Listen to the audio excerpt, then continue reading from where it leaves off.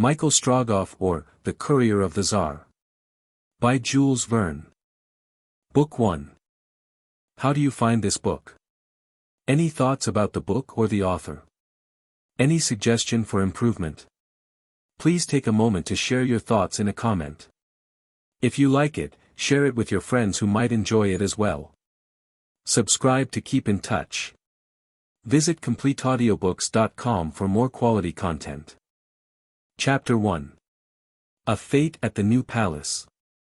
Sire, a fresh dispatch. Whence? From Tomsk. Is the wire cut beyond that city? Yes, sire, since yesterday. Telegraph hourly to Tomsk, General, and keep me informed of all that occurs. Sire, it shall be done, answered General Kisov. These words were exchanged about 2 hours after midnight, at the moment when the fete given at the new palace was at the height of its splendor.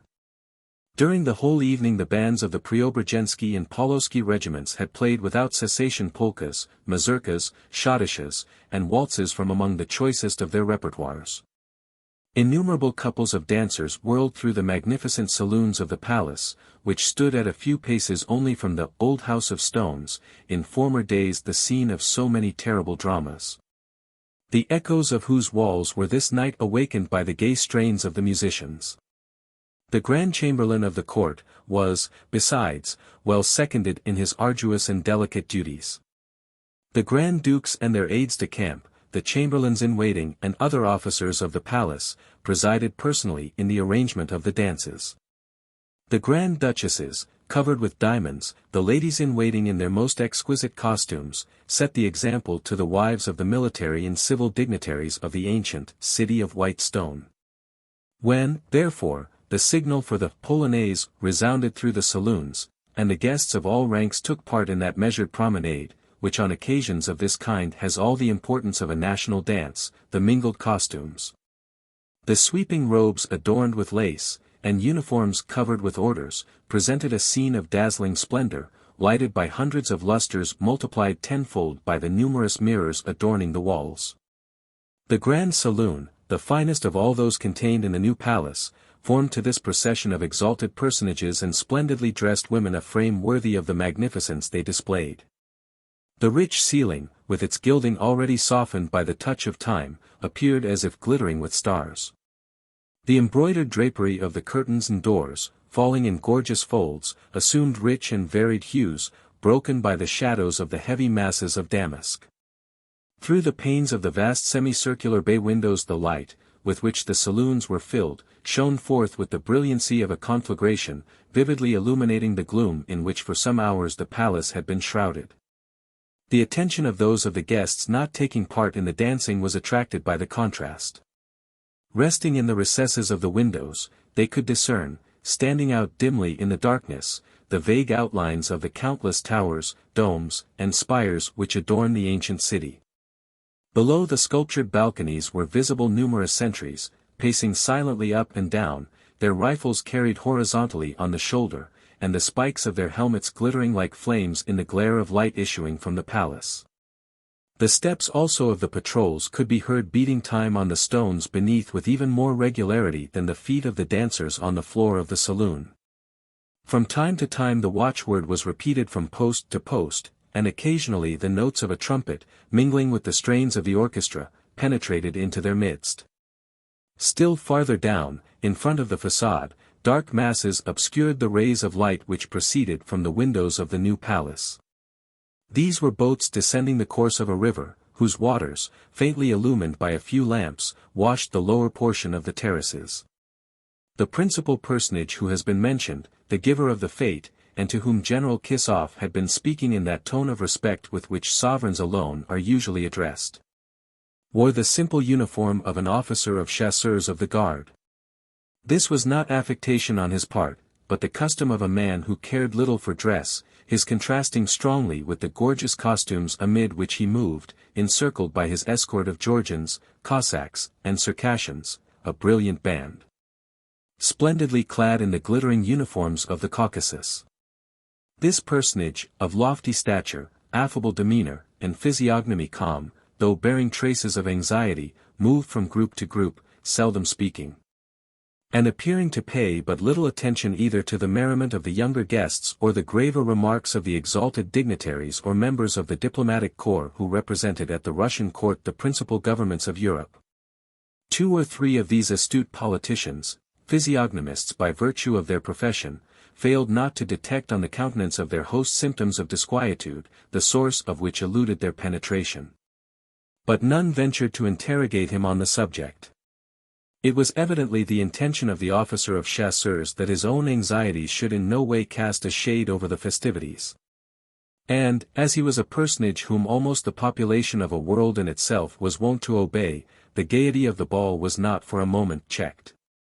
Nevertheless, General Kisov waited until the officer to whom he had just communicated the dispatch forwarded from Tomsk should give him permission to withdraw, but the latter still remained silent. He had taken the telegram, he had read it carefully, and his visage became even more clouded than before.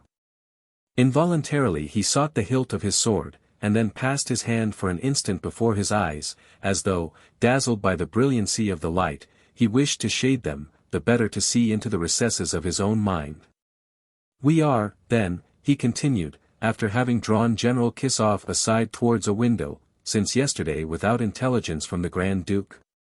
"Without any, sire. And it is to be feared that in a short time dispatches will no longer cross the Siberian frontier. But have not the troops of the provinces of Amur and Irkutsk, as those also of the Transbalkan territory, received orders to march immediately upon Irkutsk? The orders were transmitted by the last telegram we were able to send beyond Lake Baikal. And the governments of Yenisei, Omsk, Semipalatinsk, and Tobolsk, are we still in direct communication with them as before the insurrection?" "Yes, sire, our dispatches have reached them, and we are assured at the present moment that the Tartars have not advanced beyond the Irtish and the Obi." "And the traitor Ivan Ogareff, are there no tidings of him?" "None," replied General Kisov. "The head of the police cannot state whether or not he has crossed the frontier. Let a description of him be immediately dispatched to Nijni-Novgorod, Perm, Ekaterinburg, Kazanov, Tyumen, Ishim, Omsk, Tomsk, and to all the telegraphic stations with which communication is yet open. Your Majesty's orders shall be instantly carried out.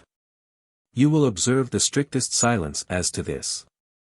The general, having made a sign of respectful assent, bowing low, mingled with the crowd, and finally left the apartments without his departure being remarked.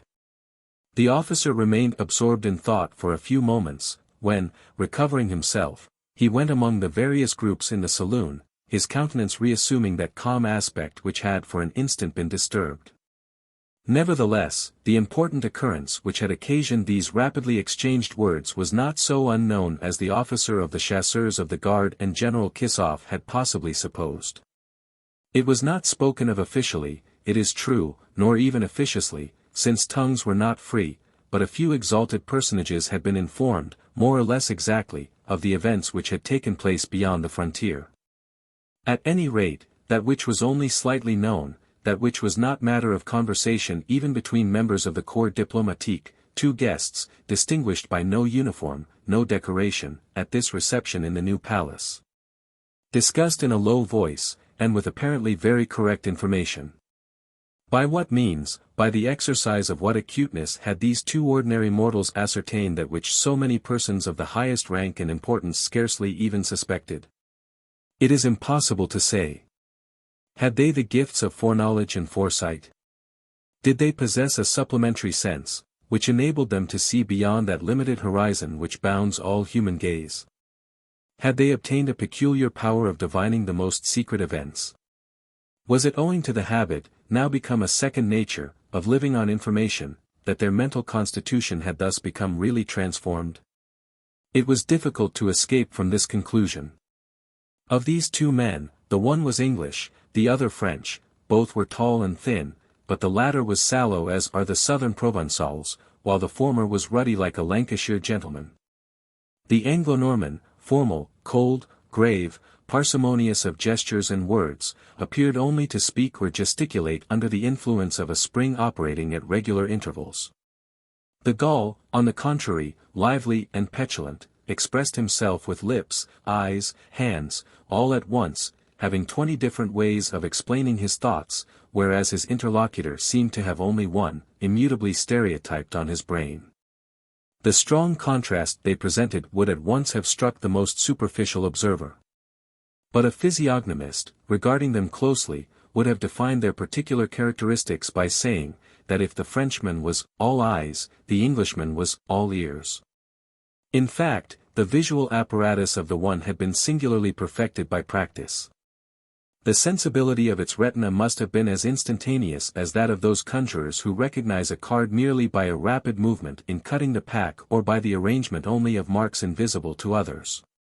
The Frenchman indeed possessed in the highest degree what may be called the memory of the eye. The Englishman, on the contrary, appeared especially organized to listen and to hear. When his oral apparatus had been once struck by the sound of a voice he could not forget it, and after 10 or even 20 years he would have recognized it among 1,000. His ears, to be sure, had not the power of moving as freely as those of animals who are provided with large auditory flaps. But, since scientific men know that human ears possess, in fact, a very limited power of movement, we should not be far wrong in affirming that those of the said Englishman became erect and turned in all directions while endeavoring to gather in the sounds, in a manner apparent only to the naturalist. It must be observed that this perfection of sight and hearing was of wonderful assistance to these two men in their vocation, for the Englishman acted as correspondent of the Daily Telegraph, and the Frenchman, as correspondent of what newspaper? Or of what newspapers, he did not say. And when asked, he replied in a jocular manner that he corresponded with his cousin Madeleine. This Frenchman, however, 'neath his careless surface, was wonderfully shrewd and sagacious. Even while speaking at random, perhaps the better to hide his desire to learn, he never forgot himself. His loquacity even helped him to conceal his thoughts, and he was perhaps even more discreet than his confrère of the Daily Telegraph. Both were present at this fête given at the New Palace on the night of the 15th of July in their character of reporters. It is needless to say that these two men were devoted to their mission in the world, that they delighted to throw themselves in the track of the most unexpected intelligence, that nothing terrified or discouraged them from succeeding, that they possessed the imperturbable sang-froid and the genuine intrepidity of men of their calling. Enthusiastic jockeys in this steeplechase, this hunt after information, they leaped hedges, crossed rivers, sprang over fences, with the ardor of pure-blooded racers, who will run a good first, or die. Their journals did not restrict them with regard to money, the surest, the most rapid, the most perfect element of information known to this day. It must also be added, to their honor, that neither the one nor the other ever looked over or listened at the walls of private life, and that they only exercised their vocation when political or social interests were at stake. In a word, they made what has been for some years called the great political and military reports. It will be seen, in following them, that they had generally an independent mode of viewing events, and, above all, their consequences, each having his own way of observing and appreciating. The French correspondent was named Alcide Jolivet. Harry Blount was the name of the Englishman. They had just met for the first time at this fête in the New Palace, of which they had been ordered to give an account in their papers. The dissimilarity of their characters, added to a certain amount of jealousy, which generally exists between rivals in the same calling, might have rendered them but little sympathetic. However, they did not avoid each other, but endeavored rather to exchange with each other the chat of the day. They were sportsmen, after all, hunting on the same ground. That which one missed might be advantageously secured by the other, and it was to their interest to meet and converse. This evening they were both on the lookout. They felt, in fact, that there was something in the air. Even should it be only a wild goose chase, said Alcide Jolivet to himself, it may be worth powder and shot. The two correspondents therefore began by cautiously sounding each other. Really, my dear sir, this little fête is charming, said Alcide Jolivet pleasantly, thinking himself obliged to begin the conversation with this eminently French phrase. I have telegraphed already, splendid, replied Harry Blount calmly, employing the word specially devoted to expressing admiration by all subjects of the United Kingdom. Nevertheless, added Alcide Jolivet, I felt compelled to remark to my cousin. "Your cousin?" repeated Harry Blount in a tone of surprise, interrupting his brother of the pen. "Yes," returned Alcide Jolivet, "my cousin Madeleine. It is with her that I correspond, and she likes to be quickly and well informed, does my cousin. I therefore remarked to her that, during this fete, a sort of cloud had appeared to overshadow the sovereign's brow." "To me, it seemed radiant," replied Harry Blount, who perhaps, wished to conceal his real opinion on this topic. "And, naturally, you made it radiant in the columns of the Daily Telegraph." "Exactly. Do you remember, Mr. Blount, what occurred at Zakhret in 1812? "I remember it as well as if I had been there, sir," replied the English correspondent. "Then," continued Alcide Jolivet, "you know that, in the middle of a fete given in his honor, it was announced to the Emperor Alexander that Napoleon had just crossed the Niemen with the vanguard of the French army. Nevertheless the Emperor did not leave the fete, and notwithstanding the extreme gravity of intelligence which might cost him his empire, he did not allow himself to show more uneasiness than our host exhibited when General Kissoff informed him that the telegraphic wires had just been cut between the frontier and the government of Irkutsk." "Ah! You are aware of that?" "I am. As regards myself, it would be difficult to avoid knowing it, since my last telegram reached Yenisei," observed Alcide Jolivet, with some satisfaction. "And mine only as far as Krasnoyarsk," answered Harry Blount, in a no less satisfied tone. "Then you know also that orders have been sent to the troops of Nikolaevsk?" "I do, sir, and at the same time a telegram was sent to the Cossacks of the government of Tobolsk to concentrate their forces." "Nothing can be more true, Mr. Blount. I was equally well acquainted with these measures, and you may be sure that my dear cousin shall know of them tomorrow. Exactly as the readers of the Daily Telegraph shall know it also, M. Jolivet. Well, when one sees all that is going on, and when one hears all that is said. An interesting campaign to follow, Mr. Blount. I shall follow it, M. Jolivet. Then it is possible that we shall find ourselves on ground less safe, perhaps, than the floor of this ballroom. Less safe, certainly, but much less slippery," added Alcide Jolivet, holding up his companion, just as the latter, drawing back, was about to lose his equilibrium. Thereupon the two correspondents separated, pleased that the one had not stolen a march on the other.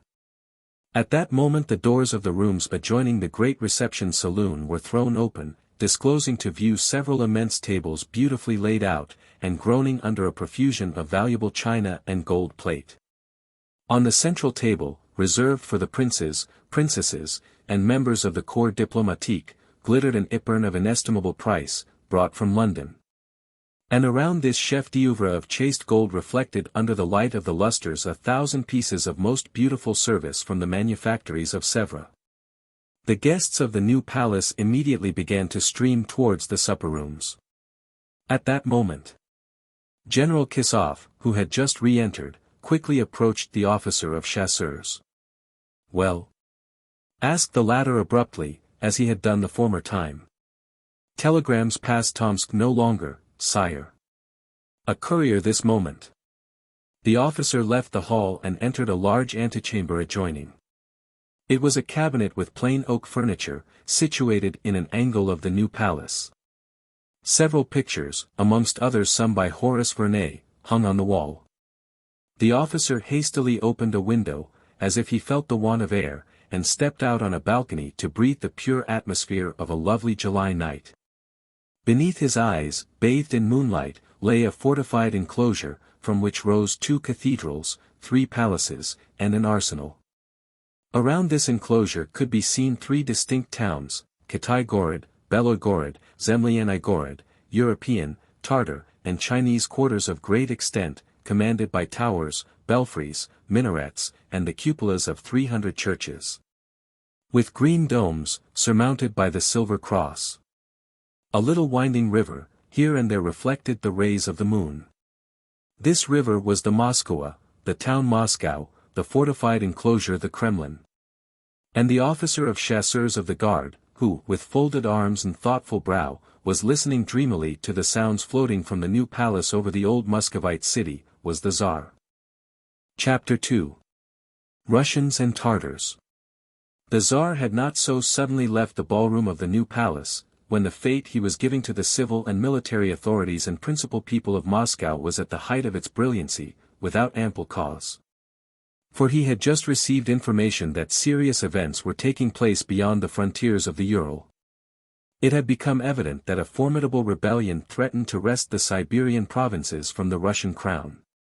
Asiatic Russia, or Siberia, covers a superficial area of 1,790,208 square miles, and contains nearly 2 millions of inhabitants. Extending from the Ural Mountains, which separate it from Russia in Europe, to the shores of the Pacific Ocean, it is bounded on the south by Turkestan and the Chinese Empire. On the north by the Arctic Ocean, from the Sea of Kara to Bering Straits. It is divided into several governments or provinces, those of Tobolsk, Yenisei, Irkutsk, Omsk, and Yakutsk, contains 2 districts, Okhotsk and Kamchatka. And possesses 2 countries, now under the Muscovite dominion, that of the Kyrgyz and that of the Chukchis. This immense extent of steppes, which includes more than 110 degrees from west to east, is a land to which criminals and political offenders are banished. 2 governor-generals represent the supreme authority of the Tsar over this vast country. The higher one resides at Irkutsk, the far capital of eastern Siberia. The river Chauna separates the 2 Siberias. No rail yet furrows these wide plains, some of which are in reality extremely fertile. No iron ways lead from those precious mines which make the Siberian soil far richer below than above its surface. The traveler journeys in summer in a kibik or telga, in winter, in a sledge. An electric telegraph, with a single wire more than 8,000 versts in length, alone affords communication between the western and eastern frontiers of Siberia.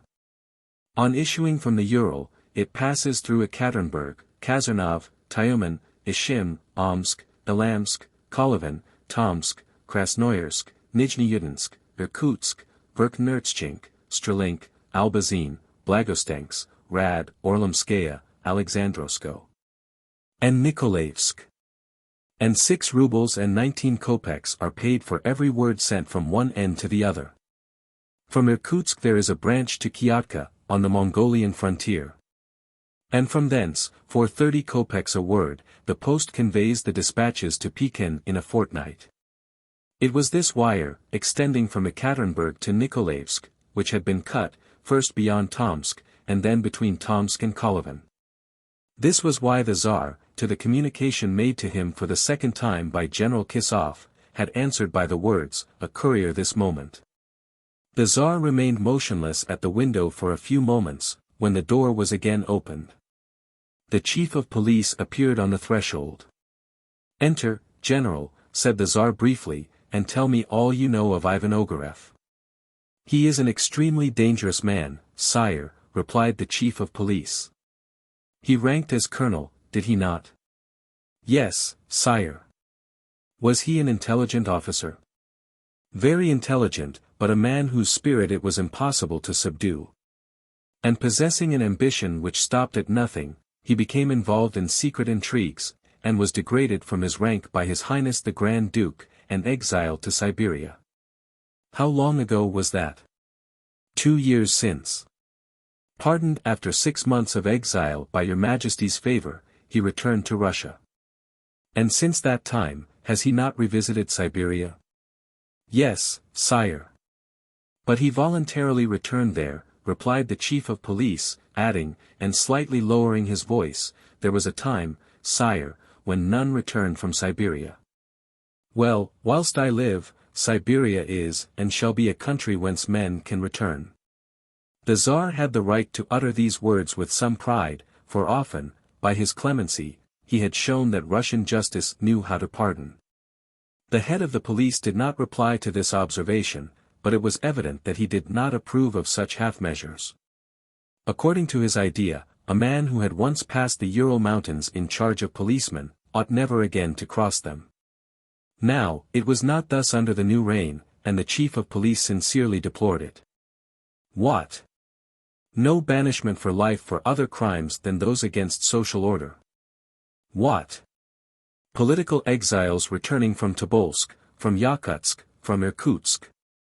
In truth, the chief of police, accustomed to the despotic sentences of the ukase which formerly never pardoned, could not understand this mode of governing. But he was silent, waiting until the Tsar should interrogate him further.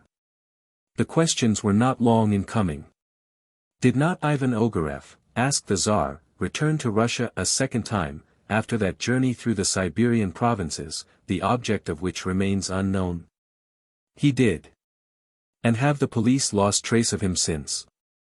No, sire, for an offender only becomes really dangerous from the day he has received his pardon. The Tsar frowned.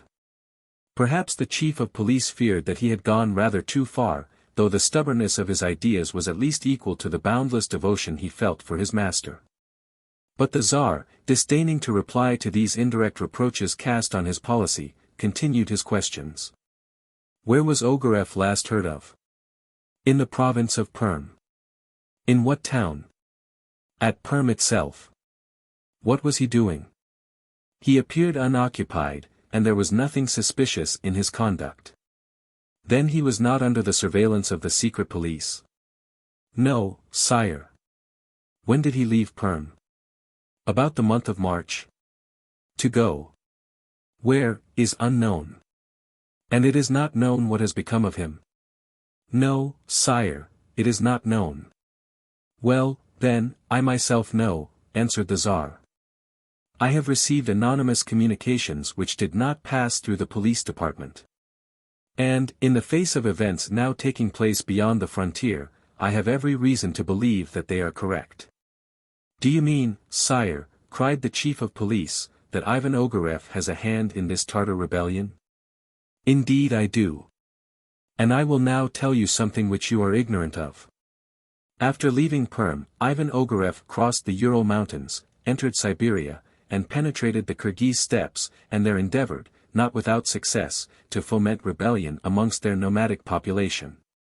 He then went so far south as Free Turkestan. There, in the provinces of Bokhara, Kokand, and Kunduz, he found chiefs willing to pour their Tartar hordes into Siberia, and excite a general rising in Asiatic Russia. The storm has been silently gathering, but it has at last burst like a thunderclap, and now all means of communication between eastern and western Siberia have been stopped. Moreover, Ivan Ogareff, thirsting for vengeance, aims at the life of my brother. The Tsar had become excited whilst speaking, and now paced up and down with hurried steps. The chief of police said nothing, but he thought to himself that, during the time when the emperors of Russia never pardoned an exile, schemes such as those of Ivan Ogareff could never have been realized.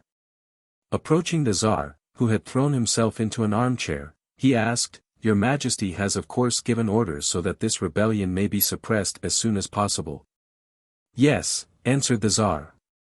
The last telegram which reached Nijni-Novgorod would set in motion the troops in the governments of Yenisei, Irkutsk, Yakutsk, as well as those in the provinces of the Amur and Lake Baikal.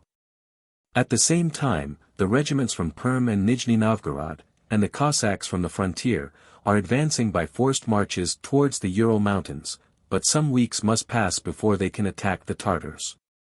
And your Majesty's brother, His Highness the Grand Duke, is now isolated in the government of Irkutsk, and is no longer in direct communication with Moscow? That is so. But by the last dispatches, he must know what measures have been taken by your Majesty, and what help he may expect from the governments nearest Irkutsk. He knows that, answered the Tsar. But what he does not know is, that Ivan Ogareff, as well as being a rebel, is also playing the part of a traitor, and that in him he has a personal and bitter enemy. It is to the Grand Duke that Ogareff owes his first disgrace. And what is more serious is, that this man is not known to him. Ogareff's plan, therefore, is to go to Irkutsk, and, under an assumed name, offer his services to the Grand Duke. Then, after gaining his confidence, when the Tartars have invested Irkutsk, he will betray the town, and with it my brother, whose life he seeks. This is what I have learned from my secret intelligence, this is what the Grand Duke does not know. And this is what he must know. Well, sire, an intelligent, courageous courier. I momentarily expect one. And it is to be hoped he will be expeditious, added the chief of police. For, allow me to add, sire, that Siberia is a favorable land for rebellions. Do you mean to say, General, that the exiles would make common cause with the rebels? Exclaimed the Tsar. Excuse me, your majesty, stammered the chief of police, for that was really the idea suggested to him by his uneasy and suspicious mind. I believe in their patriotism, returned the Tsar. There are other offenders besides political exiles in Siberia, said the chief of police. The criminals. Oh, General, I give those up to you. They are the vilest, I grant, of the human race. They belong to no country. But the insurrection, or rather, the rebellion, is not to oppose the emperor, it is raised against Russia, against the country which the exiles have not lost all hope of again seeing, and which they will see again. No, a Russian would never unite with a Tartar, to weaken, were it only for an hour, the Muscovite power. The Tsar was right in trusting to the patriotism of those whom his policy kept, for a time, at a distance. Clemency, which was the foundation of his justice, when he could himself direct its effects, the modifications he had adopted with regard to applications for the formerly terrible ukases, warranted the belief that he was not mistaken. But even without this powerful element of success in regard to the Tartar rebellion, circumstances were not the less very serious, for it was to be feared that a large part of the Kyrgyz population would join the rebels. The Kyrgyz are divided into three hordes, the greater, the lesser, and the middle, and number nearly 400,000 tents or 2 million souls. Of the different tribes some are independent and others recognize either the sovereignty of Russia or that of the Khans of Khiva, Kokand, and Bokhara, the most formidable chiefs of Turkestan. The middle horde, the richest, is also the largest, and its encampments occupy all the space between the rivers Saraso, Irtish, and the upper Ishim, Lake Saisang and Lake Aksakal. The greater horde, occupying the countries situated to the east of the middle one, extends as far as the governments of Omsk and Tobolsk. Therefore, if the Kyrgyz population should rise, it would be the rebellion of Asiatic Russia, and the first thing would be the separation of Siberia, to the east of the Yenisei. It is true that these Kyrgyz, mere novices in the art of war, are rather nocturnal thieves and plunderers of caravans than regular soldiers. As M. Levchin says, a firm front or a square of good infantry could repel 10 times the number of Kyrgyz, and a single cannon might destroy a frightful number. That may be. But to do this it is necessary for the square of good infantry to reach the rebellious country, and the cannon to leave the arsenals of the Russian provinces, perhaps 2,000 or 3,000 versts distant. Now, except by the direct route from Ekaterinburg to Irkutsk, the often marshy steppes are not easily practicable, and some weeks must certainly pass before the Russian troops could reach the Tartar hordes. Omsk is the center of that military organization of western Siberia which is intended to overawe the Kyrgyz population. Here are the bounds, more than once infringed by the half-subdued nomads, and there was every reason to believe that Omsk was already in danger. The line of military stations, that is to say, those Cossack posts which are ranged in echelon from Omsk to Semipalatinsk, must have been broken in several places. Now, it was to be feared that the Grand Sultans, who govern the Kyrgyz districts would either voluntarily accept, or involuntarily submit to, the dominion of Tartars, Mussulman like themselves. And that to the hate caused by slavery was not united the hate due to the antagonism of the Greek and Mussulman religions. For some time, indeed, the Tartars of Turkestan had endeavored, both by force and persuasion, to subdue the Kyrgyz hordes. A few words only with respect to these Tartars. The Tartars belong more especially to two distinct races, the Caucasian and the Mongolian. The Caucasian race, which, as Abel de Remusat says, is regarded in Europe as the type of beauty in our species, because all the nations in this part of the world have sprung from it, includes also the Turks and the Persians. The purely Mongolian race comprises the Mongols, Manchu, and Thibetans. The Tartars who now threaten the Russian Empire, belong to the Caucasian race, and occupied Turkestan. This immense country is divided into different states, governed by khans, and hence termed khanates. The principal khanates are those of Bukhara, Kokand, Kunduz, etc. At this period, the most important and the most formidable khanate was that of Bukhara. Russia had already been several times at war with its chiefs, who, for their own interests, had supported the independence of the Kyrgyz against the Muscovite dominion. The present chief, Feofar Khan, followed in the steps of his predecessors.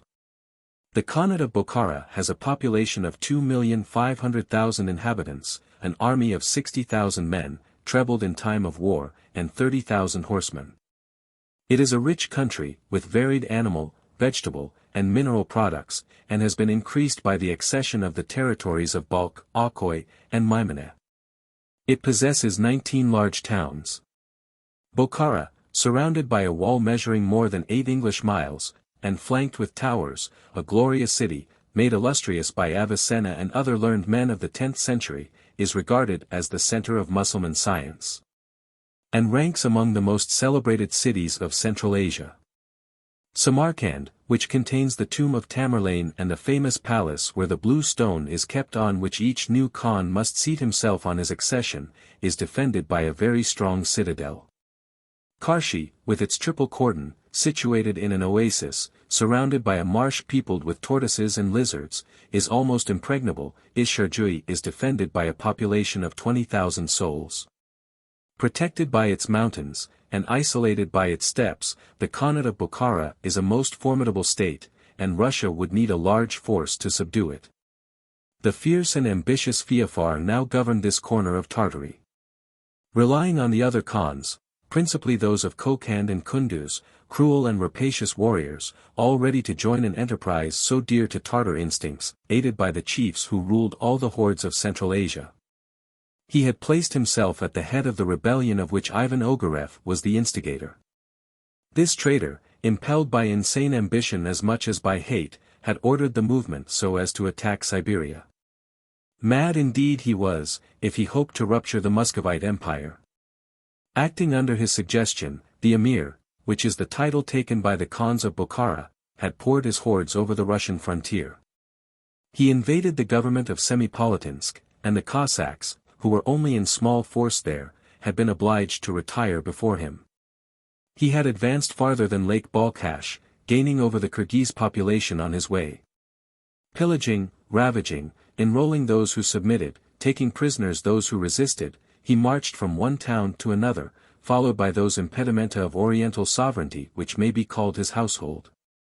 His wives and his slaves, all with the cool audacity of a modern Genghis Khan. It was impossible to ascertain where he now was, how far his soldiers had marched before the news of the rebellion reached Moscow, or to what part of Siberia the Russian troops had been forced to retire. All communication was interrupted.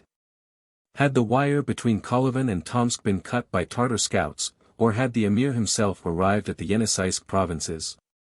Was all the lower part of western Siberia in a ferment? Had the rebellion already spread to the eastern regions? No one could say. The only agent which fears neither cold nor heat, which can neither be stopped by the rigors of winter nor the heat of summer, and which flies with the rapidity of lightning, the electric current, was prevented from traversing the steppes. And it was no longer possible to warn the Grand Duke, shut up in Irkutsk, of the danger threatening him from the treason of Ivan Ogareff. A courier only could supply the place of the interrupted current. It would take this man some time to traverse the 5,200 versts between Moscow and Irkutsk. To pass the ranks of the rebels and invaders he must display almost superhuman courage and intelligence. But with a clear head and a firm heart much can be done. Shall I be able to find this head and heart, thought the Tsar. Chapter 3. Michael Strogoff meets the Tsar. The door of the imperial cabinet was again opened and General Kisov was announced. The courier, inquired the Tsar eagerly. He is here, sire, replied General Kisov. Have you found a fitting man? I will answer for him to your majesty. Has he been in the service of the palace? Yes, sire. You know him? Personally, and at various times he has fulfilled difficult missions with success. Abroad? In Siberia itself. Where does he come from? From Omsk. He is a Siberian. Has he coolness, intelligence, courage? Yes, sire, he has all the qualities necessary to succeed, even where others might possibly fail. What is his age? 30. Is he strong and vigorous? Sire, he can bear cold, hunger, thirst, fatigue, to the very last extremities. He must have a frame of iron. Sire, he has. And a heart. A heart of gold. His name? Michael Strogoff. Is he ready to set out?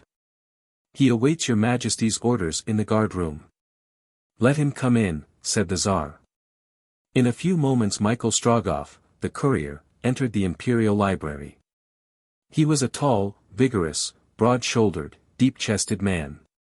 His powerful head possessed the fine features of the Caucasian race. His well-knit frame seemed built for the performance of feats of strength. It would have been a difficult task to move such a man against his will, for when his feet were once planted on the ground, it was as if they had taken root. As he doffed his Muscovite cap, locks of thick curly hair fell over his broad, massive forehead. When his ordinarily pale face became at all flushed, it arose solely from a more rapid action of the heart. His eyes, of a deep blue, looked with clear, frank, firm gaze. The slightly contracted eyebrows indicated lofty heroism, the hero's cool courage, according to the definition of the physiologist. He possessed a fine nose, with large nostrils. And a well-shaped mouth, with the slightly projecting lips which denote a generous and noble heart. Michael Strogoff had the temperament of the man of action, who does not bite his nails or scratch his head in doubt and indecision. Sparing of gestures as of words, he always stood motionless like a soldier before his superior, but when he moved, his step showed a firmness, a freedom of movement, which proved the confidence and vivacity of his mind.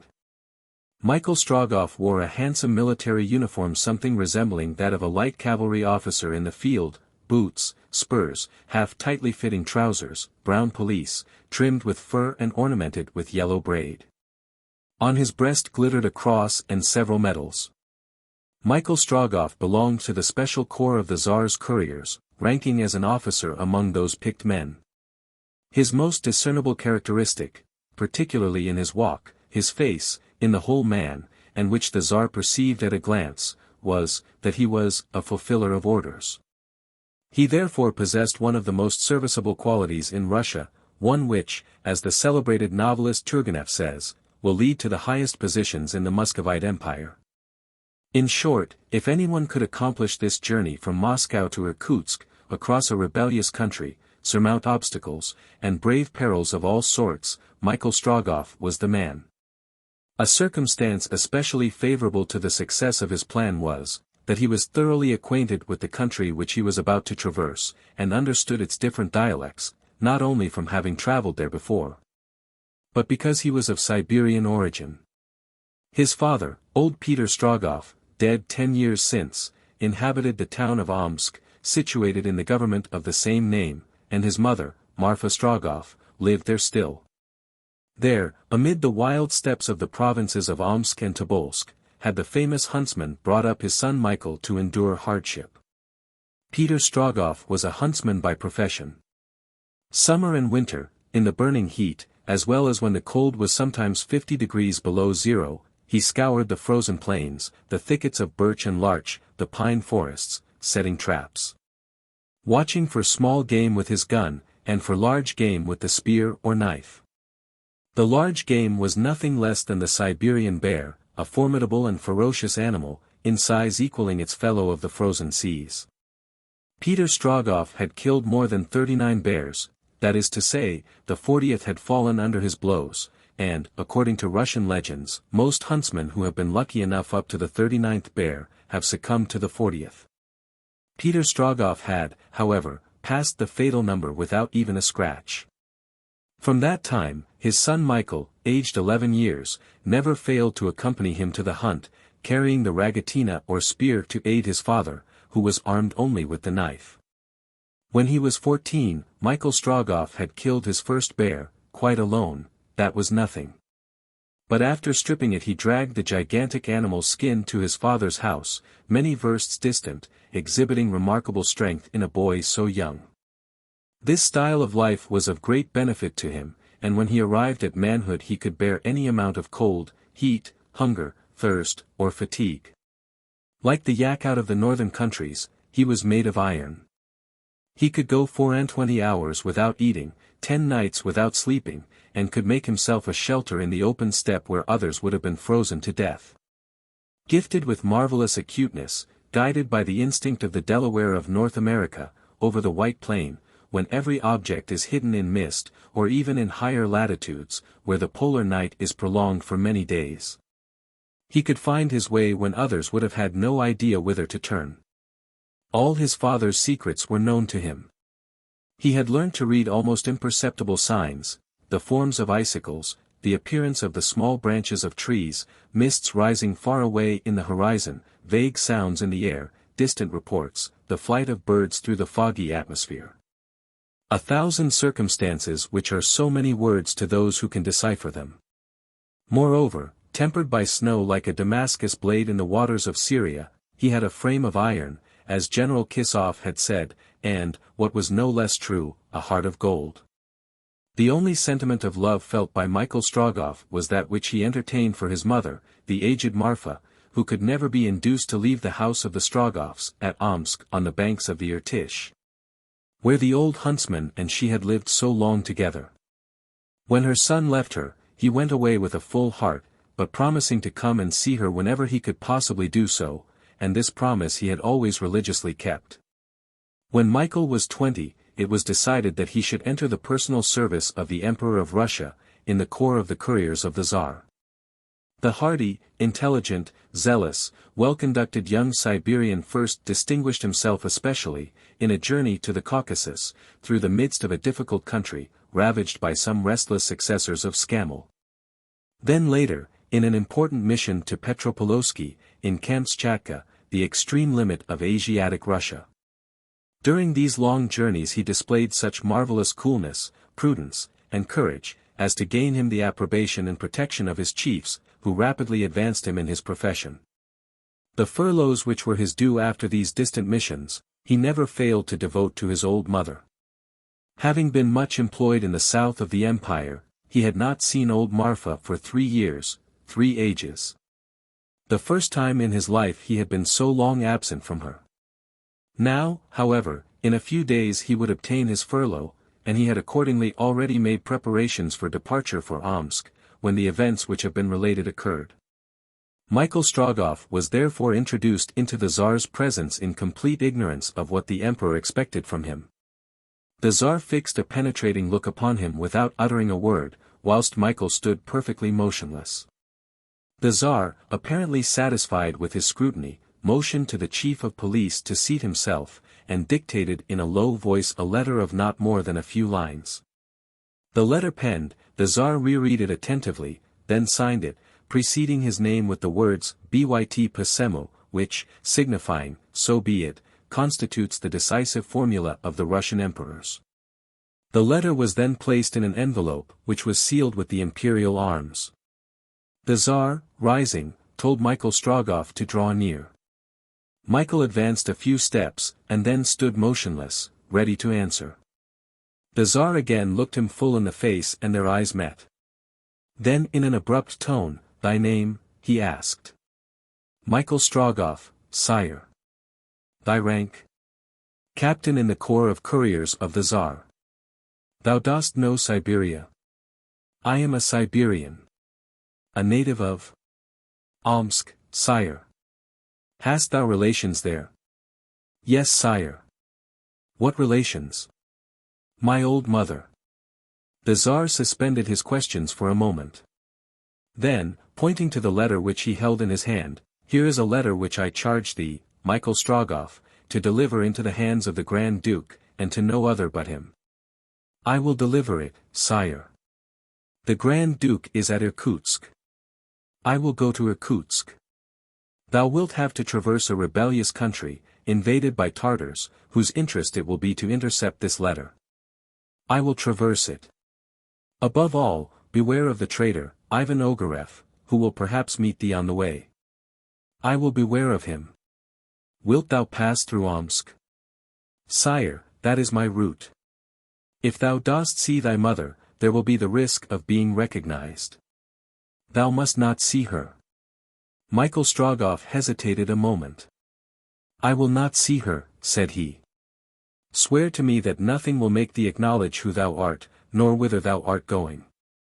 I swear it. Michael Strogoff, continued the Tsar, giving the letter to the young courier, take this letter, on it depends the safety of all Siberia, and perhaps the life of my brother the Grand Duke. This letter shall be delivered to His Highness the Grand Duke. Then thou wilt pass whatever happens. I shall pass, or they shall kill me. I want thee to live. I shall live, and I shall pass, answered Michael Strogoff. The Tsar appeared satisfied with Strogoff's calm and simple answer. Go then, Michael Strogoff, said he, go for God, for Russia, for my brother, and for myself. The courier, having saluted his sovereign, immediately left the imperial cabinet, and, in a few minutes, the new palace. You made a good choice there, General, said the Tsar. I think so, sire, replied General Kissoff. And your Majesty may be sure that Michael Strogoff will do all that a man can do. He is indeed a man, said the Tsar. Chapter 4. From Moscow to Nijni-Novgorod. The distance between Moscow and Irkutsk, about to be traversed by Michael Strogoff, was 3,400 miles. Before the telegraph wire extended from the Ural Mountains to the eastern frontier of Siberia, the dispatch service was performed by couriers, those who traveled the most rapidly taking 18 days to get from Moscow to Irkutsk. But this was the exception, and the journey through Asiatic Russia usually occupied from 4 to 5 weeks, even though every available means of transport was placed at the disposal of the Tsar's messengers. Michael Strogoff was a man who feared neither frost nor snow. He would have preferred traveling during the severe winter season, in order that he might perform the whole distance by sleighs. At that period of the year the difficulties which all other means of locomotion present are greatly diminished, the wide steppes being leveled by snow, while there are no rivers to cross, but simply sheets of glass, over which the sleigh glides rapidly and easily. Perhaps certain natural phenomena are most to be feared at that time, such as long-continuing and dense fogs, excessive cold, fearfully heavy snowstorms, which sometimes envelop whole caravans and cause their destruction. Hungry wolves also roam over the plain in thousands. But it would have been better for Michael Strogoff to face these risks. For during the winter the Tartar invaders would have been stationed in the towns, any movement of their troops would have been impracticable, and he could consequently have more easily performed his journey. But it was not in his power to choose either weather or time. Whatever the circumstances, he must accept them and set out. Such were the difficulties which Michael Strogoff boldly confronted and prepared to encounter. In the first place, he must not travel as a courier of the Tsar usually would. No one must even suspect what he really was. Spies swarm in a rebellious country, let him be recognized, and his mission would be in danger. Also, while supplying him with a large sum of money, which was sufficient for his journey, and would facilitate it in some measure, General Kissoff had not given him any document notifying that he was on the Emperor's service, which is the sesame par excellence. He contented himself with furnishing him with a podorojna. This podorojna was made out in the name of Nicholas Korpanoff, merchant, living at Irkutsk. It authorized Nicholas Korpanoff to be accompanied by one or more persons, and, moreover, it was, by special notification, made available in the event of the Muscovite government forbidding natives of any other countries to leave Russia.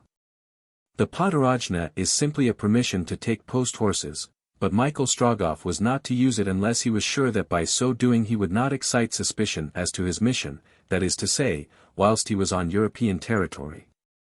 The consequence was that in Siberia, whilst traversing the insurgent provinces, he would have no power over the relays, either in the choice of horses in preference to others, or in demanding conveyances for his personal use. Neither was Michael Strogoff to forget that he was no longer a courier, but a plain merchant, Nicholas Korpanov, traveling from Moscow to Irkutsk, and, as such exposed to all the impediments of an ordinary journey. To pass unknown, more or less rapidly, but to pass somehow, such were the directions he had received. 30 years previously, the escort of a traveler of rank consisted of not less than 200 mounted Cossacks, 200 foot soldiers, 25 Basker horsemen, 300 camels, 400 horses, 25 wagons, 2 portable boats, and 2 pieces of cannon. All this was requisite for a journey in Siberia. Michael Strogoff, however, had neither cannon, nor horsemen, nor foot soldiers, nor beasts of burden. He would travel in a carriage or on horseback, when he could, on foot, when he could not.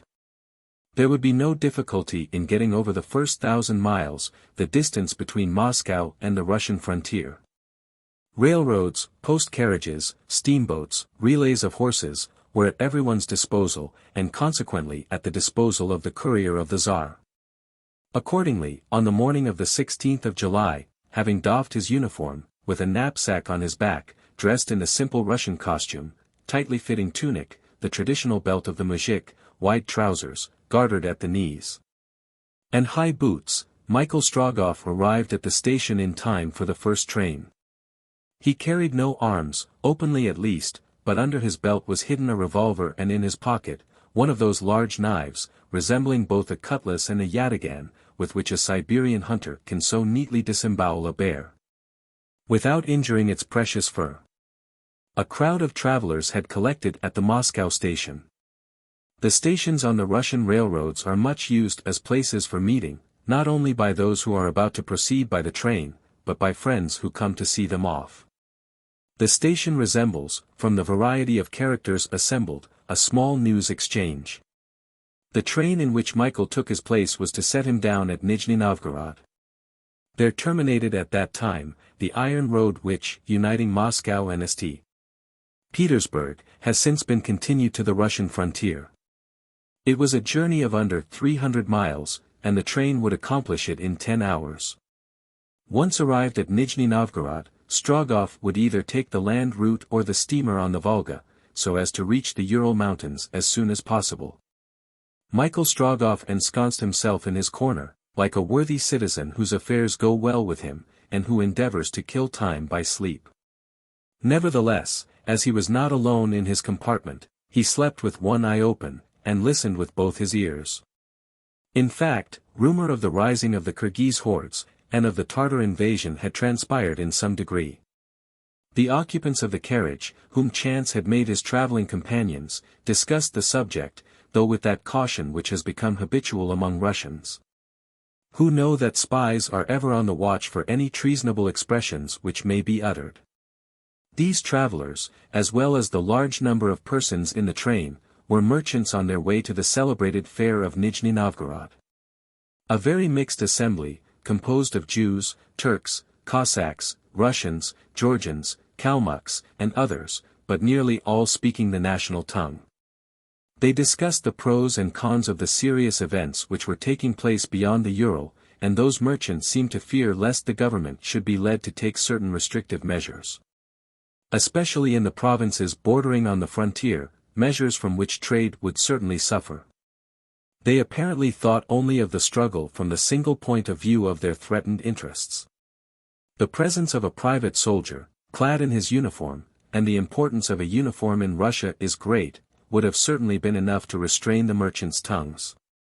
But in the compartment occupied by Michael Strogoff, there was no one who seemed a military man, and the Tsar's courier was not the person to betray himself. He listened, then. "They say that caravan teas are up," remarked a Persian, known by his cap of Astrakhan fur, and his ample brown robe, worn threadbare by use. "Oh, there's no fear of teas falling," answered an old Jew of sullen aspect. "Those in the market at Nijni-Novgorod will be easily cleared off by the west, but, unfortunately, it won't be the same with Bokhara carpets." "What? Are you expecting goods from Bokhara?" asked the Persian. "No, but from Samarkand, and that is even more exposed." The idea of reckoning on the exports of a country in which the Khans are in a state of revolt from Khiva to the Chinese frontier. Well, replied the Persian, if the carpets do not arrive, the drafts will not arrive either, I suppose. And the prophets, Father Abraham, exclaimed the little Jew, do you reckon them as nothing? You are right, said another. Goods from Central Asia run a great risk in the market, and it will be the same with the tallow and shawls from the east. Why, look out, little father, said a Russian traveler, in a bantering tone. You'll grease your shawls terribly if you mix them up with your tallow. That amuses you, sharply answered the merchant, who had little relish for that sort of joke. Well, if you tear your hair, or if you throw ashes on your head, replied the traveler, will that change the course of events? No, no more than the course of the exchange. One can easily see that you are not a merchant, observed the little Jew. Faith, no, worthy son of Abraham. I sell neither hops, nor eiderdown, nor honey, nor wax, nor hemp seed, nor salt meat, nor caviar, nor wood, nor wool, nor ribbons, nor hemp, nor flax, nor morocco, nor furs. But do you buy them? Asked the Persian, interrupting the traveler's list. As little as I can, and only for my own private use, answered the other, with a wink. He's a wag, said the Jew to the Persian. Or a spy, replied the other, lowering his voice. We had better take care, and not speak more than necessary. The police are not over-particular in these times, and you never can know with whom you are traveling. In another corner of the compartment they were speaking less of mercantile affairs, and more of the Tartar invasion and its annoying consequences. All the horses in Siberia will be requisitioned, said a traveler, and communication between the different provinces of Central Asia will become very difficult. Is it true, asked his neighbor, that the Kyrgyz of the Middle Horde have joined the Tartars? So it is said, answered the traveler, lowering his voice. But who can flatter themselves that they know anything really of what is going on in this country? I have heard speak of a concentration of troops on the frontier. The Don Cossacks have already gathered along the course of the Volga, and they are to be opposed to the rebel Kyrgyz. If the Kyrgyz descend the Irtysh, the route to Irkutsk will not be safe, observed his neighbor. Besides, yesterday I wanted to send a telegram to Krasnoyarsk, and it could not be forwarded. It's to be feared that before long the Tartar columns will have isolated eastern Siberia. In short, little father, continued the first speaker, these merchants have good reason for being uneasy about their trade and transactions. After requisitioning the horses, they will take the boats, carriages, every means of transport, until presently no one will be allowed to take even one step in all the empire. I'm much afraid that the Nijni-Novgorod fair won't end as brilliantly as it has begun, responded the other, shaking his head. But the safety and integrity of the Russian territory before everything. Business is business. If in this compartment the subject of conversation varied but little, nor did it, indeed, in the other carriages of the train, in all it might have been observed that the talkers used much circumspection. When they did happen to venture out of the region of facts, they never went so far as to attempt to divine the intentions of the Muscovite government, or even to criticize them. This was especially remarked by a traveler in a carriage at the front part of the train. This person, evidently a stranger, made good use of his eyes, and asked numberless questions, to which he received only evasive answers. Every minute leaning out of the window, which he would keep down, to the great disgust of his fellow travelers, he lost nothing of the views to the right. He inquired the names of the most insignificant places, their position, what were their commerce, their manufactures, the number of their inhabitants, the average mortality, etc., and all this he wrote down in a notebook, already full. This was the correspondent Alcide Jolivet, and the reason of his putting so many insignificant questions was, that amongst the many answers he received, he hoped to find some interesting fact, for his cousin. But, naturally enough, he was taken for a spy, and not a word treating of the events of the day was uttered in his hearing. Finding, therefore, that he could learn nothing of the Tartar invasion, he wrote in his book, Travelers of Great Discretion. Very close as to political matters. Whilst Alcide Jolivet noted down his impressions thus minutely, his confrère, in the same train, travelling for the same object, was devoting himself to the same work of observation in another compartment. Neither of them had seen each other that day at the Moscow station, and they were each ignorant that the other had set out to visit the scene of the war. Harry Blount, speaking little, but listening much, had not inspired his companions with the suspicions which Alcide Jolivet had aroused. He was not taken for a spy, and therefore his neighbours, without constraint, gossiped in his presence, allowing themselves even to go farther than their natural caution would in most cases have allowed them. The correspondent of the Daily Telegraph had thus an opportunity of observing how much recent events preoccupied the merchants of Nijni-Novgorod, and to what a degree the commerce with Central Asia was threatened in its transit. He therefore noted in his book this perfectly correct observation: "My fellow travelers extremely anxious. Nothing is talked of but war, and they speak of it, with a freedom which is astonishing, as having broken out between the Volga and the Vistula." The readers of the Daily Telegraph would not fail to be as well informed as Alcide Jolivet's cousin. But as Harry Blount, seated at the left of the train, only saw one part of the country, which was hilly, without giving himself the trouble of looking at the right side, which was composed of wide plains, he added, with British assurance, "Country mountainous between Moscow and Vladimir." It was evident that the Russian government purposed taking severe measures to guard against any serious eventualities even in the interior of the empire. The rebel lion had not crossed the Siberian frontier, but evil influences might be feared in the Volga provinces, so near to the country of the Kyrgyz. The police had as yet found no traces of Ivan Ogareff. It was not known whether the traitor, calling in the foreigner to avenge his personal rancor, had rejoined Feofar Khan, or whether he was endeavoring to foment a revolt in the government of Nijni-Novgorod, which at this time of year contained a population of such diverse elements. Perhaps among the Persians, Armenians, or Kalmucks, who flocked to the great market, he had agents, instructed to provoke a rising in the interior. All this was possible, especially in such a country as Russia. In fact, this vast empire, 4,000,000 square miles in extent, does not possess the homogeneousness of the states of Western Europe. The Russian territory in Europe and Asia contains more than 70 millions of inhabitants. In it 30 different languages are spoken. The Sclavonian race predominates, no doubt, but there are besides Russians, Poles, Lithuanians, Kurlanders. Add to these, Finns, Laplanders, Estonians, several other northern tribes with unpronounceable names, the Permiaks, the Germans, the Greeks, the Tartars, the Caucasian tribes, the Mongol, Kalmuk, Samoyed, Kamtschatkan, and Aleutian hordes. And one may understand that the unity of so vast a state must be difficult to maintain, and that it could only be the work of time, aided by the wisdom of many successive rulers. Be that as it may, Ivan Ogareff had hitherto managed to escape all search, and very probably he might have rejoined the Tartar army. But at every station where the train stopped, inspectors came forward who scrutinized the travelers and subjected them all to a minute examination, as by order of the superintendent of police, these officials were seeking Ivan Ogareff. The government, in fact, believed it to be certain that the traitor had not yet been able to quit European Russia. If there appeared cause to suspect any traveler, he was carried off to explain himself at the police station, and in the meantime the train went on its way, no person troubling himself about the unfortunate one left behind.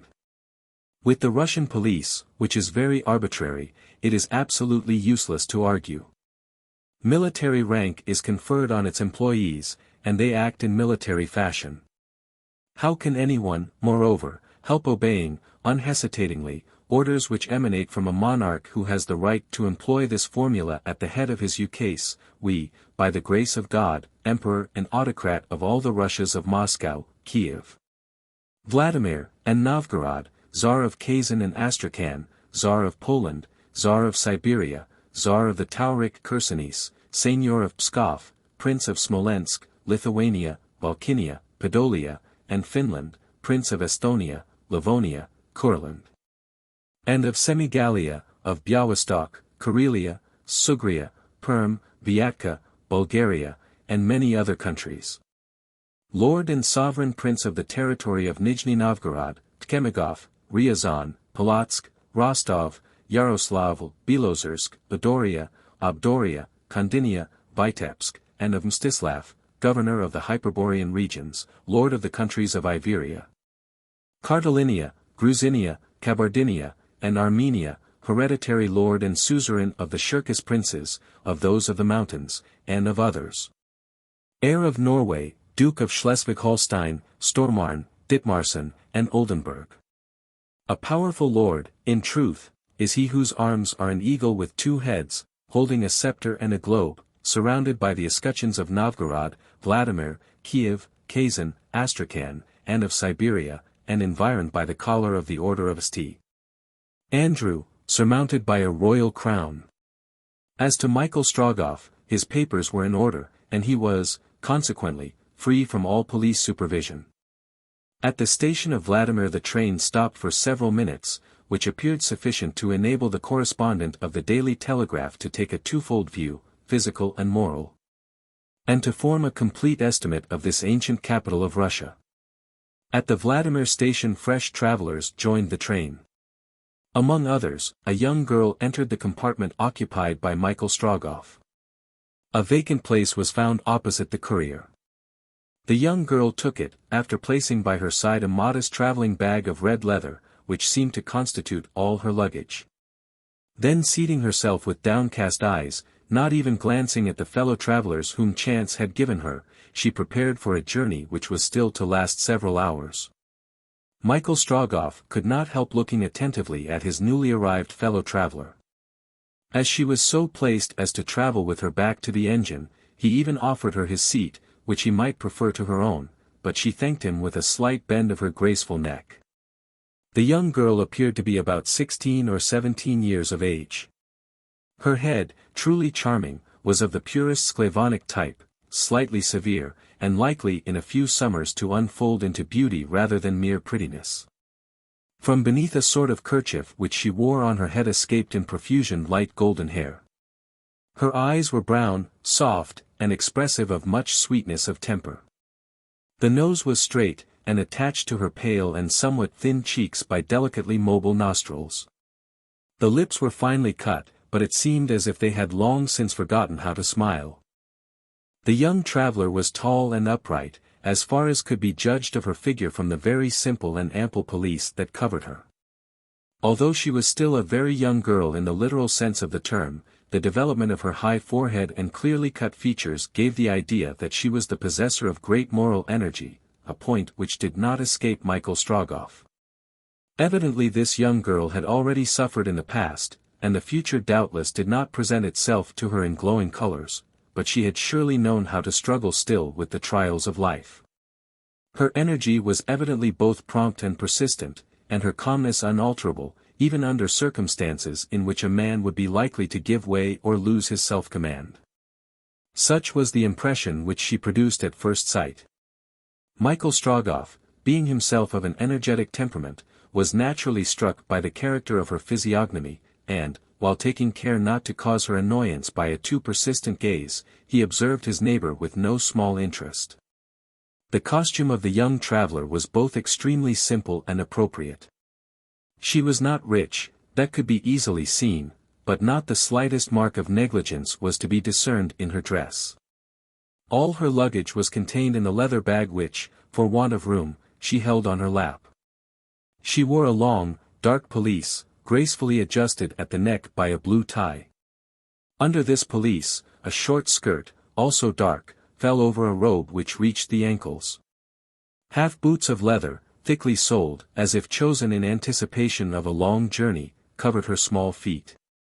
Michael Strogoff fancied that he recognized, by certain details, the fashion of the costume of Livonia, and thought his neighbor a native of the Baltic provinces. But whither was this young girl going, alone, at an age when the fostering care of a father, or the protection of a brother, is considered a matter of necessity? Had she now come, after an already long journey, from the provinces of western Russia? Was she merely going to Nijni-Novgorod, or was the end of her travels beyond the eastern frontiers of the empire? Would some relation, some friend, await her arrival by the train? Or was it not more probable, on the contrary, that she would find herself as much isolated in the town as she was in this compartment? It was probable. In fact, the effect of habits contracted in solitude was clearly manifested in the bearing of the young girl. The manner in which she entered the carriage and prepared herself for the journey, the slight disturbance she caused among those around her, the care she took not to incommode or give trouble to anyone. All showed that she was accustomed to be alone, and to depend on herself only. Michael Strogoff observed her with interest, but, himself reserved, he sought no opportunity of accosting her. Once only, when her neighbor, the merchant who had jumbled together so imprudently in his remarks tallow and shawls, being asleep and threatening her with his great head, which was swaying from one shoulder to the other. Michael Strogoff awoke him somewhat roughly, and made him understand that he must hold himself upright. The merchant, rude enough by nature, grumbled some words against people who interfere with what does not concern them, but Michael Strogoff cast on him a glance so stern that the sleeper leant on the opposite side, and relieved the young traveler from his unpleasant vicinity. The latter looked at the young man for an instant, and mute and modest thanks were in that look.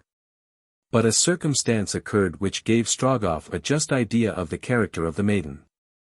12 versts before arriving at Nijni-Novgorod, at a sharp curve of the iron way, the train experienced a very violent shock.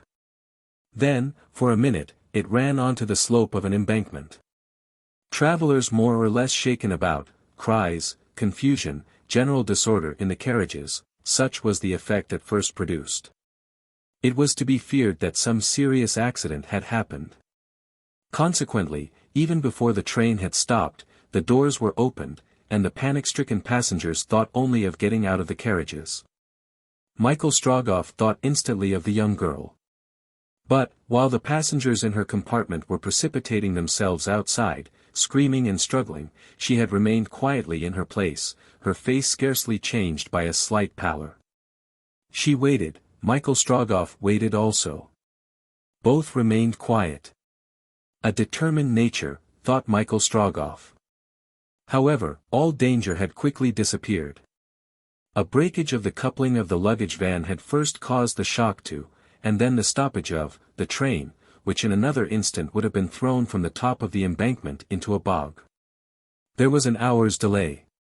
At last, the road being cleared, the train proceeded, and at 8:30 in the evening arrived at the station of Nijni-Novgorod. Before anyone could get out of the carriages, the inspectors of police presented themselves at the doors and examined the passengers. Michael Strogoff showed his podorojna, made out in the name of Nicholas Korpanoff. He had consequently no difficulty. As to the other travelers in the compartment, all bound for Nijni-Novgorod, their appearance, happily for them, was in no wise suspicious. The young girl in her turn, exhibited, not a passport, since passports are no longer required in Russia, but a permit endorsed with a private seal, and which seemed to be of a special character. The inspector read the permit with attention. Then, having attentively examined the person whose description it contained. "You are from Riga," he said. "Yes," replied the young girl. "You are going to Irkutsk?" "Yes." "By what route?" "By Perm." "Good," replied the inspector. "Take care to have your permit vised, at the police station of Nijni-Novgorod." The young girl bent her head in token of assent. Hearing these questions and replies, Michael Strogoff experienced a mingled sentiment both of surprise and pity. What? This young girl, alone, journeying to that far-off Siberia, and at a time when, to its ordinary dangers, were added all the perils of an invaded country in one in a state of insurrection. How would she reach it? What would become of her? The inspection ended, the doors of the carriages were then opened, but, before Michael Strogoff could move towards her, the young Livonian, who had been the first to descend, had disappeared in the crowd which thronged the platforms of the railway station. Chapter 5. The Two Announcements. Nijni-Novgorod, Lower Novgorod, situate at the junction of the Volga and the Oka, is the chief town in the district of the same name. It was here that Michael Strogoff was obliged to leave the railway, which at the time did not go beyond that town. Thus, as he advanced, his traveling would become first less speedy and then less safe. Nijni-Novgorod, the fixed population of which is only from 30 to 35,000 inhabitants, contained at that time more than 300,000, that is to say, the population was increased tenfold. This addition was in consequence of the celebrated fair, which was held within the walls for 3 weeks. Formerly Macareau had the benefit of this concourse of traders, but since 1817 the fair had been removed to Nijni-Novgorod. Even at the late hour at which Michael Strogoff left the platform, there was still a large number of people in the two towns, separated by the stream of the Volga, which compose Nijni-Novgorod. The highest of these is built on a steep rock, and defended by a fort called in Russia, Kreml. Michael Strogoff expected some trouble in finding a hotel, or even an inn, to suit him. As he had not to start immediately, for he was going to take a steamer, he was compelled to look out for some lodging, but, before doing so, he wished to know exactly the hour at which the steamboat would start. He went to the office of the company whose boats plied between Nijni-Novgorod and Perm. There, to his great annoyance, he found that no boat started for Perm till the following day at 12 o'clock. 17 hours to wait.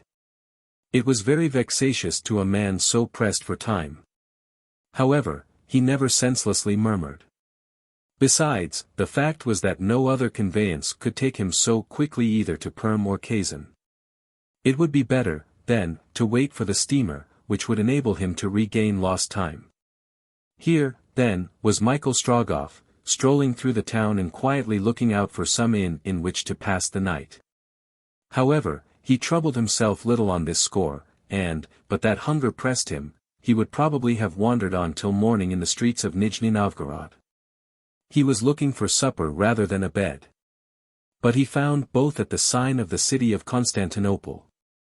There, the landlord offered him a fairly comfortable room, with little furniture, it is true, but not without an image of the Virgin, and a few saints framed in yellow gauze. A goose filled with sour stuffing swimming in thick cream, barley bread, some curds, powdered sugar mixed with cinnamon, and a jug of kvass, the ordinary Russian beer, were placed before him, and sufficed to satisfy his hunger.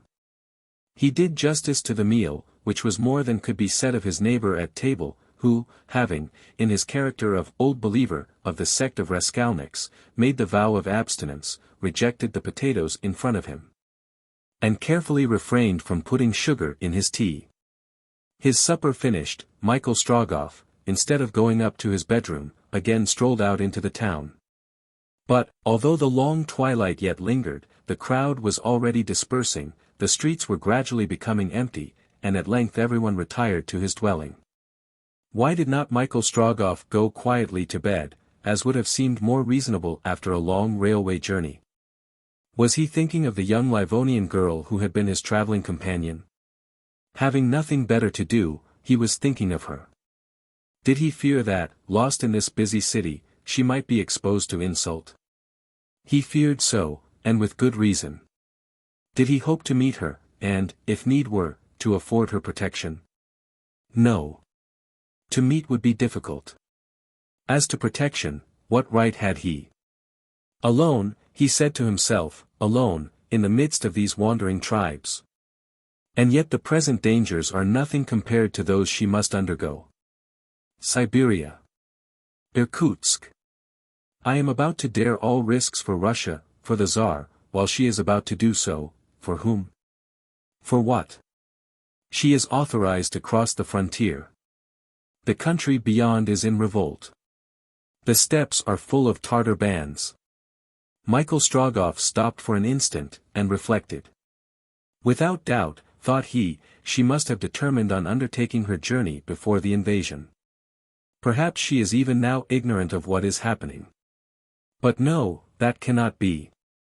The merchants discussed before her the disturbances in Siberia, and she did not seem surprised. She did not even ask an explanation. She must have known it then, and knowing it, is still resolute. Poor girl! Her motive for the journey must be urgent indeed. But though she may be brave, and she certainly is so, her strength must fail her, and, to say nothing of dangers and obstacles, she will be unable to endure the fatigue of such a journey. Never can she reach Irkutsk. Indulging in such reflections, Michael Strogoff wandered on as chance led him. Being well acquainted with the town, he knew that he could easily retrace his steps. Having strolled on for about an hour, he seated himself on a bench against the wall of a large wooden cottage, which stood, with many others, on a vast open space. He had scarcely been there 5 minutes when a hand was laid heavily on his shoulder. "What are you doing here?" roughly demanded a tall and powerful man, who had approached unperceived. "I am resting," replied Michael Strogoff. "Do you mean to stay all night on the bench?" "Yes, if I feel inclined to do so," answered Michael Strogoff, in a tone somewhat too sharp for the simple merchant he wished to personate. "Come forward, then, so I can see you," said the man. Michael Strogoff, remembering that, above all, prudence was requisite, instinctively drew back.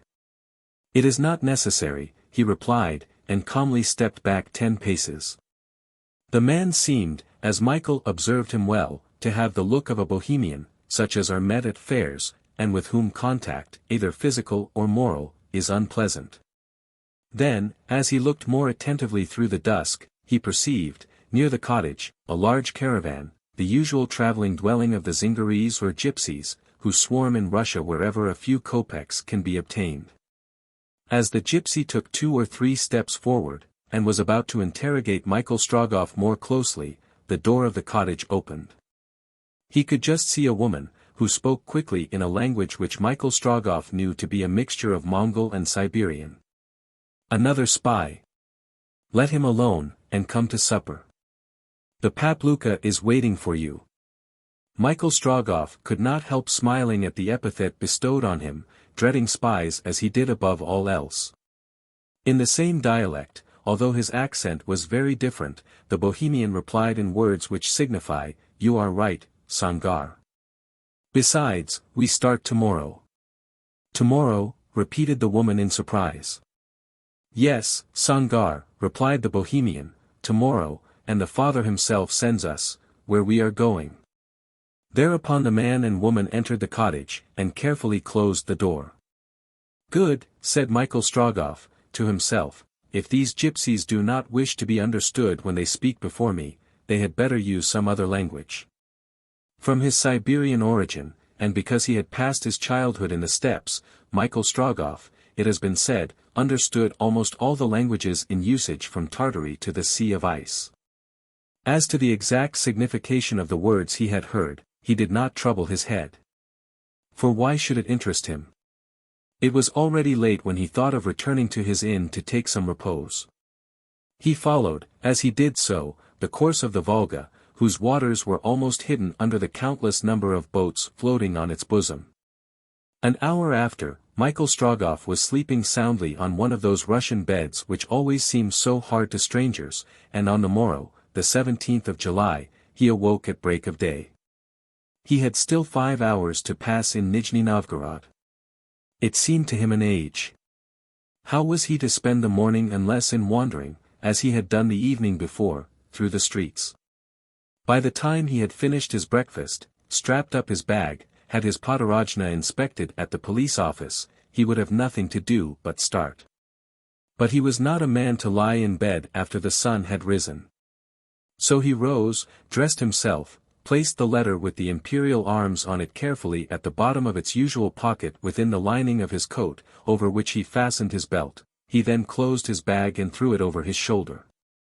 This done, he had no wish to return to the city of Constantinople, and intending to breakfast on the bank of the Volga near the wharf, he settled his bill and left the inn.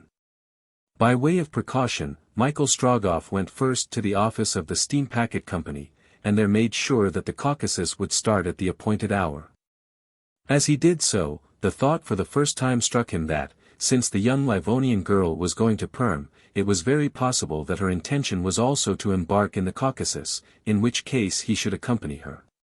The town above with its Kremlin, whose circumference measures 2 versts, and which resembles that of Moscow, was altogether abandoned. Even the governor did not reside there. But if the town above was like a city of the dead, the town below, at all events, was alive. Michael Strogoff, having crossed the Volga on a bridge of boats, guarded by mounted Cossacks, reached the square where the evening before he had fallen in with the gypsy camp. This was somewhat outside the town, where the fair of Nijni-Novgorod was held. In a vast plain rose the temporary palace of the Governor-General, where by imperial orders that great functionary resided during the whole of the fair, which, thanks to the people who composed it, required an ever-watchful surveillance. This plain was now covered with booths symmetrically arranged in such a manner as to leave avenues broad enough to allow the crowd to pass without a crush. Each group of these booths, of all sizes and shapes, formed a separate quarter particularly dedicated to some special branch of commerce. There was the iron quarter, the furrier's quarter, the woolen quarter, the quarter of the wood merchants, the weaver's quarter, the dried fish quarter, etc. Some booths were even built of fancy materials, some of bricks of tea, others of masses of salt meat, that is to say, of samples of the goods which the owners thus announced were there to the purchasers, a singular, and somewhat American mode of advertisement. In the avenues and long alleys there was already a large assemblage of people, the sun, which had risen at 4 o'clock, being well above the horizon, an extraordinary mixture of Europeans and Asiatics, talking, wrangling, haranguing, and bargaining. Everything which can be bought or sold seemed to be heaped up in this square. Furs, precious stones, silks, cashmere shawls, Turkey carpets, weapons from the Caucasus, gauzes from Smyrna and Ispahan, Tiflis armor, caravan teas, European bronzes, Swiss clocks, velvets and silks from Lyons, English cottons, harness, fruits, vegetables, minerals from the Ural, malachite, lapis lazuli, spices, perfumes, medicinal herbs, wood, tar, rope, horn, pumpkins, watermelons, etc. All the products of India, China, Persia, from the shores of the Caspian and the Black Sea, from America and Europe, were united at this corner of the globe. It is scarcely possible truly to portray the moving mass of human beings surging here and there, the excitement, the confusion, the hubbub. Demonstrative as were the natives and the inferior classes, they were completely outdone by their visitors. There were merchants from Central Asia, who had occupied a year in escorting their merchandise across its vast plains, and who would not again see their shops and counting-houses for another year to come. In short, of such importance is this fair of Nijni-Novgorod, that the sum total of its transactions amounts yearly to nearly $100 million. On one of the open spaces between the quarters of this temporary city were numbers of mountebanks of every description, gypsies from the mountains, telling fortunes to the credulous fools who are ever to be found in such assemblies. Zingarees or Tsyganes, a name which the Russians give to the gypsies who are the descendants of the ancient Copts, singing their wildest melodies and dancing their most original dances. Comedians of foreign theaters, acting Shakespeare, adapted to the taste of spectators who crowded to witness them. In the long avenues the bear showmen accompanied their four-footed dancers, menageries resounded with the hoarse cries of animals under the influence of the stinging whip or red-hot irons of the tamer. And, besides all these numberless performers, in the middle of the central square, surrounded by a circle 4 deep of enthusiastic amateurs, was a band of mariners of the Volga, sitting on the ground, as on the deck of their vessel, imitating the action of rowing, guided by the stick of the master of the orchestra, the veritable helmsman of this imaginary vessel. A whimsical and pleasing custom. Suddenly, according to a time-honored observance in the fair of Nijni-Novgorod, above the heads of the vast concourse a flock of birds was allowed to escape from the cages in which they had been brought to the spot. In return for a few kopecks charitably offered by some good people, the bird fanciers opened the prison doors of their captives, who flew out in hundreds, uttering their joyous notes. It should be mentioned that England and France, at all events, were this year represented at the great fair of Nijni-Novgorod by two of the most distinguished products of modern civilization, Messrs. Harry Blount and Alcide Jolivet. Jolivet, an optimist by nature, found everything agreeable, and as by chance both lodging and food were to his taste, he jotted down in his book some memoranda particularly favorable to the town of Nijni-Novgorod. Blount, on the contrary, having in vain hunted for a supper, had been obliged to find a resting place in the open air. He therefore looked at it all from another point of view, and was preparing an article of the most withering character against a town in which the landlords of the inns refused to receive travelers who only begged leave to be flayed. Morally and physically. Michael Strogoff, one hand in his pocket, the other holding his cherry-stemmed pipe, appeared the most indifferent and least impatient of men. Yet, from a certain contraction of his eyebrows every now and then, a careful observer would have seen that he was burning to be off. For 2 hours he kept walking about the streets, only to find himself invariably at the fair again. As he passed among the groups of buyers and sellers he discovered that those who came from countries on the confines of Asia manifested great uneasiness. Their trade was visibly suffering. Another symptom also was marked. In Russia military uniforms appear on every occasion. Soldiers are wont to mix freely with the crowd, the police agents being almost invariably aided by a number of Cossacks, who, lance on shoulder, keep order in the crowd of 300,000 strangers. But on this occasion the soldiers, Cossacks and the rest, did not put in an appearance at the great market. Doubtless, a sudden order to move having been foreseen, they were restricted to their barracks. Moreover, while no soldiers were to be seen, it was not so with their officers. Since the evening before, aides-de-camp, leaving the governor's palace, galloped in every direction. An unusual movement was going forward which a serious state of affairs could alone account for. There were innumerable couriers on the roads both to Vladimir and to the Ural mountains. The exchange of telegraphic dispatches with Moscow was incessant. Michael Strogoff found himself in the central square when the report spread that the head of police had been summoned by a courier to the palace of the governor-general. An important dispatch from Moscow, it was said, was the cause of it. "The fair is to be closed," said one. "The regiment of Nijni-Novgorod has received the route," declared another.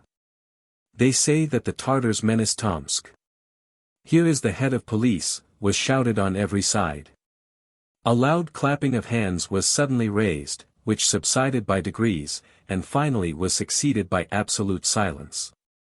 The head of police arrived in the middle of the central square, and it was seen by all that he held in his hand a dispatch. Then, in a loud voice, he read the following announcements, by order of the governor of Nijni-Novgorod. First. All Russian subjects are forbidden to quit the province upon any pretext whatsoever. Second, all strangers of Asiatic origin are commanded to leave the province within 24 hours. Chapter 6. Brother and Sister. However disastrous these measures might be to private interests, they were, under the circumstances, perfectly justifiable. All Russian subjects are forbidden to leave the province. If Ivan Ogareff was still in the province, this would at any rate prevent him, unless with the greatest difficulty, from rejoining Feofar Khan, and becoming a very formidable lieutenant to the Tartar chief. All foreigners of Asiatic origin are ordered to leave the province in 24 hours, this would send off in a body all the traitors from Central Asia, as well as the bands of Bohemians, gypsies, etc. having more or less sympathy with the Tartars. So many heads, so many spies, undoubtedly affairs required their expulsion. It is easy to understand the effect produced by these two thunderclaps bursting over a town like Nijni-Novgorod, so densely crowded with visitors, and with a commerce so greatly surpassing that of all other places in Russia. The natives whom business called beyond the Siberian frontier could not leave the province for a time at least. The tenor of the first article of the order was express, it admitted of no exception. All private interests must yield to the public weal. As to the second article of the proclamation, the order of expulsion which it contained admitted of no evasion either. It only concerned foreigners of Asiatic origin, but these could do nothing but pack up their merchandise and go back the way they came.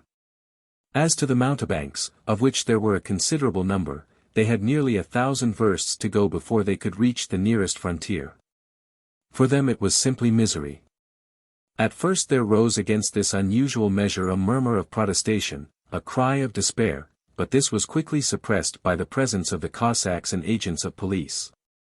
Immediately, what might be called the exodus from the immense plain began. The awnings in front of the stalls were folded up, the theatres were taken to pieces, the fires were put out, the acrobats' ropes were lowered. The old broken-winded horses of the traveling vans came back from their sheds. Agents and soldiers with whip or stick stimulated the tardy ones, and made nothing of pulling down the tents even before the poor Bohemians had left them. Under these energetic measures the square of Nijni-Novgorod would, it was evident, be entirely evacuated before the evening, and to the tumult of the great fair would succeed the silence of the desert. It must again be repeated, for it was a necessary aggravation of these severe measures, that to all those nomads chiefly concerned in the order of expulsion even the steppes of Siberia were forbidden. And they would be obliged to hasten to the south of the Caspian Sea, either to Persia, Turkey, or the plains of Turkestan. The post of the Ural, and the mountains which form, as it were, a prolongation of the river along the Russian frontier, they were not allowed to pass. They were therefore under the necessity of traveling 600 miles before they could tread a free soil. Just as the reading of the proclamation by the head of the police came to an end, an idea darted instinctively into the mind of Michael Strogoff. What a singular coincidence, thought he, between this proclamation expelling all foreigners of Asiatic origin, and the words exchanged last evening between those two gypsies of the Zingari race. The Father himself sends us where we wish to go, that old man said. But the Father is the Emperor. He is never called anything else among the people. How could those gypsies have foreseen the measure taken against them? How could they have known it beforehand, and where do they wish to go?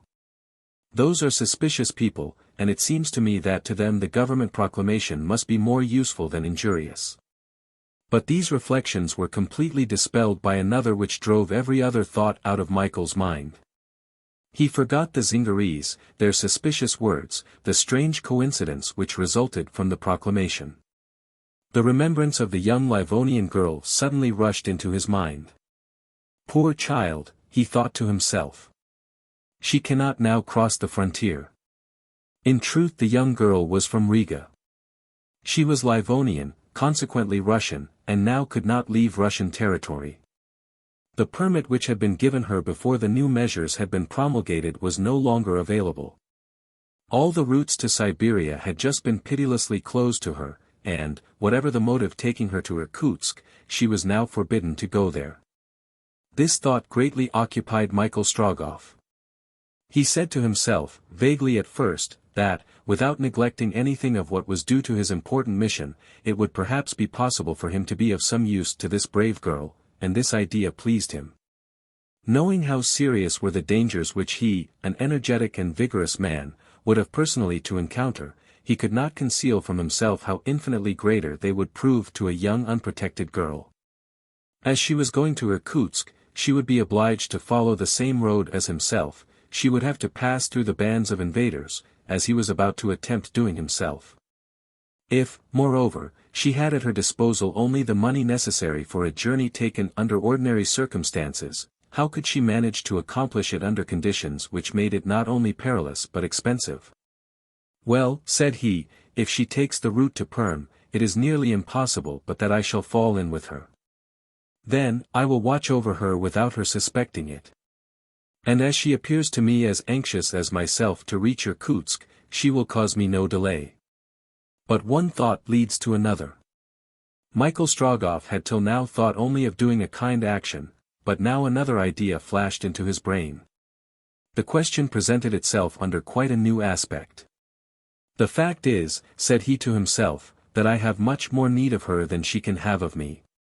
Her presence will be useful in drawing off suspicion from me. A man traveling alone across the steppe may be easily guessed to be a courier of the Tsar.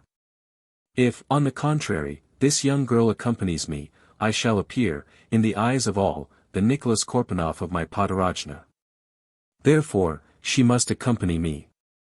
Therefore, I must find her again at any cost. It is not probable that since yesterday evening she has been able to get a carriage and leave Nijni-Novgorod. I must look for her.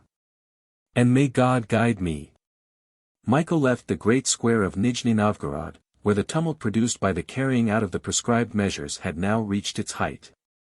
Recriminations from the banished strangers, shouts from the agents and Cossacks who were using them so brutally, together made an indescribable uproar. The girl for whom he searched could not be there. It was now 9 o'clock in the morning. The steamboat did not start till 12.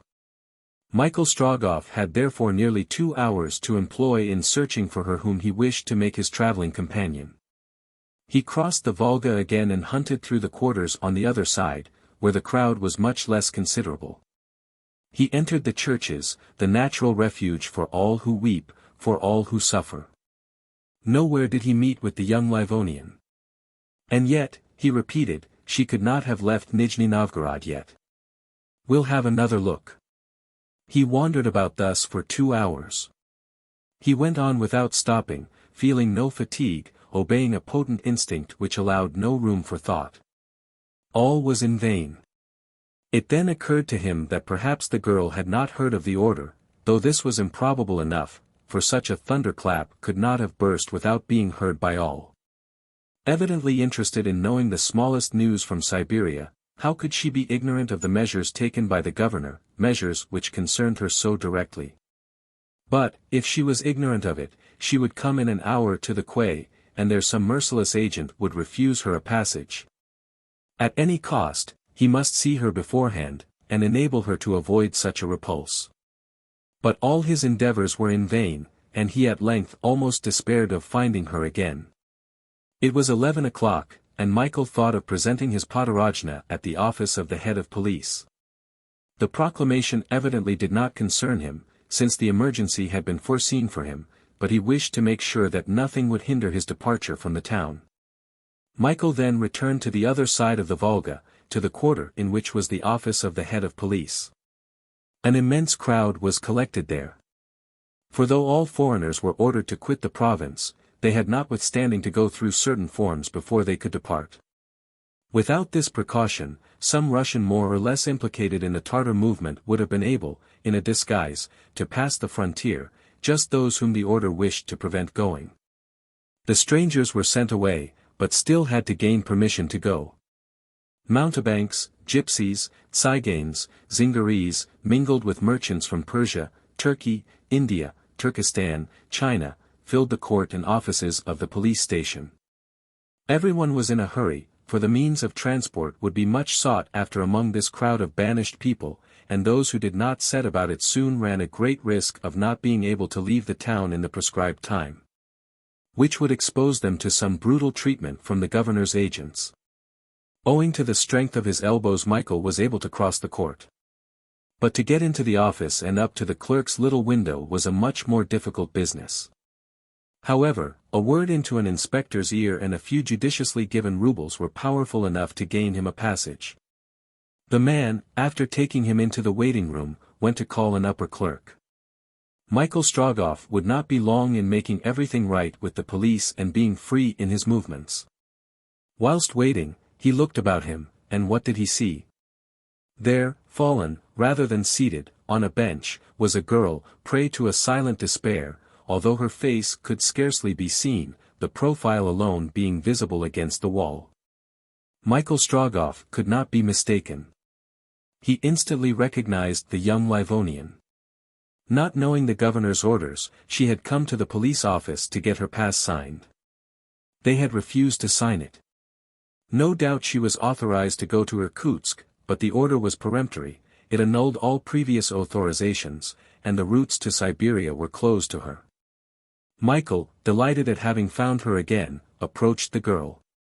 She looked up for a moment and her face brightened on recognizing her traveling companion. She instinctively rose and, like a drowning man who clutches at a spar, she was about to ask his help. At that moment the agent touched Michael on the shoulder. "The head of police will see you," he said. "Good," returned Michael. And without saying a word to her for whom he had been searching all day, without reassuring her by even a gesture, which might compromise either her or himself, he followed the man. The young Livonian, seeing the only being to whom she could look for help disappear, fell back again on her bench.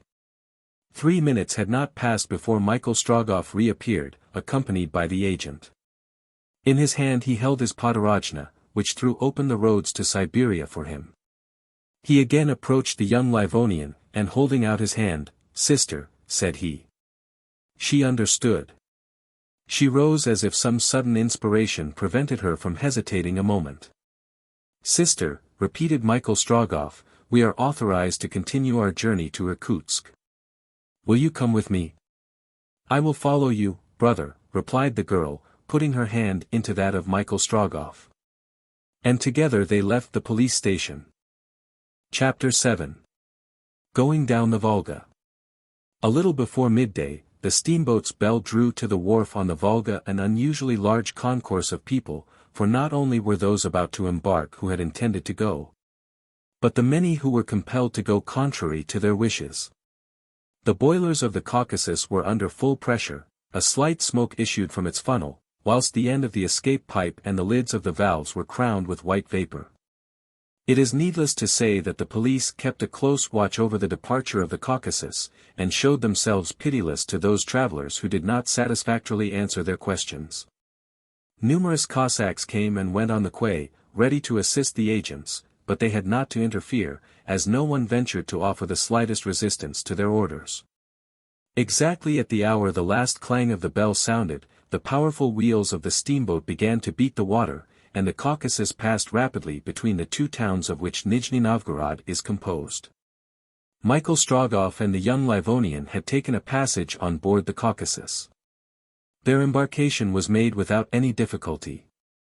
As is known, the Podorojna, drawn up in the name of Nicholas Korpanov, authorized this merchant to be accompanied on his journey to Siberia. They appeared, therefore, to be a brother and sister traveling under the protection of the imperial police.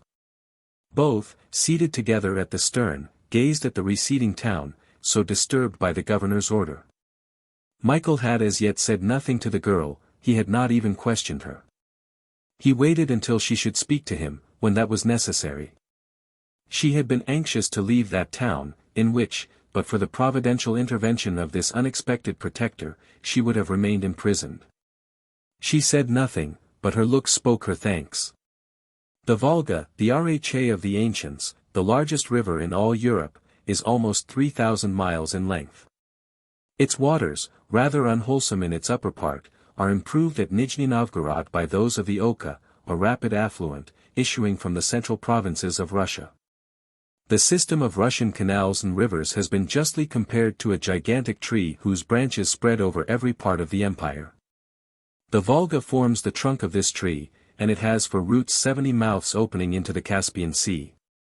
It is navigable as far as Rjev, a town in the government of Tver, that is, along the greater part of its course. The steamboats plying between Perm and Nijni-Novgorod rapidly perform the 250 miles which separate this town from the town of Kazan. It is true that these boats have only to descend the Volga, which adds nearly 2 miles of current per hour to their own speed. But on arriving at the confluence of the Kama, a little below Kazan, they are obliged to quit the Volga for the smaller river, up which they ascend to Perm. Powerful as were her machines, the Caucasus could not thus, after entering the Kama, make against the current more than 10 miles an hour. Including an hour's stoppage at Kazan, the voyage from Nijni-Novgorod to Perm would take from between 60 to 62 hours. The steamer was very well arranged, and the passengers, according to their condition or resources, occupied 3 distinct classes on board. Michael Strogoff had taken care to engage 2 first-class cabins, so that his young companion might retire into hers whenever she liked. The Caucasus was loaded with passengers of every description. A number of Asiatic traders had thought it best to leave Nijni-Novgorod immediately. In that part of the steamer reserved for the first class might be seen Armenians in long robes and a sort of mitre on their heads. Jews, known by their conical caps, rich Chinese in their traditional costume, a very wide blue, violet, or black robe, Turks, wearing the national turban. Hindus, with square caps and a simple string for a girdle, some of whom hold in their hands all the traffic of Central Asia, and, lastly, Tartars, wearing boots, ornamented with many-colored braid, and the breast a mass of embroidery. All these merchants had been obliged to pile up their numerous bales and chests in the hold and on the deck. And the transport of their baggage would cost them dear, for, according to the regulations, each person had only a right to 20 pounds weight. In the bows of the Caucasus were more numerous groups of passengers, not only foreigners, but also Russians, who were not forbidden by the order to go back to their towns in the province. There were mujiks with caps on their heads, and wearing checked shirts under their wide pelisses, peasants of the Volga, with blue trousers stuffed into their boots, rose-colored cotton shirts, drawn in by a cord, felt caps. A few women, habited in flowery patterned cotton dresses, gay-colored aprons, and bright handkerchiefs on their heads. These were principally third-class passengers, who were, happily, not troubled by the prospect of a long return voyage. The Caucasus passed numerous boats being towed up the stream, carrying all sorts of merchandise to Nijni-Novgorod. Then passed rafts of wood interminably long, and barges loaded to the gunwale, and nearly sinking under water. A bootless voyage they were making, since the fare had been abruptly broken up at its outset. The waves caused by the steamer splashed on the banks, covered with flocks of wild duck, who flew away uttering deafening cries. A little farther, on the dry fields, bordered with willows and aspens, were scattered a few cows, sheep, and herds of pigs.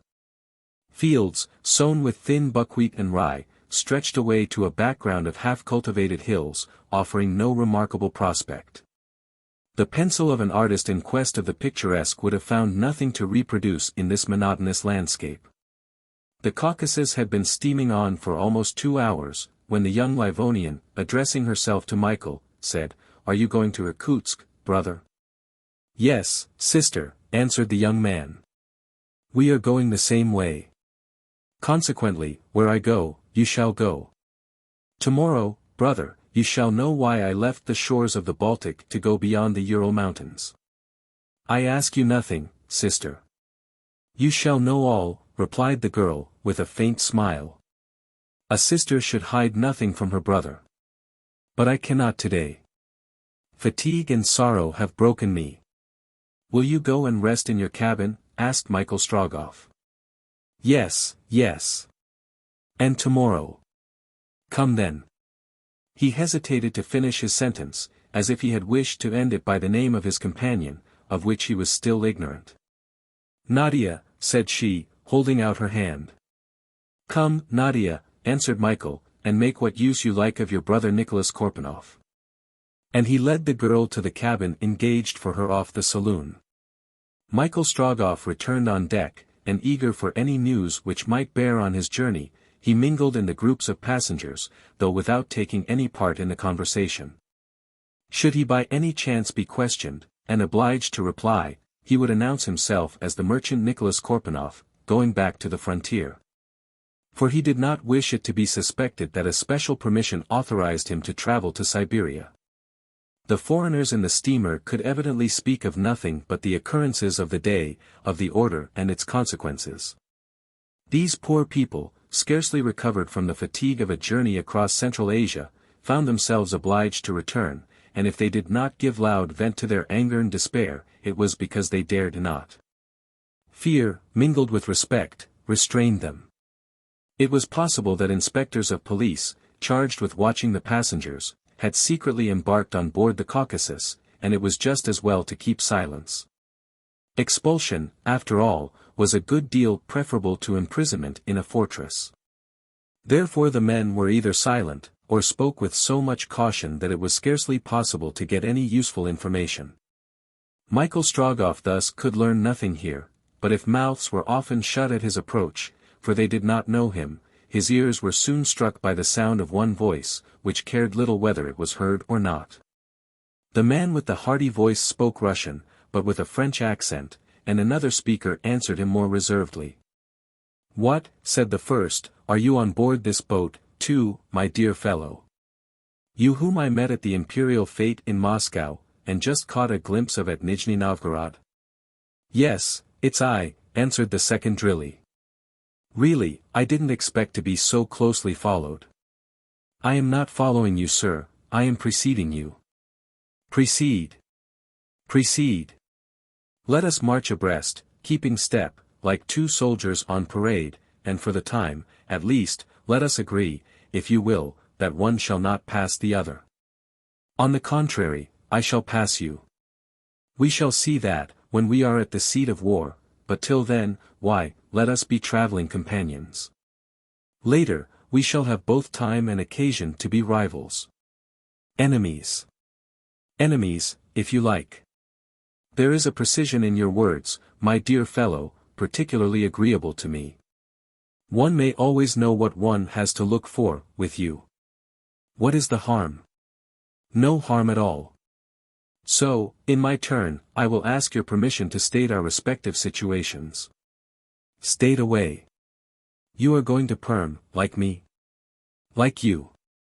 And probably you will go from Perm to Ekaterinburg, since that is the best and safest route by which to cross the Ural Mountains. Probably. Once past the frontier, we shall be in Siberia, that is to say in the midst of the invasion.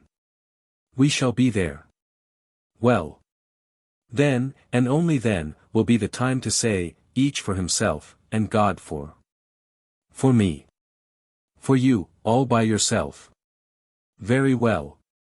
But since we have a week of neutral days before us, and since it is very certain that news will not shower down upon us on the way, let us be friends until we become rivals again. Enemies. Yes, that's right, enemies. But till then, let us act together, and not try and ruin each other. All the same, I promise you to keep to myself all that I can see. And I, all that I can hear. Is that agreed? It is agreed. Your hand. Here it is. And the hand of the first speaker, that is to say, 5 wide-open fingers, vigorously shook the 2 fingers coolly extended by the other. By the by, said the first, I was able this morning to telegraph the very words of the order to my cousin at 17 minutes past 10. And I sent it to the Daily Telegraph at 13 minutes past 10. Bravo, Mr. Blount. Very good, M. Jolivet. I will try and match that. It will be difficult. I can try, however. So saying, the French correspondent familiarly saluted the Englishman, who bowed stiffly. The governor's proclamation did not concern these 2 news hunters, as they were neither Russians nor foreigners of Asiatic origin. However, being urged by the same instinct, they had left Nijni-Novgorod together. It was natural that they should take the same means of transport, and that they should follow the same route to the Siberian steppes. Traveling companions, whether enemies or friends, they had a week to pass together before the hunt would be open. And then success to the most expert. Alcide Jolivet had made the first advances, and Harry Blount had accepted them though he had done so coldly. That very day at dinner the Frenchman open as ever and even too loquacious, the Englishman still silent and grave, were seen hobnobbing at the same table, drinking genuine Klikwat, at 6 rubles the bottle.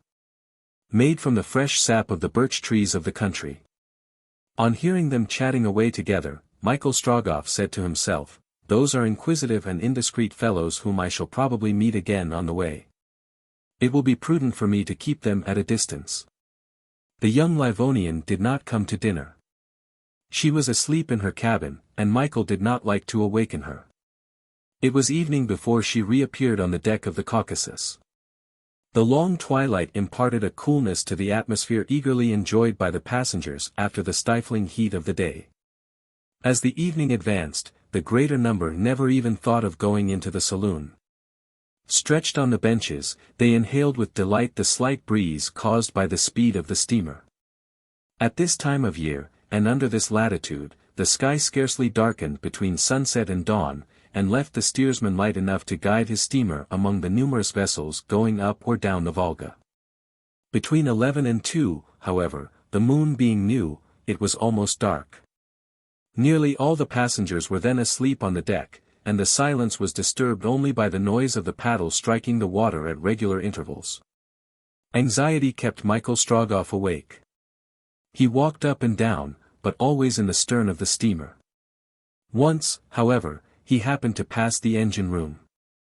He then found himself in the part reserved for second and third class passengers. There, everyone was lying asleep, not only on the benches, but also on the bales, packages, and even the deck itself. Some care was necessary not to tread on the sleepers, who were lying about everywhere.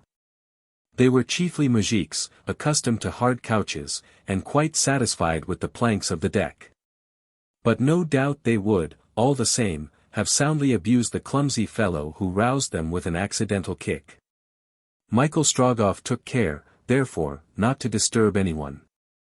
By going thus to the end of the boat, he had no other idea but that of striving against sleep by a rather longer walk.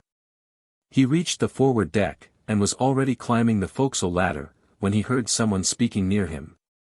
He stopped. The voices appeared to come from a group of passengers enveloped in cloaks and wraps. It was impossible to recognize them in the dark, though it sometimes happened that, when the steamer's chimney sent forth a plume of ruddy flames, the sparks seemed to fall amongst the group as though thousands of spangles had been suddenly illuminated. Michael was about to step up the ladder, when a few words reached his ear, uttered in that strange tongue which he had heard during the night at the fair. Instinctively he stopped to listen. Protected by the shadow of the forecastle, he could not be perceived himself. As to seeing the passengers who were talking, that was impossible. He must confine himself to listening. The first words exchanged were of no importance, to him at least, but they allowed him to recognize the voices of the man and woman whom he had heard at Nijni-Novgorod. This, of course, made him redouble his attention. It was, indeed, not at all impossible that these same Tsigans, now banished, should be on board the Caucasus. And it was well for him that he listened, for he distinctly heard this question and answer made in the Tartar idiom. It is said that a courier has set out from Moscow for Irkutsk. It is so said, Sangar. But either this courier will arrive too late, or he will not arrive at all. Michael Strogoff started involuntarily at this reply, which concerned him so directly. He tried to see if the man and woman who had just spoken were really those whom he suspected, but he could not succeed. In a few moments Michael Strogoff had regained the stern of the vessel without having been perceived, and, taking a seat by himself, he buried his face in his hands. It might have been supposed that he was asleep. He was not asleep, however, and did not even think of sleeping. He was reflecting, not without a lively apprehension, who is it knows of my departure, and who can have any interest in knowing it? Chapter 8. Going up the Kama. The next day, the 18th of July, at 20 minutes to 7 in the morning, the Caucasus reached the Kazan quay, 7 versts from the town. Kazan is situated at the confluence of the Volga and Kasanka. It is an important chief town of the government, and a Greek archbishopric, as well as the seat of a university. The varied population preserves an Asiatic character. Although the town was so far from the landing place, a large crowd was collected on the quay. They had come for news. The governor of the province had published an order identical with that of Nijni-Novgorod. Police officers and a few Cossacks kept order among the crowd, and cleared the way both for the passengers who were disembarking, also for those who were embarking on board the Caucasus, minutely examining both classes of travelers. The one were the Asiatics who were being expelled, the other, mujiks stopping at Kazan. Michael Strogoff unconcernedly watched the bustle which occurs at all quays on the arrival of a steam vessel. The Caucasus would stay for an hour to renew her fuel. Michael did not even think of landing. He was unwilling to leave the young Livonian girl alone on board, as she had not yet reappeared on deck. The 2 journalists had risen at dawn, as all good huntsmen should do. They went on shore and mingled with the crowd, each keeping to his own peculiar mode of proceeding, Harry Blount, sketching different types or noting some observation. Alcide Jolivet contenting himself with asking questions, confiding in his memory, which never failed him. There was a report along all the frontier that the insurrection and invasion had reached considerable proportions. Communication between Siberia and the empire was already extremely difficult. All this Michael Strogoff heard from the new arrivals. This information could not but cause him great uneasiness, and increase his wish of being beyond the Ural mountains, so as to judge for himself of the truth of these rumors, and enable him to guard against any possible contingency. He was thinking of seeking more direct intelligence from some native of Kazan, when his attention was suddenly diverted. Among the passengers who were leaving the Caucasus, Michael recognized the troop of Tsyganes who, the day before, had appeared in the Nijni-Novgorod fair. There, on the deck of the steamboat were the old Bohemian and the woman. With them, and no doubt under their direction, landed about 20 dancers and singers, from 15 to 20 years of age, wrapped in old cloaks, which covered their spangled dresses. These dresses, just then glancing in the first rays of the sun, reminded Michael of the curious appearance which he had observed during the night. It must have been the glitter of those spangles in the bright flames issuing from the steamboat's funnel which had attracted his attention. Evidently, said Michael to himself, this troop of Tsyganes, after remaining below all day, crouched under the forecastle during the night. Were these gypsies trying to show themselves as little as possible? Such is not according to the usual custom of their race. Michael Strogoff no longer doubted that the expressions he had heard, had proceeded from this tawny group, and had been exchanged between the old gypsy and the woman to whom he gave the Mongolian name of Sangar. Michael involuntarily moved towards the gangway, as the Bohemian troop was leaving the steamboat. The old Bohemian was there, in a humble attitude, little conformable with the effrontery natural to his race. One would have said that he was endeavoring rather to avoid attention than to attract it. His battered hat, browned by the suns of every clime, was pulled forward over his wrinkled face. His arched back was bent under an old cloak, wrapped closely round him, notwithstanding the heat. It would have been difficult, in this miserable dress, to judge of either his size or face. Near him was the Tsygane, Sangar, a woman about 30 years old. She was tall and well made, with olive complexion, magnificent eyes, and golden hair. Many of the young dancers were remarkably pretty, all possessing the clear-cut features of their race. These Tsyganes are generally very attractive, and more than one of the great Russian nobles, who try to vie with the English in eccentricity, has not hesitated to choose his wife from among these gypsy girls. One of them was humming a song of strange rhythm, which might be thus rendered. Glitters brightly the gold. In my raven locks streaming. Rich coral around. My graceful neck gleaming. Like a bird of the air. Through the wide world I roam.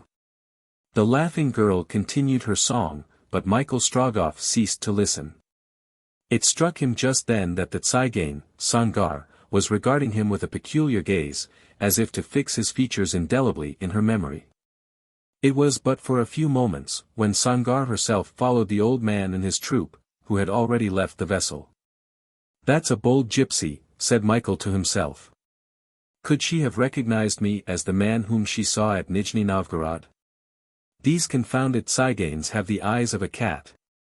They can see in the dark, and that woman there might well know. Michael Strogoff was on the point of following Sangar and the gypsy band, but he stopped. No, thought he, no unguarded proceedings. If I were to stop that old fortune-teller and his companions my incognito would run a risk of being discovered. Besides, now they have landed, before they can pass the frontier I shall be far beyond it. They may take the route from Kazan to Ishim, but that affords no resources to travelers. Besides a tarantus, drawn by good Siberian horses, will always go faster than a gypsy cart.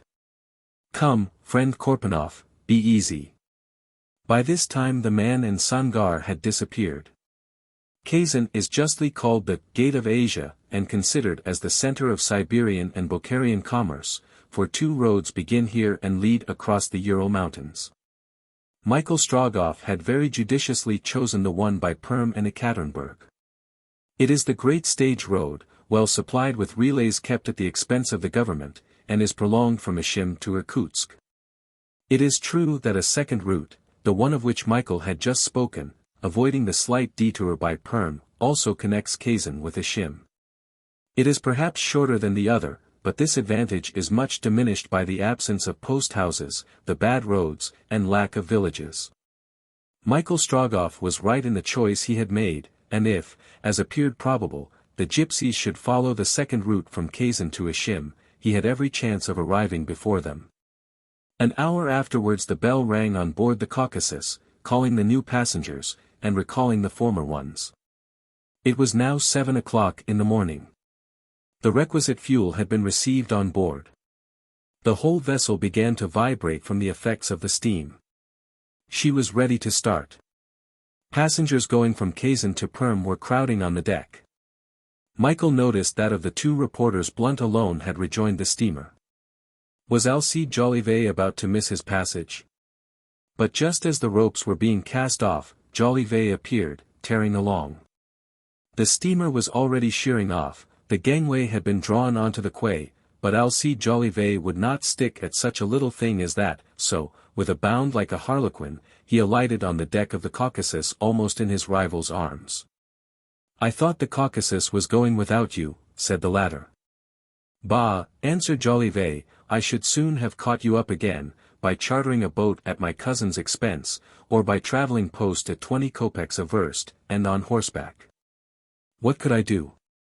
It was so long away from the quay to the telegraph office."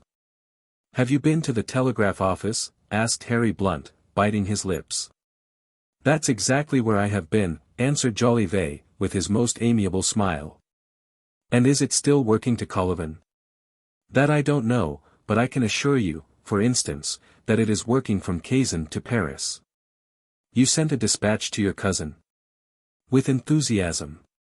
"You had learnt then?" "Look here, little father, as the Russians say," replied Alcide Jolivet, "I'm a good fellow, and I don't wish to keep anything from you. The Tartars, and Feofar Khan at their head, have passed Semipalatinsk, and are descending the Irtish. Do what you like with that." "What?" Such important news, and Harry Blount had not known it, and his rival, who had probably learned it from some inhabitant of Kazan, had already transmitted it to Paris. The English paper was distanced. Harry Blount, crossing his hands behind him, walked off and seated himself in the stern without uttering a word. About 10 o'clock in the morning, the young Livonian, leaving her cabin, appeared on deck. Michael Strogoff went forward and took her hand. "Look, sister," said he, leading her to the bows of the Caucasus. The view was indeed well worth seeing. The Caucasus had reached the confluence of the Volga and the Kama. There she would leave the former river, after having descended it for nearly 300 miles, to ascend the latter for a full 300. The Kama was here very wide, and its wooded banks lovely. A few white sails enlivened the sparkling water. The horizon was closed by a line of hills covered with aspens, alders, and sometimes large oaks. But these beauties of nature could not distract the thoughts of the young Livonian even for an instant. She had left her hand in that of her companion, and turning to him, "At what distance are we from Moscow?" she asked. 900 versts, answered Michael. 900, out of 7,000, murmured the girl. The bell now announced the breakfast hour. Nadia followed Michael Strogoff to the restaurant. She ate little, and as a poor girl whose means are small would do. Michael thought it best to content himself with the fare which satisfied his companion, and in less than 20 minutes he and Nadia returned on deck. There they seated themselves in the stern, and without preamble, Nadia, lowering her voice to be heard by him alone, began. "Brother, I am the daughter of an exile. My name is Nadia Fedor. My mother died at Riga scarcely a month ago, and I am going to Irkutsk to rejoin my father and share his exile."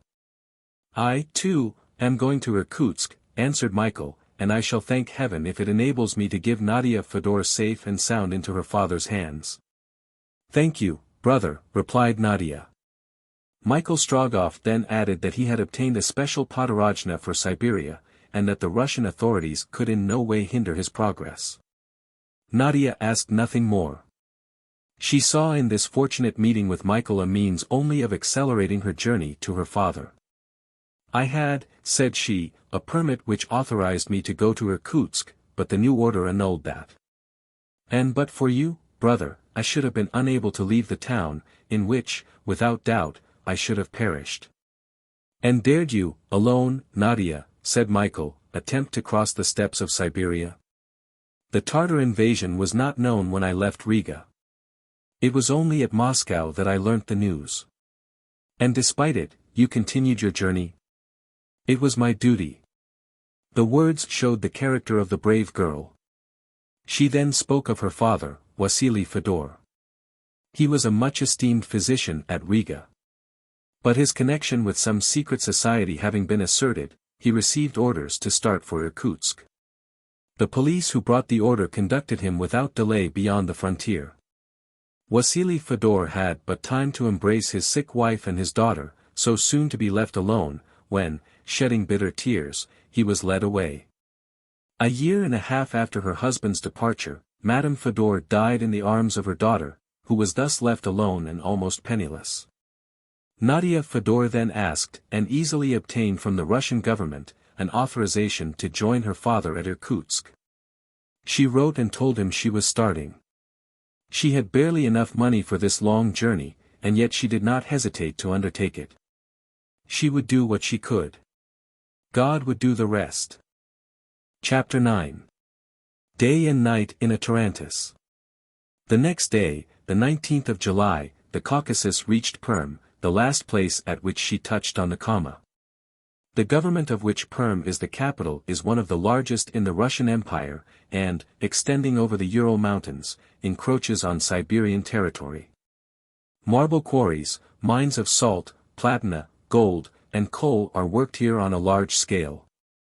Although Perm, by its situation, has become an important town, it is by no means attractive, being extremely dirty, and without resources. This want of comfort is of no consequence to those going to Siberia, for they come from the more civilized districts, and are supplied with all necessaries. At Perm travelers from Siberia resell their vehicles, more or less damaged by the long journey across the plains. There, too, those passing from Europe to Asia purchase carriages, or sleighs in the winter season. Michael Strogoff had already sketched out his program. A vehicle carrying the mail usually runs across the Ural Mountains, but this, of course, was discontinued. Even if it had not been so, he would not have taken it, as he wished to travel as fast as possible, without depending on anyone. He wisely preferred to buy a carriage, and journey by stages, stimulating the zeal of the postilions by well-applied na vodku, or tips. Unfortunately, in consequence of the measures taken against foreigners of Asiatic origin, a large number of travelers had already left Perm, and therefore conveyances were extremely rare. Michael was obliged to content himself with what had been rejected by others. As to horses, as long as the Tsar's courier was not in Siberia, he could exhibit his podorojna, and the postmasters would give him the preference. But, once out of Europe, he had to depend alone on the power of his rubles. But to what sort of a vehicle should he harness his horses? To a telga or to a tarantus? The telga is nothing but an open four-wheeled cart, made entirely of wood, the pieces fastened together by means of strong rope. Nothing could be more primitive, nothing could be less comfortable. But, on the other hand, should any accident happen on the way, nothing could be more easily repaired. There is no want of firs on the Russian frontier, and axle trees grow naturally in forests. The post extraordinary, known by the name of perkladnoy, is carried by the telga, as any road is good enough for it. It must be confessed that sometimes the ropes which fasten the concern together break, and whilst the hinder part remains stuck in some bog, the forepart arrives at the post house on two wheels, but this result is considered quite satisfactory. Michael Strogoff would have been obliged to employ a telga, if he had not been lucky enough to discover a tarantus. It is to be hoped that the invention of Russian coach builders will devise some improvement in this last-named vehicle. Springs are wanting in it as well as in the telga. In the absence of iron, wood is not spared, but its four wheels, with 8 or 9 feet between them, assure a certain equilibrium over the jolting rough roads. A splashboard protects the travelers from the mud, and a strong leathern hood, which may be pulled quite over the occupiers, shelters them from the great heat and violent storms of the summer. The tarantus is as solid and as easy to repair as the telga, and is, moreover, less addicted to leaving its hinder part in the middle of the road. It was not without careful search that Michael managed to discover this tarantus, and there was probably not a second to be found in all Perm. He haggled long about the price, for form's sake, to act up to his part as Nicholas Korpanoff, a plain merchant of Irkutsk. Nadia had followed her companion in his search after a suitable vehicle. Although the object of each was different, both were equally anxious to arrive at their goal. One would have said the same will animated them both. "Sister," said Michael, "I wish I could have found a more comfortable conveyance for you." "Do you say that to me, brother, when I would have gone on foot, if need were, to rejoin my father? I do not doubt your courage, Nadia, but there are physical fatigues a woman may be unable to endure." "I shall endure them, whatever they be," replied the girl. "If you ever hear a complaint from me you may leave me in the road, and continue your journey alone." Half an hour later, the Podorojna being presented by Michael, 3 post horses were harnessed to the tarantass. These animals, covered with long hair, were very like long-legged bears. They were small but spirited, being of Siberian breed. The way in which the encircle harnessed them was thus: 1, the largest, was secured between 2 long shafts, on whose farther end was a hoop carrying tassels and bells. The 2 others were simply fastened by ropes to the steps of the tarantass. This was the complete harness, with mere strings for reins. Neither Michael Strogoff nor the young Livonian girl had any baggage. The rapidity with which one wished to make the journey, and the more than modest resources of the other, prevented them from embarrassing themselves with packages. It was a fortunate thing, under the circumstances, for the tarantass could not have carried both baggage and travelers. It was only made for 2 persons, without counting the encircle, who kept his equilibrium on his narrow seat in a marvelous manner. The encircle is changed at every relay. The man who drove the tarantass during the first stage was, like his horses, a Siberian, and no less shaggy than they. Long hair, cut square on the forehead, hat with a turned-up brim, red belt, coat with crossed facings and buttons stamped with the imperial cipher. The encircle, on coming up with his team, threw an inquisitive glance at the passengers of the tarantass. No luggage, and had there been, where in the world could he have stowed it? Rather shabby in appearance too. He looked contemptuous. "Crows," said he, without caring whether he was overheard or not, "crows, at 6 kopecks a verst." "No, eagles," said Michael, who understood the encircle slang perfectly, "eagles, do you hear, at 9 kopecks a verst, and a tip besides." He was answered by a merry crack of the whip. In the language of the Russian postilions the crow is the stingy or poor traveler, who at the post-houses only pays 2 or 3 kopecks a verst for the horses. The eagle is the traveler who does not mind expense, to say nothing of liberal tips. Therefore the crow could not claim to fly as rapidly as the imperial bird. Nadia and Michael immediately took their places in the tarantass. A small store of provisions was put in the box, in case at any time they were delayed in reaching the post-houses, which are very comfortably provided under direction of the state. The hood was pulled up, as it was insupportably hot, and at 12 o'clock the tarantass left Perm in a cloud of dust. The way in which the encircle kept up the pace of his team would have certainly astonished travelers who, being neither Russians nor Siberians, were not accustomed to this sort of thing. The leader, rather larger than the others, kept to a steady long trot, perfectly regular, whether up or down hill. The 2 other horses seemed to know no other pace than the gallop, though they performed many an eccentric curvet as they went along. The encircle, however, never touched them, only urging them on by startling cracks of his whip. But what epithets he lavished on them, including the names of all the saints in the calendar, when they behaved like docile and conscientious animals. The string which served as reins would have had no influence on the spirited beasts, but the words, "na pravo," to the right, "na levo," to the left, pronounced in a guttural tone, were more effectual than either bridle or snaffle. And what amiable expressions! "Go on, my doves," the encircle would say. "Go on, pretty swallows. Fly, my little pigeons. Hold up, my cousin on the left. Gee up, my little father on the right." But when the pace slackened, what insulting expressions, instantly understood by the sensitive animals. "Go on, you wretched snail. Confound you, you slug. I'll roast you alive, you tortoise, you." Whether or not it was from this way of driving, which requires the encircles to possess strong throats more than muscular arms, the tarantus flew along at a rate of from 12 to 14 miles an hour. Michael Strogoff was accustomed both to the sort of vehicle and the mode of traveling. Neither jerks nor jolts incommoded him.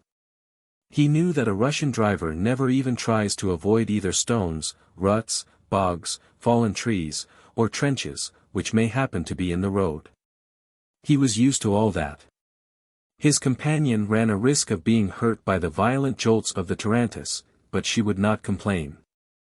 For a little while Nadia did not speak. Then, possessed with the one thought, that of reaching her journey's end, "I have calculated that there are 300 versts between Perm and Ekaterinburg, brother," said she. "Am I right?" "You are quite right, Nadia," answered Michael. "And when we have reached Ekaterinburg, we shall be at the foot of the Ural mountains on the opposite side." "How long will it take to get across the mountains?" 48 hours, for we shall travel day and night." "I say day and night, Nadia," added he, "for I cannot stop even for a moment, I go on without rest to Irkutsk." "I shall not delay you, brother, no, not even for an hour, and we will travel day and night." "Well then, Nadia, if the Tartar invasion has only left the road open, we shall arrive in 20 days. "You have made this journey before?" asked Nadia. "Many times. During winter we should have gone more rapidly and surely, should we not?" "Yes, especially with more rapidity, but you would have suffered much from the frost and snow." "What matter? Winter is the friend of Russia." "Yes, Nadia, but what a constitution anyone must have to endure such friendship. I have often seen the temperature in the Siberian steppes fall to more than 40 degrees below freezing point.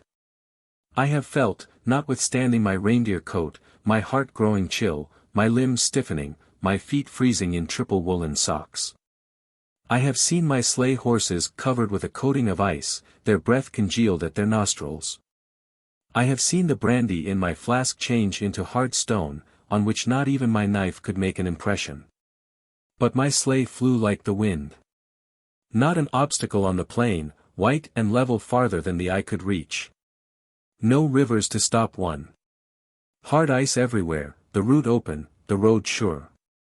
But at the price of what suffering, Nadia, those alone could say, who have never returned, but whose bodies have been covered up by the snow storm."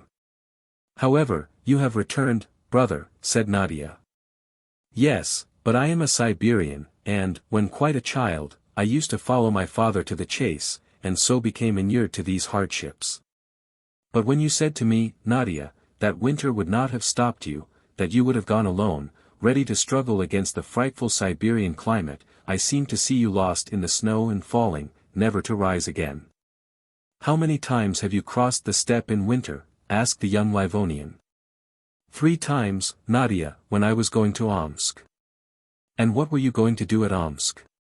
"See my mother, who was expecting me. And I am going to Irkutsk, where my father expects me. I am taking him my mother's last words. That is as much as to tell you, brother, that nothing would have prevented me from setting out." "You are a brave girl, Nadia," replied Michael. "God himself would have led you." All day the tarantus was driven rapidly by the encircles, who succeeded each other at every stage. The eagles of the mountain would not have found their name dishonored by these eagles of the highway. The high price paid for each horse, and the tips dealt out so freely, recommended the travelers in a special way.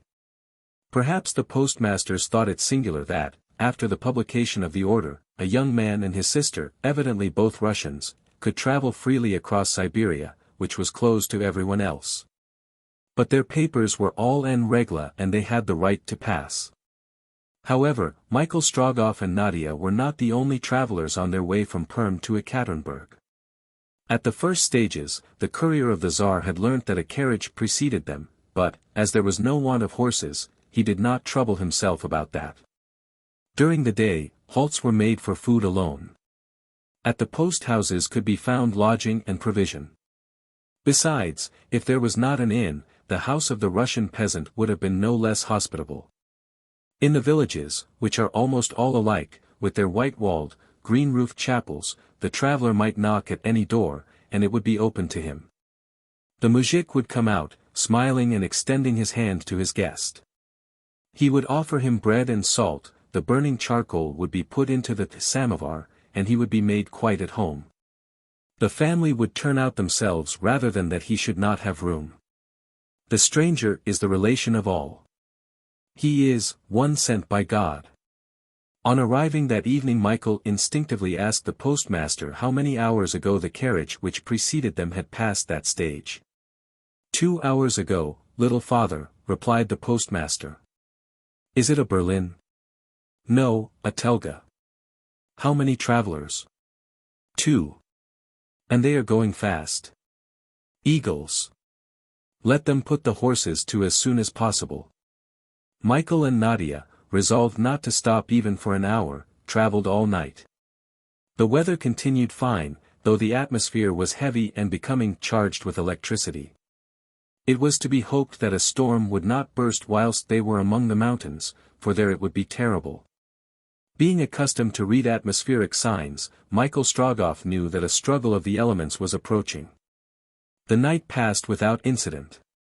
Notwithstanding the jolting of the tarantass, Nadia was able to sleep for some hours. The hood was partly raised so as to give as much air as there was in the stifling atmosphere. Michael kept awake all night, mistrusting the encircles, who are apt to sleep at their posts. Not an hour was lost at the relays, not an hour on the road. The next day, the 20th of July, at about 8 o'clock in the morning, they caught the first glimpse of the Ural Mountains in the east. This important chain which separates Russia from Siberia was still at a great distance, and they could not hope to reach it until the end of the day. The passage of the mountains must necessarily be performed during the next night. The sky was cloudy all day, and the temperature was therefore more bearable, but the weather was very threatening. It would perhaps have been more prudent not to have ascended the mountains during the night, and Michael would not have done so, had he been permitted to wait. But when, at the last stage, the encircle drew his attention to a peal of thunder reverberating among the rocks, he merely said, "Is a Telga still before us?" "Yes." "How long is it in advance?" "Nearly an hour." "Forward, and a triple tip if we are at Ekaterinburg tomorrow morning." Chapter 10. A storm in the Ural Mountains. The Ural Mountains extend in a length of over 2,000 miles between Europe and Asia. Whether they are called the Urals, which is the Tartar, or the Poyas, which is the Russian name, they are correctly so termed, for these names signify belt in both languages. Rising on the shores of the Arctic Sea, they reach the borders of the Caspian. This was the barrier to be crossed by Michael Strogoff before he could enter Siberian Russia. The mountains could be crossed in one night, if no accident happened. Unfortunately, thunder muttering in the distance announced that a storm was at hand.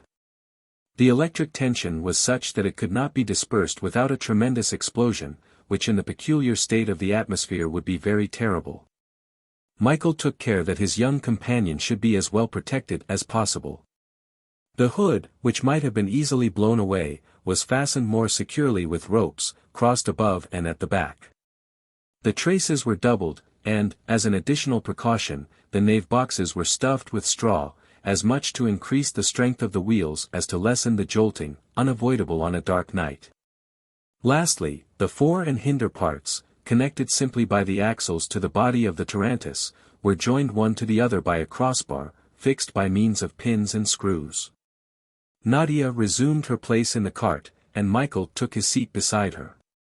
Before the lowered hood hung 2 leathern curtains, which would in some degree protect the travelers against the wind and rain. 2 great lanterns, suspended from the encircle seat, threw a pale glimmer scarcely sufficient to light the way, but serving as warning lights to prevent any other carriage from running into them. It was well that all these precautions were taken, in expectation of a rough night. The road led them up towards dense masses of clouds, and should the clouds not soon resolve into rain, the fog would be such that the tarantass would be unable to advance without danger of falling over some precipice. The Ural chain does not attain any very great height, the highest summit not being more than 5,000 feet. Eternal snow is there unknown, and what is piled up by the Siberian winter is soon melted by the summer sun. Shrubs and trees grow to a considerable height. The iron and copper mines, as well as those of precious stones, draw a considerable number of workmen to that region. Also, those villages termed gavati are there met with pretty frequently, and the road through the great passes is easily practicable for post carriages. But what is easy enough in fine weather and broad daylight, offers difficulties and perils when the elements are engaged in fierce warfare, and the traveler is in the midst of it. Michael Strogoff knew from former experience what a storm in the mountains was, and perhaps this would be as terrible as the snowstorms which burst forth with such vehemence in the winter. Rain was not yet falling, so Michael raised the leathern curtains which protected the interior of the tarantass and looked out, watching the sides of the road, peopled with fantastic shadows, caused by the wavering light of the lanterns.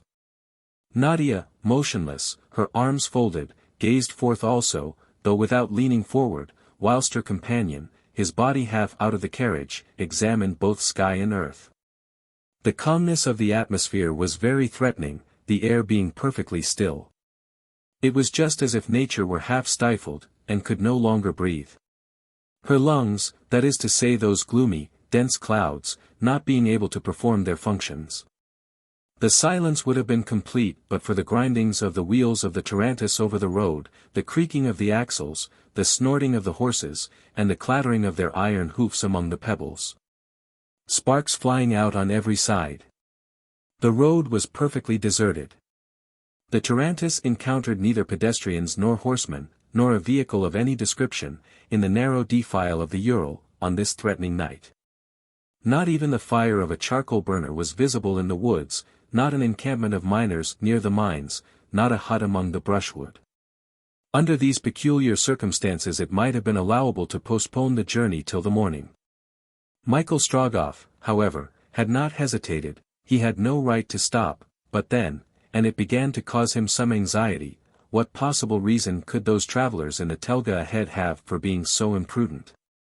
Michael remained thus on the lookout for some time. About 11 o'clock lightning began to blaze continuously in the sky. The shadows of huge pines appeared and disappeared in the rapid light. Sometimes when the tarantass neared the side of the road, deep gulfs, lit up by the flashes, could be seen yawning beneath them. From time to time, on their vehicle giving a worse lurch than usual, they knew that they were crossing a bridge of roughly hewn planks thrown over some chasm, thunder appearing actually to be rumbling below them. Besides this, a booming sound filled the air, which increased as they mounted higher. With these different noises rose the shouts of the encircle, sometimes scolding, sometimes coaxing his poor beasts, who were suffering more from the oppression of the air than the roughness of the roads. Even the bells on the shafts could no longer rouse them, and they stumbled every instant. "At what time shall we reach the top of the ridge?" asked Michael of the encircle. "At 1 o'clock in the morning if we ever get there at all," replied he, with a shake of his head. "Why, my friend, this will not be your first storm in the mountains, will it?" "No, and pray God it may not be my last." "Are you afraid?" "No, I'm not afraid, but I repeat that I think you were wrong in starting." "I should have been still more wrong had I stayed." "Hold up, my pigeons," cried the encircle, it was his business to obey, not to question. Just then a distant noise was heard, shrill whistling through the atmosphere, so calm a minute before. By the light of a dazzling flash, almost immediately followed by a tremendous clap of thunder, Michael could see huge pines on a high peak, bending before the blast. The wind was unchained, but as yet it was the upper air alone which was disturbed. Successive crashes showed that many of the trees had been unable to resist the burst of the hurricane. An avalanche of shattered trunks swept across the road and dashed over the precipice on the left, 200 feet in front of the tarantass. The horses stopped short. "Get up, my pretty doves," cried the encircle, adding the cracking of his whip to the rumbling of the thunder. Michael took Nadia's hand. "Are you asleep, sister?" "No, brother." "Be ready for anything. Here comes the storm." "I am ready." Michael Strogoff had only just time to draw the leathern curtains, when the storm was upon them. The Inyshchik leapt from his seat and seized the horses' heads, for terrible danger threatened the whole party.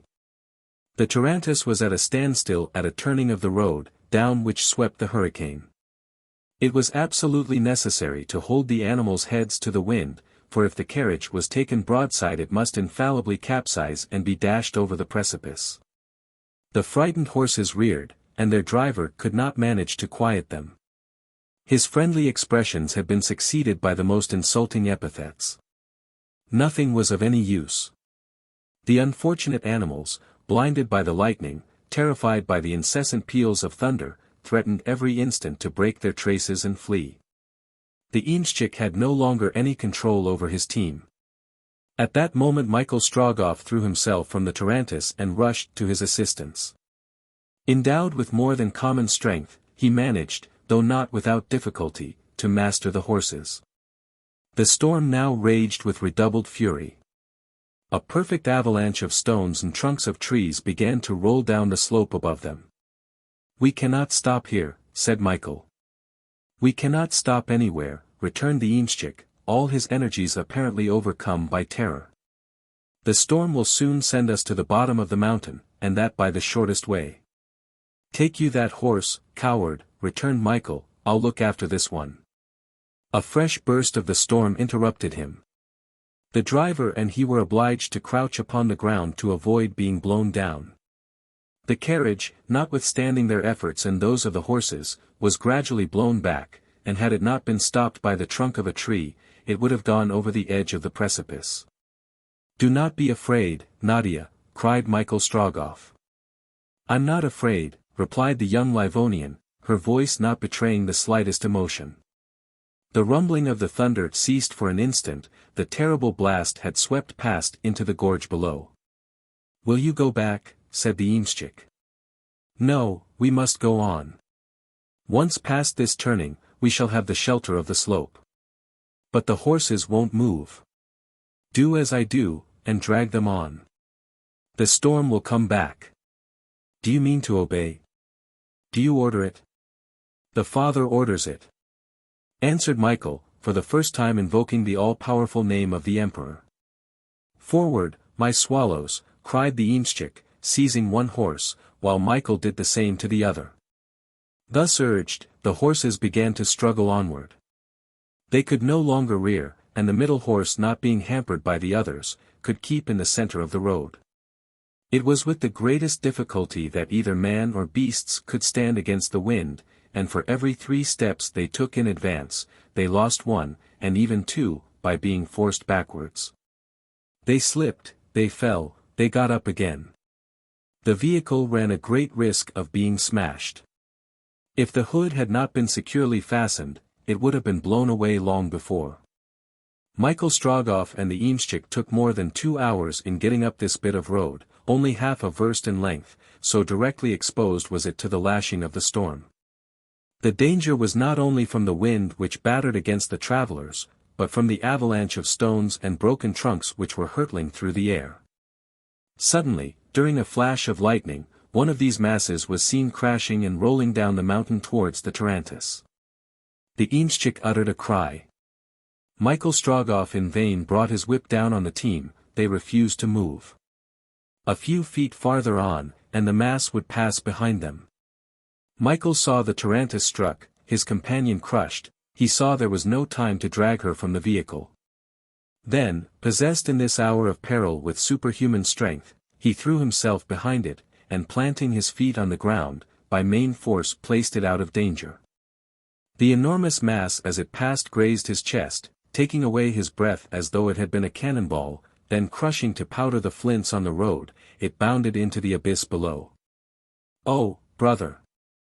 cried Nadia, who had seen it all by the light of the flashes. "Nadia," replied Michael, "fear nothing. It is not on my own account that I fear. God is with us, sister. With me truly, brother, since he has sent thee in my way," murmured the young girl. The impetus the tarantass had received was not to be lost, and the tired horses once more moved forward. Dragged, so to speak, by Michael and the Inyshchik, they toiled on towards a narrow pass, lying north and south, where they would be protected from the direct sweep of the tempest. At one end a huge rock jutted out, round the summit of which whirled an eddy. Behind the shelter of the rock there was a comparative calm, yet once within the circumference of the cyclone, neither man nor beast could resist its power. Indeed, some firs which towered above this protection were in a trice shorn of their tops, as though a gigantic scythe had swept across them. The storm was now at its height. The lightning filled the defile, and the thunderclaps had become one continued peal. The ground, struck by the concussion, trembled as though the whole Ural chain was shaken to its foundations. Happily, the tarantass could be so placed that the storm might strike it obliquely. But the counter-currents, directed towards it by the slope, could not be so well avoided, and so violent were they that every instant it seemed as though it would be dashed to pieces. Nadia was obliged to leave her seat, and Michael, by the light of one of the lanterns, discovered an excavation bearing the marks of a miner's pick, where the young girl could rest in safety until they could once more start. Just then, it was 1 o'clock in the morning, the rain began to fall in torrents, and this in addition to the wind and lightning, made the storm truly frightful. To continue the journey at present was utterly impossible. Besides, having reached this pass, they had only to descend the slopes of the Ural mountains, and to descend now, with the road torn up by 1,000 mountain torrents, in these eddies of wind and rain, was utter madness. To wait is indeed serious, said Michael, but it must certainly be done, to avoid still longer detentions. The very violence of the storm makes me hope that it will not last long. About 3 o'clock the day will begin to break, and the descent, which we cannot risk in the dark, we shall be able, if not with ease, at least without such danger, to attempt after sunrise. Let us wait, brother, replied Nadia. But if you delay, let it not be to spare me fatigue or danger. Nadia, I know that you are ready to brave everything, but, in exposing both of us, I risk more than my life, more than yours. I am not fulfilling my task, that duty which before everything else I must accomplish. A duty, murmured Nadia. Just then a bright flash lit up the sky, a loud clap followed. The air was filled with sulphurous suffocating vapor, and a clump of huge pines, struck by the electric fluid, scarcely 20 feet from the tarantass, flared up like a gigantic torch. The encircle was struck to the ground by a counter-shock, but, regaining his feet, found himself happily unhurt. Just as the last growlings of the thunder were lost in the recesses of the mountain, Michael felt Nadia's hand pressing his, and he heard her whisper these words in his ear, cries, "Brother! Listen!" Chapter 11. Travelers in Distress. During the momentary lull which followed, shouts could be distinctly heard from farther on, at no great distance from the tarantass. It was an earnest appeal, evidently from some traveler in distress. Michael listened attentively. The encircle also listened, but shook his head, as though it was impossible to help. "They are travelers calling for aid," cried Nadia. "They can expect nothing," replied the encircle. "Why not?" cried Michael. "Ought not we do for them what they would for us under similar circumstances? Surely you will not risk the carriage and horses." "I will go on foot," replied Michael, interrupting the encircle. "I will go, too, brother," said the young girl. "No, remain here, Nadia. The encircle will stay with you." "I do not wish to leave him alone." "I will stay," replied Nadia. "Whatever happens, do not leave this spot. You will find me where I now am." Michael pressed her hand, and, turning the corner of the slope, disappeared in the darkness. "Your brother is wrong," said the encircle. "He is right," replied Nadia simply. Meanwhile Strogoff strode rapidly on.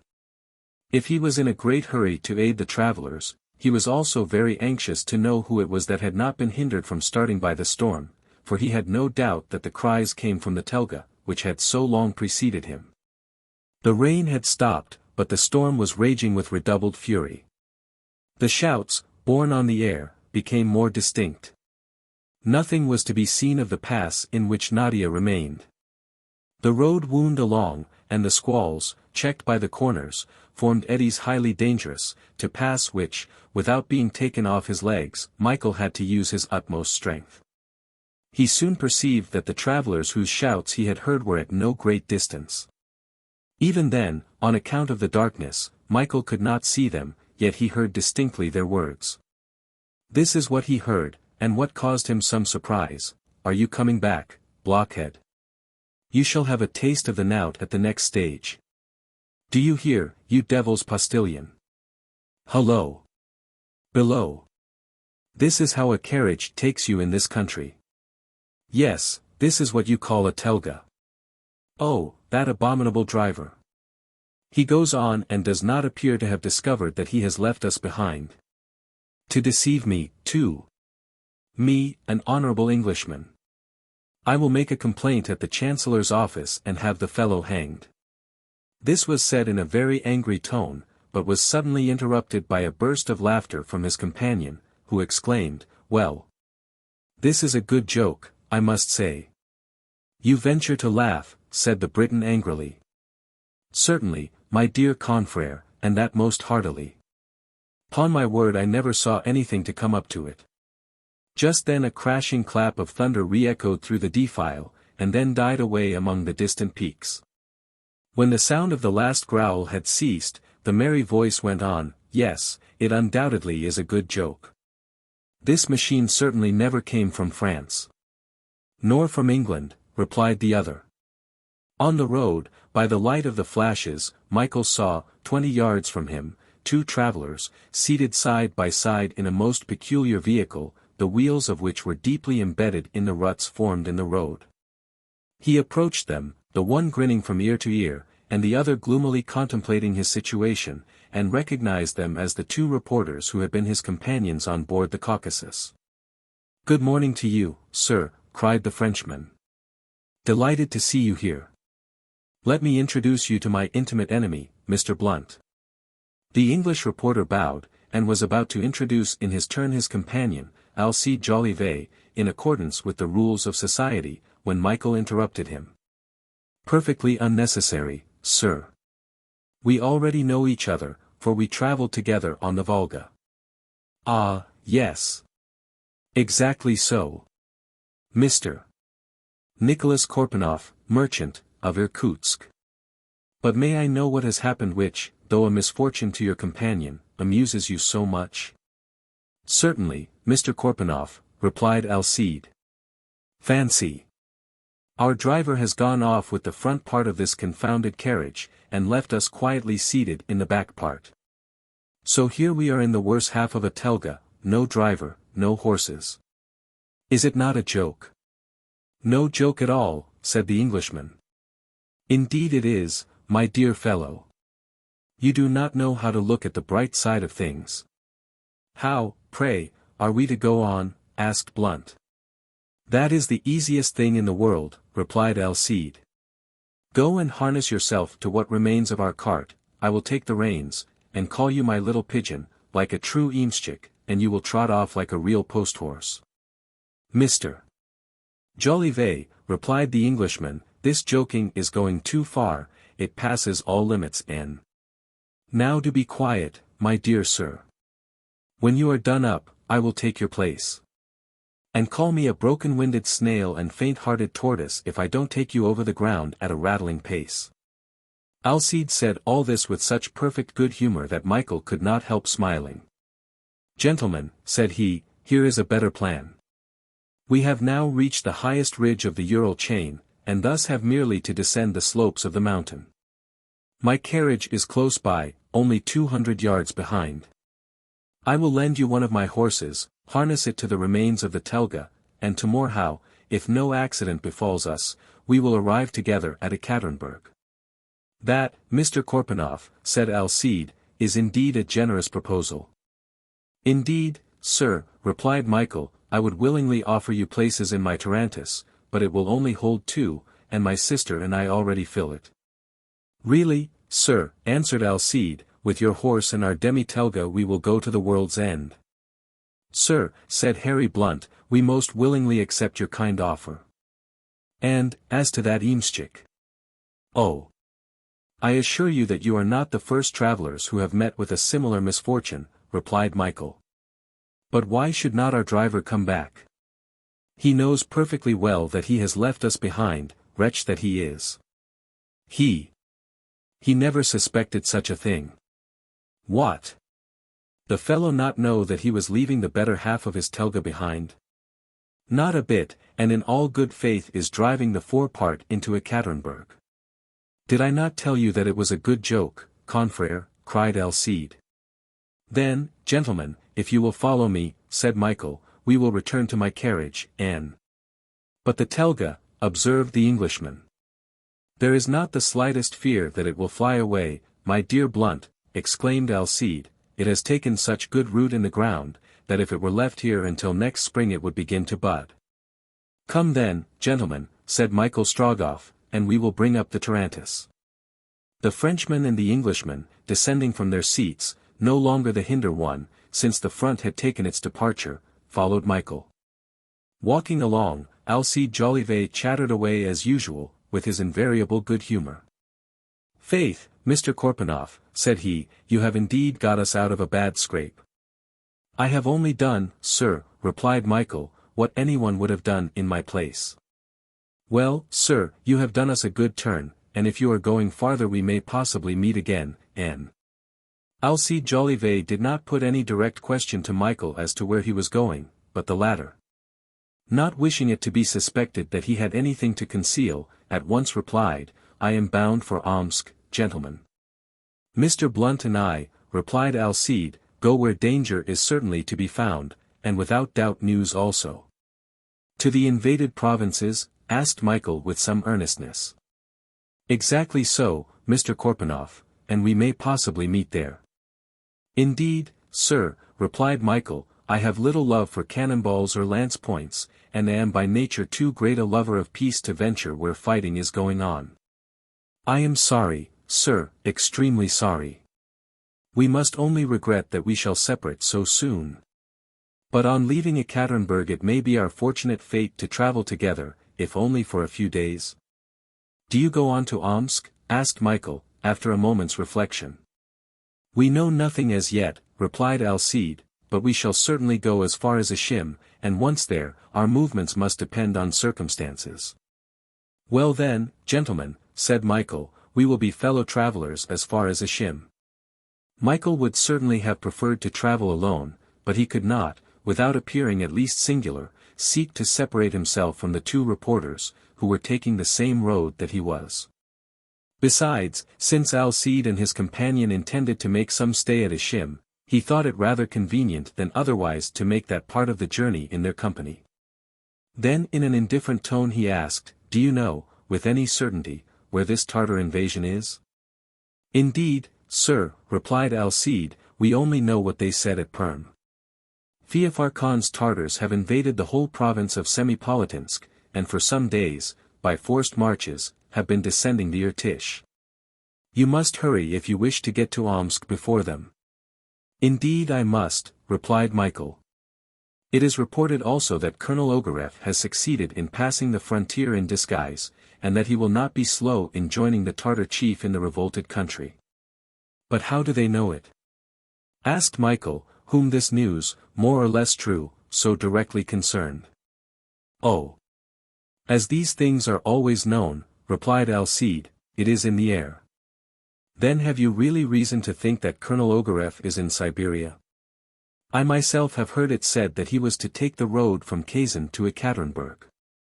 Ah! You know that, Mr. Jolivet, said Harry Blount, roused from his silence. I knew it, replied Alcide. And do you know that he went disguised as a gypsy? Asked Blount. As a gypsy! Exclaimed Michael, almost involuntarily, and he suddenly remembered the look of the old Bohemian at Nijni-Novgorod, his voyage on board the Caucasus, and his disembarking at Kazan. Just well enough to make a few remarks on the subject in a letter to my cousin, replied Alcide, smiling. You lost no time at Kazan, dryly observed the Englishman. No, my dear fellow.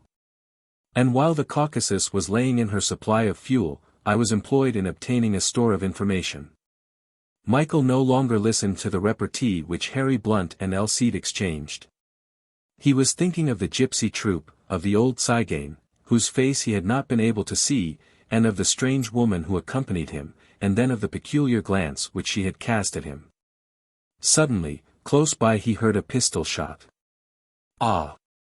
Forward, sirs," cried he. "Hullo," said Alcide to himself, "this quiet merchant who always avoids bullets is in a great hurry to go where they are flying about just now." Quickly followed by Harry Blount, who was not a man to be behind in danger, he dashed after Michael. In another instant the three were opposite the projecting rock which protected the tarantass at the turning of the road. The clump of pines struck by the lightning was still burning. There was no one to be seen. However, Michael was not mistaken. Suddenly a dreadful growling was heard, and then another report. "A bear!" cried Michael, who could not mistake the growling. "Nadia, Nadia!" And drawing his cutlass from his belt, Michael bounded round the buttress behind which the young girl had promised to wait. The pines, completely enveloped in flames, threw a wild glare on the scene. As Michael reached the tarantass, a huge animal retreated towards him. It was a monstrous bear. The tempest had driven it from the woods, and it had come to seek refuge in this cave, doubtless its habitual retreat, which Nadia then occupied. Two of the horses, terrified at the presence of the enormous creature, breaking their traces, had escaped, and the eamschik, thinking only of his beasts, leaving Nadia face to face with the bear, had gone in pursuit of them. But the brave girl had not lost her presence of mind. The animal, which had not at first seen her, was attacking the remaining horse. Nadia, leaving the shelter in which she had been crouching, had run to the carriage, taken one of Michael's revolvers, and, advancing resolutely towards the bear, had fired close to it. The animal, slightly wounded in the shoulder, turned on the girl, who rushed for protection behind the tarantass, but then, seeing that the horse was attempting to break its traces, and knowing that if it did so, and the others were not recovered, their journey could not be continued, with the most perfect coolness she again approached the bear, and, as it raised its paws to strike her down, gave it the contents of the second barrel. This was the report which Michael had just heard. In an instant he was on the spot. Another bound and he was between the bear and the girl.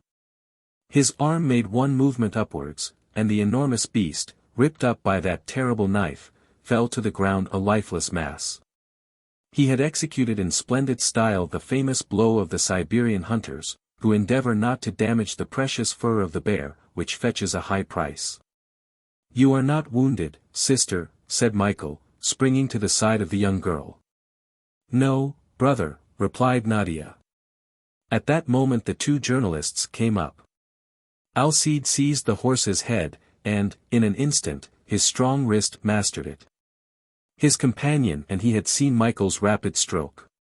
"Bravo," cried Alcide. "For a simple merchant, Mr. Korpanoff, you handle the hunter's knife in a most masterly fashion." "Most masterly, indeed," added Blount. "In Siberia," replied Michael, "we are obliged to do a little of everything." Alcide regarded him attentively. Seen in the bright glare, his knife dripping with blood, his tall figure, his foot firm on the huge carcass, he was indeed worth looking at. "A formidable fellow," said Alcide to himself. Then advancing respectfully, he saluted the young girl. Nadia bowed slightly. Alcide turned towards his companion. "The sister worthy of the brother," said he. "Now, were I a bear, I should not meddle with two so brave and so charming." Harry Blount, perfectly upright, stood, hat in hand, at some distance. His companion's easy manners only increased his usual stiffness. At that moment the eamschik, who had succeeded in recapturing his two horses, reappeared. He cast a regretful glance at the magnificent animal lying on the ground, loath to leave it to the birds of prey, and then proceeded once more to harness his team. Michael acquainted him with the traveller's situation, and his intention of loaning one of the horses. "As you please," replied the eamschik. "Only, you know, 2 carriages instead of 1. "All right, my friend," said Alcide, who understood the insinuation, "We will pay double." "Then gee up, my turtle doves," cried the eamschik. Nadia again took her place in the tarantass. Michael and his companions followed on foot. It was 3 o'clock. The storm still swept with terrific violence across the defile. When the first streaks of daybreak appeared, the tarantass had reached the telga, which was still conscientiously embedded as far as the center of the wheel. Such being the case, it can be easily understood how a sudden jerk would separate the front from the hinder part. One of the horses was now harnessed by means of cords to the remains of the telga, the reporters took their place on the singular equipage, and the two carriages started off. They had now only to descend the Ural slopes, in doing which there was not the slightest difficulty. 6 hours afterwards the two vehicles, the tarantass preceding the telga, arrived at Ekaterinburg, nothing worthy of note having happened in the descent. The first person the reporters perceived at the door of the post-house was their eamschik, who appeared to be waiting for them. This worthy Russian had a fine open countenance, and he smilingly approached the travelers, and, holding out his hand, in a quiet tone he demanded the usual pourboire. This very cool request roused Blount's ire to its highest pitch, and had not the eamschik prudently retreated, a straight-out blow of the fist, in true British boxing style, would have paid his claim of "na vodku." Alcide Jolivet, at this burst of anger, laughed as he had never laughed before. "But the poor devil is quite right," he cried. "He is perfectly right, my dear fellow. It is not his fault if we did not know how to follow him." Then drawing several kopecks from his pocket, "Here my friend," said he, handing them to the eamschik, "take them. If you have not earned them, that is not your fault." This redoubled Mr. Blount's irritation. He even began to speak of a lawsuit against the owner of the telga. "A lawsuit in Russia, my dear fellow," cried Alcide. "Things must indeed change should it ever be brought to a conclusion. Did you never hear the story of the wet nurse who claimed payment of 12 months' nursing of some poor little infant?" "I never heard it," replied Harry Blount. "Then you do not know what that suckling had become by the time judgment was given in favor of the nurse." "What was he, pray?" "Colonel of the Imperial Guard." At this reply all burst into a laugh. Alcide, enchanted with his own joke, drew out his notebook, and in it wrote the following memorandum, destined to figure in a forthcoming French and Russian dictionary: "Telga, a Russian carriage with 4 wheels, that is when it starts. With 2 wheels, when it arrives at its destination." Chapter 12. Provocation. Ekaterinburg, geographically, is an Asiatic city, for it is situated beyond the Ural Mountains, on the farthest eastern slopes of the chain. Nevertheless, it belongs to the government of Perm. And, consequently, is included in one of the great divisions of European Russia. It is as though a morsel of Siberia lay in Russian jaws. Neither Michael nor his companions were likely to experience the slightest difficulty in obtaining means of continuing their journey in so large a town as Ekaterinburg. It was founded in 1723, and has since become a place of considerable size, for in it is the chief mint of the empire. There also are the headquarters of the officials employed in the management of the mines. Thus the town is the center of an important district, abounding in manufactories principally for the working and refining of gold and platina. Just now the population of Ekaterinburg had greatly increased. Many Russians and Siberians, menaced by the Tartar invasion, having collected there. Thus, though it had been so troublesome a matter to find horses and vehicles when going to Ekaterinburg, there was no difficulty in leaving it.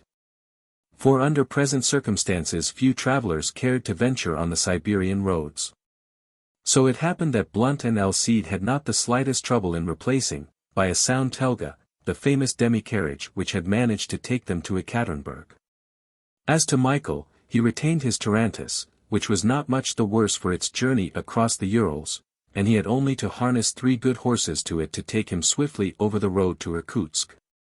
As far as Tyumen, and even up to Novozemsko, this road has slight inclines, which gentle undulations are the first signs of the slopes of the Ural Mountains. But after Novozemsko begins the immense steppe. At Ichim, as we have said, the reporters intended to stop, that is at about 420 miles from Ekaterinburg. There they intended to be guided by circumstances as to their route across the invaded country, either together or separately, according as their news-hunting instinct set them on one track or another. This road from Ekaterinburg to Ichim, which passes through Irkutsk, was the only one which Michael could take.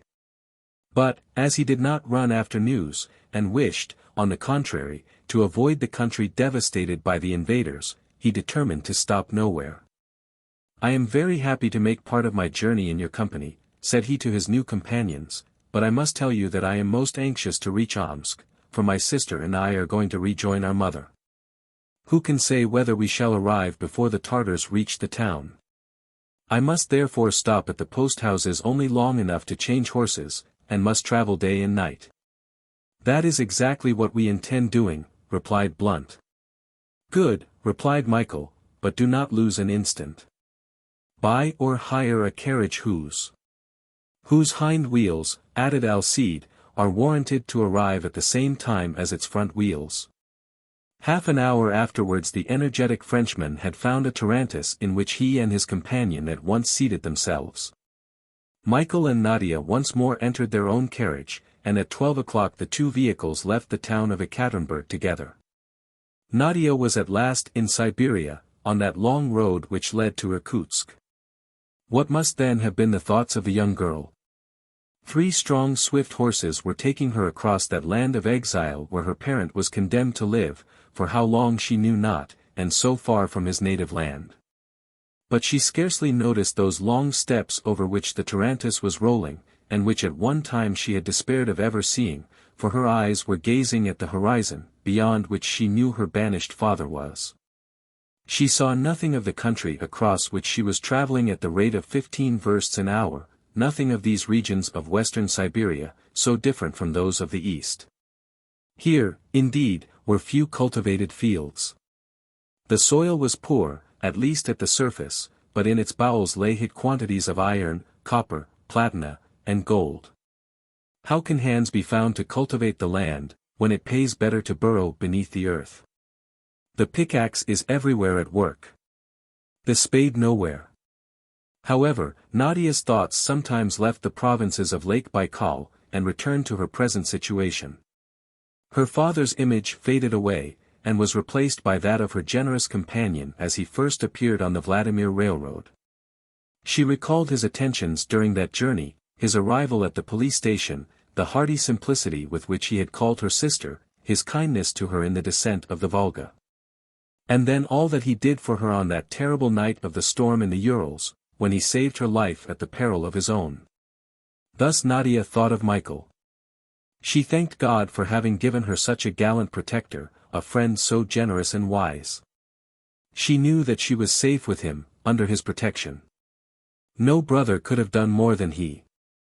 All obstacles seemed cleared away, the performance of her journey was but a matter of time.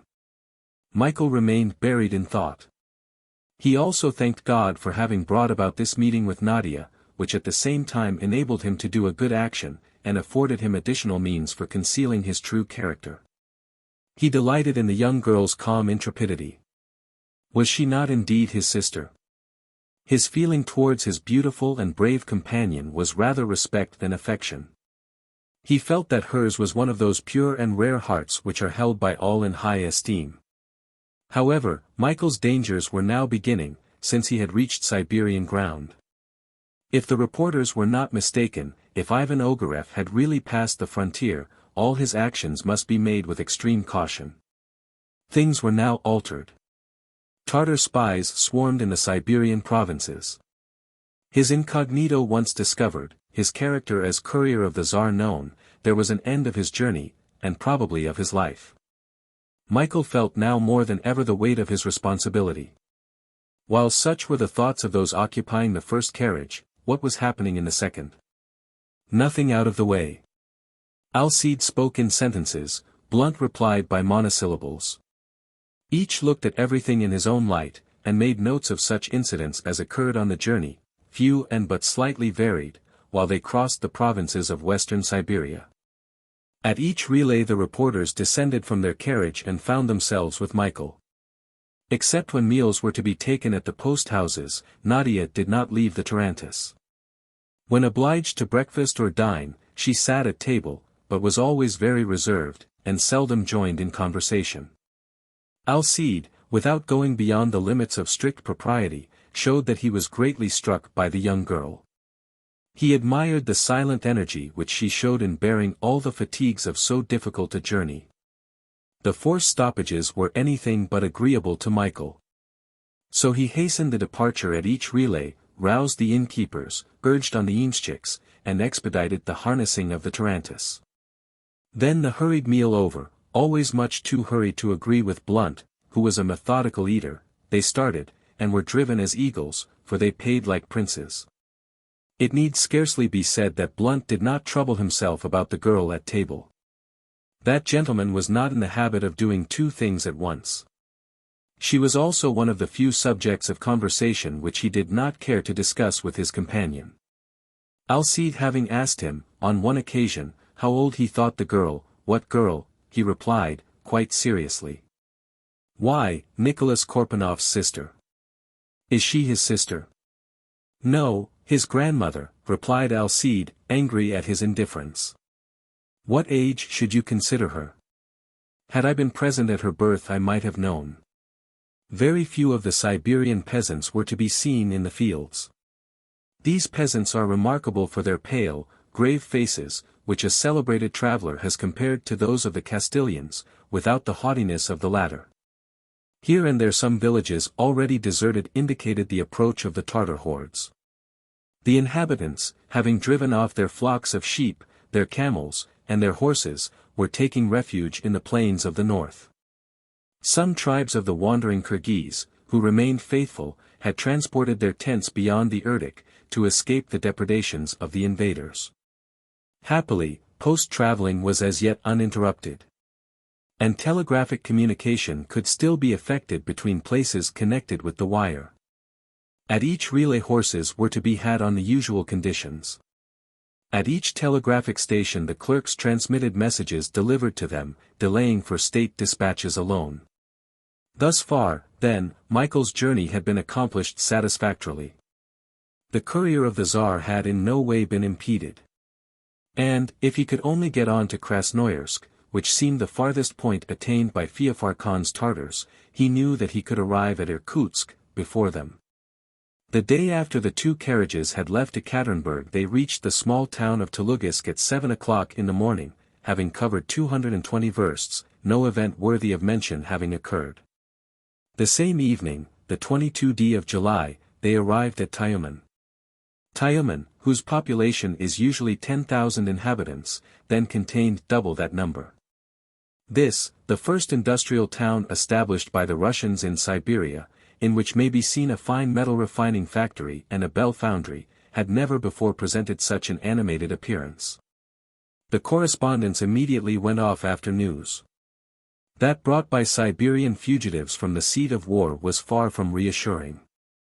They said, amongst other things, that Feofar Khan's army was rapidly approaching the valley of the Ichim, and they confirmed the report that the Tartar chief was soon to be joined by Colonel Ogareff, if he had not been so already.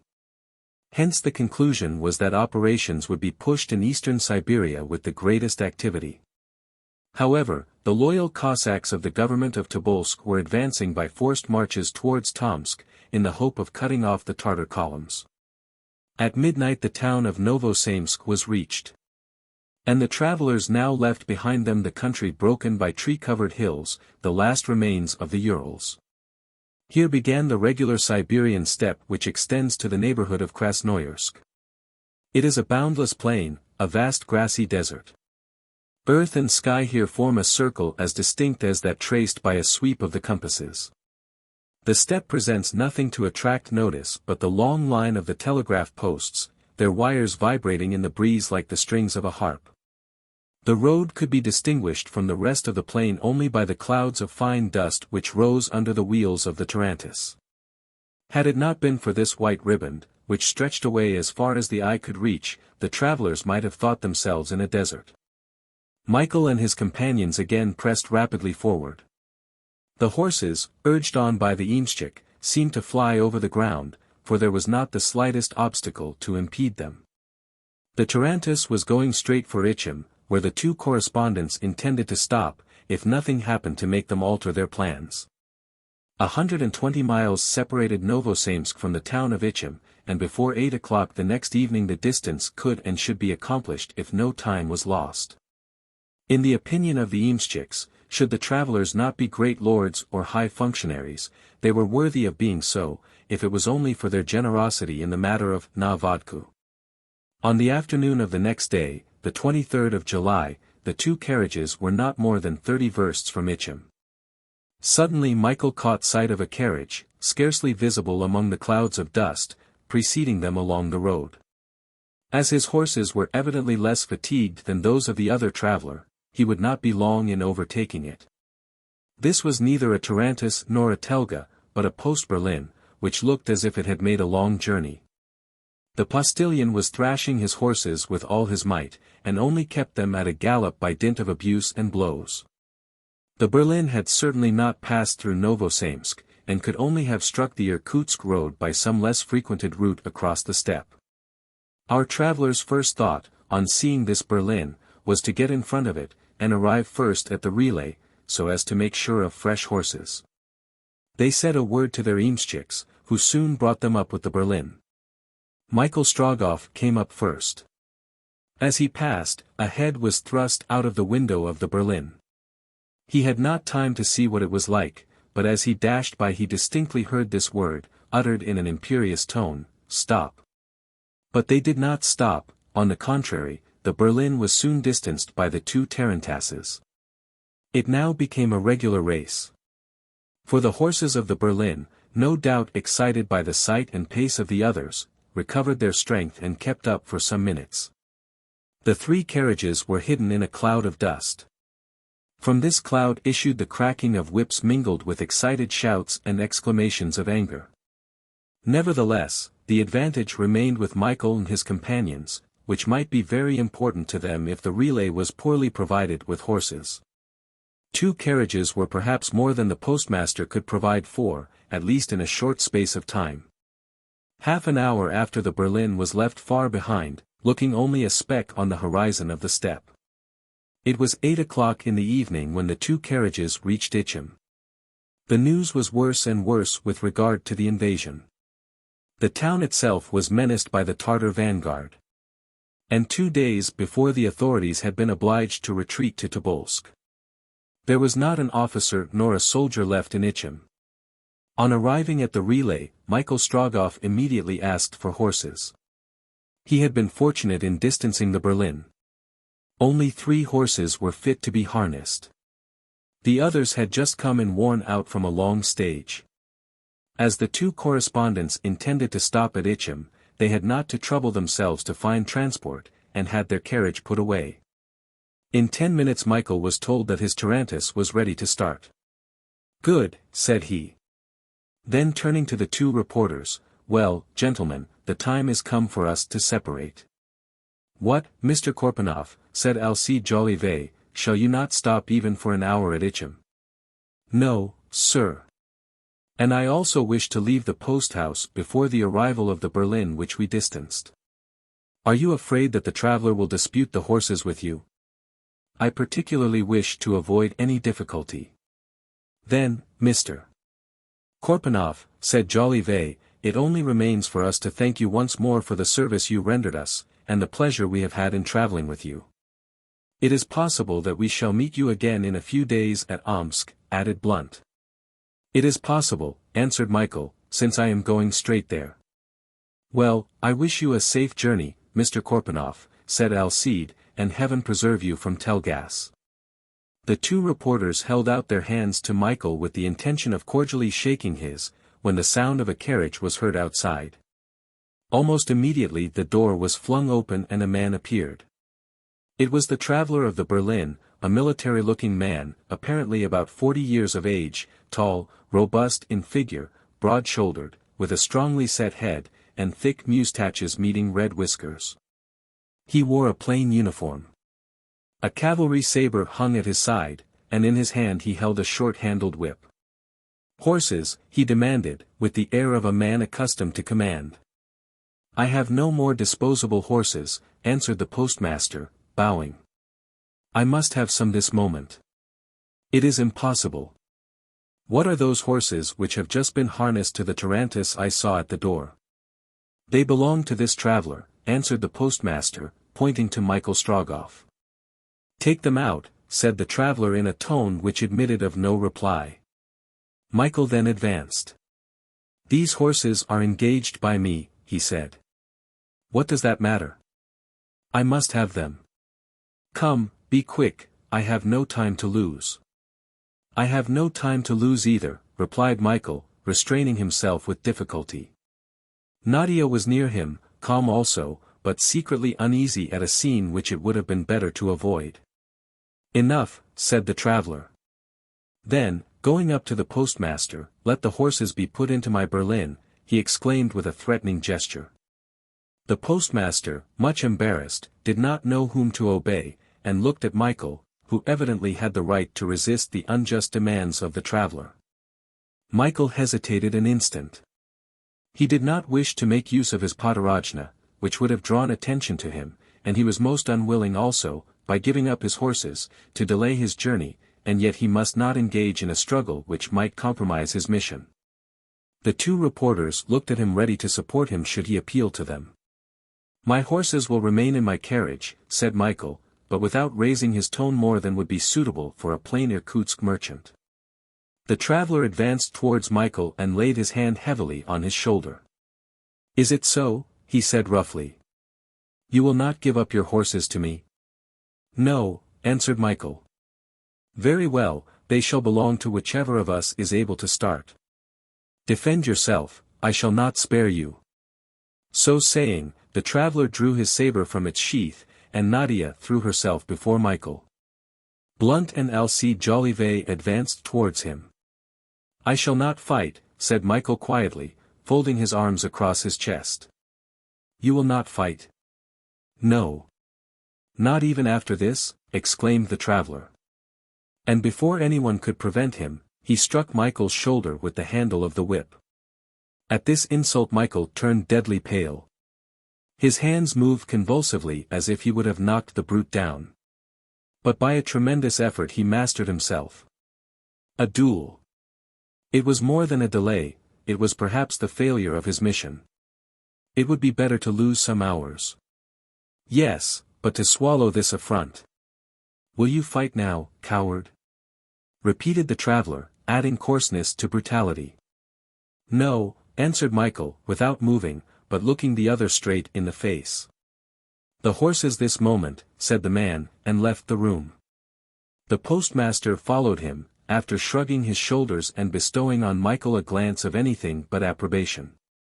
The effect produced on the reporters by this incident was not to Michael's advantage. Their discomfiture was visible.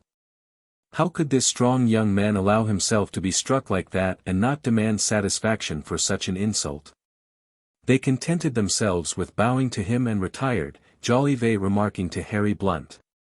I could not have believed that of a man who is so skillful in finishing up Ural mountain bears.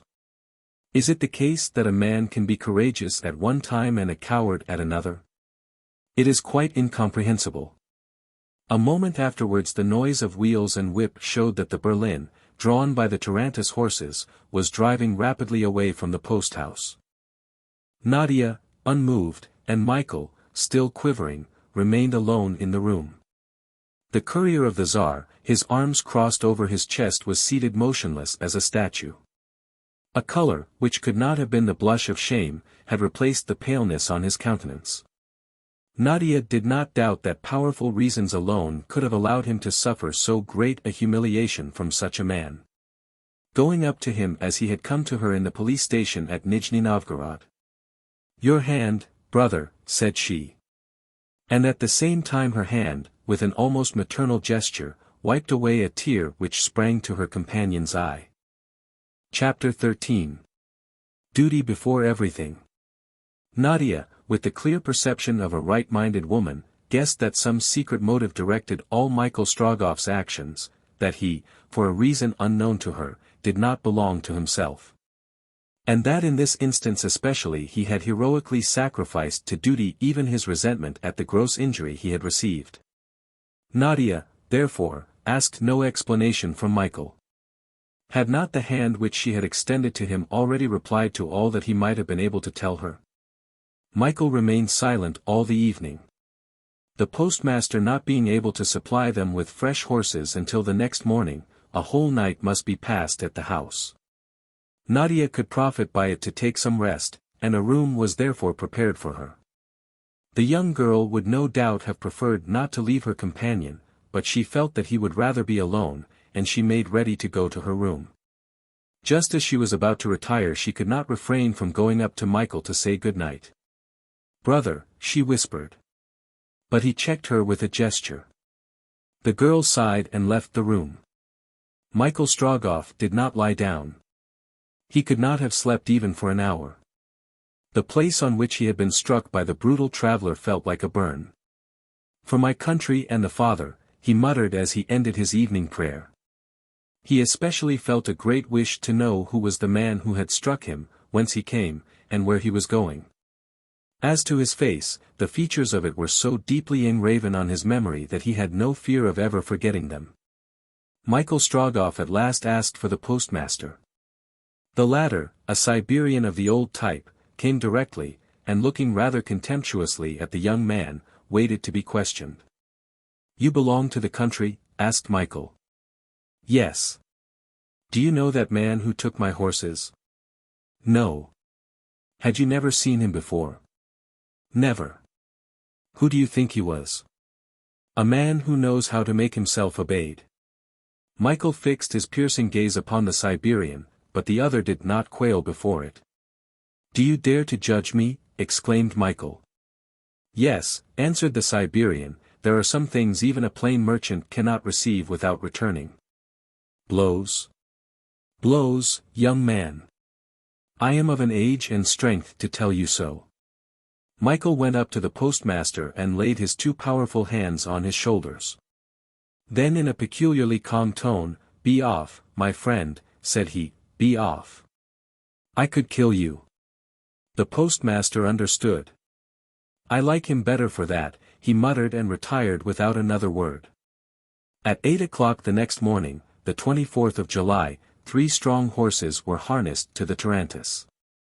Michael Strogoff and Nadia took their places, and Ichim, with its disagreeable remembrances, was soon left far behind.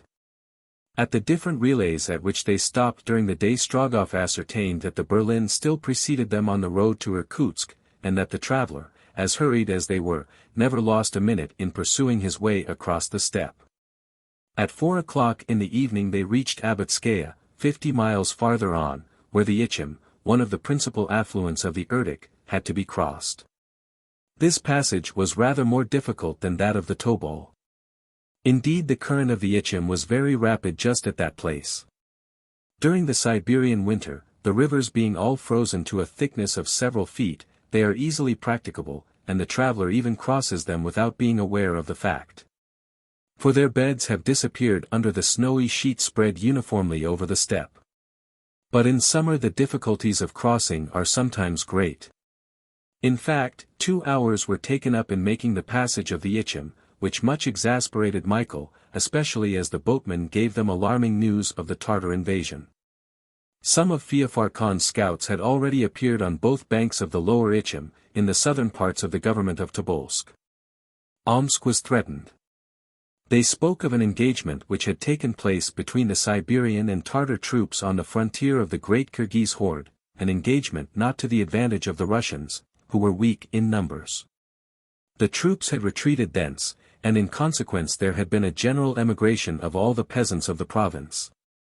The boatmen spoke of horrible atrocities committed by the invaders, pillage, theft, incendiarism, murder. Such was the system of Tartar warfare. The people all fled before Feofar Khan. Michael Strogoff's great fear was lest, in the depopulation of the towns, he should be unable to obtain the means of transport. He was therefore extremely anxious to reach Omsk. Perhaps there they would get the start of the Tartar scouts, who were coming down the valley of the Irkutsk, and would find the road open to Irkutsk. Just at the place where the Tarantus crossed the river ended what is called, in military language, the Ichim chain, a chain of towers, or little wooden forts. Extending from the southern frontier of Siberia for a distance of nearly 400 versts. Formerly these forts were occupied by detachments of Cossacks, and they protected the country against the Kyrgyz, as well as against the Tartars. But since the Muscovite government had believed these hordes reduced to absolute submission, they had been abandoned, and now could not be used, just at the time when they were needed. Many of these forts had been reduced to ashes. And the boatman even pointed out the smoke to Michael, rising in the southern horizon, and showing the approach of the Tartar advance guard. As soon as the ferryboat landed the Tarantus on the right bank of the Ichim, the journey across the steppe was resumed with all speed. Michael Strogoff remained very silent. He was, however, always attentive to Nadia, helping her to bear the fatigue of this long journey without break or rest, but the girl never complained. She longed to give wings to the horses. Something told her that her companion was even more anxious than herself to reach Irkutsk, and how many versts were still between. It also occurred to her that if Omsk was entered by the Tartars, Michael's mother, who lived there, would be in danger, and that this was sufficient to explain her son's impatience to get to her. Nadia at last spoke to him of old Marfa, and of how unprotected she would be in the midst of all these events. "Have you received any news of your mother since the beginning of the invasion?" she asked. "None, Nadia. The last letter my mother wrote to me contained good news. Marfa is a brave and energetic Siberian woman. Notwithstanding her age, she has preserved all her moral strength. She knows how to suffer." "I shall see her, brother," said Nadia quickly. "Since you give me the name of sister, I am Marfa's daughter." And as Michael did not answer, she added, "Perhaps your mother has been able to leave Omsk?" "It is possible, Nadia," replied Michael, "and I hope she may have reached Tobolsk. Marfa hates the Tartars. She knows the steppe, and would have no fear in just taking her staff and going down the banks of the Irkutsk. There is not a spot in all the province unknown to her. Many times has she traveled all over the country with my father, and many times I myself, when a mere child, have accompanied them across the Siberian desert. Yes, Nadia, I trust that my mother has left Omsk." "And when shall you see her?" "I shall see her, on my return. If, however, your mother is still at Omsk, you will be able to spare an hour to go to her?" "I shall not go and see her." "You will not see her?" "No, Nadia," said Michael, his chest heaving as he felt he could not go on replying to the girl's questions. "You say no. Why, brother, if your mother is still at Omsk, for what reason could you refuse to see her?" "For what reason, Nadia?" "You ask me for what reason," exclaimed Michael, in so changed a voice that the young girl started. "For the same reason as that which made me patient even to cowardice with the villain who," he could not finish his sentence. "Calm yourself, brother," said Nadia in a gentle voice. "I only know one thing, or rather I do not know it, I feel it. It is that all your conduct is now directed by the sentiment of a duty more sacred, if there can be one, than that which unites the son to the mother." Nadia was silent, and from that moment avoided every subject which in any way touched on Michael's peculiar situation. He had a secret motive which she must respect. She respected it. The next day, July 25, at 3 o'clock in the morning, the Tarantus arrived at Tyakomsk, having accomplished a distance of 80 miles since it had crossed the Ichim. They rapidly changed horses. Here, however, for the first time, the encircle made difficulties about starting, declaring that detachments of Tartars were roving across the steppe, and that travelers, horses, and carriages would be a fine prize for them. Only by dint of a large bribe could Michael get over the unwillingness of the encircle, for in this instance, as in many others, he did not wish to show his padarachna. The last ukase, having been transmitted by telegraph, was known in the Siberian provinces. And a Russian specially exempted from obeying these words would certainly have drawn public attention to himself, a thing above all to be avoided by the Tsar's courier.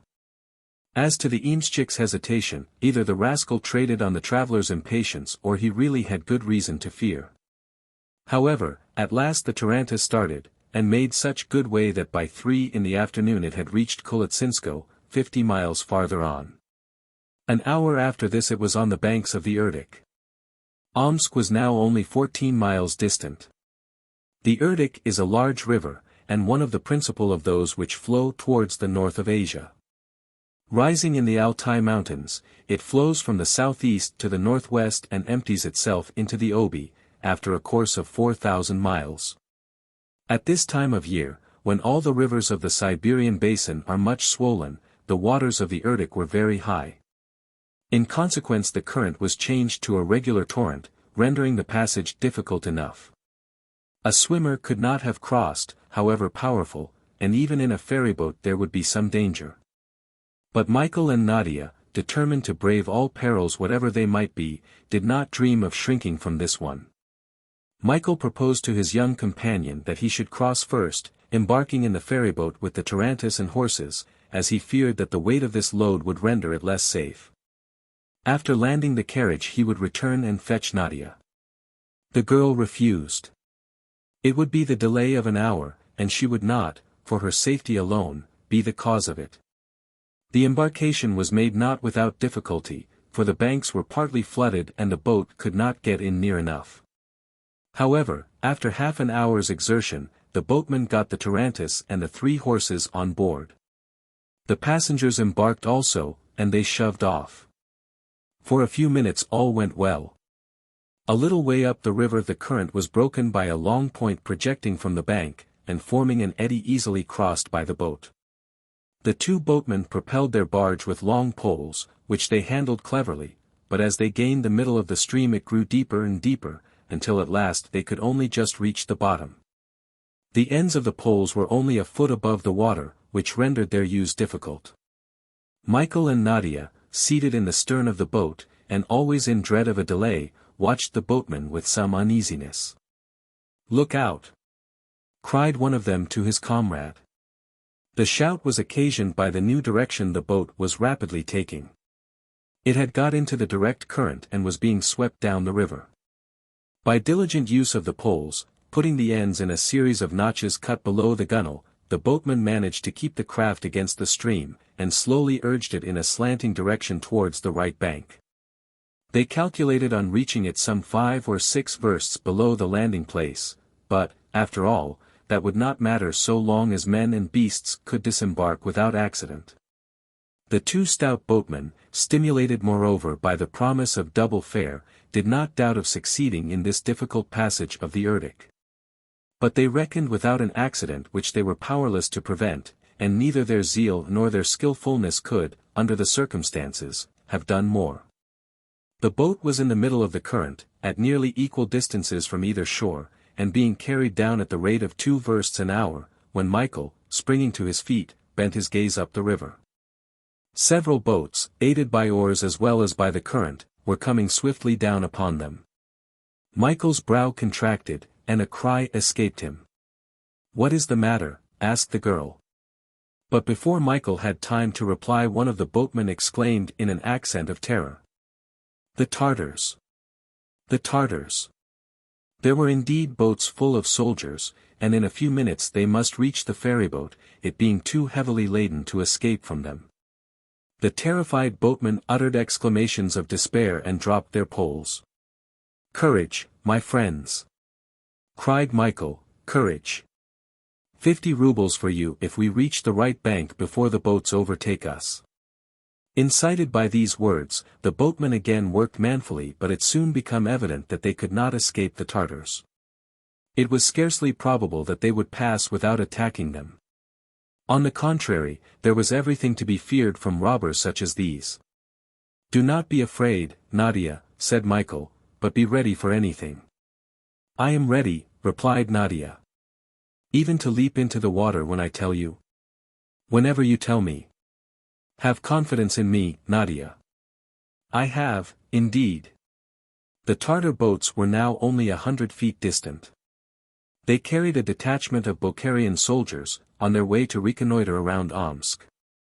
The ferryboat was still 2 lengths from the shore. The boatmen redoubled their efforts. Michael himself seized a pole and wielded it with superhuman strength. If he could land the tarantass and horses, and dash off with them, there was some chance of escaping the Tartars, who were not mounted. But all their efforts were in vain. "Sarin na kitcho," shouted the soldiers from the first boat. Michael recognized the Tartar war cry, which is usually answered by lying flat on the ground. As neither he nor the boatman obeyed, a volley was let fly, and 2 of the horses were mortally wounded. At the next moment a violent blow was felt. The boats had run into the ferryboat. "Come, Nadia," cried Michael, ready to jump overboard. The girl was about to follow him, when a blow from a lance struck him, and he was thrown into the water. The current swept him away, his hand raised for an instant above the waves, and then he disappeared. Nadia uttered a cry, but before she had time to throw herself after him she was seized and dragged into one of the boats. The boatmen were killed, the ferryboat left to drift away, and the Tartars continued to descend the Irkutsk. Chapter 14. Mother and Son. Omsk is the official capital of Western Siberia. It is not the most important city of the government of that name, for Tomsk has more inhabitants and is larger. But it is at Omsk that the Governor-General of this, the first half of Asiatic Russia, resides. Omsk, properly so called, is composed of 2 distinct towns, one which is exclusively inhabited by the authorities and officials. The other more especially devoted to the Siberian merchants, although, indeed, the trade of the town is of small importance. This city has about 12,000 to 13,000 inhabitants. It is defended by walls, but these are merely of earth, and could afford only insufficient protection. The Tartars, who were well aware of this fact, consequently tried at this period to carry it by main force, and in this they succeeded, after an investment of a few days. The garrison of Omsk, reduced to 2,000 men, resisted valiantly. But driven back, little by little, from the mercantile portion of the place, they were compelled to take refuge in the upper town. It was there that the Governor-General, his officers, and soldiers had entrenched themselves. They had made the upper quarter of Omsk a kind of citadel, and hitherto they held out well in this species of improvised Kreml, but without much hope of the promised succor. The Tartar troops, who were descending the Irkutsk, received every day fresh reinforcements, and, what was more serious, they were led by an officer, a traitor to his country, but a man of much note, and of an audacity equal to any emergency. This man was Colonel Ivan Ogareff. Ivan Ogareff, terrible as any of the most savage Tartar chieftains, was an educated soldier.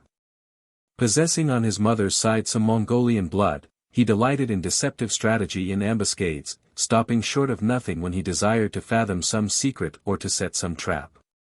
Deceitful by nature, he willingly had recourse to the vilest trickery, lying when occasion demanded, excelling in the adoption of all disguises and in every species of deception. Further, he was cruel, and had even acted as an executioner. Feofar Khan possessed in him a lieutenant well capable of seconding his designs in this savage war.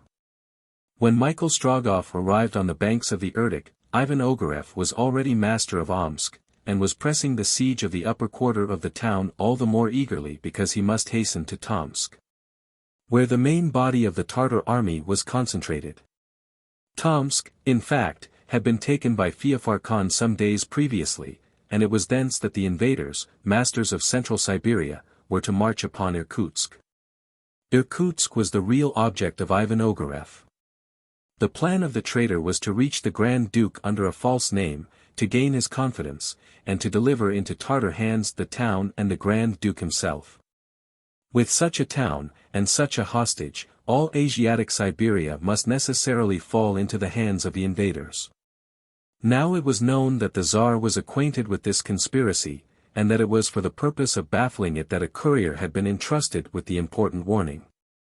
Hence, therefore, the very stringent instructions which had been given to the young courier to pass incognito through the invaded district. This mission he had so far faithfully performed, but now could he carry it to a successful completion. The blow which had struck Michael Strogoff was not mortal. By swimming in a manner by which he had effectually concealed himself, he had reached the right bank, where he fell exhausted among the bushes. When he recovered his senses, he found himself in the cabin of a mujik, who had picked him up and cared for him. For how long a time had he been the guest of this brave Siberian? He could not guess. But when he opened his eyes he saw the handsome bearded face bending over him, and regarding him with pitying eyes. "Do not speak, little father," said the mujik, "do not speak. Thou art still too weak. I will tell thee where thou art and everything that has passed." And the mujik related to Michael Strogoff the different incidents of the struggle which he had witnessed, the attack upon the ferry by the Tartar boats, the pillage of the tarantass, and the massacre of the boatmen. But Michael Strogoff listened no longer, and slipping his hand under his garment he felt the imperial letter still secured in his breast. He breathed a sigh of relief. But that was not all. "A young girl accompanied me," said he. "They have not killed her," replied the mujik, anticipating the anxiety which he read in the eyes of his guest. "They have carried her off in their boat, and have continued the descent of Irkutsk. It is only one prisoner more to join the many they are taking to Tomsk." Michael Strogoff was unable to reply. He pressed his hand upon his heart to restrain its beating. But, notwithstanding these many trials, the sentiment of duty mastered his whole soul. "Where am I?" asked he. "Upon the right bank of the Irkutsk, only 5 versts from Omsk," replied the mujik. "What wound can I have received which could have thus prostrated me?" "It was not a gunshot wound." "No, a lance thrust in the head, now healing," replied the mujik. "After a few days' rest, little father, thou wilt be able to proceed. Thou didst fall into the river, but the Tartars neither touched nor searched thee, and thy purse is still in thy pocket." Michael Strogoff gripped the mujik's hand. Then, recovering himself with a sudden effort, "Friend," said he, "how long have I been in thy hut?" 3 days. 3 days lost. 3 days hast thou lain unconscious. Hast thou a horse to sell me? Thou wishest to go? At once. I have neither horse nor carriage, little father. Where the Tartar has passed there remains nothing. Well, I will go on foot to Omsk to find a horse. A few more hours of rest, and thou wilt be in a better condition to pursue thy journey. Not an hour. Come now, replied the mujik, recognizing the fact that it was useless to struggle against the will of his guest, I will guide thee myself. Besides, he added, the Russians are still in great force at Omsk, and thou couldst, perhaps, pass unperceived. Friend, replied Michael Strogoff, heaven reward thee for all thou hast done for me. Only fools expect reward on earth, replied the mujik. Michael Strogoff went out of the hut. When he tried to walk he was seized with such faintness that, without the assistance of the mujik, he would have fallen. But the fresh air quickly revived him. He then felt the wound in his head, the violence of which his fur cap had lessened. With the energy which he possessed, he was not a man to succumb under such a trifle. Before his eyes lay a single goal, far distant Irkutsk. He must reach it. But he must pass through Omsk without stopping there. God protect my mother and Nadia, he murmured. I have no longer the right to think of them. Michael Strogoff and the mujik soon arrived in the mercantile quarter of the lower town. The surrounding earthwork had been destroyed in many places, and there were the breaches through which the marauders who followed the armies of Feofar Khan had penetrated. Within Omsk, in its streets and squares, the Tartar soldiers swarmed like ants, but it was easy to see that a hand of iron imposed upon them a discipline to which they were little accustomed. They walked nowhere alone, but in armed groups, to defend themselves against surprise. In the chief square, transformed into a camp, guarded by many sentries, 2,000 Tartars bivouacked. The horses, picketed but still saddled, were ready to start at the first order. Omsk could only be a temporary halting place for this Tartar cavalry, which preferred the rich plains of eastern Siberia, where the towns were more wealthy, and, consequently, pillage more profitable. Above the mercantile town rose the upper quarter, which Ivan Ogareff, notwithstanding several assaults vigorously made but bravely repelled, had not yet been able to reduce. Upon its embattled walls floated the national colors of Russia. It was not without a legitimate pride that Michael Strogoff and his guide, vowing fidelity, saluted them. Michael Strogoff was perfectly acquainted with the town of Omsk, and he took care to avoid those streets which were much frequented. This was not from any fear of being recognized. In the town his old mother only could have called him by name, but he had sworn not to see her, and he did not. Besides, and he wished it with his whole heart, she might have fled into some quiet portion of the steppe. The muzhik very fortunately knew a postmaster who, if well paid, would not refuse at his request either to let or to sell a carriage or horses. There remained the difficulty of leaving the town, but the breaches in the fortifications would, of course, facilitate his departure.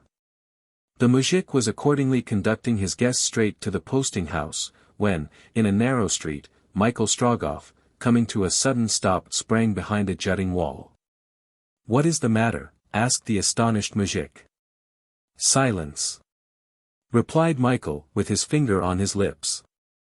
At this moment a detachment debouched from the principal square into the street which Michael Strogoff and his companion had just been following. At the head of the detachment, composed of 20 horsemen, was an officer dressed in a very simple uniform. Although he glanced rapidly from one side to the other he could not have seen Michael Strogoff, owing to his precipitous retreat. The detachment went at full trot into the narrow street. Neither the officer nor his escort concerned themselves about the inhabitants. Several unlucky ones had scarcely time to make way for their passage. There were a few half-stifled cries, to which thrusts of the lance gave an instant reply, and the street was immediately cleared. When the escort had disappeared, "Who is that officer?" asked Michael Strogoff. And while putting the question his face was pale as that of a corpse. "It is Ivan Ogareff," replied the Siberian, in a deep voice which breathed hatred. "He," cried Michael Strogoff, from whom the word escaped with a fury he could not conquer. He had just recognized in this officer the traveler who had struck him at the posting house of Ichim. And, although he had only caught a glimpse of him, it burst upon his mind, at the same time, that this traveler was the old Zingari whose words he had overheard in the marketplace of Nijni-Novgorod. Michael Strogoff was not mistaken.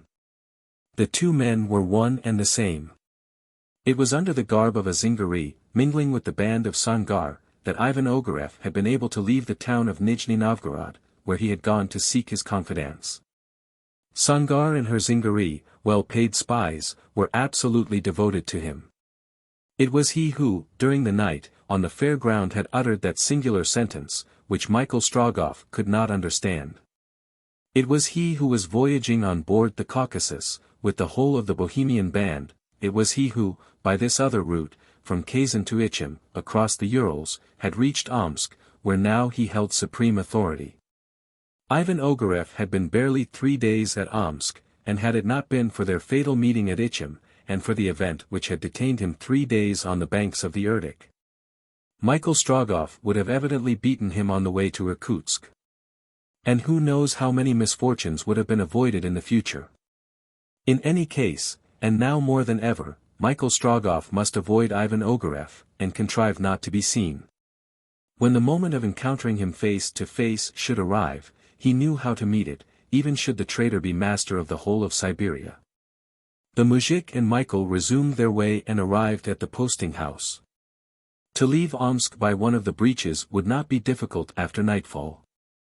As for purchasing a carriage to replace the Tarantus, that was impossible. There were none to be let or sold. But what want had Michael Strogoff now for a carriage? Was he not alone, alas? A horse would suffice him, and, very fortunately, a horse could be had. It was an animal of strength and mettle, and Michael Strogoff, accomplished horseman as he was, could make good use of it. It was 4 o'clock in the afternoon. Michael Strogoff, compelled to wait till nightfall, in order to pass the fortifications, but not desiring to show himself, remained in the posting house, and there partook of food. There was a great crowd in the public room. They were talking of the expected arrival of a corps of Muscovite troops, not at Omsk, but at Tomsk, a corps intended to recapture that town from the Tartars of Feofar Khan. Michael Strogoff lent an attentive ear, but took no part in the conversation. Suddenly a cry made him tremble, a cry which penetrated to the depths of his soul, and these two words rushed into his ear, "My son." His mother, the old woman Marfa, was before him. Trembling, she smiled upon him. She stretched forth her arms to him. Michael Strogoff arose. He was about to throw himself. The thought of duty, the serious danger for his mother and himself in this unfortunate meeting, suddenly stopped him, and such was his command over himself that not a muscle of his face moved. There were 20 people in the public room. Among them were, perhaps, spies, and was it not known in the town that the son of Marfa Strogoff belonged to the corps of the couriers of the Tsar? Michael Strogoff did not move. "Michael!" cried his mother. "Who are you, my good lady?" Michael Strogoff stammered, unable to speak in his usual firm tone. "Who am I, thou askest? Dost thou no longer know thy mother?" "You are mistaken," coldly replied Michael Strogoff. "A resemblance deceives you." The old Marfa went up to him, and, looking straight into his eyes, said, "Thou art not the son of Peter and Marfa Strogoff." Michael Strogoff would have given his life to have locked his mother in his arms. But if he yielded it was all over with him, with her, with his mission, with his oath.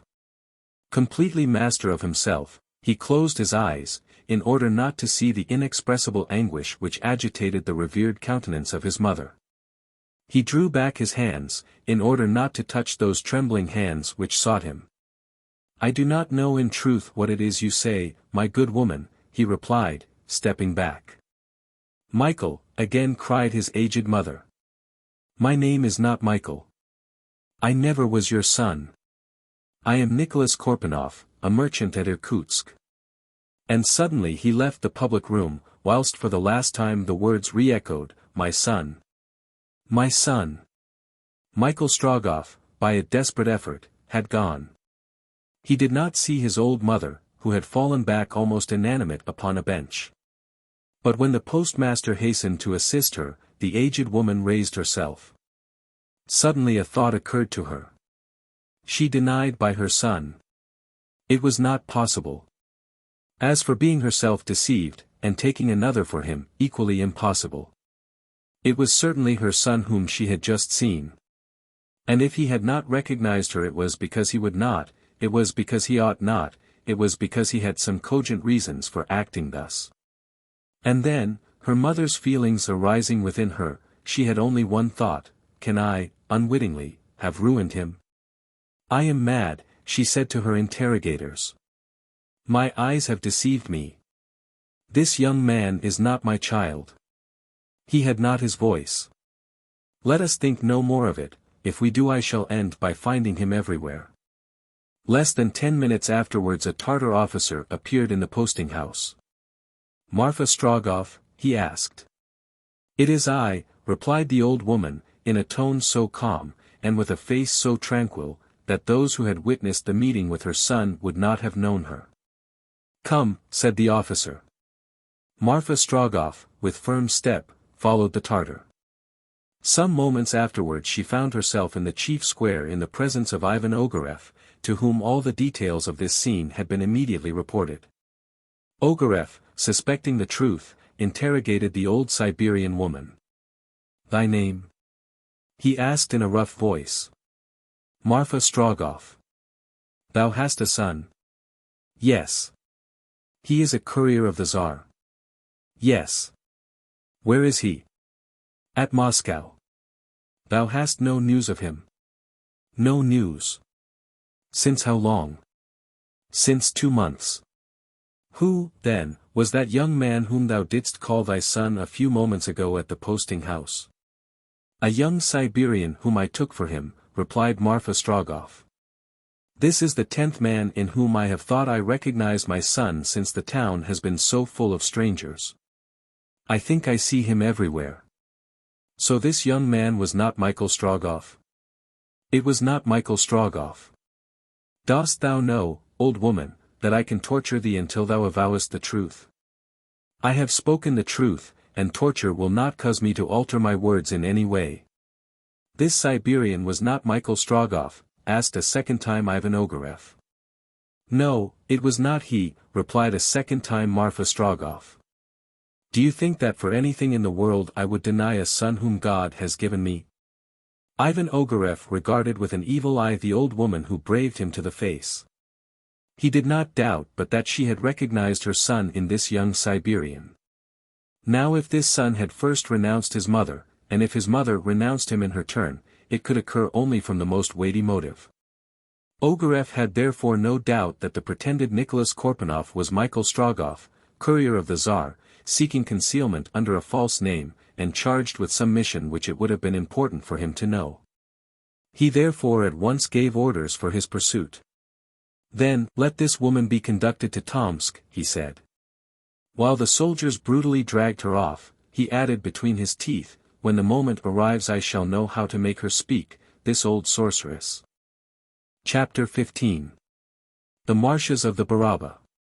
It was fortunate that Michael Strogoff had left the posting house so promptly. The orders of Ivan Ogareff had been immediately transmitted to all the approaches of the city, and a full description of Michael sent to all the various commandants, in order to prevent his departure from Omsk. But he had already passed through one of the breaches in the wall, his horse was galloping over the steppe, and the chances of escape were in his favor. It was on the 29th of July, at 8 o'clock in the evening, that Michael Strogoff had left Omsk. This town is situated about halfway between Moscow and Irkutsk, where it was necessary that he should arrive within 10 days if he wished to get ahead of the Tartar columns. It was evident that the unlucky chance which had brought him into the presence of his mother had betrayed his incognito. Ivan Ogareff was no longer ignorant of the fact that a courier of the Tsar had just passed Omsk, taking the direction of Irkutsk. The dispatches which this courier bore must have been of immense importance. Michael Strogoff knew, therefore, that every effort would be made to capture him. But what he did not know, and could not know, was that Marfa Strogoff was in the hands of Ivan Ogareff, and that she was about to atone, perhaps with her life, for that natural exhibition of her feelings which she had been unable to restrain when she suddenly found herself in the presence of her son. And it was fortunate that he was ignorant of it. Could he have withstood this fresh trial? Michael Strogoff urged on his horse, imbuing him with all his own feverish impatience, requiring of him one thing only, namely, to bear him rapidly to the next posting house, where he could be exchanged for a quicker conveyance. At midnight he had cleared 50 miles, and halted at the station of Kulikovo. But there, as he had feared, he found neither horses nor carriages. Several Tartar detachments had passed along the highway of the steppe. Everything had been stolen or requisitioned both in the villages and in the posting houses. It was with difficulty that Michael Strogoff was even able to obtain some refreshment for his horse and himself. It was of great importance, therefore, to spare his horse, for he could not tell when or how he might be able to replace it. Desiring, however, to put the greatest possible distance between himself and the horsemen who had no doubt been dispatched in pursuit, he resolved to push on. After 1 hour's rest he resumed his course across the steppe. Hitherto the weather had been propitious for his journey. The temperature was endurable.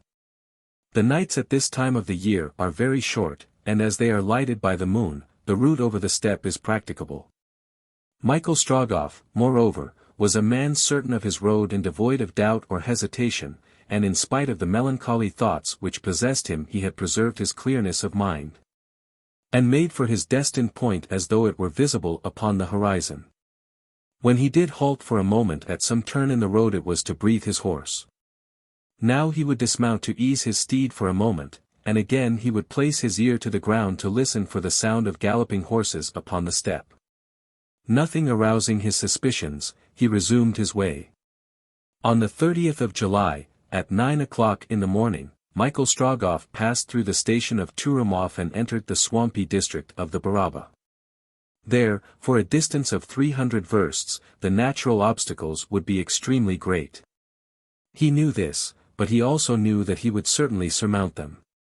These vast marshes of the Baraba, form the reservoir to all the rainwater which finds no outlet either towards the Obi or towards the Irkutsk. The soil of this vast depression is entirely argillaceous, and therefore impermeable, so that the waters remain there and make of it a region very difficult to cross during the hot season. There, however, lies the way to Irkutsk, and it is in the midst of ponds, pools, lakes, and swamps, from which the sun draws poisonous exhalations, that the road wins, and entails upon the traveler the greatest fatigue and danger. Michael Strogoff spurred his horse into the midst of a grassy prairie, differing greatly from the close-cropped sod of the steppe, where feed the immense Siberian herds. The grass here was 5 or 6 feet in height, and had made room for swamp plants, to which the dampness of the place, assisted by the heat of summer, had given giant proportions. These were principally canes and rushes, which formed a tangled network, an impenetrable undergrowth, sprinkled everywhere with 1,000 flowers remarkable for the brightness of their color. Michael Strogoff, galloping amongst this undergrowth of cane, was no longer visible from the swamps which bordered the road. The tall grass rose above him, and his track was indicated only by the flight of innumerable aquatic birds, which rose from the side of the road and dispersed into the air in screaming flocks. The way, however, was clearly traceable. Now it would lie straight between the dense thicket of marsh plants, again it would follow the winding shores of vast pools, some of which, several versts in length and breadth, deserve the name of lakes. In other localities the stagnant waters through which the road lay had been avoided, not by bridges, but by tottering platforms ballasted with thick layers of clay, whose joists shook like a too-weak plank thrown across an abyss. Some of these platforms extended over 300 feet, and travelers by Tarantus, when crossing them have experienced a nausea like seasickness.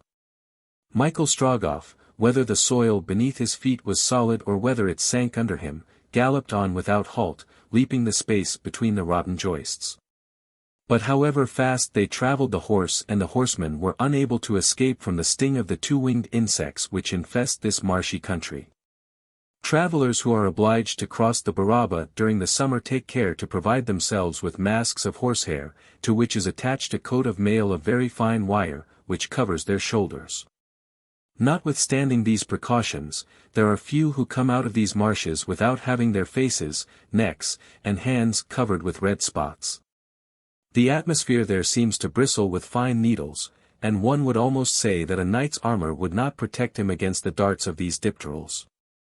It is a dreary region, which man dearly disputes with tipuli, gnats, mosquitoes, horseflies, and millions of microscopic insects which are not visible to the naked eye.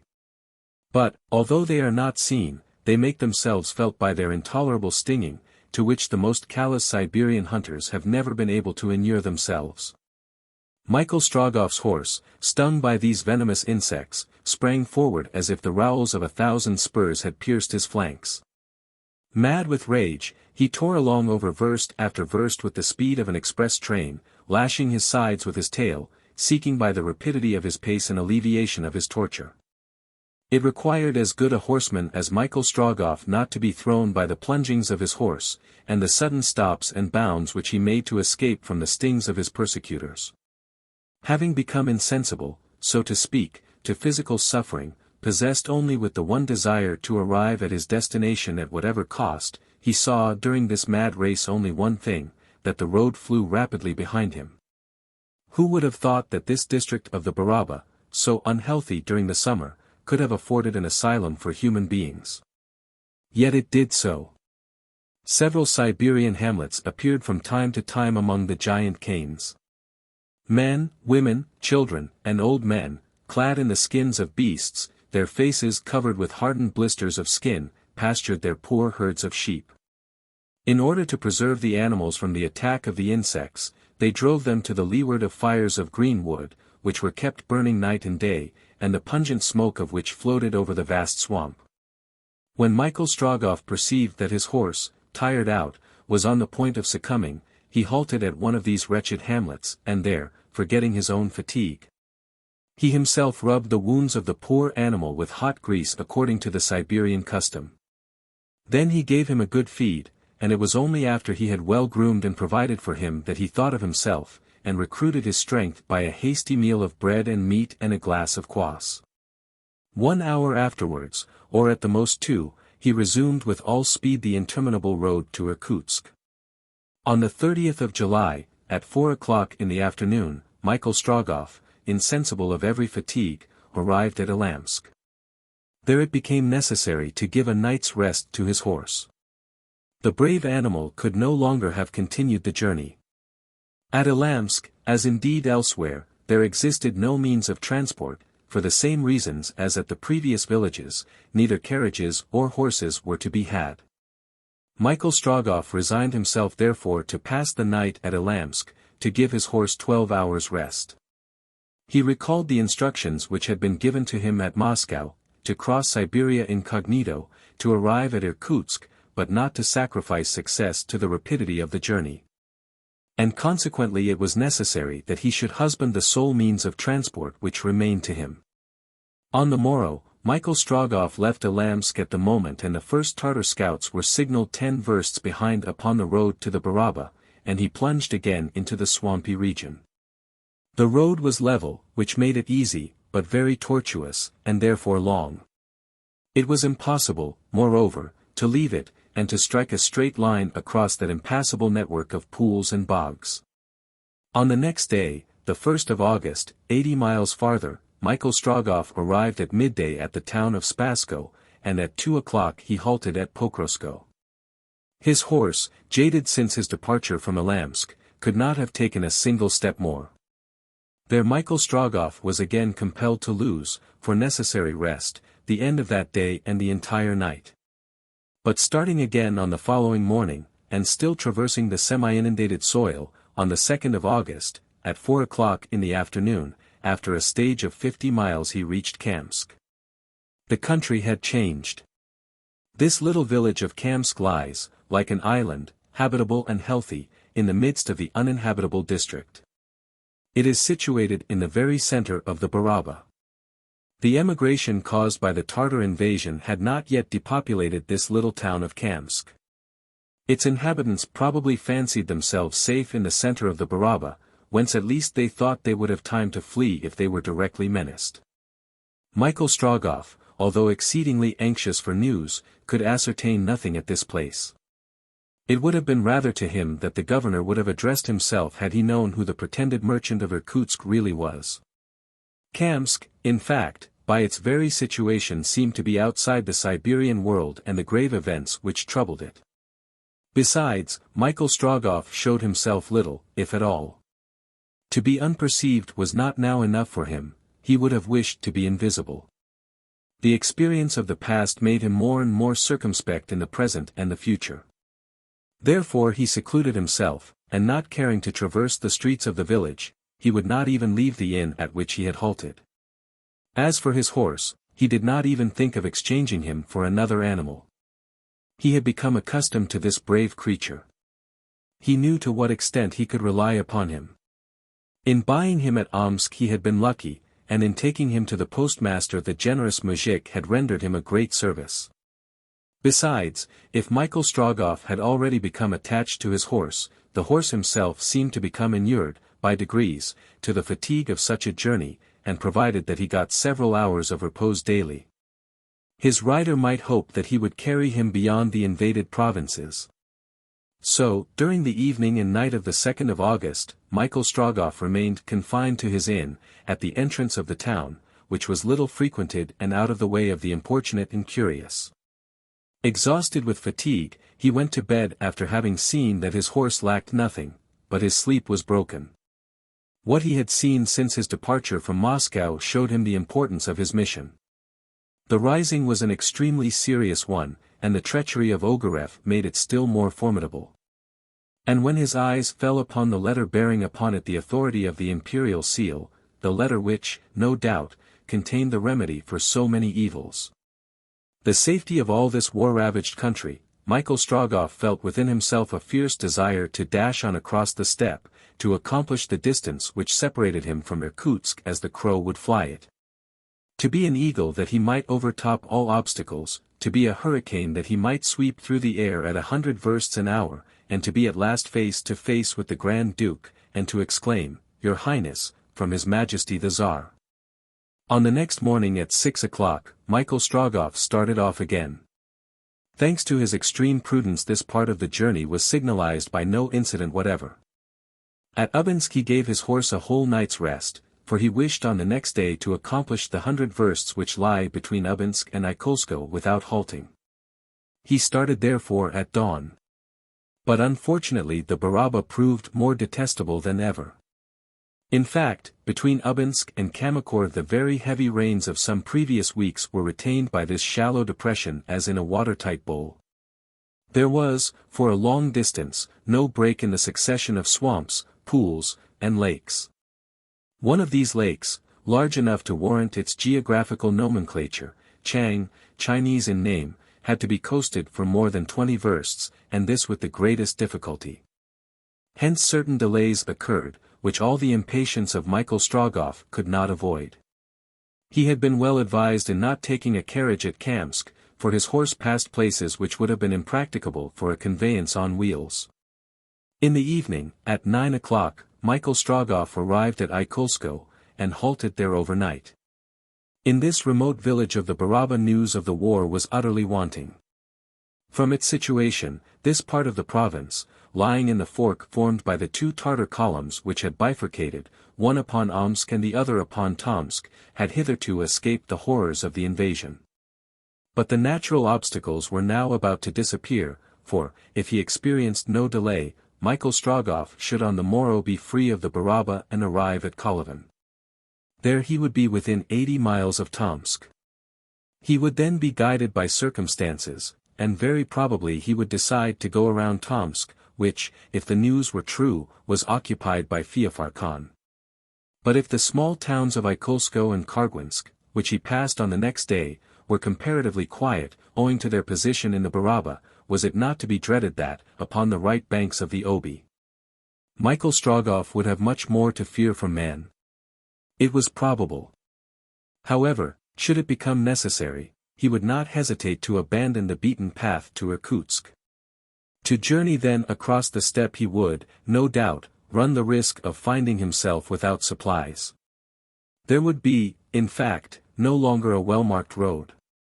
Still, there must be no hesitation.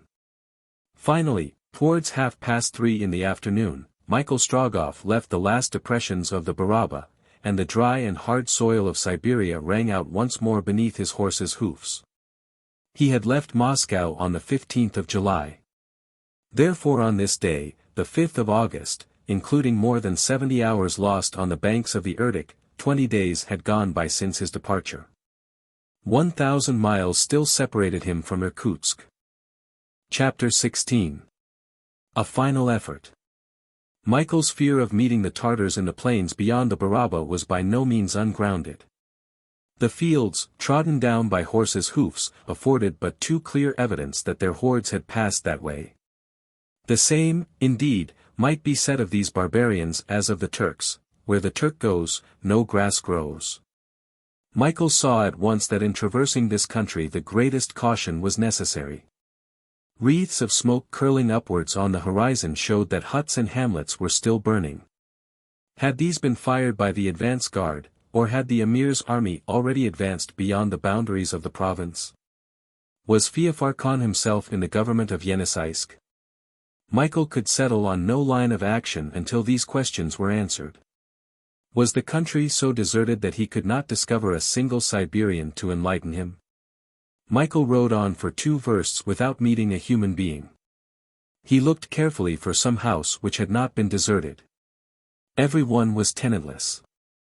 One hut, however, which he could just see between the trees, was still smoking.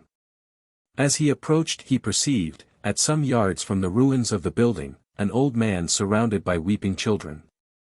A woman still young, evidently his daughter and the mother of the poor children, kneeling on the ground, was gazing on the scene of desolation. She had at her breast a baby but a few months old. Shortly she would have not even that nourishment to give it. Ruin and desolation were all around. Michael approached the old man. "Will you answer me a few questions?" he asked. "Speak," replied the old man. "Have the Tartars passed this way?" "Yes, for my house is in flames." Was it an army or a detachment? An army, for, as far as I can reach, our fields are laid waste. Commanded by the Emir. By the Emir, for the Obi's waters are red. Has Feofar Khan entered Tomsk? He has. Do you know if his men have entered Kolyvan? No, for Kolyvan does not yet burn. Thanks, friend. Can I aid you in yours? No. Goodbye. Farewell. And Michael, having presented 25 rubles to the unfortunate woman, who had not even strength to thank him, put spurs to his horse once more. One thing he knew, he must not pass through Tomsk. To go to Kolyvan, which the Tartars had not yet reached, was possible. Yes, that is what he must do, there he must prepare himself for another long stage. There was nothing for it but, having crossed the Obi, to take the Irkutsk road and avoid Tomsk. This new route decided on, Michael must not delay an instant. Nor did he, but, putting his horse into a steady gallop, he took the road towards the left bank of the Obi, which was still 40 versts distant. Would there be a ferry boat there, or should he, finding that the Tartars had destroyed all the boats, be obliged to swim across? As to his horse, it was by this time pretty well worn out, and Michael intended to make it perform this stage only, and then to exchange it for a fresh one at Kolyvan. Kolyvan would be like a fresh starting point, for on leaving that town his journey would take a new form. So long as he traversed a devastated country the difficulties must be very great. But if, having avoided Tomsk, he could resume the road to Irkutsk across the province of Yenisei, which was not yet laid waste, he would finish his journey in a few days. Night came on, bringing with it refreshing coolness after the heat of the day. At midnight the steppe was profoundly dark. The sound of the horses' hoofs alone was heard on the road, except when, every now and then, its master spoke a few encouraging words. In such darkness as this great care was necessary lest he should leave the road, bordered by pools and streams, tributaries of the Obi. Michael therefore advanced as quickly as was consistent with safety. He trusted no less to the excellence of his eyes, which penetrated the gloom, than to the well-proved sagacity of his horse. Just as Michael dismounted to discover the exact direction of the road, he heard a confused murmuring sound from the west. It was like the noise of horses' hoofs at some distance on the parched ground. Michael listened attentively, putting his ear to the ground. It is a detachment of cavalry coming by the road from Omsk, he said to himself. They are marching very quickly, for the noise is increasing. Are they Russians or Tartars? Michael again listened. Yes, said he, they are at a sharp trot. My horse cannot outstrip them. If they are Russians I will join them. If Tartars I must avoid them. But how? Where can I hide in this steppe? He gave a look around, and, through the darkness, discovered a confused mass at 100 paces before him on the left of the road. There is a copse, he exclaimed. To take refuge there is to run the risk of being caught, if they are in search of me, but I have no choice. In a few moments Michael, dragging his horse by the bridle, reached a little larch wood, through which the road lay. Beyond this it was destitute of trees, and wound among bogs and pools, separated by dwarfed bushes, whins, and heather. The ground on either side was quite impracticable, and the detachment must necessarily pass through the wood. They were pursuing the high road to Irkutsk. Plunging in about 40 feet, he was stopped by a stream running under the brushwood. But the shadow was so deep that Michael ran no risk of being seen, unless the wood should be carefully searched. He therefore led his horse to the stream and fastened him to a tree, returning to the edge of the road to listen and ascertain with what sort of people he had to do. Michael had scarcely taken up his position behind a group of larches when a confused light appeared, above which glared brighter lights waving about in the shadow. Torches, said he to himself. And he drew quickly back, gliding like a savage into the thickest underwood. As they approached the wood the horse's pace was slackened. The horsemen were probably lighting up the road with the intention of examining every turn. Michael feared this, and instinctively drew near to the bank of the stream, ready to plunge in if necessary. Arrived at the top of the wood, the detachment halted. The horsemen dismounted. There were about 50. A dozen of them carried torches, lighting up the road. By watching their preparations, Michael found to his joy that the detachment were not thinking of visiting the copse, but only bivouacking near, to rest their horses and allow the men to take some refreshment. The horses were soon unsaddled, and began to graze on the thick grass which carpeted the ground. The men meantime stretched themselves by the side of the road, and partook of the provisions they produced from their knapsacks. Michael's self-possession had never deserted him, and creeping amongst the high grass he endeavored not only to examine the newcomers, but to hear what they said. It was a detachment from Omsk, composed of Uzbek horsemen, a race of the Mongolian type. These men, well built, above the medium height, rough, and wild-featured, wore on their heads the talpak, or black sheepskin cap, and on their feet yellow high-heeled boots with turned-up toes, like the shoes of the Middle Ages. Their tunics were close-fitting, and confined at the waist by a leathern belt braided with red. They were armed defensively with a shield, and offensively with a curved sword, and a flintlock musket slung at the saddle-bow. From their shoulders hung gay-colored cloaks. The horses, which were feeding at liberty at the edge of the wood, were, like their masters, of the Uzbek race. These animals are rather smaller than the Turkomanian horses, but are possessed of remarkable strength, and know no other pace than the gallop. This detachment was commanded by a penjabaski. That is to say, a commander of 50 men, having under him a debaski, or simple commander of 10 men. These two officers wore helmets and half-coats of mail. Little trumpets fastened to their saddle-bows were the distinctive signs of their rank. The penjabaski had been obliged to let his men rest, fatigued with a long stage. He and the second officer, smoking, bang, the leaf which forms the base of the haschish, strolled up and down the wood, so that Michael Strogoff, without being seen, could catch and understand their conversation, which was spoken in the Tartar language. Michael's attention was singularly excited by their very first words. It was of him they were speaking. "This courier cannot be much in advance of us," said the penjabaski. "And, on the other hand, it is absolutely impossible that he can have followed any other route than that of the Baraba." "Who knows if he has left Omsk?" replied the debaski. "Perhaps he is still hidden in the town." "That is to be wished, certainly. Colonel Ogareff would have no fear then that the dispatches he bears should ever reach their destination." "They say that he is a native, a Siberian," resumed the debaski. "If so, he must be well acquainted with the country, and it is possible that he has left the Irkutsk road, depending on rejoining it later." "But then we should be in advance of him," answered the penjabaski. "For we left Omsk within an hour after his departure, and have since followed the shortest road with all the speed of our horses. He has either remained in Omsk, or we shall arrive at Tomsk before him, so as to cut him off. In either case he will not reach Irkutsk." "A rugged woman, that old Siberian, who is evidently his mother," said the debaski. At this remark Michael's heart beat violently. "Yes," answered the penjabaski. She stuck to it well that the pretended merchant was not her son, but it was too late. Colonel Ogareff was not to be taken in, and, as he said, he will know how to make the old witch speak when the time comes. These words were so many dagger thrusts for Michael. He was known to be a courier of the Tsar. A detachment of horsemen on his track could not fail to cut him off.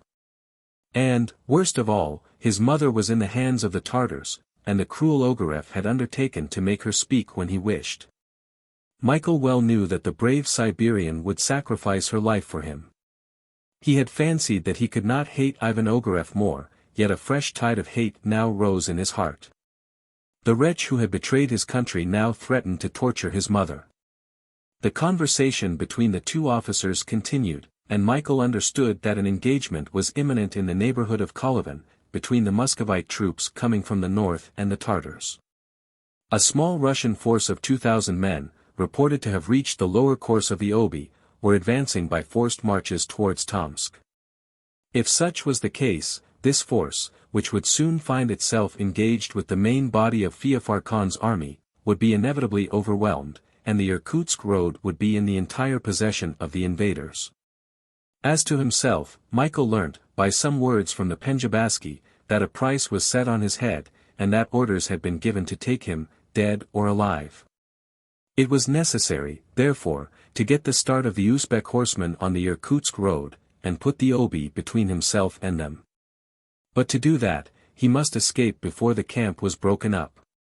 His determination taken, Michael prepared to execute it.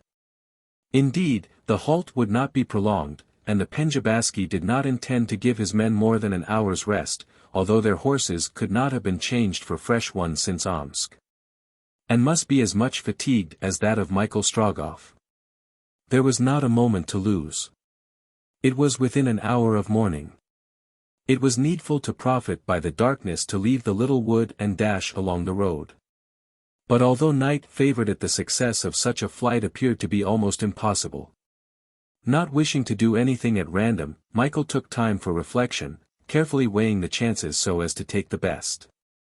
From the situation of the place the result was this, that he could not escape through the back of the wood, the stream which bordered it being not only deep, but very wide and muddy. Beneath this thick water was a slimy bog, on which the foot could not rest. There was only one way open, the high road. To endeavor to reach it by creeping round the edge of the wood, without attracting attention, and then to gallop at headlong speed, required all the remaining strength and energy of his noble steed. Too probably it would fall dead on reaching the banks of the Obi, when, either by boat or by swimming, he must cross this important river. This was what Michael had before him. His energy and courage increased in sight of danger. His life, his mission, his country, perhaps the safety of his mother, were at stake. He could not hesitate.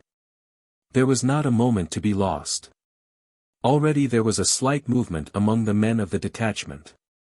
A few horsemen were strolling up and down the road in front of the wood. The rest were still lying at the foot of the trees, but their horses were gradually penetrating towards the center of the wood.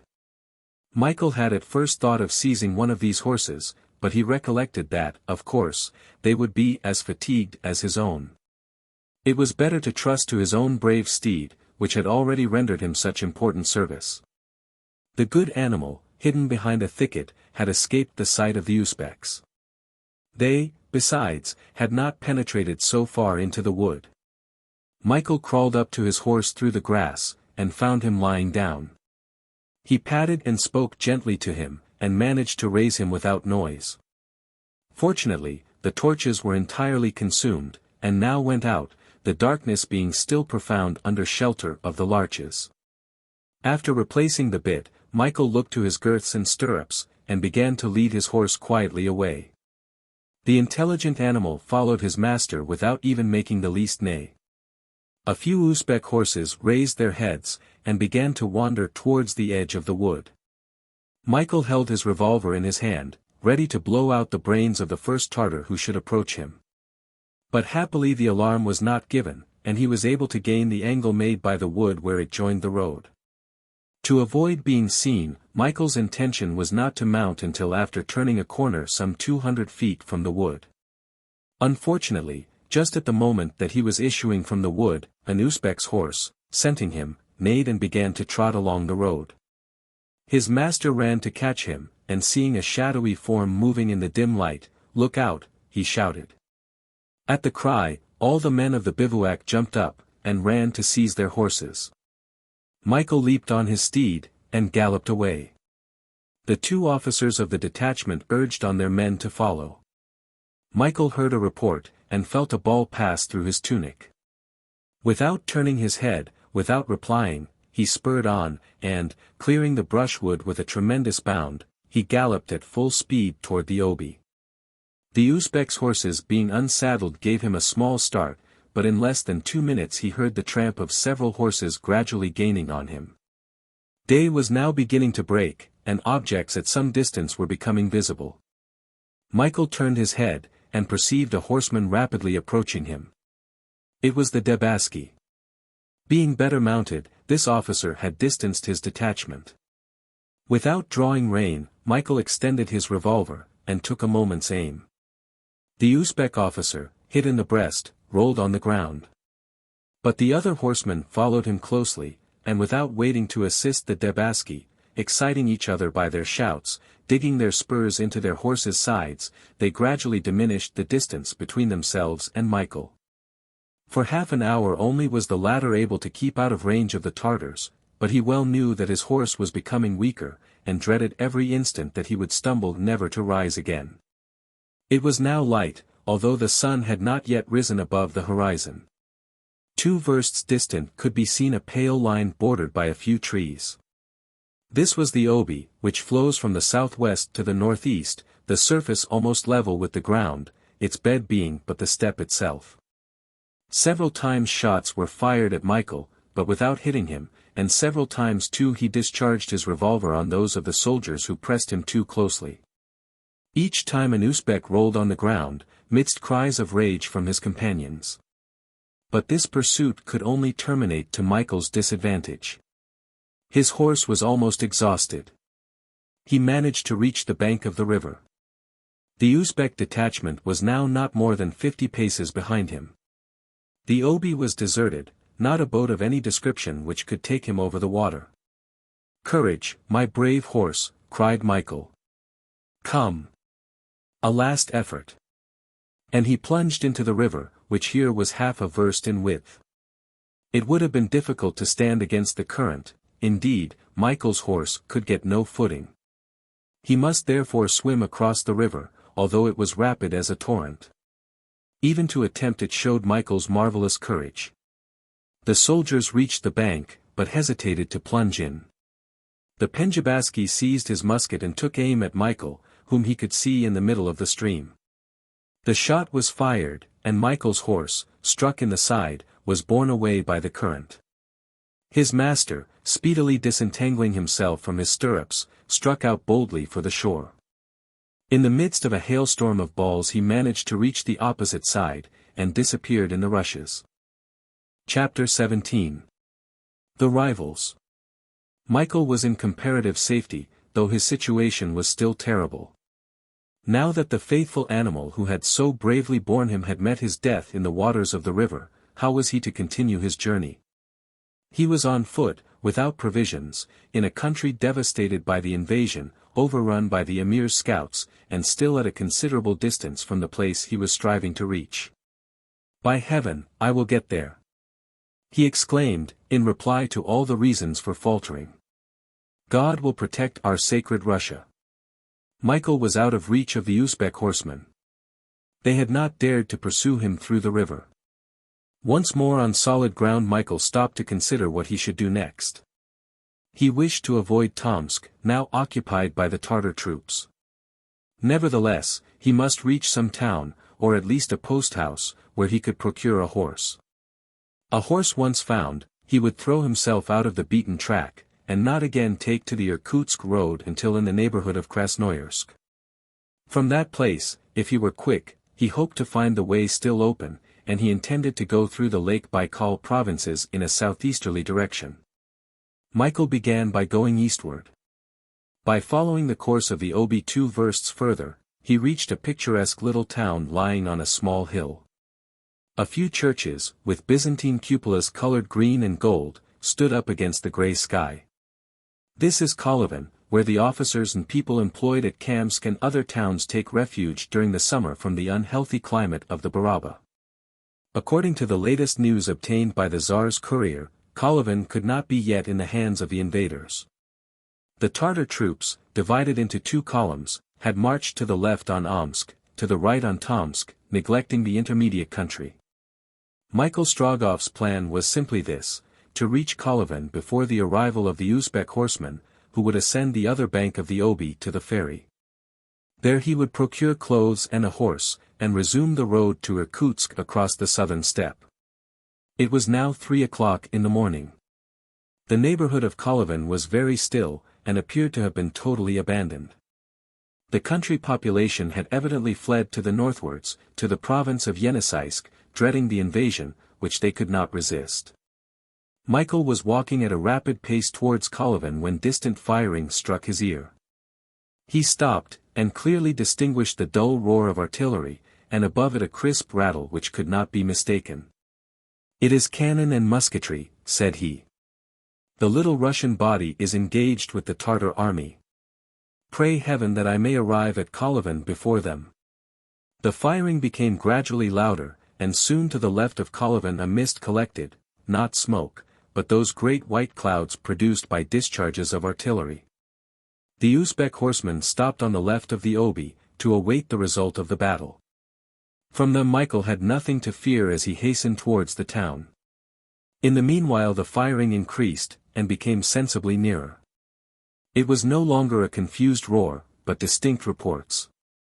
At the same time the smoke partially cleared, and it became evident that the combatants were rapidly moving southwards. It appeared that Kolyvan was to be attacked on the north side. But were the Russians defending it or the Tartars? It being impossible to decide this, Michael became greatly perplexed. He was not more than half a verst from Kolyvan when he observed flames shooting up among the houses of the town, and the steeple of a church fell in the midst of clouds of smoke and fire. Was the struggle, then, in Kolyvan? Michael was compelled to think so. It was evident that Russians and Tartars were fighting in the streets of the town. Was this a time to seek refuge there? Would he not run a risk of being taken prisoner? Should he succeed in escaping from Kolyvan, as he had escaped from Omsk? He hesitated and stopped a moment. Would it not be better to try, even on foot, to reach some small town, and there procure a horse at any price? This was the only thing to be done, and Michael, leaving the Obi, went forward to the right of Kolyvan. The firing had now increased in violence. Flames soon sprang up on the left of the town. Fire was devouring one entire quarter of Kolyvan. Michael was running across the steppe endeavoring to gain the covert of some trees when a detachment of Tartar cavalry appeared on the right. He dared not continue in that direction. The horsemen advanced rapidly, and it would have been difficult to escape them. Suddenly, in a thick clump of trees, he saw an isolated house, which it would be possible to reach before he was perceived.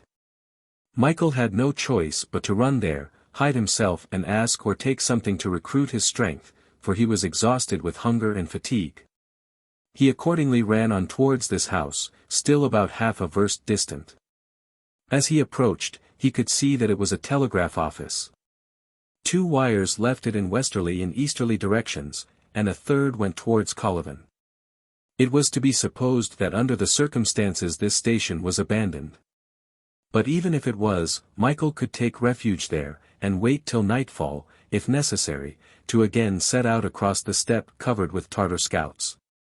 He ran up to the door and pushed it open.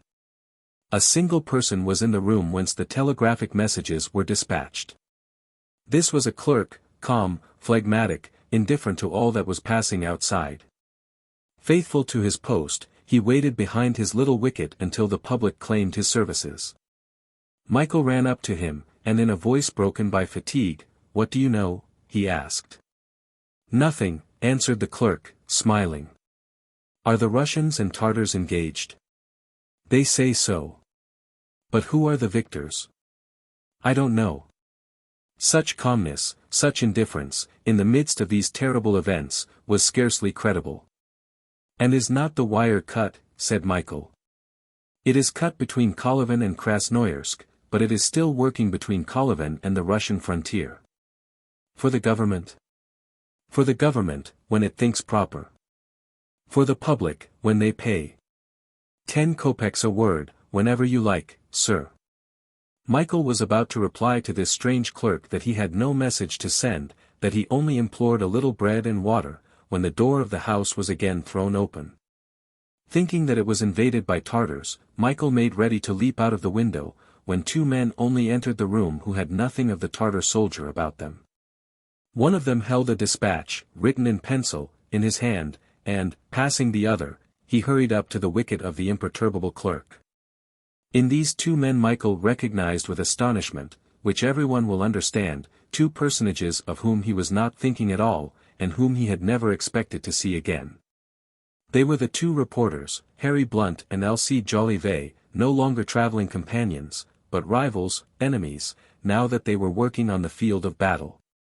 They had left Ichem only a few hours after the departure of Michael Strogoff, and they had arrived at Kolyvan before him, by following the same road, in consequence of his losing 3 days on the banks of the Irkutsk.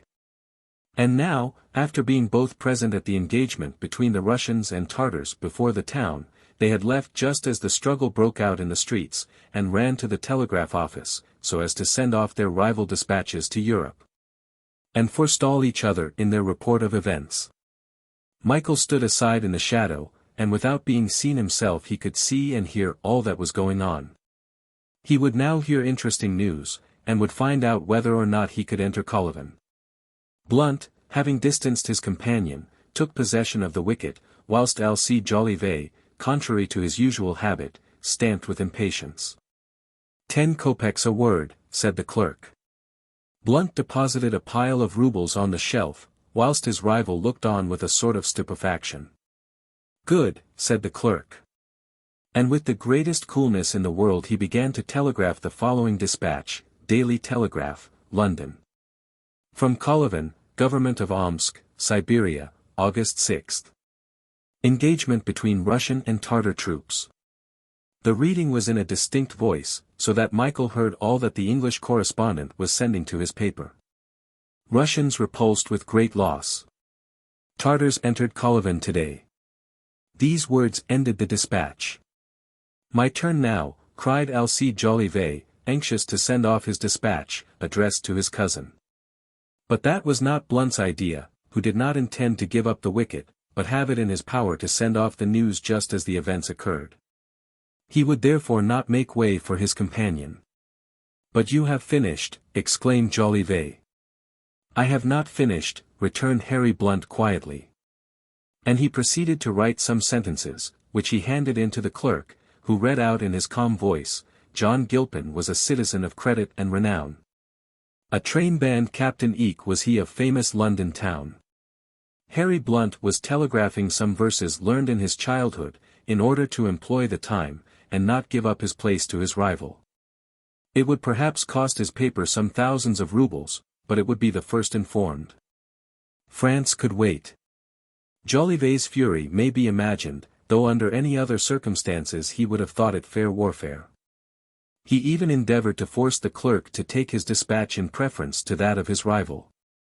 It is that gentleman's right, answered the clerk coolly, pointing to Blount, and smiling in the most amiable manner.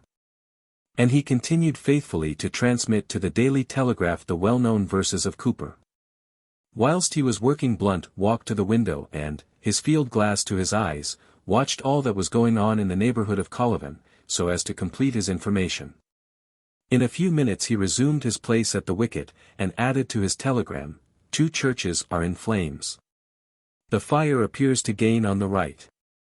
John Gilpin's spouse said to her, Dear, though wedded we have been these twice 10 tedious years, yet we no holiday have seen. Alcide Jolivet would have liked to strangle the honourable correspondent of the Daily Telegraph. He again interrupted the clerk, who, quite unmoved, merely replied, It is his right, sir, it is his right, at 10 kopecks a word.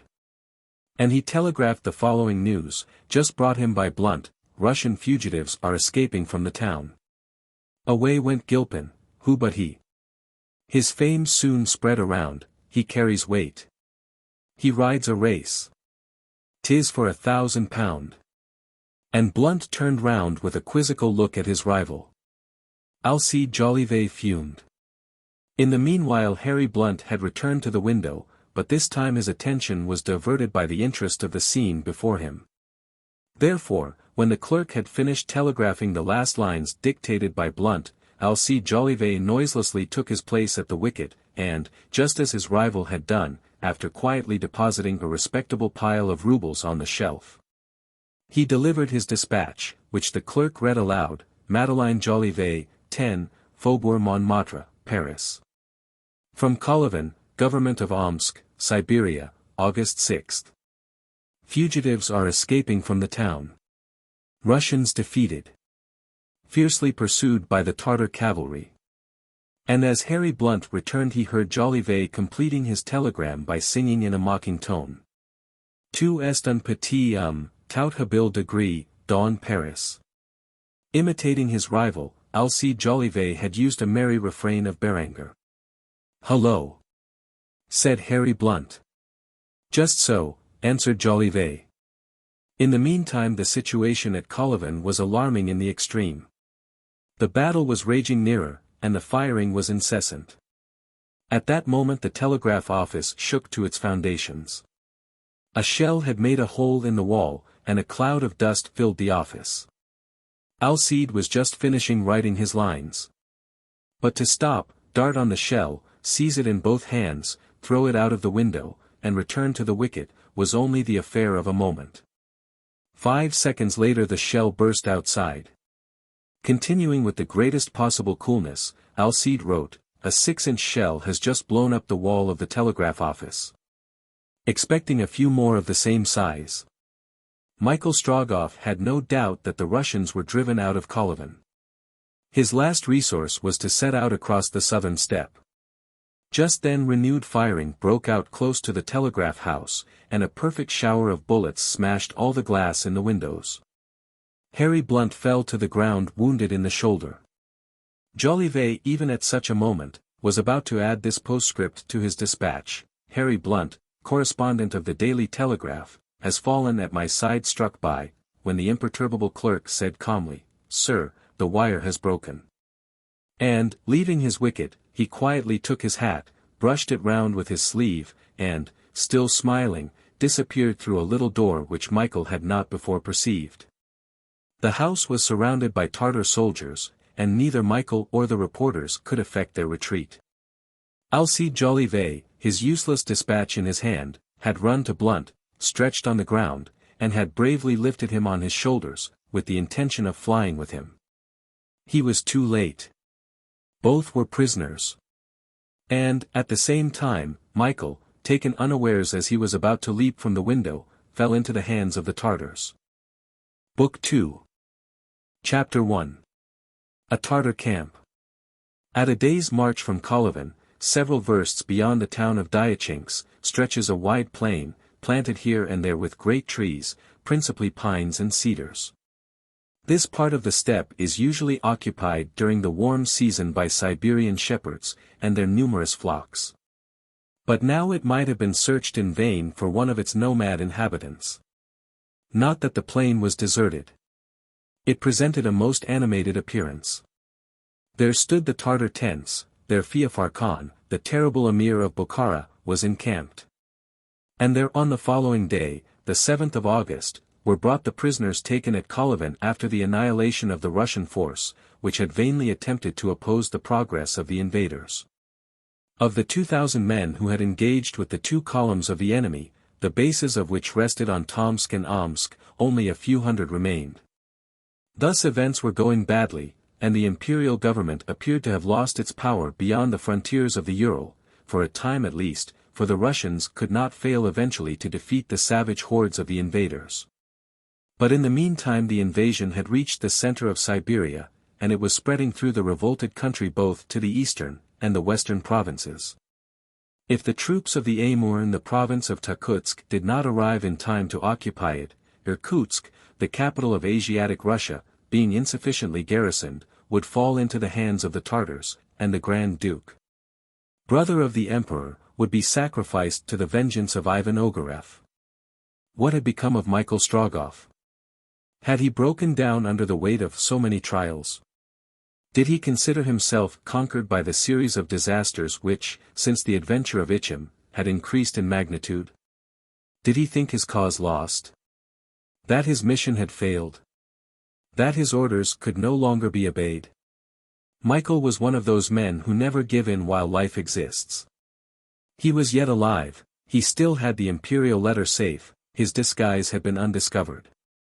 He was included amongst the numerous prisoners whom the Tartars were dragging with them like cattle, but by approaching Tomsk he was at the same time drawing nearer to Irkutsk.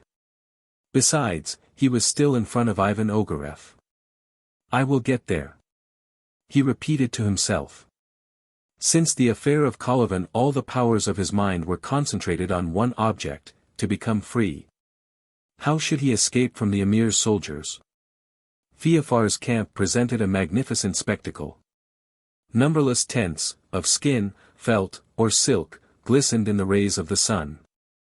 The lofty plumes which surmounted their conical tops waved amidst banners, flags, and pennons of every color. The richest of these tents belonged to the Seeds and Khajas, who are the principal personages of the Khanate.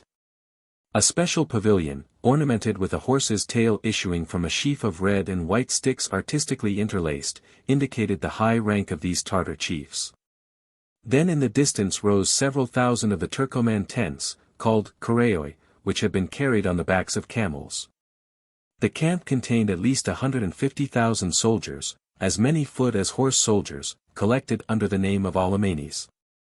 Amongst them, and as the principal types of Turkestan, would have been directly remarked the Tajiks, from their regular features, white skin, tall forms, and black eyes and hair. They formed the bulk of the Tartar army, and of them the Khanates of Kokand and Koundouch had furnished a contingent nearly equal to that of Bukhara. With the Tajiks were mingled specimens of different races who either reside in Turkestan or whose native countries border on it. There were Uzbeks, red-bearded, small in stature, similar to those who had pursued Michael.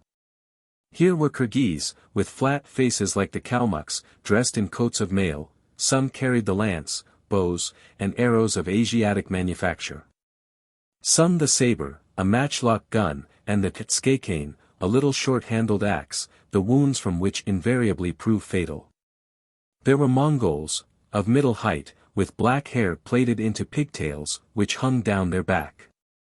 Round faces, swarthy complexions, lively deep-set eyes, scanty beards, dressed in blue nankeen trimmed with black plush, sword belts of leather with silver buckles, coats gaily braided, and silk caps edged with fur and 3 ribbons fluttering behind.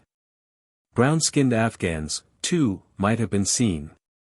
Arabs, having the primitive type of the beautiful Semitic races. And Turkomans, with eyes which looked as if they had lost the pupil, all enrolled under the Emir's flag, the flag of incendiaries and devastators. Among these free soldiers were a certain number of slave soldiers, principally Persians, commanded by officers of the same nation, and they were certainly not the least esteemed of Feofar Khan's army. If to this list are added the Jews, who acted as servants, their robes confined with a cord, and wearing on their heads instead of the turban, which is forbidden them, little caps of dark cloth. If with these groups are mingled some hundreds of calendars, a sort of religious mendicants, clothed in rags, covered by a leopard skin, some idea may be formed of the enormous agglomerations of different tribes included under the general denomination of the Tartar army. Nothing could be more romantic than this picture, in delineating which the most skillful artist would have exhausted all the colors of his palette. Feofar's tent overlooked the others. Draped in large folds of a brilliant silk looped with golden cords and tassels, surmounted by tall plumes which waved in the wind like fans, it occupied the center of a wide clearing, sheltered by a grove of magnificent birch and pine trees.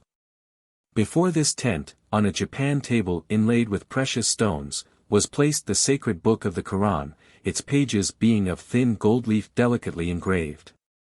Above floated the Tartar flag, quartered with the Emir's arms. In a semicircle round the clearing stood the tents of the great functionaries of Bukhara.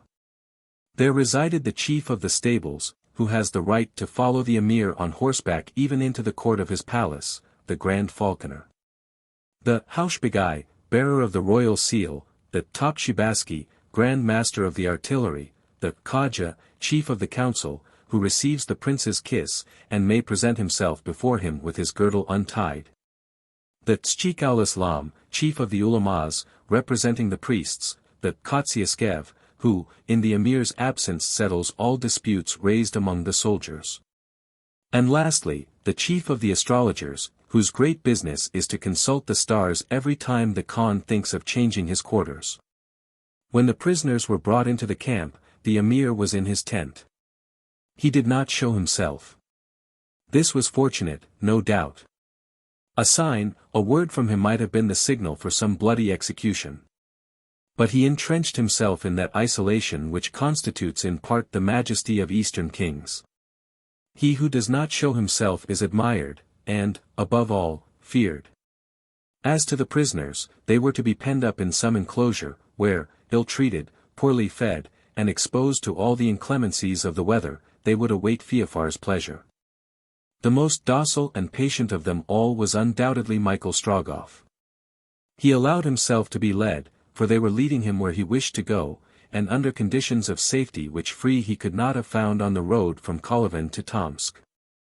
To escape before reaching that town was to risk again falling into the hands of the scouts, who were scouring the steppe. The most eastern line occupied by the Tartar columns was not situated beyond the 85th meridian, which passes through Tomsk. This meridian once passed, Michael considered that he should be beyond the hostile zones, that he could traverse Yenisei without danger, and gain Krasnoyarsk before Feofar Khan had invaded the province. Once at Tomsk, he repeated to himself, to repress some feelings of impatience which he could not entirely master, in a few minutes I should be beyond the outposts. And 12 hours gained on Feofar, 12 hours on Ogareff, that surely would be enough to give me a start of them to Irkutsk. The thing that Michael dreaded more than everything else was the presence of Ivan Ogareff in the Tartar camp.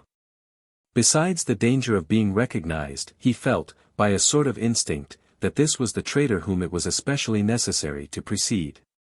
He understood, too, that the union of Ogareff's troops with those of Feofar would complete the invading army, and that the junction once effected, the army would march en masse on the capital of eastern Siberia. All his apprehensions came from this quarter, and he dreaded every instant to hear some flourish of trumpets, announcing the arrival of the lieutenant of the emir. To this was added the thought of his mother, of Nadia, the one a prisoner at Omsk. The other dragged on board the Irkutsk boats, and no doubt a captive, as Marfa Strogoff was. He could do nothing for them. Should he ever see them again? At this question, to which he dared not reply, his heart sank very low. At the same time with Michael Strogoff and so many other prisoners, Harry Blount and Alcide Jolivet had also been taken to the Tartar camp. Their former traveling companion, captured like them at the telegraph office, knew that they were penned up with him in the enclosure, guarded by numerous sentinels, but he did not wish to accost them. It mattered little to him, at this time especially, what they might think of him since the affair at Ichim. Besides, he desired to be alone, that he might act alone, if necessary. He therefore held himself aloof from his former acquaintances. From the moment that Harry Blount had fallen by his side, Jolivet had not ceased his attentions to him. During the journey from Kolyvan to the camp, that is to say, for several hours, Blount, by leaning on his companion's arm, had been enabled to follow the rest of the prisoners. He tried to make known that he was a British subject. But it had no effect on the barbarians, who only replied by prods with a lance or sword. The correspondent of the Daily Telegraph was, therefore, obliged to submit to the common lot, resolving to protest later, and obtain satisfaction for such treatment. But the journey was not the less disagreeable to him, for his wound caused him much pain, and without Alcide Jolivet's assistance he might never have reached the camp. Jolivet, whose practical philosophy never abandoned him, had physically and morally strengthened his companion by every means in his power. His first care, when they found themselves definitely established in the enclosure, was to examine Blount's wound. Having managed carefully to draw off his coat, he found that the shoulder had been only grazed by the shot. "This is nothing," he said. "A mere scratch. After 2 or 3 dressings you will be all to rights." "But these dressings?" asked Blount. "I will make them for you myself." "Then you are something of a doctor." "All Frenchmen are something of doctors." And on this affirmation Alcide, tearing his handkerchief, made lint of one piece, bandages of the other, took some water from a well dug in the middle of the enclosure, bathed the wound, and skillfully placed the wet rag on Harry Blount's shoulder. "I treat you with water," he said. This liquid is the most efficacious sedative known for the treatment of wounds, and is the most employed now. Doctors have taken 6,000 years to discover that. Yes, 6,000 years in round numbers. "I thank you, Jolivet," answered Harry, stretching himself on a bed of dry leaves, which his companion had arranged for him in the shade of a birch tree. "Bah! It's nothing. You would do as much for me." "I am not quite so sure," said Blount candidly. Nonsense, stupid. All English are generous. Doubtless, but the French? Well, the French, they are brutes, if you like. But what redeems them is that they are French. Say nothing more about that, or rather, say nothing more at all. Rest is absolutely necessary for you. But Harry Blount had no wish to be silent. If the wound, in prudence, required rest, the correspondent of the Daily Telegraph was not a man to indulge himself. Jolivet, he asked, do you think that our last dispatches have been able to pass the Russian frontier? Why not? Answered Alcide. By this time you may be sure that my beloved cousin knows all about the affair at Kolyvan. How many copies does your cousin work off of her dispatches? Asked Blount, for the first time putting his question direct to his companion. Well, answered Alcide, laughing, my cousin is a very discreet person, who does not like to be talked about, and who would be in despair if she troubled the sleep of which you are in need. I don't wish to sleep, replied the Englishman. What will your cousin think of the affairs of Russia? That they seem for the time in a bad way. But, bah! The Muscovite government is powerful, it cannot be really uneasy at an invasion of barbarians. Too much ambition has lost the greatest empires, answered Blount, who was not exempt from a certain English jealousy with regard to Russian pretensions in Central Asia. Oh, do not let us talk politics, cried Jolivet. It is forbidden by the faculty. Nothing can be worse for wounds in the shoulder, unless it was to put you to sleep. Let us, then, talk of what we ought to do, replied Blount. Jolivet, I have no intention at all of remaining a prisoner to these Tartars for an indefinite time. Nor I, either, by Jove. We will escape on the first opportunity. Yes, if there is no other way of regaining our liberty. Do you know of any other? Asked Blount, looking at his companion. Certainly. We are not belligerents, we are neutral, and we will claim our freedom. From that brute of a Feofar Khan? No, he would not understand, answered Jolivet. But from his lieutenant, Ivan Ogareff. He is a villain. No doubt, but the villain is a Russian. He knows that it does not do to trifle with the rights of men, and he has no interest to retain us, on the contrary. But to ask a favor of that gentleman does not quite suit my taste. But that gentleman is not in the camp, or at least I have not seen him here, observed Blount. He will come. He will not fail to do that. He must join the Emir. Siberia is cut in two now, and very certainly Feofar's army is only waiting for him to advance on Irkutsk. And once free, what shall we do? Once free, we will continue our campaign, and follow the Tartars, until the time comes when we can make our way into the Russian camp. We must not give up the game. No, indeed, we have only just begun. You, friend, have already had the honor of being wounded in the service of the Daily Telegraph, whilst I have as yet suffered nothing in my cousin's service. Well, well. Good, murmured Alcide Jolivet, there he is asleep. A few hours' sleep and a few cold water compresses are all that are required to set an Englishman on his legs again. These fellows are made of cast iron. And whilst Harry Blount rested, Alcide watched near him, after having drawn out his notebook, which he loaded with notes, determined besides to share them with his companion, for the greater satisfaction of the readers of the Daily Telegraph. Events had united them one with the other. They were no longer jealous of each other. So, then, the thing that Michael Strogoff dreaded above everything was the most lively desire of the two correspondents. Ivan Ogareff's arrival would evidently be of use to them. Blount and Jolivet's interest was, therefore, contrary to that of Michael. The latter well understood the situation, and it was one reason, added to many others, which prevented him from approaching his former traveling companions. He therefore managed so as not to be seen by them. For days passed thus without the state of things being in any wise altered. The prisoners heard no talk of the breaking up of the Tartar camp. They were strictly guarded.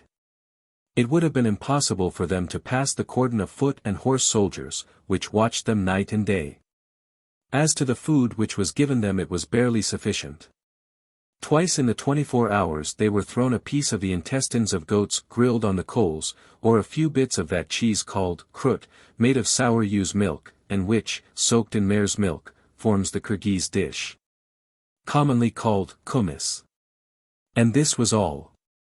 It may be added that the weather had become detestable. There were considerable atmospheric commotions, bringing squalls mingled with rain. The unfortunate prisoners, destitute of shelter, had to bear all the inclemencies of the weather, nor was there the slightest alleviation to their misery. Several wounded women and children died, and the prisoners were themselves compelled to dig graves for the bodies of those whom their jailers would not even take the trouble to bury. During this trying period Alcide Jolivet and Michael Strogoff worked hard, each in the portions of the enclosure in which they found themselves. Healthy and vigorous, they suffered less than so many others, and could better endure the hardships to which they were exposed. By their advice, and the assistance they rendered, they were of the greatest possible use to their suffering and despairing fellow captives. Was this state of things to last? Would Feofar Khan, satisfied with his first success, wait some time before marching on Irkutsk? Such, it was to be feared, would be the case. But it was not so. The events so much wished for by Jolivet and Blount, so much dreaded by Michael, occurred on the morning of the 12th of August. On that day the trumpets sounded, the drums beat, the cannon roared. A huge cloud of dust swept along the road from Kolyvan. Ivan Ogareff, followed by several thousand men, made his entry into the Tartar camp. Chapter 2. Correspondence in Trouble. Ivan Ogareff was bringing up the main body of the army of the Emir. The cavalry and infantry now under him had formed part of the column which had taken Omsk. Ogareff, not having been able to reduce the high town, in which, it must be remembered, the governor and garrison had sought refuge, had decided to pass on, not wishing to delay operations which ought to lead to the conquest of eastern Siberia. He therefore left a garrison in Omsk, and, reinforcing himself en route with the conquerors of Kolyvan, joined Feofar's army. Ivan Ogareff's soldiers halted at the outposts of the camp. They received no orders to bivouac. Their chief's plan, doubtless, was not to halt there, but to press on and reach Tomsk in the shortest possible time, it being an important town, naturally intended to become the center of future operations. Besides his soldiers, Ogareff was bringing a convoy of Russian and Siberian prisoners, captured either at Omsk or Kolyvan. These unhappy creatures were not led to the enclosure, already too crowded, but were forced to remain at the outposts without shelter, almost without nourishment. What fate was Feofar Khan reserving for these unfortunates? Would he imprison them in Tomsk, or would some bloody execution, familiar to the Tartar chiefs, remove them when they were found too inconvenient? This was the secret of the capricious Emir. This army had not come from Omsk and Kolyvan without bringing in its train the usual crowd of beggars, freebooters, pedlars, and gypsies, which composed the rearguard of an army on the march. All these people lived on the country traversed, and left little of anything behind them. There was, therefore, a necessity for pushing forward, if only to secure provisions for the troops. The whole region between Ichim and the Obi, now completely devastated, no longer offered any resources. The Tartars left a desert behind them. Conspicuous among the gypsies who had hastened from the western provinces was the Tsigane troop, which had accompanied Michael Strogoff as far as Perm. Sangar was there. This fierce spy, the tool of Ivan Ogareff, had not deserted her master. Ogareff had traveled rapidly to Ichim, whilst Sangar and her band had proceeded to Omsk by the southern part of the province. It may be easily understood how useful this woman was to Ogareff. With her gypsy band she could penetrate anywhere. Ivan Ogareff was kept acquainted with all that was going on in the very heart of the invaded provinces. There were 100 eyes, 100 ears, open in his service. Besides, he paid liberally for this espionage, from which he derived so much advantage. Once Sangar, being implicated in a very serious affair, had been saved by the Russian officer. She never forgot what she owed him, and had devoted herself to his service body and soul. When Ivan Ogareff entered on the path of treason, he saw at once how he might turn this woman to account. Whatever order he might give her, Sangar would execute it. An inexplicable instinct, more powerful still than that of gratitude, had urged her to make herself the slave of the traitor to whom she had been attached since the very beginning of his exile in Siberia. Confidant and accomplice, Sangar, without country, without family, had been delighted to put her vagabond life to the service of the invaders thrown by Ogareff on Siberia.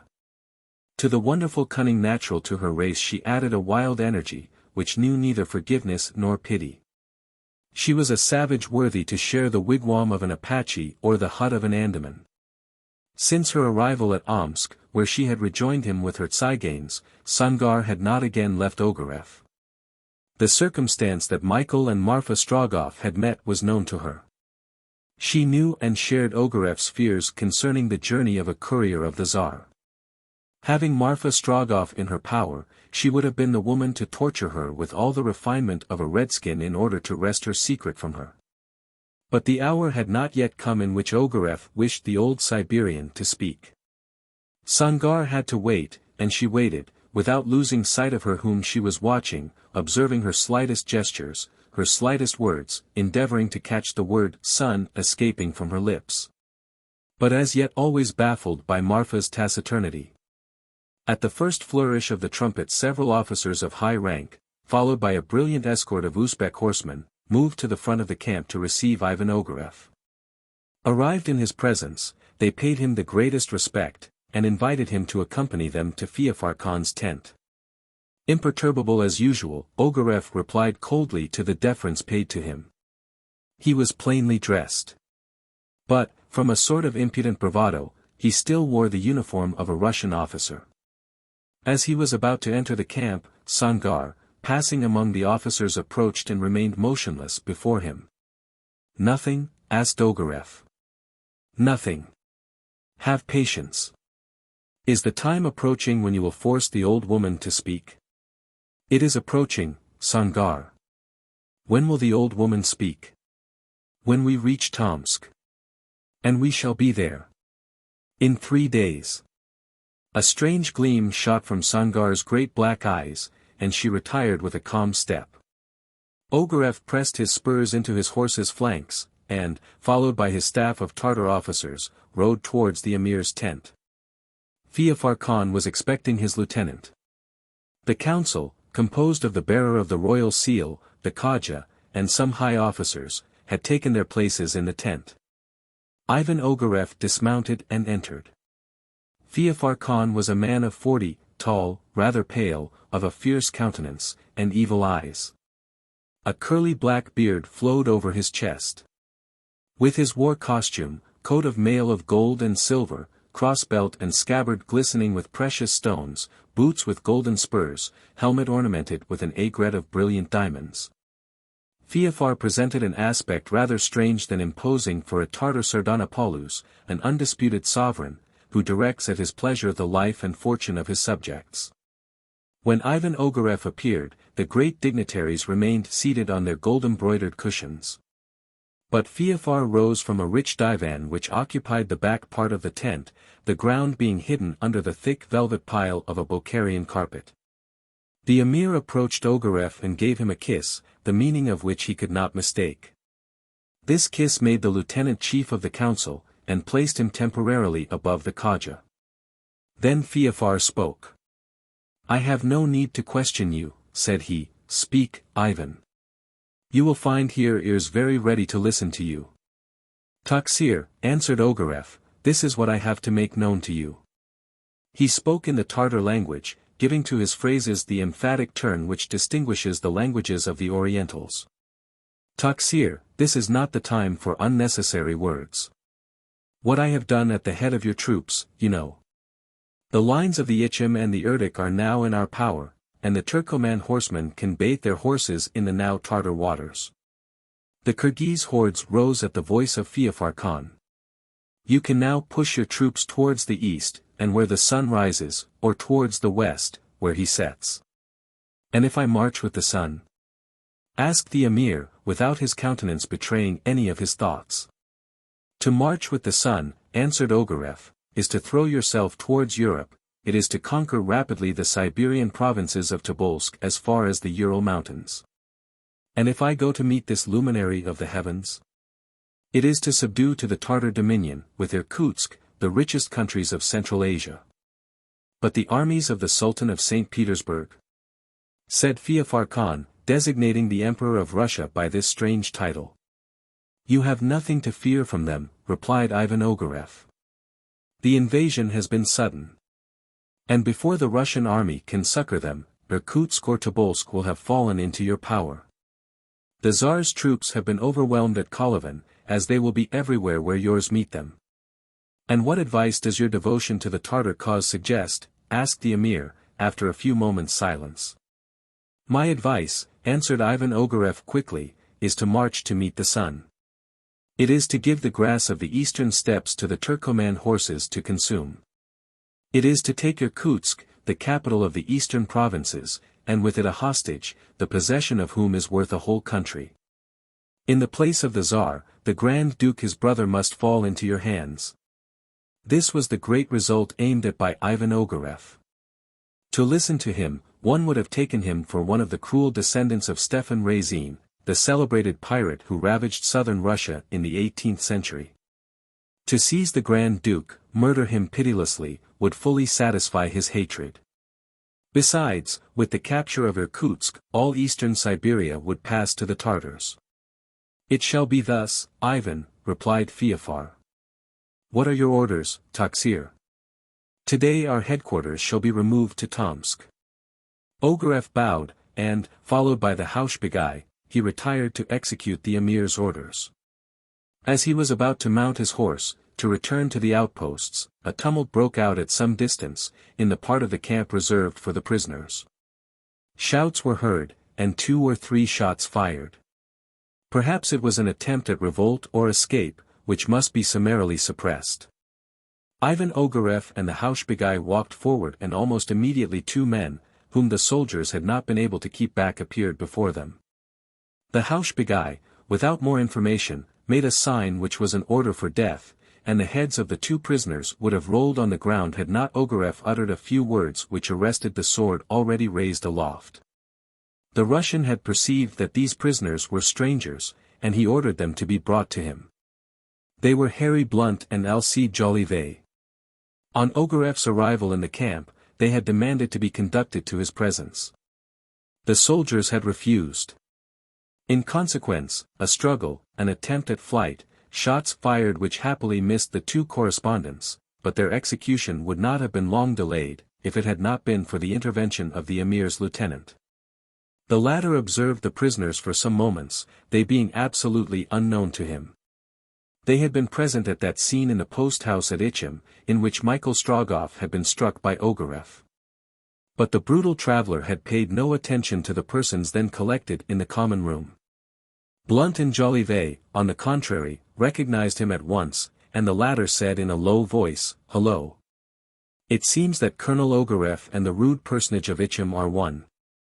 Then he added in his companion's ear, "Explain our affair, Blount. You will do me a service.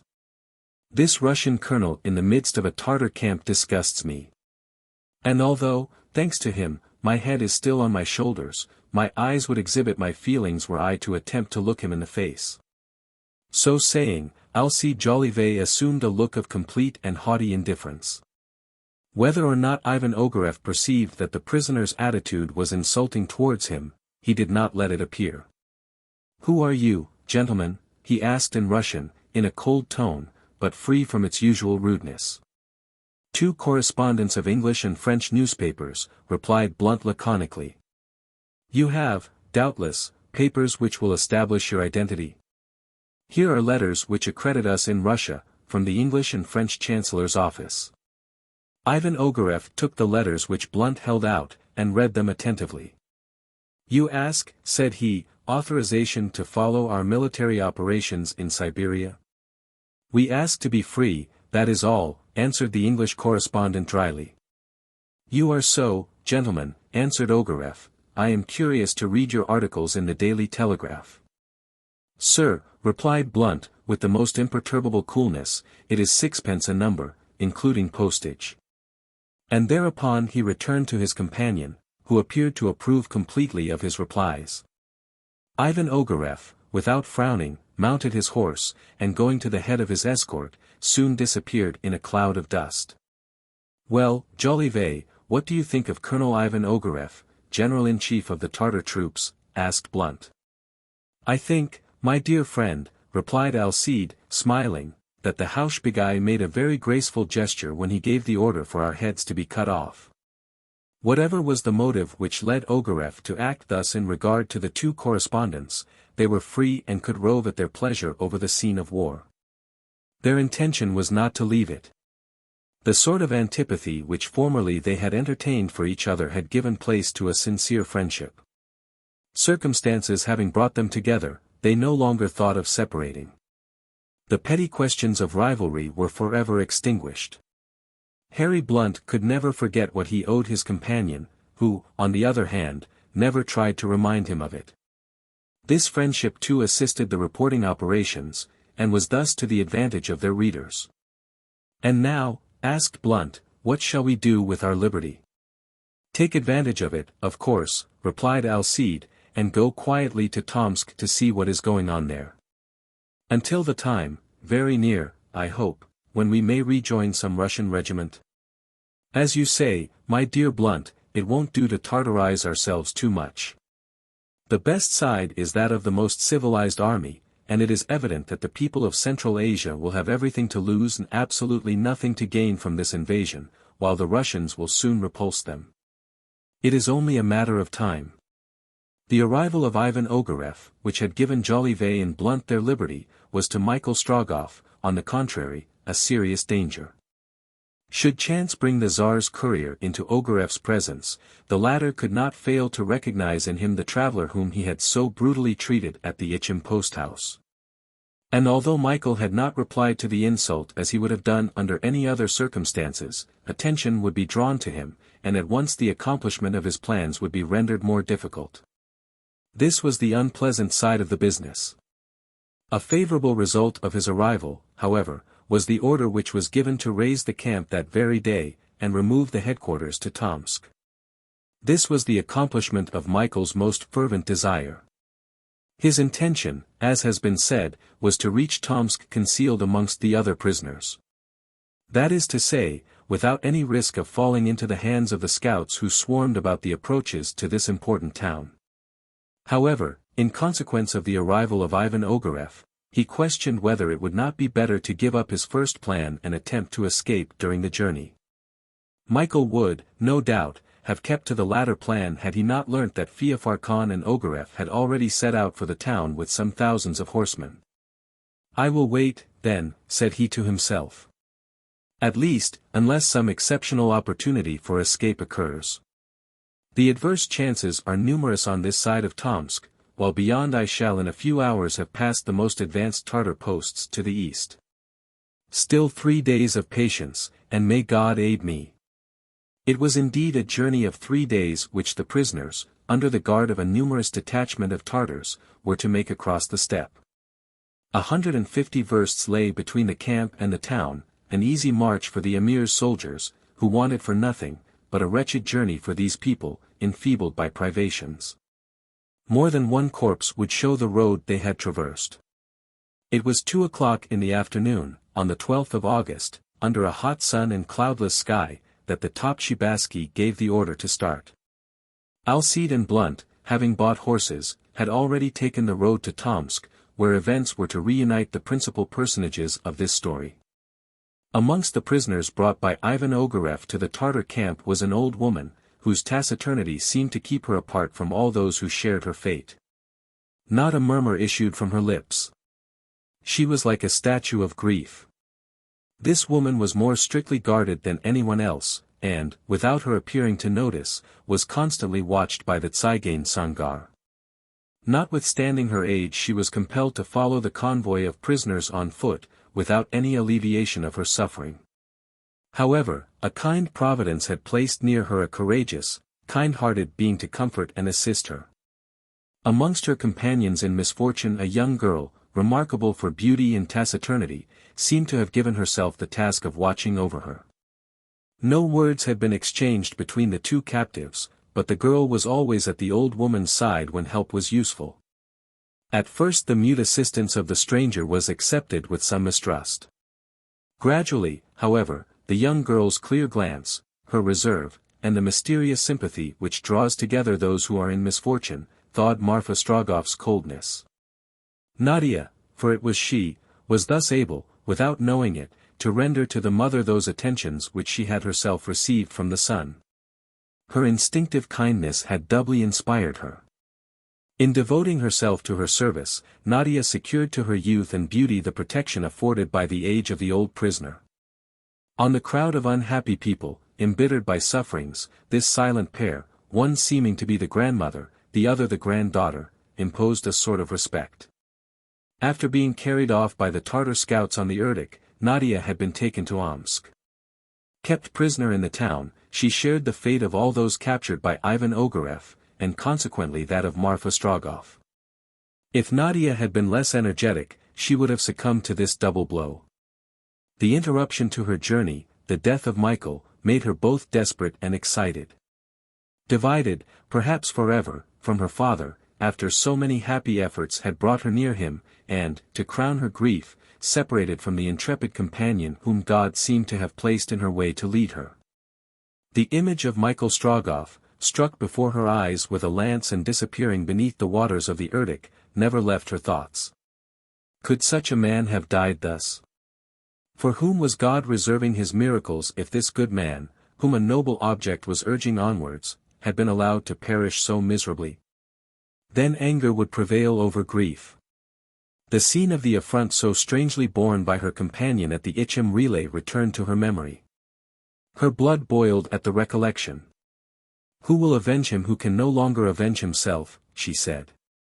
And in her heart, she cried, "May it be I." If before his death Michael had confided his secret to her, woman, girl though she was, she might have been able to carry to a successful conclusion the interrupted task of that brother whom God had so soon taken from her. Absorbed in these thoughts, it can be understood how Nadia could remain insensible to the miseries even of her captivity. Thus chance had united her to Marfa Strogoff without her having the least suspicion of who she was. How could she imagine that this old woman, a prisoner like herself, was the mother of him, whom she only knew as the merchant Nicholas Korpanoff? And on the other hand, how could Marfa guess that a bond of gratitude connected this young stranger with her son? The thing that first struck Nadia in Marfa Strogoff was the similarity in the way in which each bore her hard fate. This stoicism of the old woman under the daily hardships, this contempt of bodily suffering, could only be caused by a moral grief equal to her own. So Nadia thought, and she was not mistaken. It was an instinctive sympathy for that part of her misery which Marfa did not show which first drew Nadia towards her. This way of bearing her sorrow went to the proud heart of the young girl. She did not offer her services, she gave them. Marfa had neither to refuse nor accept them. In the difficult parts of the journey, the girl was there to support her. When the provisions were given out, the old woman would not have moved, but Nadia shared her small portion with her. And thus this painful journey was performed. Thanks to her companion, Marfa was able to follow the soldiers who guarded the prisoners without being fastened to a saddlebow, as were many other unfortunate wretches, and thus dragged along this road of sorrow. "May God reward you, my daughter, for what you have done for my old age," said Marfa Strogoff once, and for some time these were the only words exchanged between the two unfortunate beings. During these few days, which to them appeared like centuries, it would seem that the old woman and the girl would have been led to speak of their situation. But Marfa Strogoff, from a caution which may be easily understood, never spoke about herself except with the greatest brevity. She never made the smallest allusion to her son, nor to the unfortunate meeting. Nadia also, if not completely silent, spoke little. However, one day her heart overflowed, and she told all the events which had occurred from her departure from Vladimir to the death of Nicholas Korpanoff. All that her young companion told intensely interested the old Siberian. "Nicholas Korpanoff," said she. Tell me again about this Nicholas. I know only one man, one alone, in whom such conduct would not have astonished me. Nicholas Korpanoff. Was that really his name? Are you sure of it, my daughter? Why should he have deceived me in this, replied Nadia, when he deceived me in no other way? Moved, however, by a kind of presentiment, Marfa Strogoff put questions upon questions to Nadia. You told me he was fearless, my daughter. You have proved that he has been so, asked she. Yes, fearless indeed, replied Nadia. It was just what my son would have done, said Marfa to herself. Then she resumed, did you not say that nothing stopped him, nor astonished him? That he was so gentle in his strength that you had a sister as well as a brother in him, and he watched over you like a mother? Yes, yes, said Nadia. Brother, sister, mother, he has been all to me. And defended you like a lion? A lion indeed, replied Nadia. A lion, a hero. My son, thought the old Siberian. But you said, however, that he bore a terrible insult at that post house in Ichim. He did bear it, answered Nadia, looking down. He bore it, murmured Marfa, shuddering. Mother, cried Nadia, do not blame him. He had a secret. A secret of which God alone is as yet the judge. And, said Marfa, raising her head and looking at Nadia as though she would read the depths of her heart, in that hour of humiliation did you not despise this Nicholas Korpanoff? I admired without understanding him, replied the girl. I never felt him more worthy of respect. The old woman was silent for a minute. Was he tall? She asked. Very tall. And very handsome. Come, speak, my daughter.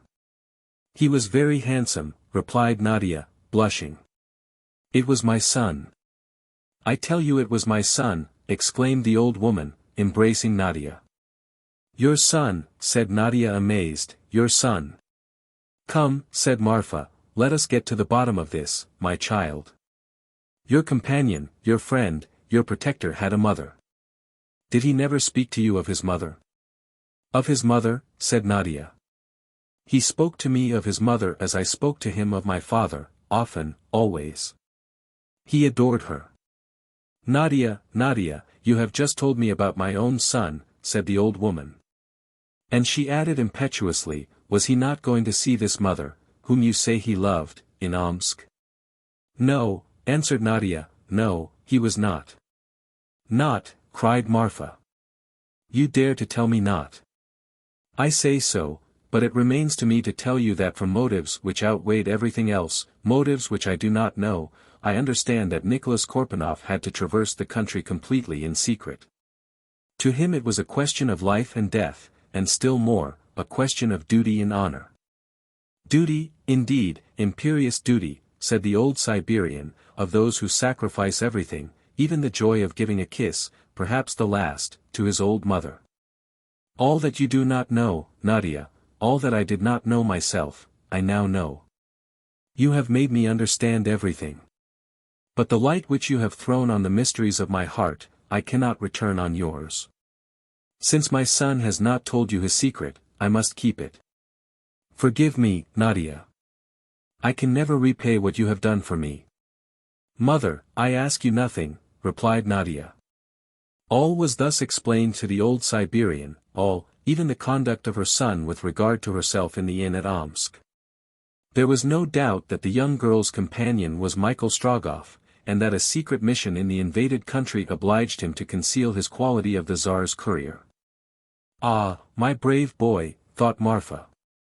No, I will not betray you, and tortures shall not wrest from me the avowal that it was you whom I saw at Omsk. Marfa could with a word have paid Nadia for all her devotion to her. She could have told her that her companion, Nicholas Korpanoff, or rather Michael Strogoff, had not perished in the waters of the Irkutsk, since it was some days after that incident that she had met him, that she had spoken to him. But she restrained herself, she was silent, and contented herself with saying, Hope, my child. Misfortune will not overwhelm you. You will see your father again, I feel it, and perhaps he who gave you the name of sister is not dead. God cannot have allowed your brave companion to perish. Hope, my child, hope. Do as I do. The mourning which I wear is not yet for my son. Chapter 3. Blow for blow. Such were now the relative situations of Marfa Strogoff and Nadia. All was understood by the old Siberian, and though the young girl was ignorant that her much-regretted companion still lived, she at least knew his relationship to her whom she had made her mother. And she thanked God for having given her the joy of taking the place of the son whom the prisoner had lost. But what neither of them could know was that Michael, having been captured at Kolyvan, was in the same convoy and was on his way to Tomsk with them. The prisoners brought by Ivan Ogareff had been added to those already kept by the emir in the Tartar camp. These unfortunate people, consisting of Russians, Siberians, soldiers and civilians, numbered some thousands, and formed a column which extended over several versts. Some among them being considered dangerous were handcuffed and fastened to a long chain. There were, too, women and children, many of the latter suspended to the pommels of the saddles, while the former were dragged mercilessly along the road on foot, or driven forward as if they were animals. The horsemen compelled them to maintain a certain order, and there were no laggards with the exception of those who fell never to rise again. In consequence of this arrangement, Michael Strogoff, marching in the first ranks of those who had left the Tartar camp, that is to say, among the Kolyvan prisoners, was unable to mingle with the prisoners who had arrived after him from Omsk. He had therefore no suspicion that his mother and Nadia were present in the convoy, nor did they suppose that he was among those in front. This journey from the camp to Tomsk, performed under the lashes and spear points of the soldiers, proved fatal to many, and terrible to all. The prisoners traveled across the steppe, over a road made still more dusty by the passage of the emir in his vanguard. Orders had been given to march rapidly. The short halts were rare. The 100 miles under a burning sky seemed interminable, though they were performed as rapidly as possible. The country, which extends from the right of the Obi to the base of the spur detached from the Syanok mountains, is very sterile. Only a few stunted and burnt-up shrubs here and there break the monotony of the immense plain. There was no cultivation, for there was no water, and it was water that the prisoners, parched by their painful march, most needed. To find a stream they must have diverged 50 versts eastward, to the very foot of the mountains. There flows the Tom, a little affluent of the Obi, which passes near Tomsk before losing itself in one of the great northern arteries. Their water would have been abundant, the steppe less arid, the heat less severe. But the strictest orders had been given to the commanders of the convoy to reach Tomsk by the shortest way, for the emir was much afraid of being taken in the flank and cut off by some Russian column descending from the northern provinces. It is useless to dwell upon the sufferings of the unhappy prisoners. Many hundreds fell on the steppe, where their bodies would lie until winter, when the wolves would devour the remnants of their bones. As Nadia helped the old Siberian, so in the same way did Michael render to his more feeble companions in misfortune such services as his situation allowed. He encouraged some, supported others, going to and fro, until a prick from a soldier's lance obliged him to resume the place which had been assigned him in the ranks. Why did he not endeavor to escape? The reason was that he had now quite determined not to venture until the steppe was safe for him. He was resolved in his idea of going as far as Tomsk at the emir's expense, and indeed he was right. As he observed the numerous detachments which scoured the plain on the convoy's flanks, now to the south, now to the north, it was evident that before he could have gone 2 versts he must have been recaptured. The Tartar horsemen swarmed, it actually appeared as if they sprang from the earth, like insects which a thunderstorm brings to the surface of the ground. Flight under these conditions would have been extremely difficult, if not impossible. The soldiers of the escort displayed excessive vigilance, for they would have paid for the slightest carelessness with their heads. At nightfall of the 15th of August, the convoy reached the little village of Zabadiero, 30 versts from Tomsk. The prisoners' first movement would have been to rush into the river, but they were not allowed to leave the ranks until the halt had been organized. Although the current of the Tom was just now like a torrent, it might have favored the flight of some bold or desperate man, and the strictest measures of vigilance were taken. Boats, requisitioned at Zabadiero, were brought up to the Tom and formed a line of obstacles impossible to pass. As to the encampment on the outskirts of the village, it was guarded by a cordon of sentinels. Michael Strogoff, who now naturally thought of escape, saw, after carefully surveying the situation, that under these conditions it was perfectly impossible, so, not wishing to compromise himself, he waited. The prisoners were to encamp for the whole night on the banks of the Tom, for the emir had put off the entrance of his troops into Tomsk. It had been decided that a military fete should mark the inauguration of the Tartar headquarters in this important city. Feofar Khan already occupied the fortress, but the bulk of his army bivouacked under its walls, waiting until the time came for them to make a solemn entry. Ivan Ogareff left the emir at Tomsk, where both had arrived the evening before, and returned to the camp at Zabadiero. From here he was to start the next day with the rear guard of the Tartar army. A house had been arranged for him in which to pass the night.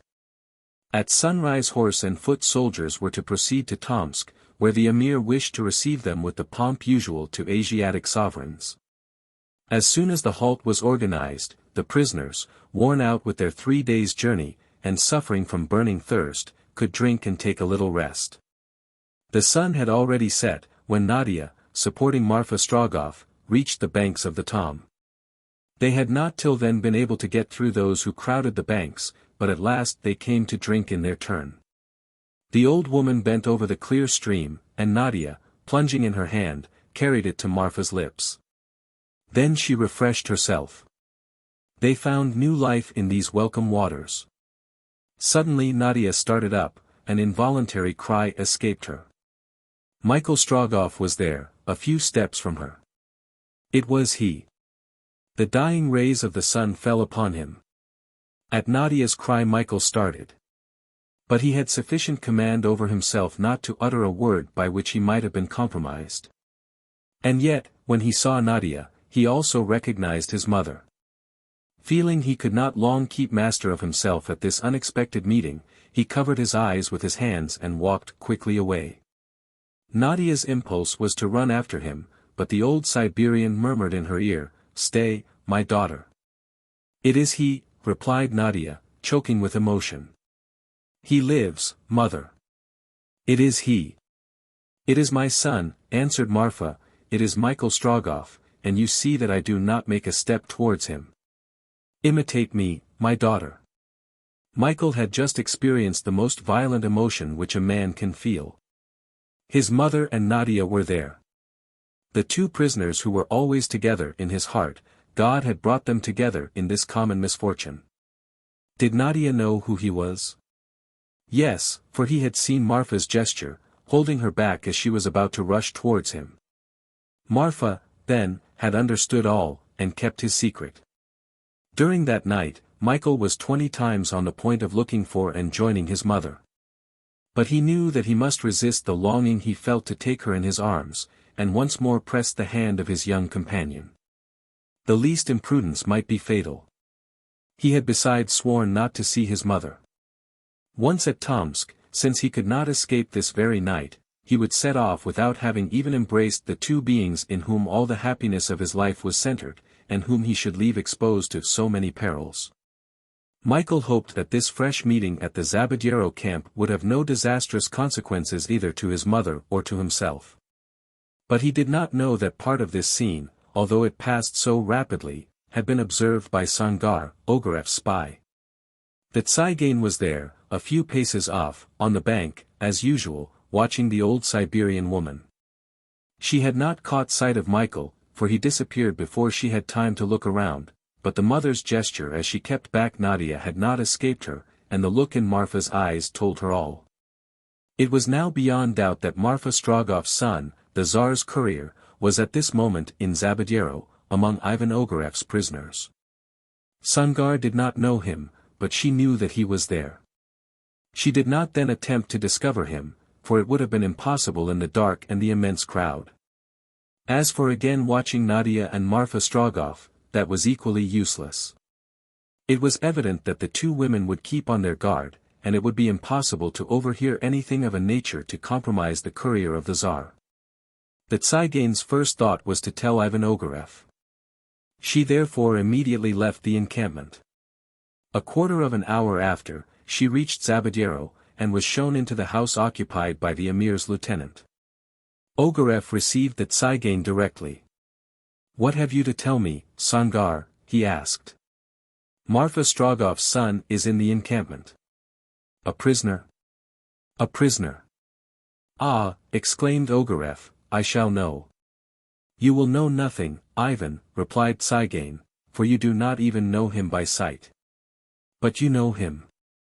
You have seen him, Sangar." "I have not seen him, but his mother betrayed herself by a gesture, which told me everything." "Are you not mistaken?" "I am not mistaken." "You know the importance which I attach to the apprehension of this courier," said Ivan Ogareff. "If the letter which he has brought from Moscow reaches Irkutsk, if it is given to the Grand Duke will be on his guard, and I shall not be able to get at him. I must have that letter at any price. Now you come to tell me that the bearer of this letter is in my power. I repeat, Sangar, are you not mistaken?" Ogareff spoke with great animation. His emotion showed the extreme importance he attached to the possession of this letter. Sangar was not at all put out by the urgency with which Ogareff repeated his question. "I am not mistaken, Ivan," she said.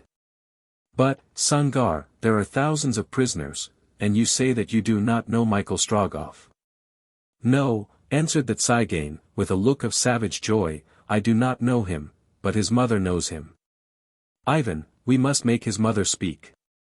"Tomorrow she shall speak," cried Ogareff.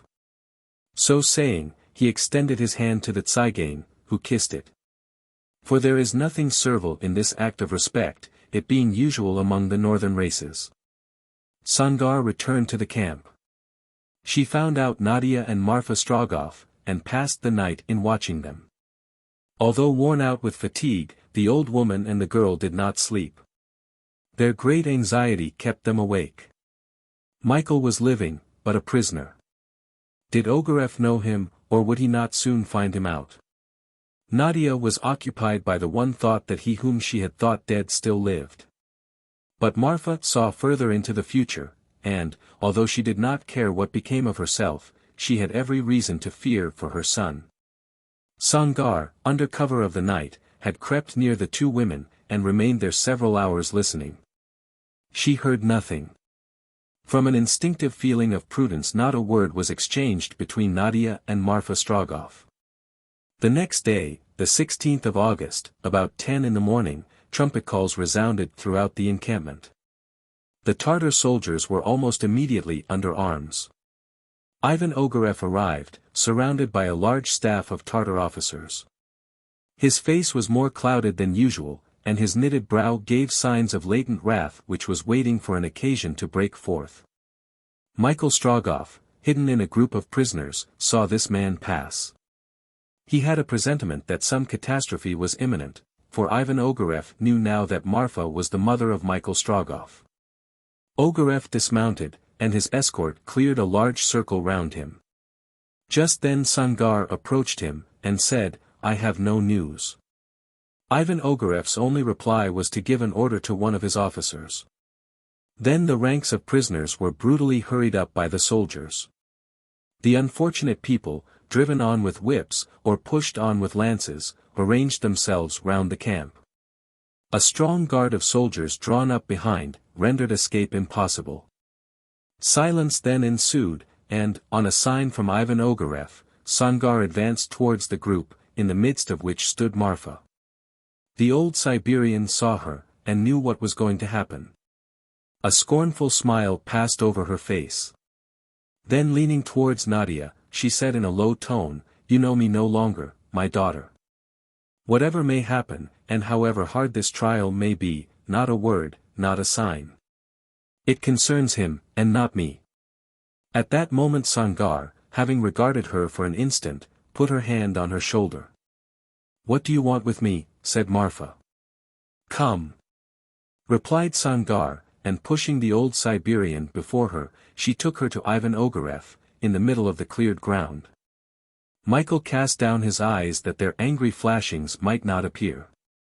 Marfa, standing before Ivan Ogareff, drew herself up, crossed her arms on her breast, and waited. "You are Marfa Strogoff?" asked Ogareff. "Yes," replied the old Siberian calmly. "Do you retract what you said to me when, 3 days ago, I interrogated you at Omsk?" "No." "Then you do not know that your son, Michael Strogoff, courier of the Tsar, has passed through Omsk?" "I do not know it." "And the man in whom you thought you recognized your son, was not he your son?" "He was not my son."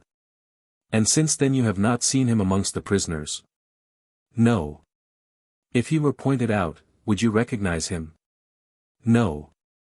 On this reply, which showed such determined resolution, a murmur was heard amongst the crowd. Ogareff could not restrain a threatening gesture. "Listen," said he to Marfa, "your son is here, and you shall immediately point him out to me." "No. All these men, taken at Omsk and Kolyvan, will defile before you, and if you do not show me Michael Strogoff, you shall receive as many blows of the knout as men shall have passed before you." Ivan Ogareff saw that, whatever might be his threats, whatever might be the tortures to which he submitted her, the indomitable Siberian would not speak. To discover the courier of the Tsar, he counted, then, not on her, but on Michael himself. He did not believe it possible that, when mother and son were in each other's presence, some involuntary movement would not betray him.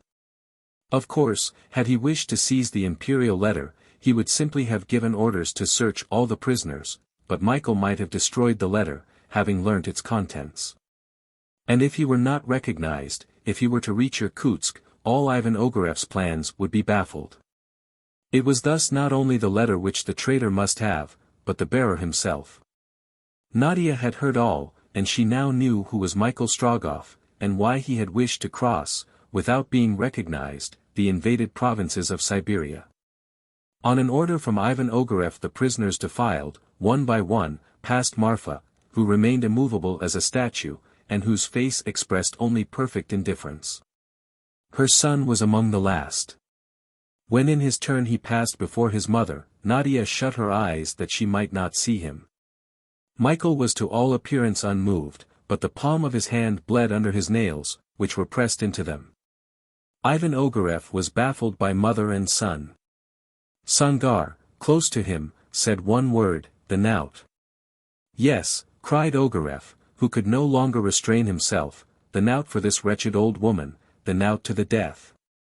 A Tartar soldier bearing this terrible instrument of torture approached Marfa. The knout is composed of a certain number of leathern thongs, at the end of which are attached pieces of twisted iron wire. It is reckoned that a sentence to 120 blows of this whip is equivalent to a sentence of death. Marfa knew it, but she knew also that no torture would make her speak. She was sacrificing her life. Marfa, seized by 2 soldiers, was forced on her knees on the ground. Her dress torn off left her back bare. A saber was placed before her breast, at a few inches distance only. Directly she bent beneath her suffering, her breast would be pierced by the sharp steel. The Tartar drew himself up. He waited. "Begin," said Ogareff. The whip whistled in the air. But before it fell a powerful hand stopped the Tartar's arm. Michael was there. He had leapt forward at this horrible scene. If at the relay at Ichim he had restrained himself when Ogareff's whip had struck him, here before his mother, who was about to be struck, he could not do so. Ivan Ogareff had succeeded. "Michael Strogoff," cried he. Then advancing, "Ah, the man of Ichim." "Himself," said Michael. And raising the knout he struck Ogareff a sharp blow across the face. "Blow for blow," said he. "Well repaid," cried a voice concealed by the tumult. 20 soldiers threw themselves on Michael, and in another instant he would have been slain. But Ogareff, who on being struck had uttered a cry of rage and pain, stopped them. "This man is reserved for the Emir's judgment," said he. "Search him." The letter with the imperial arms was found in Michael's bosom. He had not had time to destroy it, it was handed to Ogareff. The voice which had pronounced the words, "well repaid," was that of no other than Alcide Jolivet. "Pardieu," said he to Blount, "they are rough, these people. Acknowledge that we owe our travelling companion a good turn. Korpanoff or Strogoff is worthy of it." "Oh, that was fine retaliation for the little affair at Itchem." "Yes, retaliation truly," replied Blount, "but Strogoff is a dead man. I suspect that, for his own interest at all events, it would have been better had he not possessed quite so lively a recollection of the event. And let his mother perish under the knout. Do you think that either she or his sister will be a bit better off from this outbreak of his?"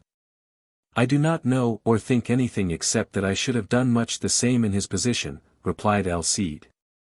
"What a scar the colonel has received! Bah! One must boil over sometimes. We should have had water in our veins instead of blood had it been incumbent on us to be always and everywhere unmoved to wrath." "A neat little incident for our journals," observed Blount, "if only Ivan Ogareff would let us know the contents of that letter." Ivan Ogareff, when he had stanched the blood which was trickling down his face, had broken the seal. He read and reread the letter deliberately, as if he was determined to discover everything it contained. Then, having ordered that Michael, carefully bound and guarded, should be carried on to Tomsk with the other prisoners, he took command of the troops at Zabadiero, and, amid the deafening noise of drums and trumpets, he marched towards the town where the emir awaited him. Chapter 4. The Triumphal Entry. Tomsk, founded in 1604, nearly in the heart of the Siberian provinces, is one of the most important towns in Asiatic Russia. Tobolsk, situated above the 60th parallel. Irkutsk, built beyond the 100th meridian, have seen Tomsk increase at their expense. And yet Tomsk, as has been said, is not the capital of this important province.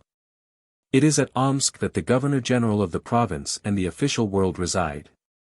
But Tomsk is the most considerable town of that territory. The country being rich, the town is so likewise, for it is in the center of fruitful mines. In the luxury of its houses, its arrangements, and its equipages, it might rival the greatest European capitals. It is a city of millionaires, enriched by the spade and pickaxe, and though it has not the honor of being the residence of the Tsar's representative, it can boast of including in the first rank of its notables the chief of the merchants of the town, the principal grantees of the imperial government's mines. But the millionaires were fled now, and except for the crouching poor, the town stood empty to the hordes of Feofar Khan. At 4 o'clock the emir made his entry into the square, greeted by a flourish of trumpets, the rolling sound of the big drums, salvos of artillery and musketry. Feofar mounted his favorite horse, which carried on its head an aigrette of diamonds. The emir still wore his uniform. He was accompanied by a numerous staff, and beside him walked the Khans of Kokand and Koundouj and the grand dignitaries of the Khanats. At the same moment appeared on the terrace the chief of Feofar's wives, the queen, if this title may be given to the Sultana of the states of Bokhara. But, queen or slave, this woman of Persian origin was wonderfully beautiful. Contrary to the Mahometan custom, and no doubt by some caprice of the emir, she had her face uncovered. Her hair, divided into 4 plaits, fell over her dazzling white shoulders, scarcely concealed by a veil of silk worked in gold, which fell from the back of a cap studded with gems of the highest value. Under her blue silk petticoat, fell the zurjima of silken gauze, and above the sash lay the pyron. But from the head to the little feet, such was the profusion of jewels, gold beads strung on silver threads, chaplets of turquoises, firuzes from the celebrated mines of Elborz, necklaces of cornelians, agates, emeralds, opals, and sapphires, that her dress seemed to be literally made of precious stones. The thousands of diamonds which sparkled on her neck, arms, hands, at her waist, and at her feet might have been valued at almost countless millions of rubles. The emir and the Khans dismounted, as did the dignitaries who escorted them. All entered a magnificent tent erected on the center of the first terrace. Before the tent, as usual, the Koran was laid. Feofar's lieutenant did not make them wait, and before 5 o'clock the trumpets announced his arrival. Ivan Ogareff, the scarred cheek, as he was already nicknamed, wearing the uniform of a Tartar officer, dismounted before the emir's tent. He was accompanied by a party of soldiers from the camp at Zabadiero, who ranged up at the sides of the square, in the middle of which a place for the sports was reserved. A large scar could be distinctly seen cut obliquely across the traitor's face. Ogareff presented his principal officers to the emir, who, without departing from the coldness which composed the main part of his dignity, received them in a way which satisfied them that they stood well in the good graces of their chief. At least so thought Harry Blount and Alcide Jolivet, the two inseparables, now associated together in the chase after news. After leaving Zabadiero, they had proceeded rapidly to Tomsk. The plan they had agreed upon was to leave the Tartars as soon as possible, and to join a Russian regiment, and, if they could, to go with them to Irkutsk. All that they had seen of the invasion, its burnings, its pillages, its murders, had perfectly sickened them, and they longed to be among the ranks of the Siberian army. Jolivet had told his companion that he could not leave Tomsk without making a sketch of the triumphal entry of the Tartar troops, if it was only to satisfy his cousin's curiosity. But the same evening they both intended to take the road to Irkutsk, and being well mounted hoped to distance the emir's scouts. Alcide and Blount mingled therefore in the crowd, so as to lose no detail of a festival which ought to supply them with 100 good lines for an article. They admired the magnificence of Feofar Khan, his wives, his officers, his guards, and all the eastern pomp, of which the ceremonies of Europe can give not the least idea. But they turned away with disgust when Ivan Ogareff presented himself before the emir, and waited with some impatience for the amusements to begin. "You see, my dear Blount," said Alcide, "we have come too soon, like honest citizens who like to get their money's worth. All this is before the curtain rises. It would have been better to arrive only for the ballet." "What ballet?" asked Blount. "The compulsory ballet, to be sure. But see, the curtain is going to rise." Alcide Jolivet spoke as if he had been at the opera, and taking his glass from its case, he prepared, with the air of a connoisseur, to examine the first act of Feofar's company. A painful ceremony was to precede the sports. In fact, the triumph of the vanquisher could not be complete without the public humiliation of the vanquished. This was why several hundreds of prisoners were brought under the soldiers' whips. They were destined to march past Feofar Khan and his allies before being crammed with their companions into the prisons in the town. In the first ranks of these prisoners figured Michael Strogoff. As Ogareff had ordered, he was specially guarded by a file of soldiers. His mother and Nadia were there also. The old Siberian, although energetic enough when her own safety was in question, was frightfully pale. She expected some terrible scene. It was not without reason that her son had been brought before the emir. She therefore trembled for him. Ivan Ogareff was not a man to forgive having been struck in public by the knout, and his vengeance would be merciless. Some frightful punishment familiar to the barbarians of Central Asia would, no doubt, be inflicted on Michael. Ogareff had protected him against the soldiers because he well knew what would happen by reserving him for the justice of the emir. The mother and son had not been able to speak together since the terrible scene in the camp at Zabadiero. They had been pitilessly kept apart, a bitter aggravation of their misery, for it would have been some consolation to have been together during these days of captivity. Marfa longed to ask her son's pardon for the harm she had unintentionally done him, for she reproached herself with not having commanded her maternal feelings. If she had restrained herself in that post-house at Omsk, when she found herself face to face with him, Michael would have passed unrecognized, and all these misfortunes would have been avoided. Michael, on his side, thought that if his mother was there, if Ogareff had brought her with him, it was to make her suffer with the sight of his own punishment, or perhaps some frightful death was reserved for her also. As to Nadia, she only asked herself how she could save them both, how come to the aid of son and mother. As yet she could only wonder, but she felt instinctively that she must above everything avoid drawing attention upon herself, that she must conceal herself, make herself insignificant. Perhaps she might at least gnaw through the meshes which imprisoned the lion. At any rate, if any opportunity was given her she would seize upon it, and sacrifice herself, if need be, for the son of Marfa Strogoff. In the meantime the greater part of the prisoners were passing before the emir, and as they passed each was obliged to prostrate himself, with his forehead in the dust, in token of servitude. Slavery begins by humiliation. When the unfortunate people were too slow in bending, the rough guards threw them violently to the ground. Alcide Jolivet and his companion could not witness such a sight without feeling indignant. "It is cowardly, let us go," said Alcide. "No," answered Blount, "we must see it all." "See it all, ah," cried Alcide, suddenly, grasping his companion's arm. "What is the matter with you?" asked the latter. "Look, Blount, it is she." "What she?" "The sister of our traveling companion, alone, and a prisoner. We must save her." "Calm yourself," replied Blount coolly. "Any interference on our part in behalf of the young girl would be worse than useless." Alcide Jolivet, who had been about to rush forward, stopped, and Nadia, who had not perceived them, her features being half hidden by her hair, passed in her turn before the emir without attracting his attention. However, after Nadia came Marfa Strogoff, and as she did not throw herself quickly in the dust, the guards brutally pushed her. She fell. Her son struggled so violently that the soldiers who were guarding him could scarcely hold him back.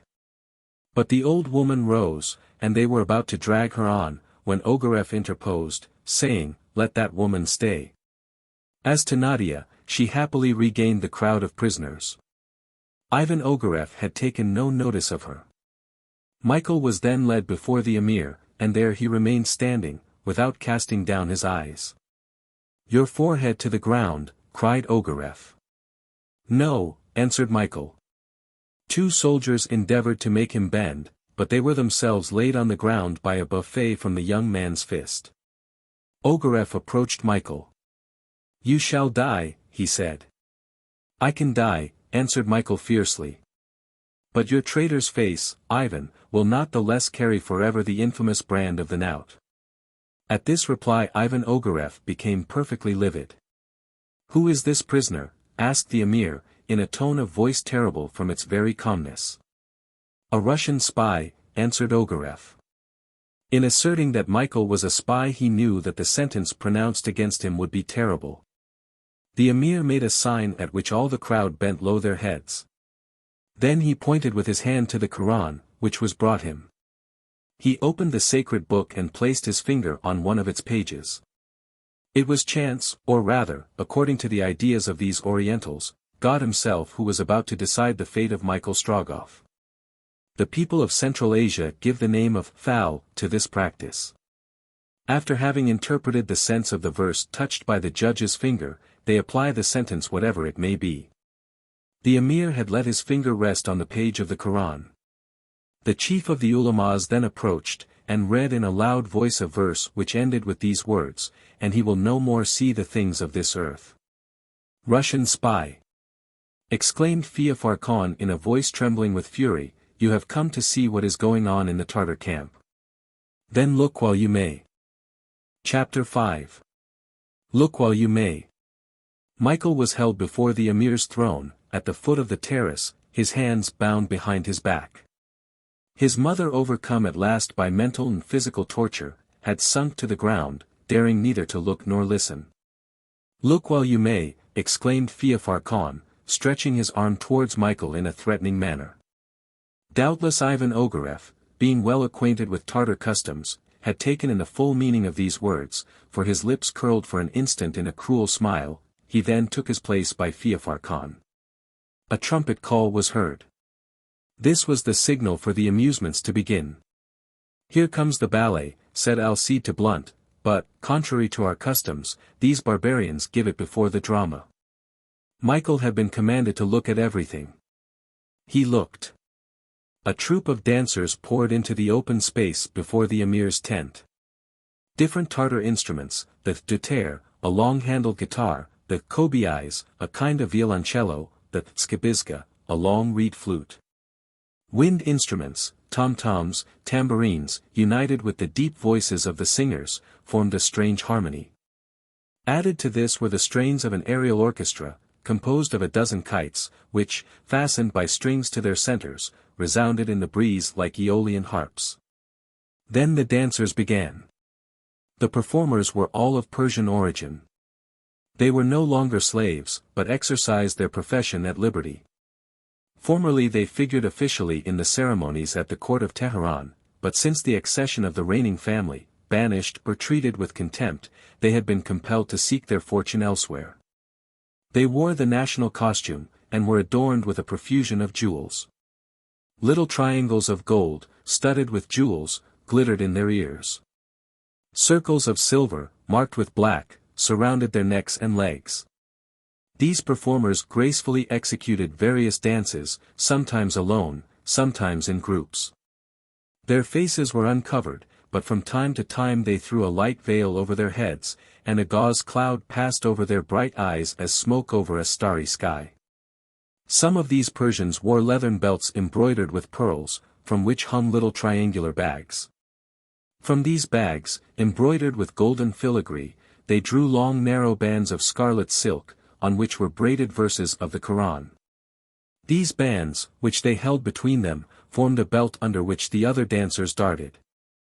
And, as they passed each verse, following the precept it contained, they either prostrated themselves on the earth or lightly bounded upwards, as though to take a place among the houris of Muhammad's heaven. But what was remarkable, and what struck Alcide, was that the Persians appeared rather indolent than fiery. Their passion had deserted them, and, by the kind of dances as well as by their execution, they recalled rather the calm and self-possessed nautch girls of India than the impassioned dancers of Egypt. When this was over, a stern voice was heard saying, "Look while you may."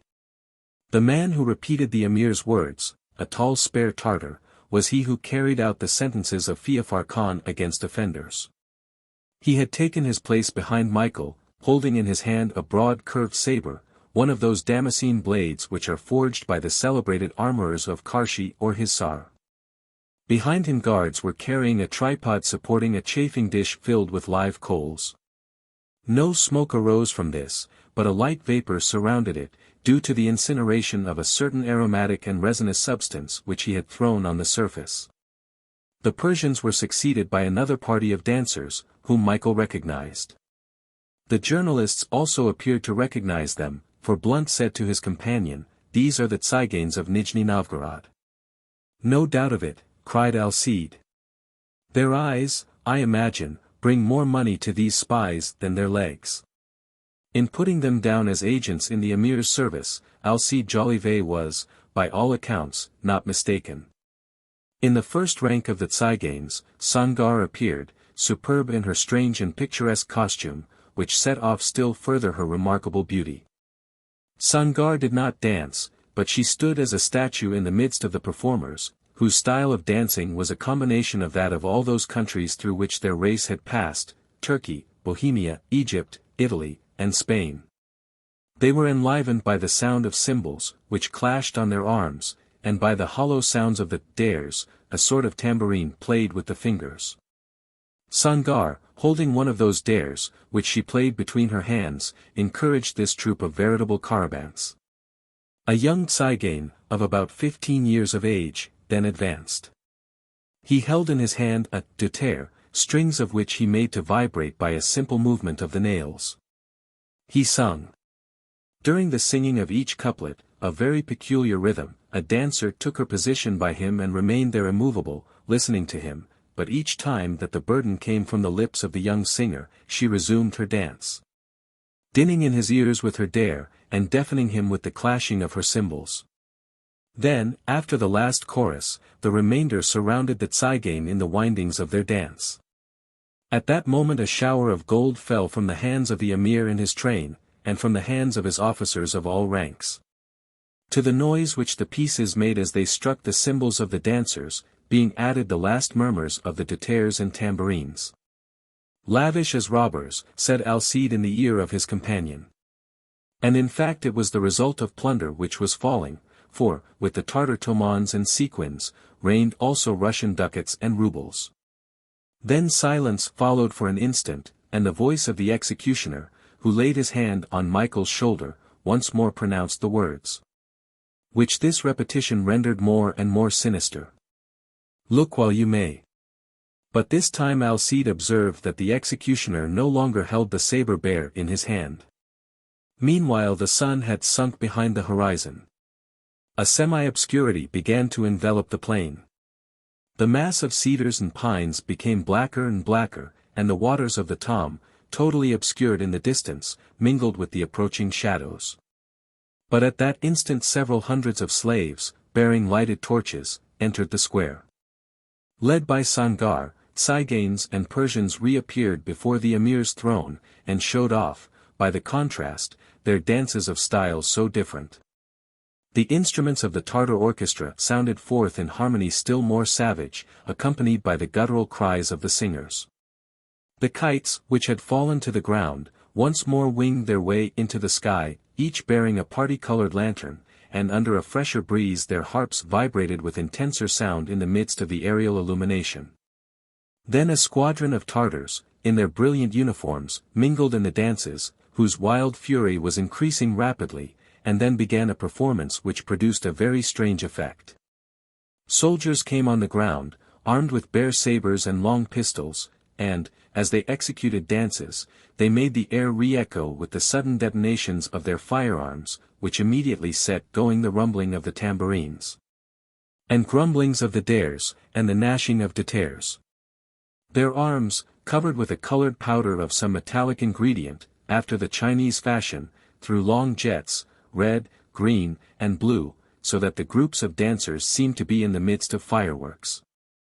In some respects, this performance recalled the military dance of the ancients, in the midst of naked swords. But this Tartar dance was rendered yet more fantastic by the colored fire, which wound, serpent-like, above the dancers, whose dresses seemed to be embroidered with fiery hems. It was like a kaleidoscope of sparks, whose infinite combinations varied at each movement of the dancers. Though it may be thought that a Parisian reporter would be perfectly hardened to any scenic effect, which our modern ideas have carried so far, yet Alcide Jolivet could not restrain a slight movement of the head, which at home, between the Boulevard Montmartre and La Madeleine would have said, "Very fair, very fair." Then, suddenly, at a signal, all the lights of the fantasia were extinguished, the dances ceased, and the performers disappeared. The ceremony was over, and the torches alone lighted up the plateau, which a few instants before had been so brilliantly illuminated. On a sign from the emir, Michael was led into the middle of the square. "Blount," said Alcide to his companion, "are you going to see the end of all this?" "No, that I am not," replied Blount. "The readers of the Daily Telegraph are, I hope, not very eager for the details of an execution à la mode Tartar." "No more than your cousin." "Poor fellow," added Alcide, as he watched Michael. "That valiant soldier should have fallen on the field of battle." "Can we do nothing to save him?" said Blount. "Nothing." The reporters recalled Michael's generous conduct towards them. They knew now through what trials he must have passed, ever obedient to his duty, and in the midst of these Tartars, to whom pity is unknown, they could do nothing for him. Having little desire to be present at the torture reserved for the unfortunate man, they returned to the town. An hour later, they were on the road to Irkutsk, for it was among the Russians that they intended to follow what Alcide called, by anticipation, the campaign of revenge. Meantime, Michael was standing ready, his eyes returning the emir's haughty glance, while his countenance assumed an expression of intense scorn whenever he cast his looks on Ivan Ogareff. He was prepared to die, yet not a single sign of weakness escaped him. The spectators, waiting around the square, as well as Feofar Khan's bodyguard, to whom this execution was only one of the attractions, were eagerly expecting it. Then, their curiosity satisfied, they would rush off to enjoy the pleasures of intoxication. The emir made a sign. Michael was thrust forward by his guards to the foot of the terrace, and Feofar said to him, "You came to see our goings out and comings in, Russian spy. You have seen for the last time. In an instant your eyes will be forever shut to the day." Michael's fate was to be not death, but blindness, loss of sight, more terrible perhaps than loss of life. The unhappy man was condemned to be blinded. However, on hearing the emir's sentence Michael's heart did not grow faint. He remained unmoved, his eyes wide open, as though he wished to concentrate his whole life into one last look. To entreat pity from these savage men would be useless, besides, it would be unworthy of him. He did not even think of it. His thoughts were condensed on his mission, which had apparently so completely failed, on his mother, on Nadia, whom he should never more see. But he let no sign appear of the emotion he felt. Then, a feeling of vengeance to be accomplished came over him. "Ivan," said he, in a stern voice, "Ivan the traitor, the last menace of my eyes shall be for you." Ivan Ogareff shrugged his shoulders. But Michael was not to be looking at Ivan when his eyes were put out. Marfa Strogoff stood before him. "My mother," cried he. "Yes. Yes. My last glance shall be for you, and not for this wretch. Stay there, before me. Now I see once more your well-beloved face. Now shall my eyes close as they rest upon it." The old woman, without uttering a word, advanced. "Take that woman away," said Ivan. Two soldiers were about to seize her, but she stepped back and remained standing a few paces from Michael. The executioner appeared. This time, he held his saber bare in his hand, and this saber he had just drawn from the chafing dish, where he had brought it to a white heat. Michael was going to be blinded in the Tartar fashion, with a hot blade passed before his eyes. Michael did not attempt to resist. Nothing existed before his eyes but his mother, whom his eyes seemed to devour. All his life was in that last look. Marfa Strogoff, her eyes open wide, her arms extended towards where he stood, was gazing at him. The incandescent blade passed before Michael's eyes. A despairing cry was heard. His aged mother fell senseless to the ground. Michael Strogoff was blind. His orders executed, the emir retired with his train. There remained in the square only Ivan Ogareff and the torch-bearers. Did the wretch intend to insult his victim yet further, and yet to give him a parting blow? Ivan Ogareff slowly approached Michael, who, feeling him coming, drew himself up. Ivan drew from his pocket the imperial letter, he opened it, and with supreme irony he held it up before the sightless eyes of the Tsar's courier, saying, "Read, now, Michael Strogoff, read, and go and repeat at Irkutsk what you have read. The true courier of the Tsar is Ivan Ogareff." This said, the traitor thrust the letter into his breast. Then, without looking round he left the square, followed by the torch-bearers. Michael was left alone, at a few paces from his mother, lying lifeless, perhaps dead. He heard in the distance cries and songs, the varied noises of a wild debauch. Tomsk, illuminated, glittered and gleamed. Michael listened. The square was silent and deserted. He went, groping his way, towards the place where his mother had fallen. He found her with his hand, he bent over her, he put his face close to hers, he listened for the beating of her heart. Then he murmured a few words. Did Marfa still live, and did she hear her son's words? Whether she did so or not, she made not the slightest movement. Michael kissed her forehead and her white locks. He then raised himself, and, groping with his foot, trying to stretch out his hand to guide himself, he walked by degrees to the edge of the square. Suddenly Nadia appeared. She walked straight to her companion. A knife in her hand cut the cords which bound Michael's arms. The blind man knew not who had freed him, for Nadia had not spoken a word. But this done, brother, said she. Nadia, murmured Michael, Nadia. Come, brother, replied Nadia, use my eyes whilst yours sleep. I will lead you to Irkutsk. Chapter 6. A friend on the highway. Half an hour afterwards, Michael and Nadia had left Tomsk. Many others of the prisoners were that night able to escape from the Tartars, for officers and soldiers, all more or less intoxicated, had unconsciously relaxed the vigilant guard which they had hitherto maintained. Nadia, after having been carried off with the other prisoners, had been able to escape and return to the square, at the moment when Michael was led before the emir. There, mingling with the crowd, she had witnessed the terrible scene. Not a cry escaped her when the scorching blade passed before her companion's eyes. She kept, by her strength of will, mute and motionless. A providential inspiration bade her restrain herself and retain her liberty that she might lead Marfa's son to that goal which he had sworn to reach. Her heart for an instant ceased to beat when the aged Siberian woman fell senseless to the ground, but one thought restored her to her former energy. "I will be the blind man's dog," said she. On Ogareff's departure, Nadia had concealed herself in the shade. She had waited till the crowd left the square. Michael, abandoned as a wretched being from whom nothing was to be feared, was alone. She saw him draw himself towards his mother, bend over her, kiss her forehead, then rise and grope his way in flight.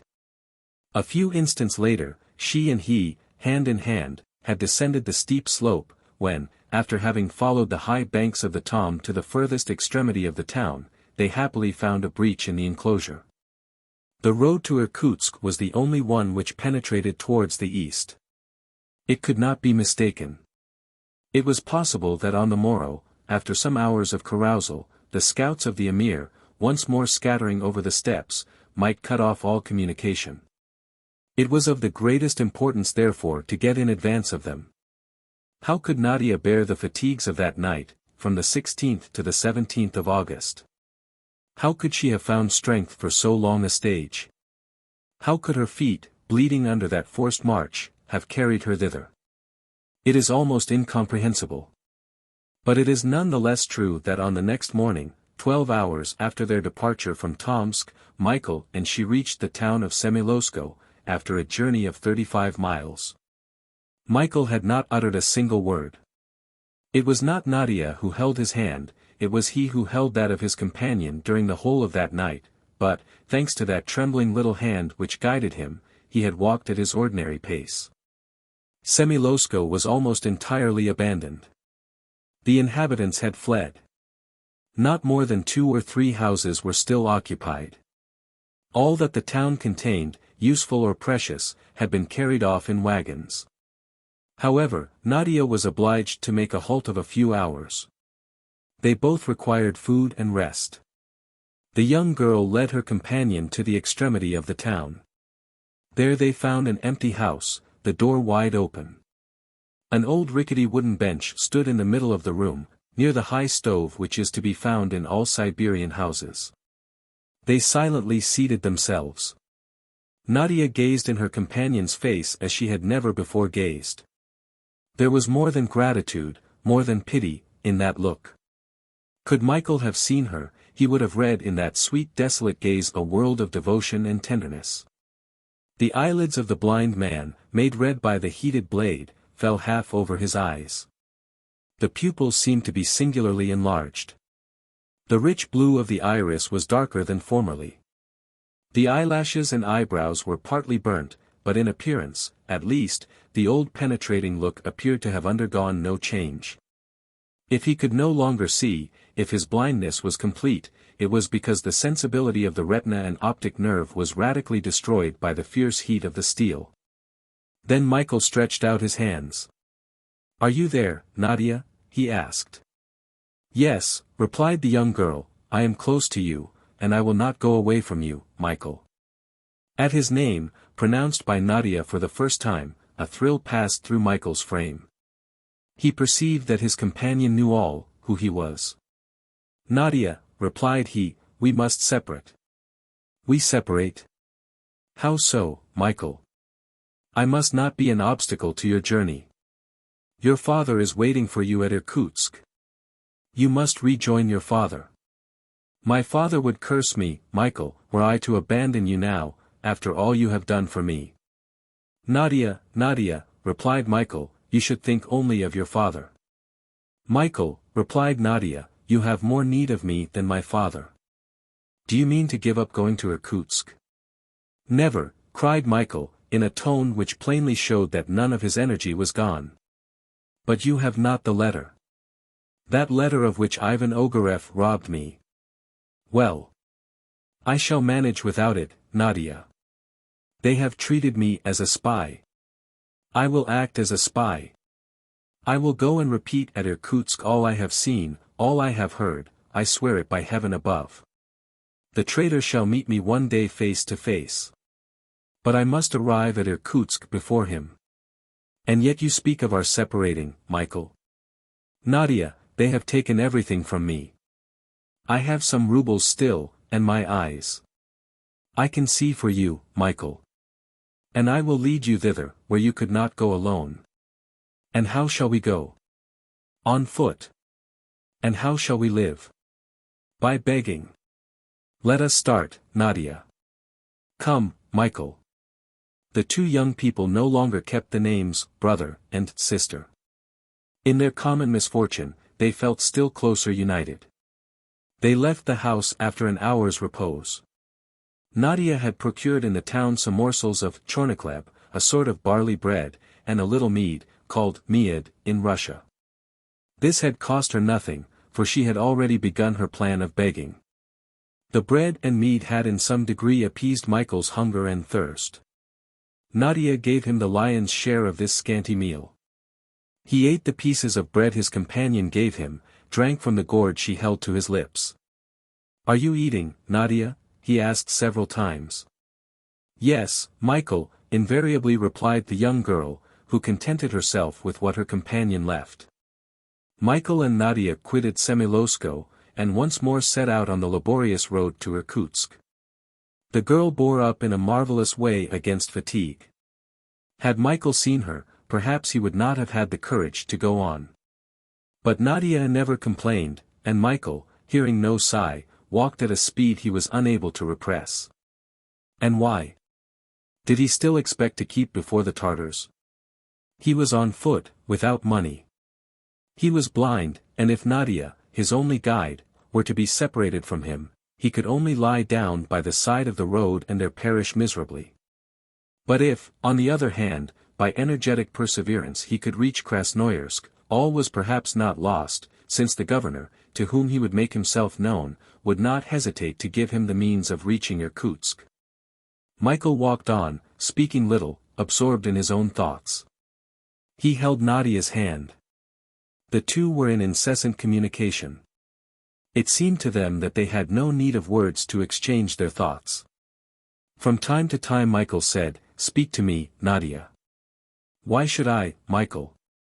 "We are thinking together," the young girl would reply, and contrived that her voice should not betray her extreme fatigue. But sometimes, as if her heart had ceased to beat for an instant, her limbs tottered, her steps flagged, her arms fell to her sides, she dropped behind. Michael then stopped, he fixed his eyes on the poor girl, as though he would try to pierce the gloom which surrounded him, his breast heaved, then, supporting his companion more than before, he started on afresh.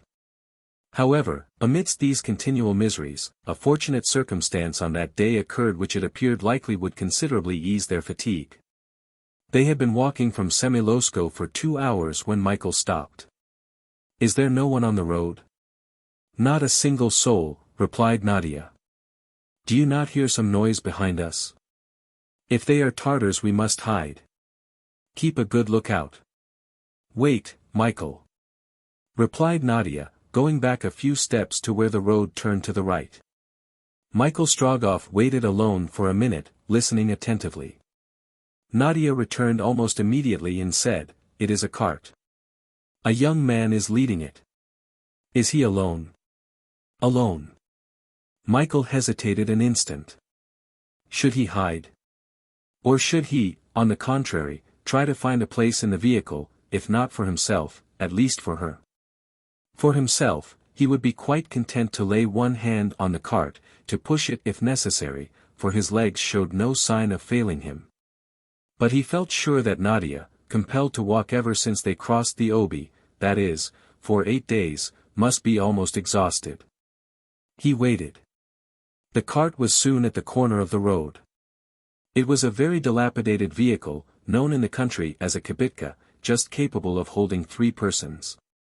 Usually the kibitka is drawn by 3 horses, but this had but one, a beast with long hair and a very long tail. It was of the Mongol breed, known for strength and courage. A young man was leading it, with a dog beside him. Nadia saw at once that the young man was Russian, his face was phlegmatic, but pleasant, and at once inspired confidence. He did not appear to be in the slightest hurry, he was not walking fast that he might spare his horse, and, to look at him, it would not have been believed that he was following a road which might at any instant be swarming with Tartars. Nadia, holding Michael by the hand, made way for the vehicle. The kibitka stopped, and the driver smilingly looked at the young girl. "And where are you going to in this fashion?" he asked, opening wide his great honest eyes. At the sound of his voice, Michael said to himself that he had heard it before. And it was satisfactory to him to recognize the man, for his brow at once cleared. "Well, where are you going?" repeated the young man, addressing himself more directly to Michael. "We are going to Irkutsk," he replied. "Oh. Little father, you do not know that there are still versts and versts between you and Irkutsk." "I know it." "And you are going on foot?" "On foot." Well. But the young lady?" "She is my sister," said Michael, who judged it prudent to give again this name to Nadia. "Yes, your sister, little father. But, believe me, she will never be able to get to Irkutsk." "Friend," returned Michael, approaching him, "the Tartars have robbed us of everything, and I have not a kopeck to offer you. But if you will take my sister with you, I will follow your cart on foot, I will run when necessary, I will not delay you an hour." "Brother," exclaimed Nadia, "I will not. I will not. Sir, my brother is blind." "Blind?" repeated the young man, much moved. "The Tartars have burnt out his eyes," replied Nadia, extending her hands, as if imploring pity. "Burnt out his eyes. Oh. Poor little father. I am going to Krasnoyarsk." "Well, why should not you and your sister mount in the kibitka? By sitting a little close, it will hold us all three. Besides, my dog will not refuse to go on foot, only I don't go fast, I spare my horse." "Friend, what is your name?" asked Michael. "My name is Nicholas Pigasoff." "It is a name that I will never forget," said Michael. "Well, jump up, little blind father. Your sister will be beside you, in the bottom of the cart, I sit in front to drive. There is plenty of good birch bark and straw in the bottom, it's like a nest. Serko, make room." The dog jumped down without more telling.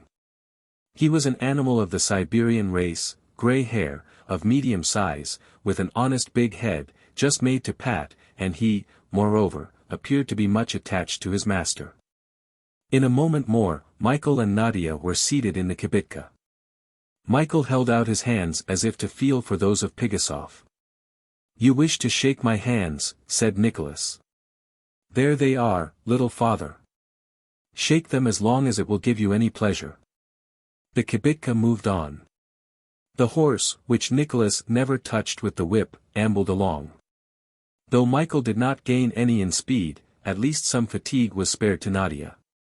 Such was the exhaustion of the young girl, that, rocked by the monotonous movement of the kibitka, she soon fell into a sleep, its soundness proving her complete prostration. Michael and Nicholas laid her on the straw as comfortably as possible. The compassionate young man was greatly moved, and if a tear did not escape from Michael's eyes, it was because the red-hot iron had dried up the last. "She is very pretty," said Nicholas. "Yes," replied Michael. "They try to be strong, little father, they are brave, but they are weak after all, these dear little things." "Have you come from far?" "Very far." "Poor young people. It must have hurt you very much when they burnt your eyes." "Very much," answered Michael, turning towards Nicholas as if he could see him. "Did you not weep?" "Yes. I should have wept too. To think that one could never again see those one loves. But they can see you, however. That's perhaps some consolation." "Yes, perhaps.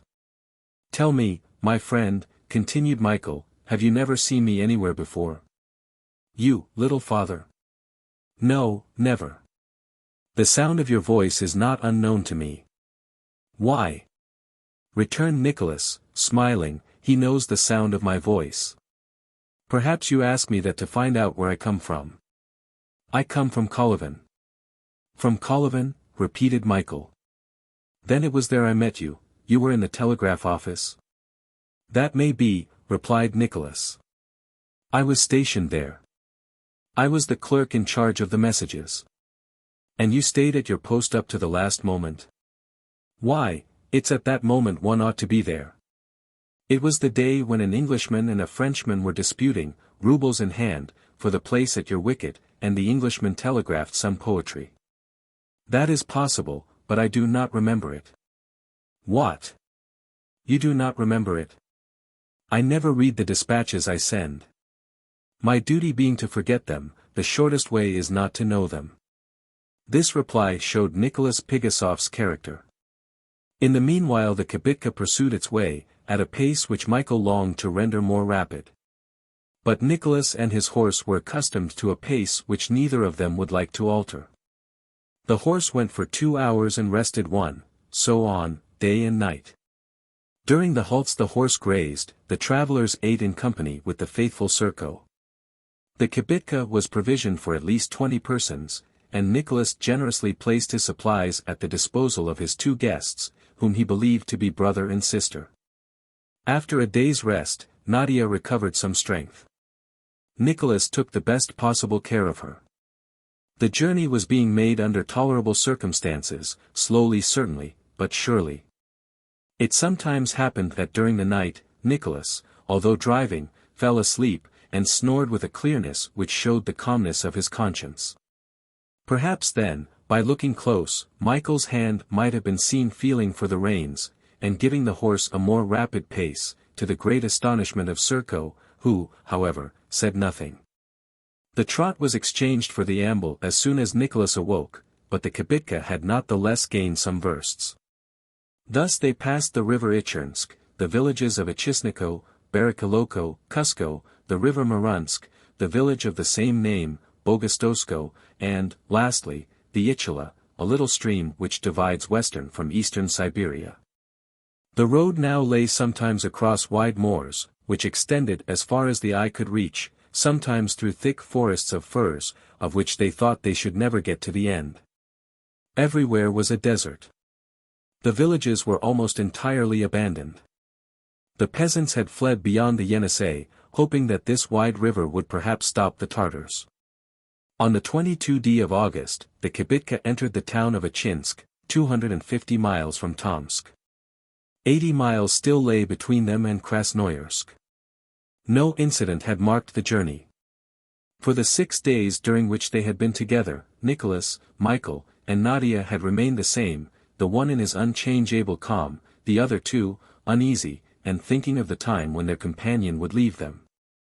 Michael saw the country through which they travelled with the eyes of Nicholas and the young girl. In turns, they each described to him the scenes they passed.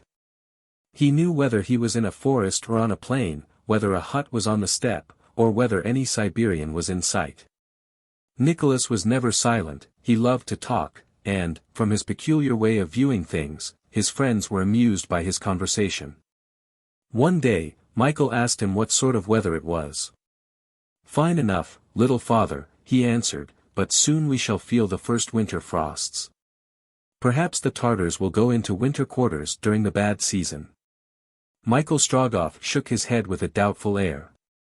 "You do not think so, little father," resumed Nicholas. "You think that they will march on to Irkutsk?" "I fear so," replied Michael. "Yes, you are right, they have with them a bad man, who will not let them loiter on the way. You have heard speak of Ivan Ogareff?" "Yes." "You know that it is not right to betray one's country."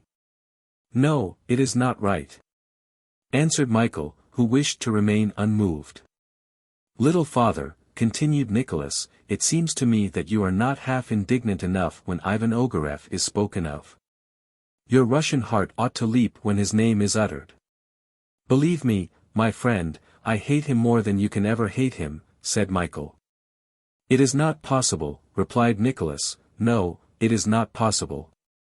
When I think of Ivan Ogareff, of the harm which he is doing to our sacred Russia, I get into such a rage that if I could get hold of him. If you could get hold of him, friend? I think I should kill him. And I am sure of it, returned Michael quietly. Chapter 7. The Passage of the Yenisei. At nightfall, on the 25th of August, the kibitka came in sight of Krasnoyarsk. The journey from Tomsk had taken 8 days. If it had not been accomplished as rapidly as it might, it was because Nicholas had slept little. Consequently, it was impossible to increase his horse's pace, though in other hands, the journey would not have taken 60 hours. Happily, there was no longer any fear of Tartars. Not a scout had appeared on the road over which the kibitka had just traveled. This was strange enough, and evidently some serious cause had prevented the Emir's troops from marching without delay upon Irkutsk. Something had occurred. A new Russian corps, hastily raised in the government of Yenisei, had marched to Tomsk to endeavor to retake the town. But, being too weak to withstand the Emir's troops, now concentrated there, they had been forced to effect a retreat. Feofar Khan, including his own soldiers, and those of the Khanats of Kokand and Kunduz, had now under his command 250,000 men, to which the Russian government could not as yet oppose a sufficient force. The invasion could not, therefore, be immediately stopped, and the whole Tartar army might at once march upon Irkutsk. The Battle of Tomsk was on the 22nd of August, though this Michael did not know, but it explained why the vanguard of the Emir's army had not appeared at Krasnoyarsk by the 25th. However, though Michael Strogoff could not know the events which had occurred since his departure, he at least knew that he was several days in advance of the Tartars, and that he need not despair of reaching before them the town of Irkutsk. Still 600 miles distant. Besides, at Krasnoyarsk, of which the population is about 12,000 souls, he depended upon obtaining some means of transport. Since Nicholas Pigasov was to stop in that town, it would be necessary to replace him by a guide, and to change the kibitka for another more rapid vehicle. Michael, after having addressed himself to the governor of the town, and established his identity and quality as courier of the Tsar, which would be easy, doubted not that he would be enabled to get to Irkutsk in the shortest possible time. He would thank the good Nicholas Pigasov, and set out immediately with Nadia, for he did not wish to leave her until he had placed her in her father's arms. Though Nicholas had resolved to stop at Krasnoyarsk, it was only as he said, on condition of finding employment there. In fact, this model clerk, after having stayed to the last minute at his post in Kolyvan, was endeavoring to place himself again at the disposal of the government. "Why should I receive a salary which I have not earned?" he would say. In the event of his services not being required at Krasnoyarsk, which it was expected would be still in telegraphic communication with Irkutsk, he proposed to go to Udinsk, or even to the capital of Siberia itself. In the latter case, he would continue to travel with the brother and sister, and where would they find a surer guide, or a more devoted friend? The kibitka was now only half a verst from Krasnoyarsk. The numerous wooden crosses which are erected at the approaches to the town, could be seen to the right and left of the road. It was 7 in the evening. The outline of the churches and of the houses built on the high bank of the Yenisei were clearly defined against the evening sky, and the waters of the river reflected them in the twilight. "Where are we, sister?" asked Michael. "Half a verst from the first houses," replied Nadia. "Can the town be asleep?" observed Michael. "Not a sound strikes my ear. And I cannot see the slightest light, nor even smoke mounting into the air," added Nadia.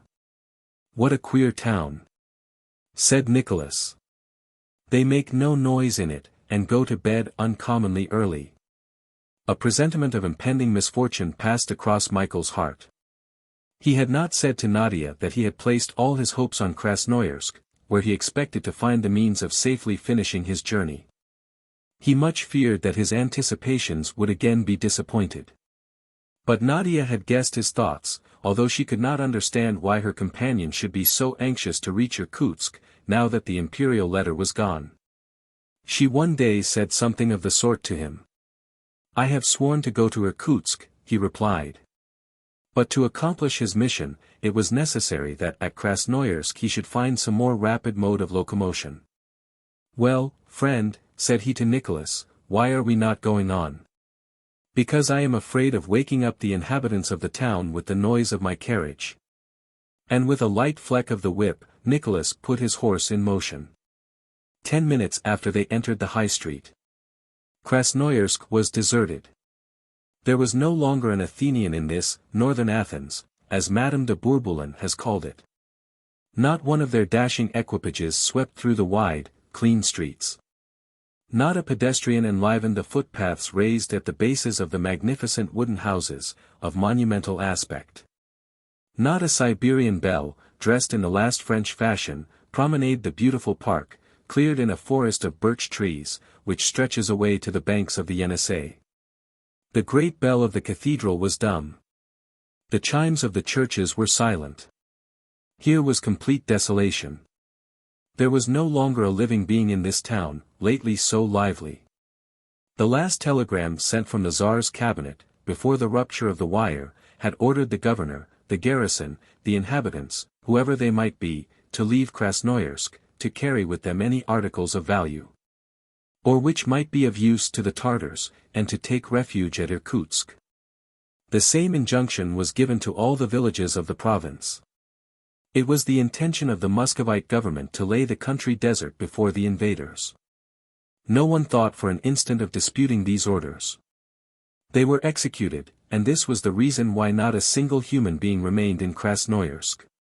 Michael Strogoff, Nadia, and Nicholas passed silently through the streets of the town. They felt half stupefied. They themselves made the only sound to be heard in this dead city. Michael allowed nothing of what he felt to appear, but he inwardly raged against the bad luck which pursued him, his hopes being again disappointed. Alack, alack! Cried Nicholas, I shall never get any employment in this desert. Friend, said Nadia, you must go on with us. I must indeed, replied Nicholas. The wire is no doubt still working between Udinsk and Irkutsk, and there, shall we start, little father? Let us wait till tomorrow, answered Michael. You are right, said Nicholas. We have the Yenisei to cross, and need light to see our way there. To see, murmured Nadia, thinking of her blind companion. Nicholas heard her, and turning to Michael, forgive me, little father, said he. Alas! Night and day, it is true, are all the same to you. Do not reproach yourself, friend, replied Michael, pressing his hand over his eyes. With you for a guide I can still act. Take a few hours' repose. Nadia must rest too. Tomorrow we will recommence our journey.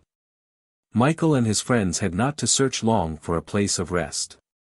The first house, the door of which they pushed open, was empty, as well as all the others. Nothing could be found within but a few heaps of leaves. For want of better fodder the horse had to content himself with this scanty nourishment. The provisions of the kibitka were not yet exhausted, so each had a share. Then, after having knelt before a small picture of the Panagia, hung on the wall, and still lighted up by a flickering lamp, Nicholas and the young girl slept, whilst Michael, over whom sleep had no influence, watched. Before daybreak the next morning, the 26th of August, the horse was drawing the kibitka through the forests of birch trees towards the banks of the Yenisei. Michael was in much anxiety. How was he to cross the river, if, as was probable, all boats had been destroyed to retard the Tartars' march?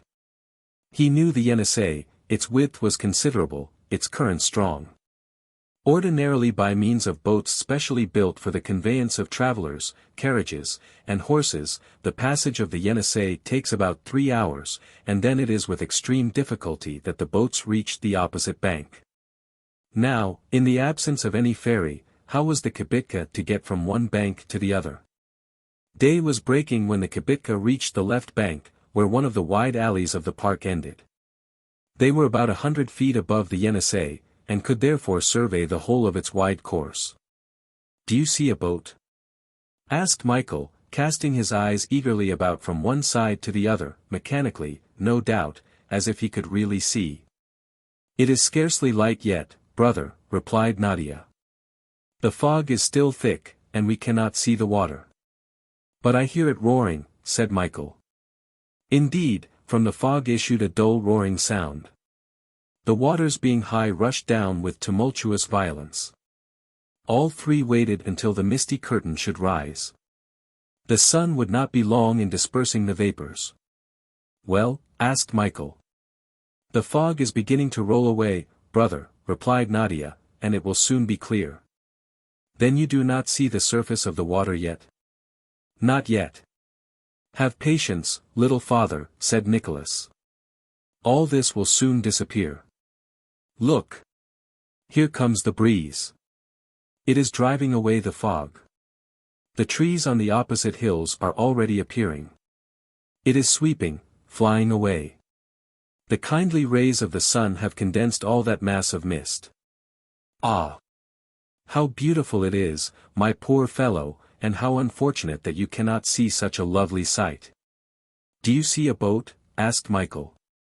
"I see nothing of the sort," answered Nicholas. "Look well, friend, on this and the opposite bank, as far as your eye can reach. A raft, even a canoe." Nicholas and Nadia, grasping the bushes on the edge of the cliff, bent over the water. The view they thus obtained was extensive. At this place the Yenisei is not less than a mile in width, and forms two arms, of unequal size, through which the waters flow swiftly. Between these arms lie several islands, covered with alders, willows, and poplars, looking like verdant ships, anchored in the river. Beyond rise the high hills of the eastern shore, crowned with forests, whose tops were then empurpled with light. The Yenisei stretched on either side as far as the eye could reach. The beautiful panorama lay before them for a distance of 50 versts. But not a boat was to be seen. All had been taken away or destroyed, according to order. Unless the Tartars should bring with them materials for building a bridge of boats, their march towards Irkutsk would certainly be stopped for some time by this barrier, the Yenisei. "I remember," said Michael, "that higher up, on the outskirts of Krasnoyarsk, there is a little quay. There the boats touch. Friend, let us go up the river, and see if some boat has not been forgotten on the bank." Nadia seized Michael's hand and started off at a rapid pace in the direction indicated. If only a boat or a barge large enough to hold the kibitka could be found, or even one that would carry just themselves, Michael would not hesitate to attempt the passage. 20 minutes after, all three had reached the little quay, with houses on each side quite down to the water's edge. It was like a village standing beyond the town of Krasnoyarsk. But not a boat was on the shore, not a barge at the little wharf, nothing even of which a raft could be made large enough to carry 3 people. Michael questioned Nicholas, who made the discouraging reply that the crossing appeared to him absolutely impracticable. "We shall cross," answered Michael. The search was continued. They examined the houses on the shore, abandoned like all the rest of Krasnoyarsk. They had merely to push open the doors and enter. The cottages were evidently those of poor people, and quite empty. Nicholas visited one, Nadia entered another, and even Michael went here and there and felt about, hoping to light upon some article that might be useful. Nicholas and the girl had each fruitlessly rummaged these cottages and were about to give up the search, when they heard themselves called. Both ran to the bank and saw Michael standing on the threshold of a door. "Come," he exclaimed. Nicholas and Nadia went towards him and followed him into the cottage. "What are these?" asked Michael, touching several objects piled up in a corner. "They are leathern bottles," answered Nicholas. "Are they full?" "Yes, full of kumiss. We have found them very opportunely to renew our provisions. Kumiss is a drink made of mare's or camel's milk, and is very sustaining, and even intoxicating." So that Nicholas and his companions could not but congratulate themselves on the discovery. "Save one," said Michael, "but empty the others." "Directly, little father. These will help us to cross the Yenisei." "And the raft?" "Will be the kibitka itself, which is light enough to float. Besides, we will sustain it, as well as the horse, with these bottles." "Well thought of, little father," exclaimed Nicholas, "and by God's help we will get safely over. Though perhaps not in a straight line, for the current is very rapid." "What does that matter, replied Michael. Let us get across first, and we shall soon find out the road to Irkutsk on the other side of the river. To work, then, said Nicholas, beginning to empty the bottles. One full of kumiss was reserved, and the rest, with the air carefully fastened in, were used to form a floating apparatus. 2 bottles were fastened to the horse's sides to support it in the water. 2 others were attached to the shafts to keep them on a level with the body of the machine, thus transformed into a raft. This work was soon finished. You will not be afraid, Nadia? Asked Michael. No, brother, answered the girl. And you, friend? I? Cried Nicholas. I am now going to have one of my dreams realized, that of sailing in a cart. At the spot where they were now standing, the bank sloped, and was suitable for the launching of the kibitka. The horse drew it into the water, and they were soon both floating. As to Serko, he was swimming bravely. The 3 passengers, seated in the vehicle, had with due precaution taken off their shoes and stockings, but, thanks to the bottles, the water did not even come over their ankles. Michael held the reins, and, according to Nicholas's directions, guided the animal obliquely, but cautiously, so as not to exhaust him by struggling against the current. So long as the kibitka went with the current all was easy, and in a few minutes it had passed the quays of Krasnoyarsk. It drifted northwards, and it was soon evident that it would only reach the opposite bank far below the town. But that mattered little. The crossing would have been made without great difficulty, even on this imperfect apparatus, had the current been regular. But, unfortunately, there were whirlpools in numbers, and soon the kibitka, notwithstanding all Michael's efforts, was irresistibly drawn into one of these. There the danger was great. The kibitka no longer drifted, but spun rapidly round, inclining towards the center of the eddy, like a rider in a circus. The horse could scarcely keep his head above water, and ran a great risk of being suffocated. Serko had been obliged to take refuge in the carriage. Michael knew what was happening. He felt himself drawn round in a gradually narrowing line, from which they could not get free. How he longed to be better able to avoid this peril, but that was no longer possible. Nadia was silent, her hands clinging to the sides of the cart, which was inclining more and more towards the center of depression. And Nicholas, did he not understand the gravity of the situation? Was it with him phlegm or contempt of danger, courage or indifference?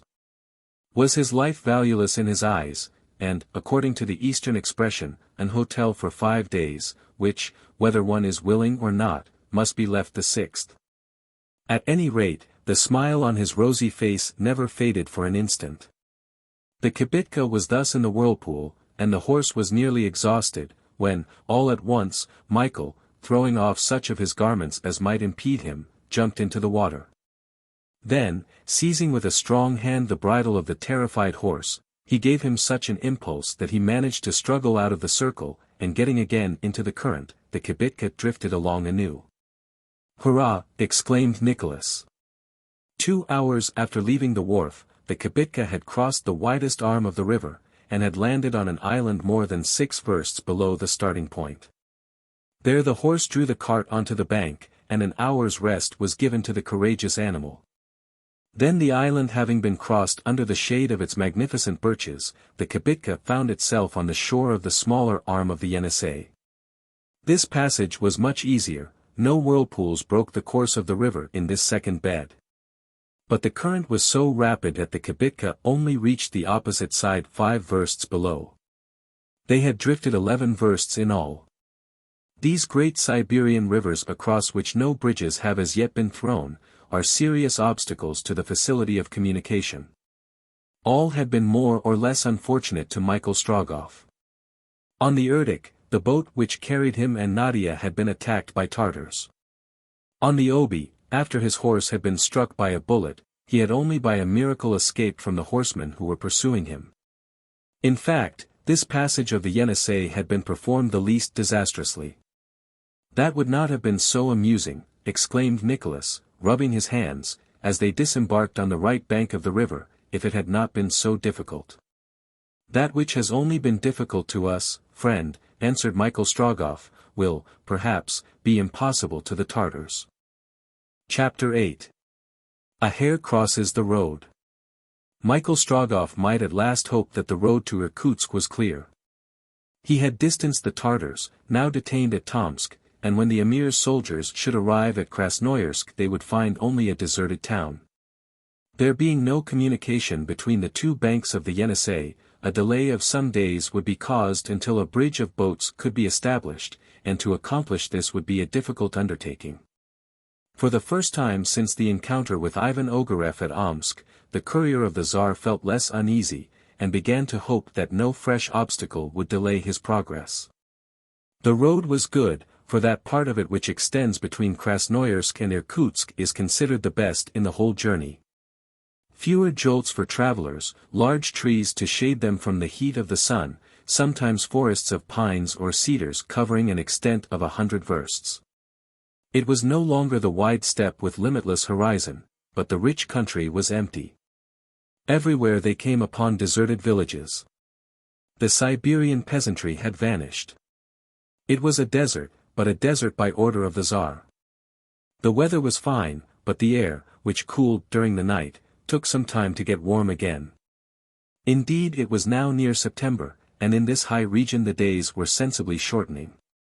Autumn here lasts but a very little while, although this part of Siberian territory is not situated above the 55th parallel, that of Edinburgh and Copenhagen. However, winter succeeds summer almost unexpectedly. These winters of Asiatic Russia may be said to be precocious, considering that during them the thermometer falls until the mercury is frozen nearly 42 degrees below zero, and that 20 degrees below zero is considered an unsupportable temperature. The weather favored our travelers.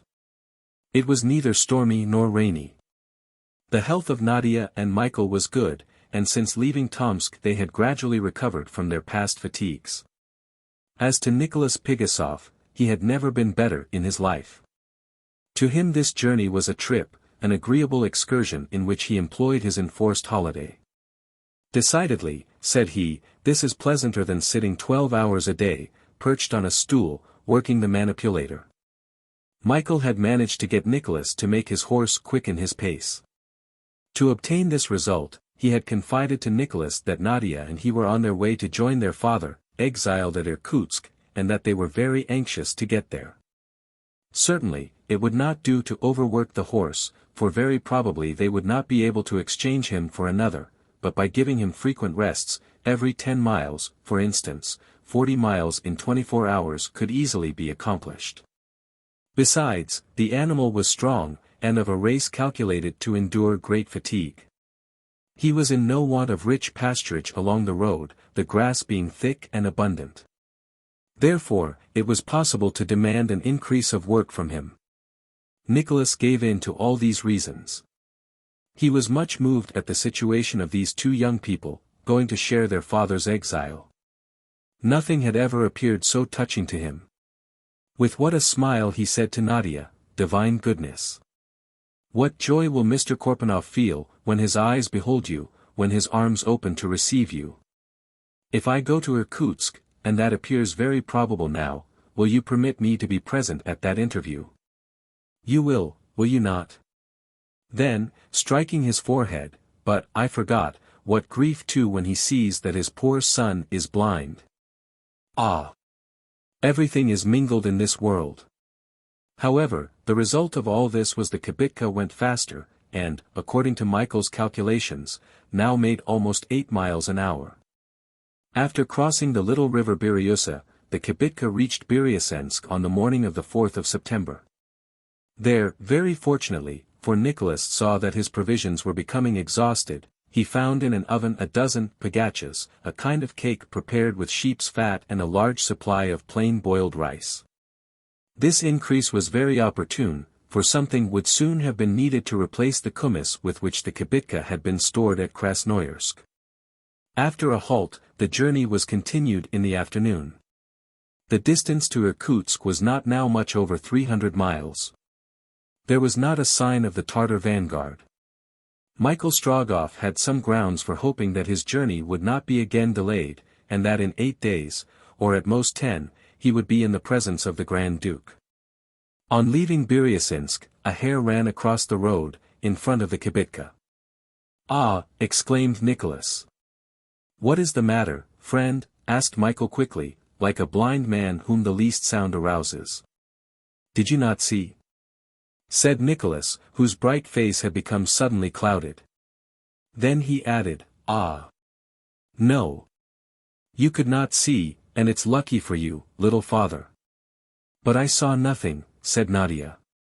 "So much the better. So much the better." "But I saw." "What was it then?" asked Michael. "A hare crossing our road," answered Nicholas. In Russia, when a hare crosses the path, the popular belief is that it is the sign of approaching evil.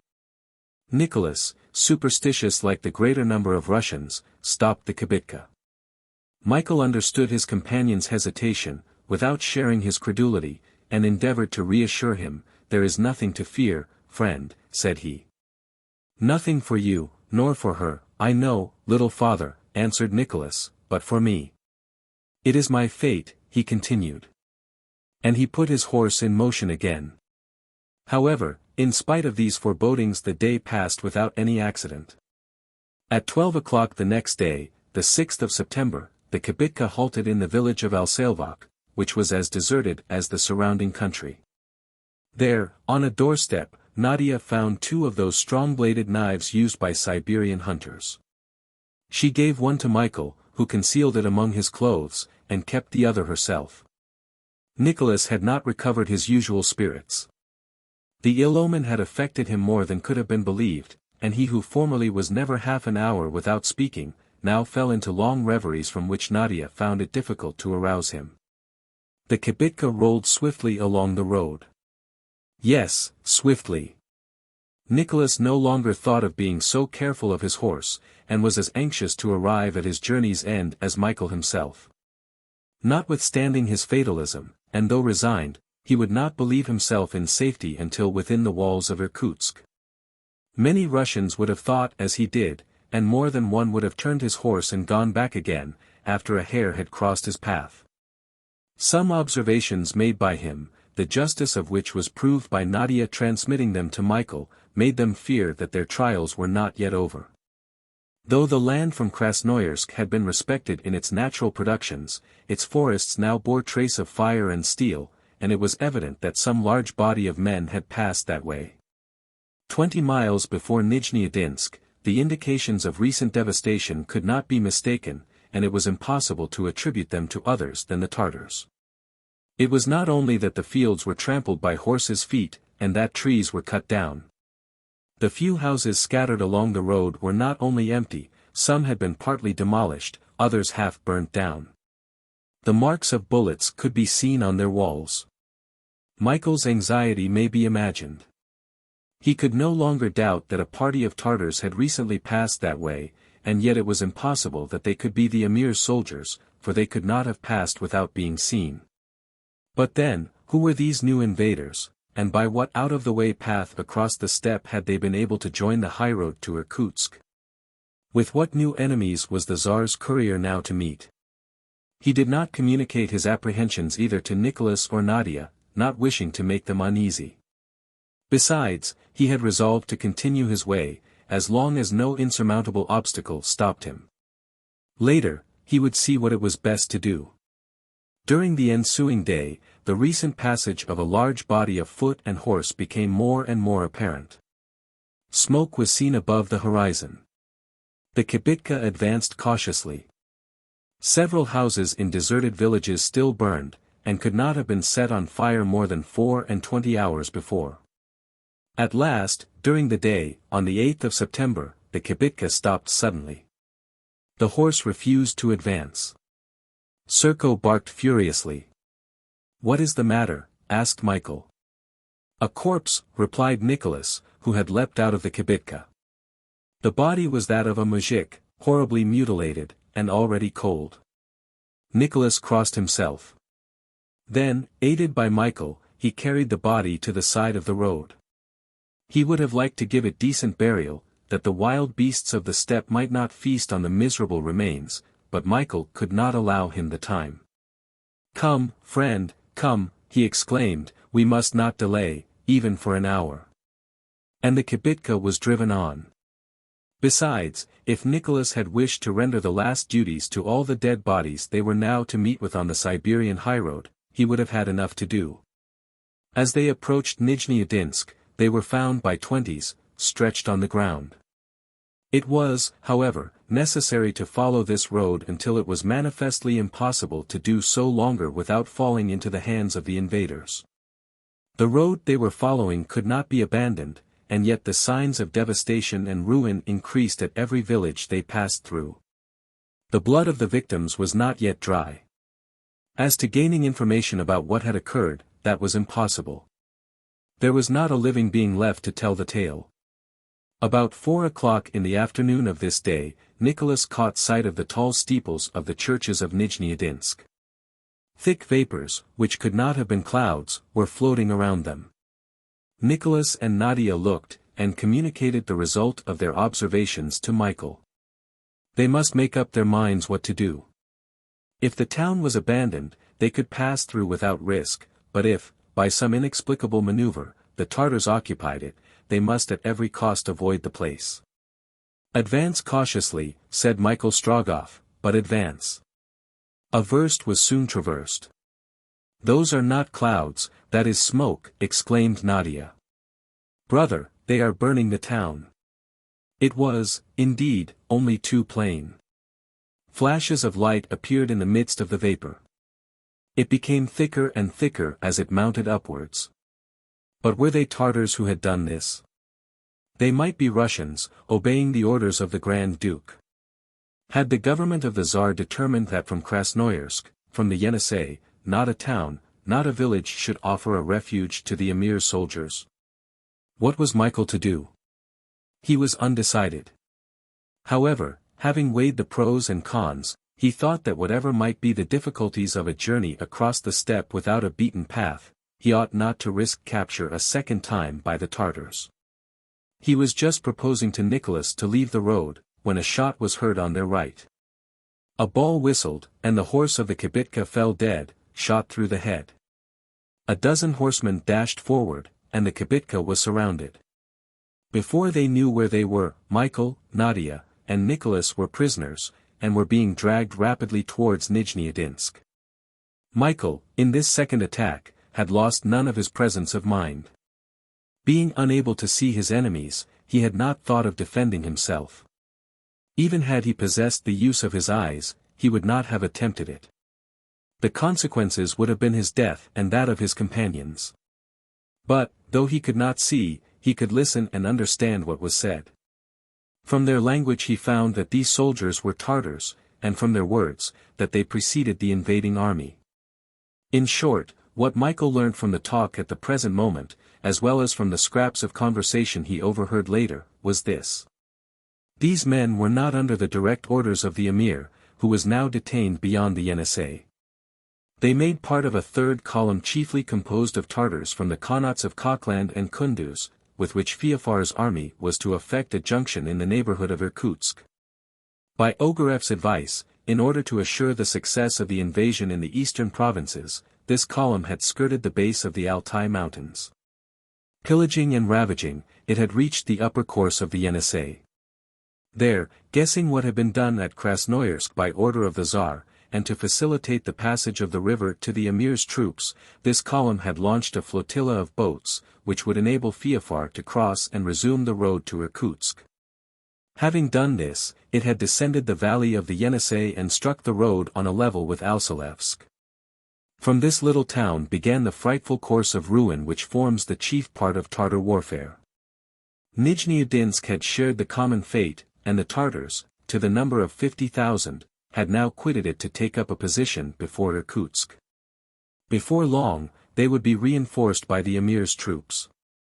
Such was the state of affairs at this date, most serious for this isolated part of eastern Siberia, and for the comparatively few defenders of its capital. It can be imagined with what thoughts Michael's mind was now occupied. Who could have been astonished had he, in his present situation, lost all hope and all courage? Nothing of the sort, however, his lips muttered no other words than these, "I will get there." Half an hour after the attack of the Tartar horsemen, Michael Strogoff, Nadia, and Nicholas entered Nijni-Novgorod. The faithful dog followed them, though at a distance. They could not stay in the town, as it was in flames, and about to be left by the last of the marauders. The prisoners were therefore thrown on horses and hurried away. Nicholas resigned as usual, Nadia, her faith in Michael unshaken, and Michael himself, apparently indifferent, but ready to seize any opportunity of escaping. The Tartars were not long in perceiving that one of their prisoners was blind, and their natural barbarity led them to make game of their unfortunate victim. They were traveling fast. Michael's horse, having no one to guide him, often started aside, and so made confusion among the ranks. This drew on his rider such abuse and brutality as wrung Nadia's heart, and filled Nicholas with indignation. But what could they do? They could not speak the Tartar language, and their assistance was mercilessly refused. Soon it occurred to these men, in a refinement of cruelty, to exchange the horse Michael was riding for one which was blind. The motive of the change was explained by a remark which Michael overheard, perhaps that Russian can see, after all. Michael was placed on this horse, and the reins ironically put into his hand. Then, by dint of lashing, throwing stones, and shouting, the animal was urged into a gallop. The horse, not being guided by his rider, blind as himself, sometimes ran into a tree, sometimes went quite off the road, in consequence, collisions and falls, which might have been extremely dangerous. Michael did not complain. Not a murmur escaped him. When his horse fell, he waited until it got up. It was, indeed, soon assisted up, and the cruel fun continued. At sight of this wicked treatment, Nicholas could not contain himself, he endeavored to go to his friend's aid. He was prevented, and treated brutally. This game would have been prolonged, to the Tartars' great amusement, had not a serious accident put an end to it. On the 10th of September the blind horse ran away, and made straight for a pit, some 30 or 40 feet deep, at the side of the road. Nicholas tried to go after him. He was held back. The horse, having no guide, fell with his rider to the bottom. Nicholas and Nadia uttered a piercing cry. They believed that their unfortunate companion had been killed. However, when they went to his assistance, it was found that Michael, having been able to throw himself out of the saddle, was unhurt, but the miserable horse had 2 legs broken, and was quite useless.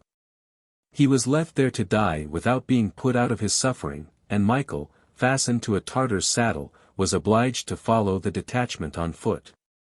Even now, not a protest, not a complaint. He marched with a rapid step, scarcely drawn by the cord which tied him. He was still the man of iron, of whom General Kisov had spoken to the Tsar. The next day, the 11th of September, the detachment passed through the village of Chiberlinsko.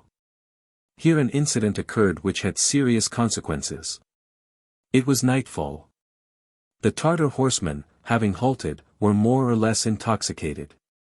They were about to start. Nadia, who till then, by a miracle, had been respectfully treated by the soldiers, was insulted by one of them.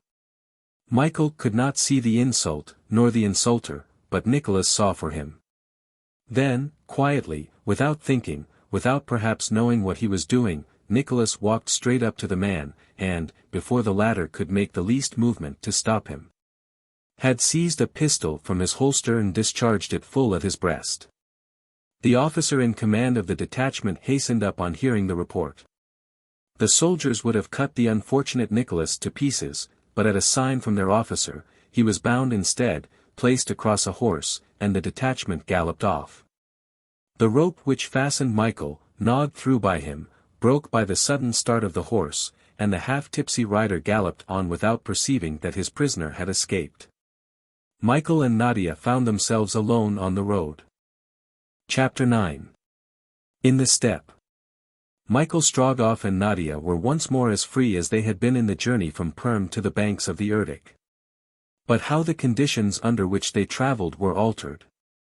Then, a comfortable tarantass, fresh horses, well-kept post-horses assured the rapidity of their journey. Now they were on foot. It was utterly impossible to procure any other means of locomotion, they were without resources, not knowing how to obtain even food, and they had still nearly 300 miles to go. Moreover, Michael could now only see with Nadia's eyes. As to the friend whom chance had given them, they had just lost him, and fearful might be his fate. Michael had thrown himself down under the brushwood at the side of the road. Nadia stood beside him, waiting for the word from him to continue the march. It was 10 o'clock. The sun had more than 3 hours before disappeared below the horizon. There was not a house in sight. The last of the Tartars was lost in the distance. Michael and Nadia were quite alone. "What will they do with our friend?" exclaimed the girl. "Poor Nicholas. Our meeting will have been fatal to him." Michael made no response.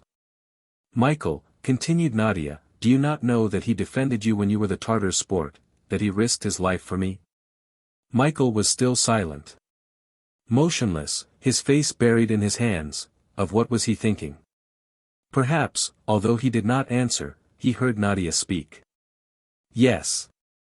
He heard her, for when the young girl added, "Where shall I lead you, Michael?" "To Irkutsk," he replied. "By the high road?" "Yes, Nadia." Michael was still the same man who had sworn, whatever happened, to accomplish his object. To follow the high road, was certainly to go the shortest way. If the vanguard of Feofar Khan's troops appeared, it would then be time to strike across the country. Nadia took Michael's hand, and they started. The next morning, the 13th of September, 20 versts further, they made a short halt in the village of Jolivet. It was burnt and deserted. All night Nadia had tried to see if the body of Nicholas had not been left on the road, but it was in vain that she looked among the ruins, and searched among the dead. Was he reserved for some cruel torture at Irkutsk? Nadia, exhausted with hunger, was fortunate enough to find in one of the houses a quantity of dried meat and sukaris, pieces of bread, which, dried by evaporation, preserved their nutritive qualities for an indefinite time. Michael and the girl loaded themselves with as much as they could carry. They had thus a supply of food for several days, and as to water, there would be no want of that in a district rendered fertile by the numerous little affluents of the Angara. They continued their journey. Michael walked with a firm step, and only slackened his pace for his companion's sake. Nadia, not wishing to retard him, obliged herself to walk. Happily, he could not see to what a miserable state fatigue had reduced her. However, Michael guessed it. "You are quite done up, poor child," he said sometimes. "No," she would reply. "When you can no longer walk, I will carry you." "Yes, Michael." During this day they came to the little river Oka, but it was fordable, and they had no difficulty in crossing. The sky was cloudy and the temperature moderate. There was some fear that the rain might come on, which would much have increased their misery. A few showers fell, but they did not last. They went on as before, hand in hand, speaking little, Nadia looking about on every side.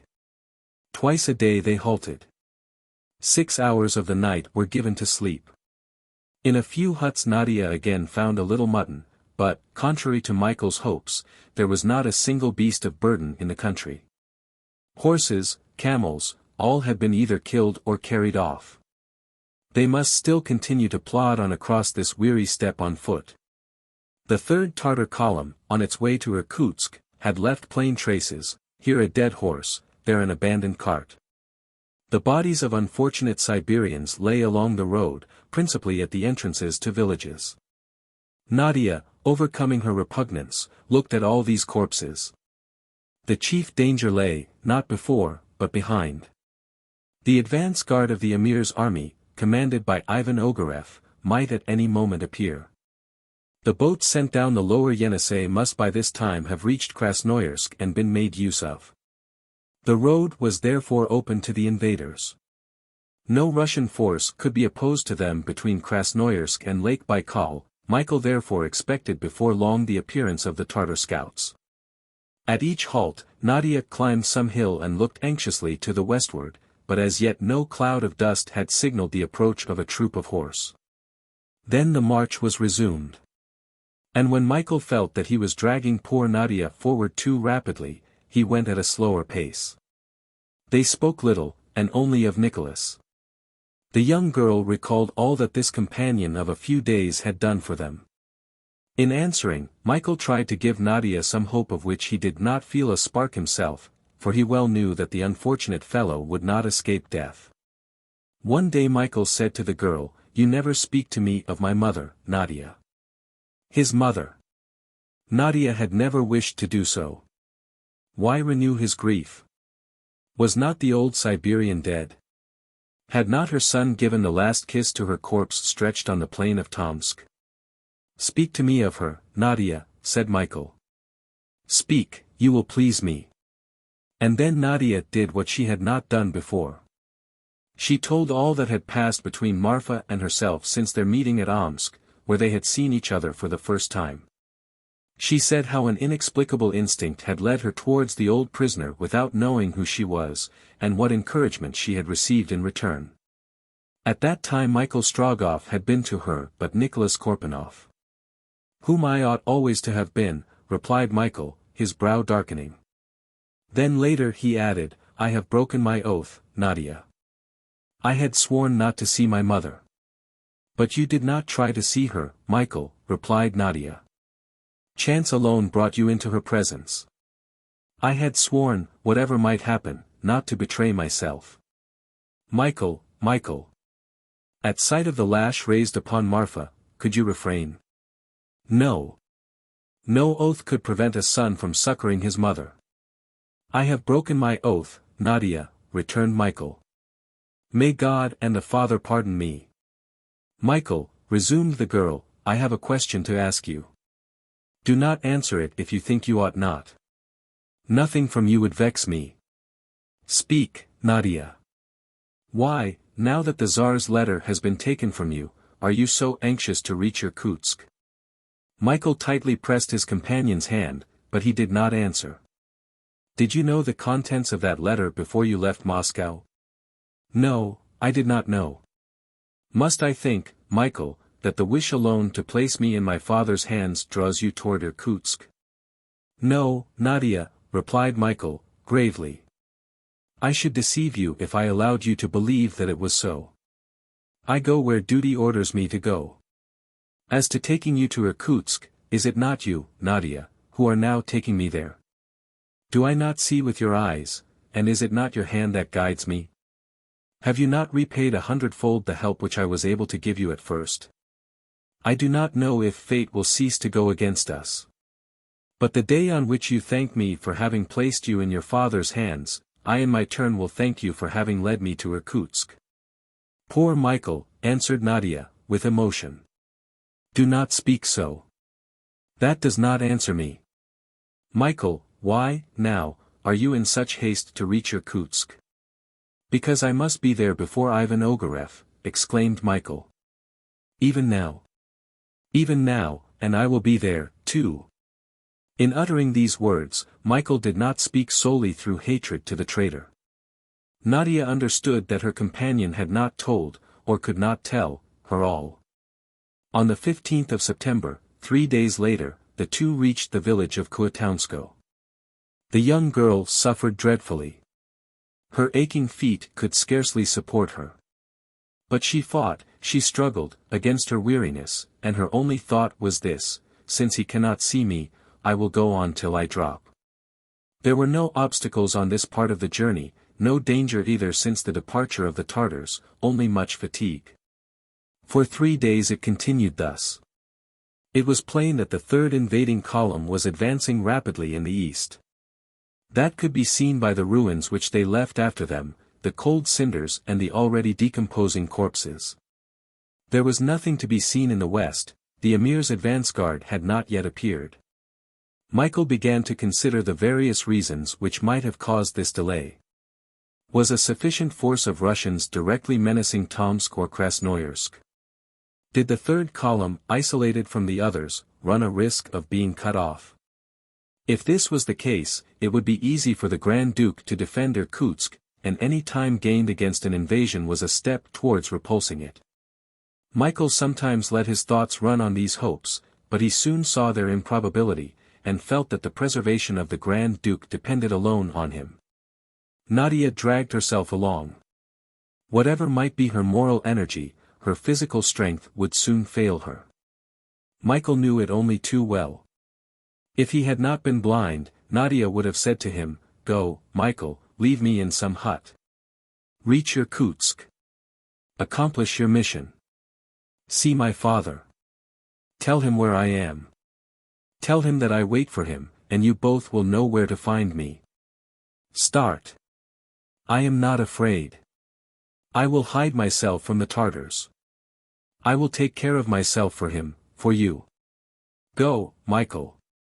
I can go no farther." Many times Nadia was obliged to stop. Michael then took her in his strong arms and, having no longer to think of her fatigue, walked more rapidly and with his indefatigable step. On the 18th of September, at 10 in the evening, Kimiltaisko was at last entered. From the top of a hill, Nadia saw in the horizon a long light line. It was the Dinka River. A few lightning flashes were reflected in the water. Summer lightning, without thunder. Nadia led her companion through the ruined village. The cinders were quite cold. The last of the Tartars had passed through at least 5 or 6 days before. Beyond the village, Nadia sank down on a stone bench. "Shall we make a halt?" asked Michael. "It is night, Michael," answered Nadia. "Do you not want to rest a few hours?" "I would rather have crossed the Dinka," replied Michael. "I should like to put that between us and the Emir's advance guard." "But you can scarcely drag yourself along, my poor Nadia." "Come, Michael," returned Nadia, seizing her companion's hand and drawing him forward. 2 or 3 versts further the Dinka flowed across the Irkutsk road. The young girl wished to attempt this last effort asked by her companion. She found her way by the light from the flashes. They were then crossing a boundless desert, in the midst of which was lost the little river. Not a tree nor a hillock broke the flatness. Not a breath disturbed the atmosphere, whose calmness would allow the slightest sound to travel an immense distance. Suddenly, Michael and Nadia stopped, as if their feet had been fast to the ground. The barking of a dog came across the steppe. "Do you hear?" said Nadia. Then a mournful cry succeeded it, a despairing cry, like the last appeal of a human being about to die. "Nicholas! Nicholas!" cried the girl, with a foreboding of evil.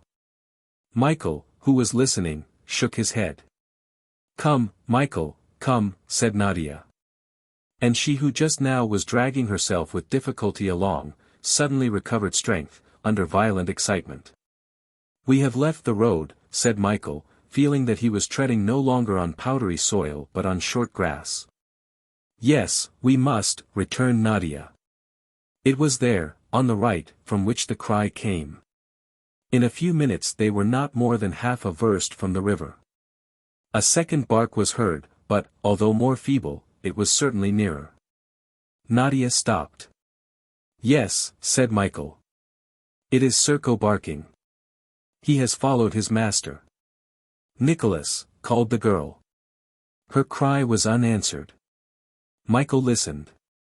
Nadia gazed over the plain illumined now and again with electric light, but she saw nothing. And yet a voice was again raised, this time murmuring in a plaintive tone, "Michael." Then a dog, all bloody, bounded up to Nadia.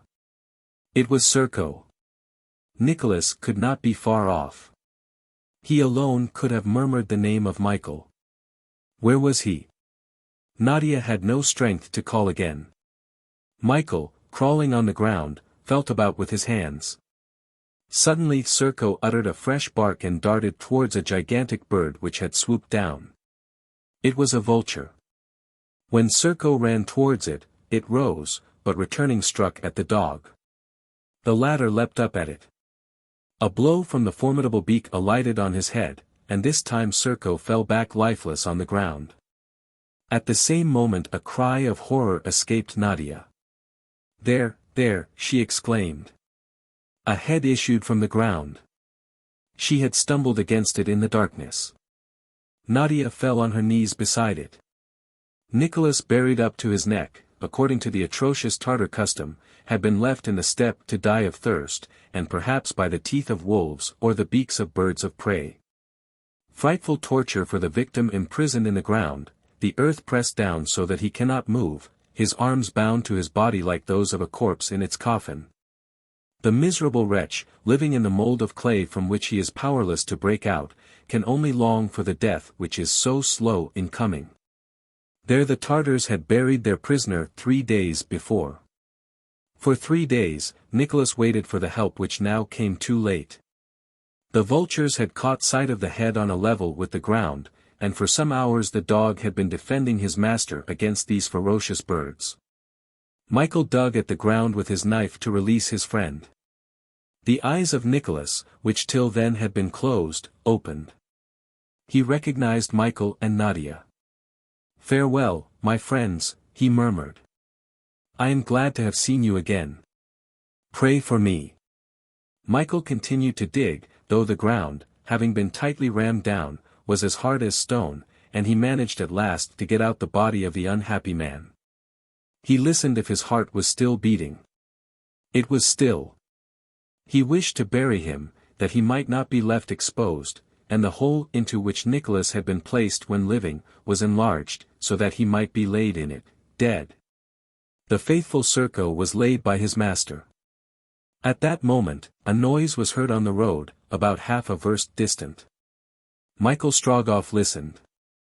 It was evidently a detachment of horse advancing towards the Dinka. "Nadia, Nadia," he said in a low voice. Nadia, who was kneeling in prayer, arose. "Look, look," said he. "The Tartars," she whispered. It was indeed the Emir's advance guard, passing rapidly along the road to Irkutsk. "They shall not prevent me from burying him," said Michael. And he continued his work. Soon, the body of Nicholas, the hands crossed on the breast, was laid in the grave. Michael and Nadia, kneeling, prayed a last time for the poor fellow, inoffensive and good, who had paid for his devotion towards them with his life. "And now," said Michael, as he threw in the earth, "the wolves of the steppe will not devour him." Then he shook his fist at the troop of horsemen who were passing. "Forward, Nadia," he said. Michael could not follow the road, now occupied by the Tartars. He must cross the steppe and turn to Irkutsk. He had not now to trouble himself about crossing the Dinka. Nadia could not move, but she could see for him. He took her in his arms and went on towards the southwest of the province. 140 miles still remained to be traversed. How was the distance to be performed? Should they not succumb to such fatigue? On what were they to live on the way? By what superhuman energy were they to pass the slopes of the Syensk mountains? Neither he nor Nadia could answer this. And yet, 12 days after, on the 2d of October, at 6 o'clock in the evening, a wide sheet of water lay at Michael Strogoff's feet. It was Lake Baikal. Chapter 10. Baikal and Angara. Lake Baikal is situated 1,700 feet above the level of the sea. Its length is about 600 miles, its breadth 70. Its depth is not known. Madame de Bourboulon states that, according to the boatman, it likes to be spoken of as Madame Sea. If it is called Sir Lake, it immediately lashes itself into fury. However, it is reported and believed by the Siberians that a Russian is never drowned in it. This immense basin of fresh water, fed by more than 300 rivers, is surrounded by magnificent volcanic mountains. It has no other outlet than the Angara, which after passing Irkutsk throws itself into the Yenisei, a little above the town of Yeniseisk. As to the mountains which encase it, they form a branch of the Tungauses, and are derived from the vast system of the Altai. In this territory, subject to peculiar climatical conditions, the autumn appears to be absorbed in the precocious winter. It was now the beginning of October. The sun set at 5 o'clock in the evening, and during the long nights the temperature fell to 0. The first snows, which would last till summer, already whitened the summits of the neighboring hills. During the Siberian winter this inland sea is frozen over to a thickness of several feet, and is crossed by the sleighs of caravans. Either because there are people who are so wanting in politeness as to call it Sir Lake, or for some more meteorological reason, Lake Baikal is subject to violent tempests. Its waves, short like those of all inland seas, are much feared by the rafts, praams, and steamboats, which furrow it during the summer. It was the southwest point of the lake which Michael had now reached, carrying Nadia, whose whole life, so to speak, was concentrated in her eyes.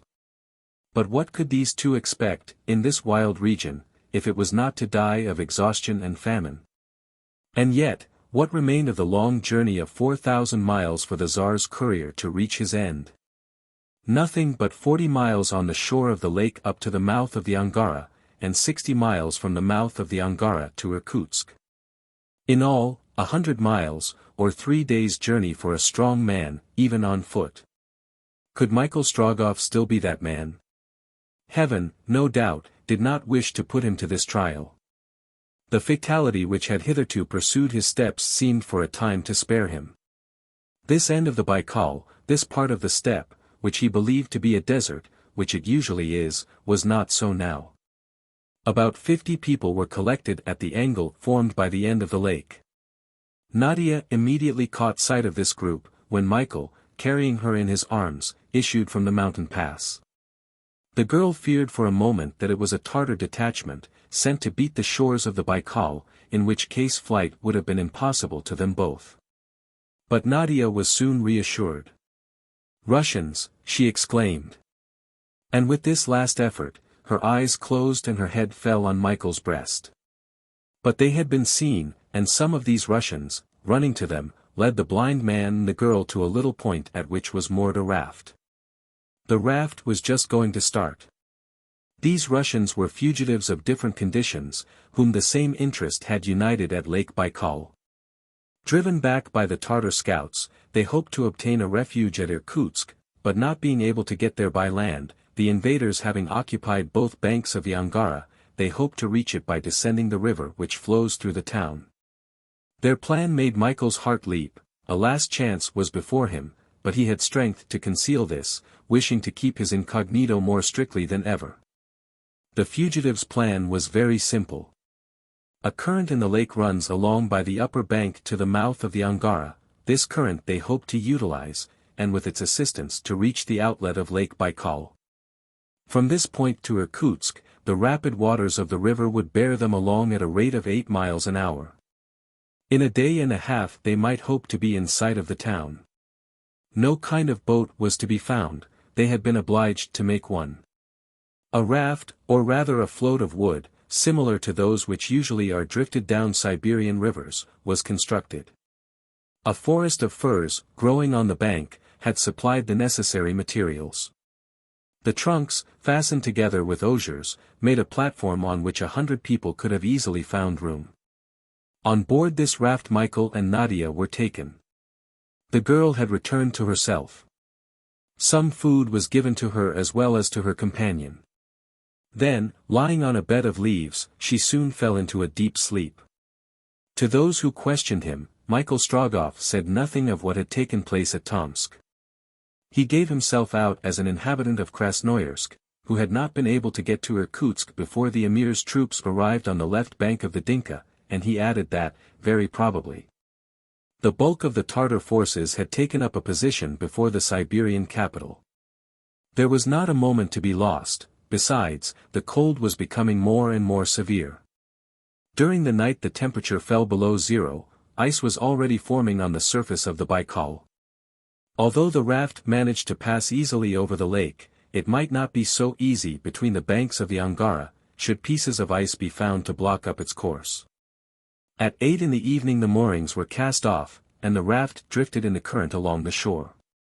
It was steered by means of long poles, under the management of several muscular moujiks. An old Baikal boatman took command of the raft. He was a man of 65, browned by the sun and lake breezes. A thick white beard flowed over his chest, a fur cap covered his head, his aspect was grave and austere. His large greatcoat, fastened in at the waist, reached down to his heels. This taciturn old fellow was seated in the stern, and issued his commands by gestures. Besides, the chief work consisted in keeping the raft in the current, which ran along the shore, without drifting out into the open. It has been already said that Russians of all conditions had found a place on the raft. Indeed, to the poor moujiks, the women, old men, and children, were joined 2 or 3 pilgrims, surprised on their journey by the invasion. A few monks, and a priest. The pilgrims carried a staff, a gourd hung at the belt, and they chanted psalms in a plaintive voice. One came from the Ukraine, another from the Yellow Sea, and a third from the Finland provinces. This last, who was an aged man, carried at his waist a little padlocked collecting box, as if it had been hung at a church door. Of all that he collected during his long and fatiguing pilgrimage, nothing was for himself. He did not even possess the key of the box, which would only be opened on his return. The monks came from the north of the empire. 3 months before they had left the town of Archangel. They had visited the sacred islands near the coast of Karelia, the convent of Solovets, the convent of Troitsa, those of St. Antony and St. Theodosia, at Kiev, that of Kazan, as well as the Church of the Old Believers. And they were now on their way to Irkutsk, wearing the robe, the cowl, and the clothes of serge. As to the Papa, or priest, he was a plain village pastor, one of the 600,000 popular pastors which the Russian Empire contains. He was clothed as miserably as the moujiks, not being above them in social position. In fact, laboring like a peasant on his plot of ground, baptising, marrying, burying. He had been able to protect his wife and children from the brutality of the Tartars by sending them away into the northern provinces. He himself had stayed in his parish up to the last moment, then he was obliged to fly, and, the Irkutsk road being stopped, had come to Lake Baikal. These priests, grouped in the forward part of the raft, prayed at regular intervals, raising their voices in the silent night, and at the end of each sentence of their prayer, the Slava Bogu, glory to God, issued from their lips. No incident took place during the night. Nadia remained in a sort of stupor, and Michael watched beside her. Sleep only overtook him at long intervals, and even then his brain did not rest. At break of day, the raft, delayed by a strong breeze, which counteracted the course of the current, was still 40 versts from the mouth of the Angara. It seemed probable that the fugitives could not reach it before 3 or 4 o'clock in the evening.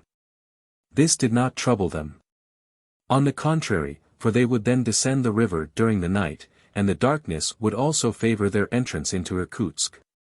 The only anxiety exhibited at times by the old boatman was concerning the formation of ice on the surface of the water. The night had been excessively cold, pieces of ice could be seen drifting towards the west.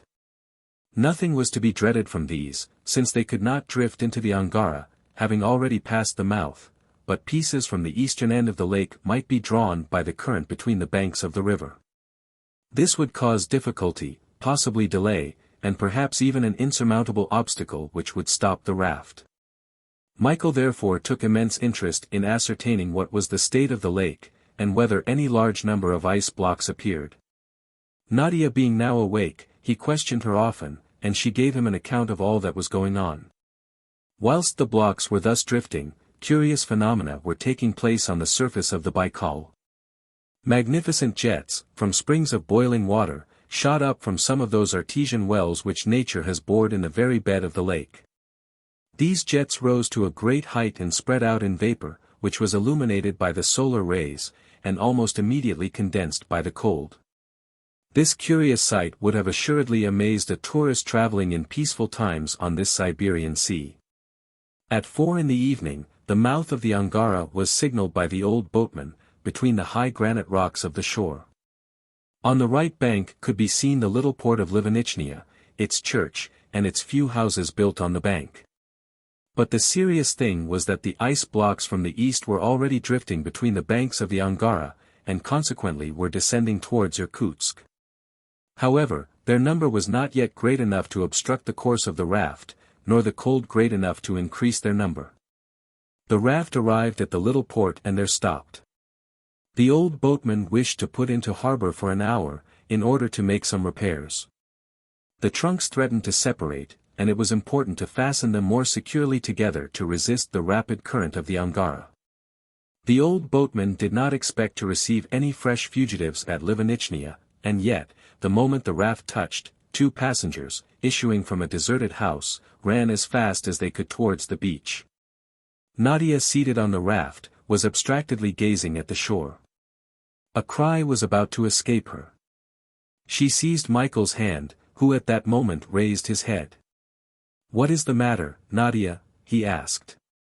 "Our 2 traveling companions, Michael. The Frenchman and the Englishman whom we met in the defile of the Ural." "Yes." Michael started, for the strict incognito which he wished to keep ran a risk of being betrayed.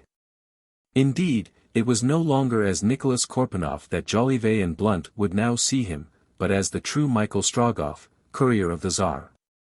The 2 correspondents had already met him twice since their separation at the Ichim post-house, the first time at the Zabadiero camp, when he laid open Ivan Ogareff's face with the knout, the second time at Tomsk, when he was condemned by the emir. They therefore knew who he was and what depended on him. Michael Strogoff rapidly made up his mind. "Nadia," said he, when they step on board, "ask them to come to me." It was, in fact, Blount and Jolivet, whom the course of events had brought to the port of Livenichnia, as it had brought Michael Strogoff.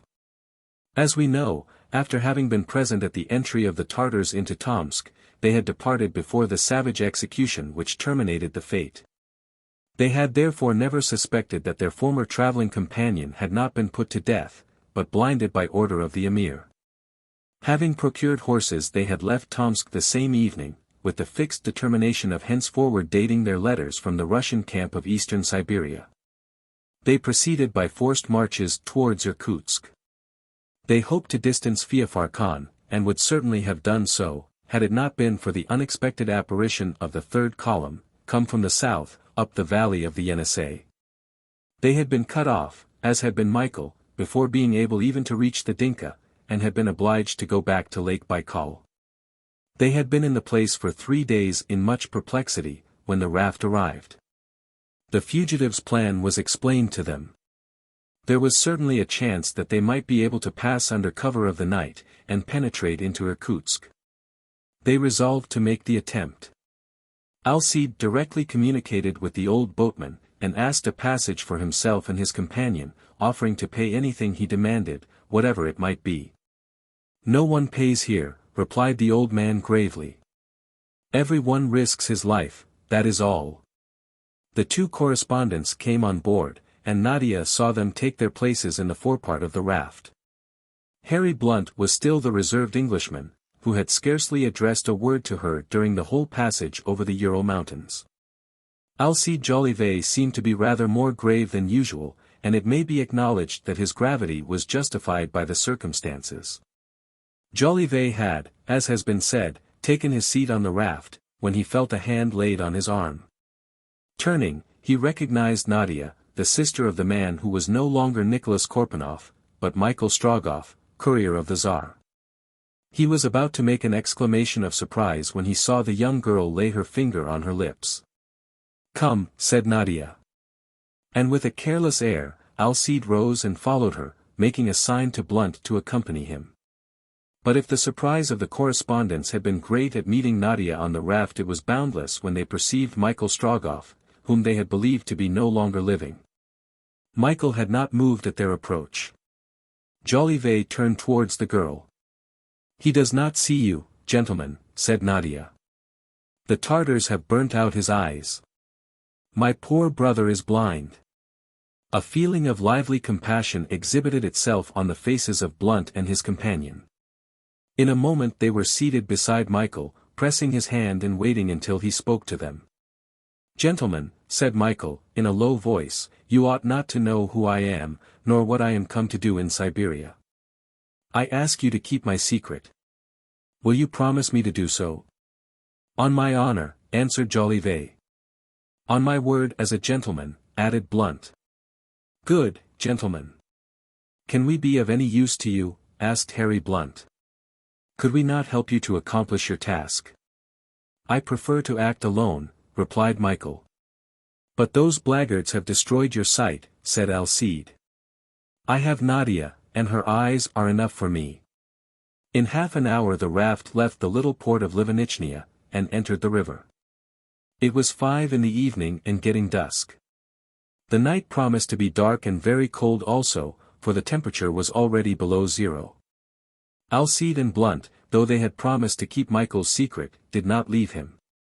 They talked in a low voice, and the blind man, adding what they told him to what he already knew, was able to form an exact idea of the state of things. It was certain that the Tartars had actually invested Irkutsk, and that the 3 columns had effected a junction. There was no doubt that the Emir and Ivan Ogareff were before the capital. But why did the Tsar's courier exhibit such haste to get there, now that the imperial letter could no longer be given by him to the Grand Duke, and when he did not even know the contents of it? Alcide Jolivet and Blount could not understand it any more than Nadia had done. No one spoke of the past, except when Jolivet thought it his duty to say to Michael, "We owe you some apology for not shaking hands with you when we separated at Ichim. No, you had reason to think me a coward. At any rate," added the Frenchman, "you knouted the face of that villain finely, and he will carry the mark of it for a long time." "No, not a long time," replied Michael quietly. Half an hour after leaving Livenichnia, Blount and his companion were acquainted with the cruel trials through which Michael and his companion had successively passed. They could not but heartily admire his energy, which was only equalled by the young girl's devotion. Their opinion of Michael was exactly what the Tsar had expressed at Moscow: indeed, this is a man. The raft swiftly threaded its way among the blocks of ice which were carried along in the current of the Angara. A moving panorama was displayed on both sides of the river, and, by an optical illusion, it appeared as if it was the raft which was motionless before a succession of picturesque scenes. Here were high granite cliffs, their wild gorges, down which rushed a torrent; sometimes appeared a clearing with a still smoking village, then thick pine forests blazing. But though the Tartars had left their traces on all sides, they themselves were not to be seen as yet, for they were more especially massed at the approaches to Irkutsk. All this time the pilgrims were repeating their prayers aloud, and the old boatman, shoving away the blocks of ice which pressed too near them, imperturbably steered the raft in the middle of the rapid current of the Angara. Chapter 11. Between Two Banks. By 8 in the evening, the country, as the state of the sky had foretold, was enveloped in complete darkness. The moon being new had not yet risen. From the middle of the river the banks were invisible. The cliffs were confounded with the heavy, low-hanging clouds. At intervals a puff of wind came from the east, but it soon died away in the narrow valley of the Angara. The darkness could not fail to favor in a considerable degree the plans of the fugitives. Indeed, although the Tartar outposts must have been drawn up on both banks, the raft had a good chance of passing unperceived. It was not likely either that the besiegers would have barred the river above Irkutsk, since they knew that the Russians could not expect any help from the south of the province. Besides this, before long nature would herself establish a barrier, by cementing with frost the blocks of ice accumulated between the two banks. Perfect silence now reigned on board the raft. The voices of the pilgrims were no longer heard. They still prayed, but their prayer was but a murmur, which could not reach as far as either bank. The fugitives lay flat on the platform, so that the raft was scarcely above the level of the water.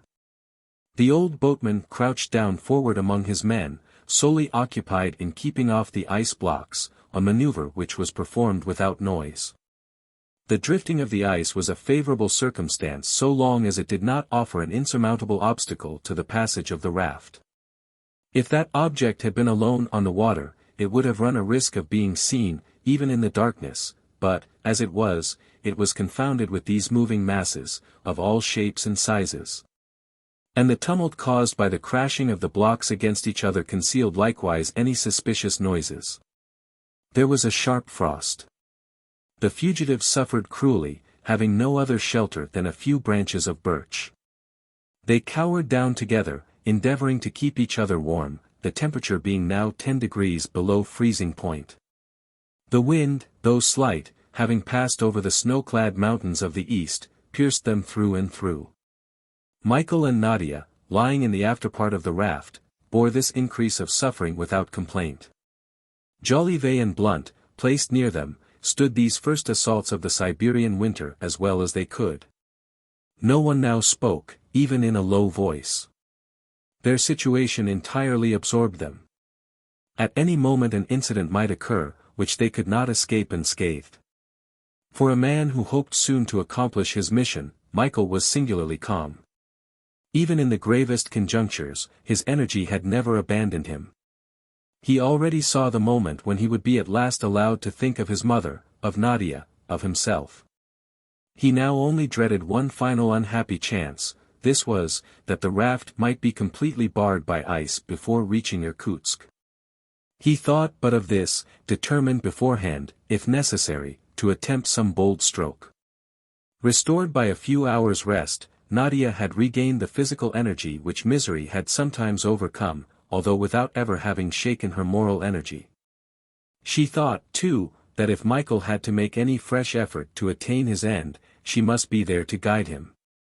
But in proportion as she drew nearer to Irkutsk, the image of her father rose more and more clearly before her mind.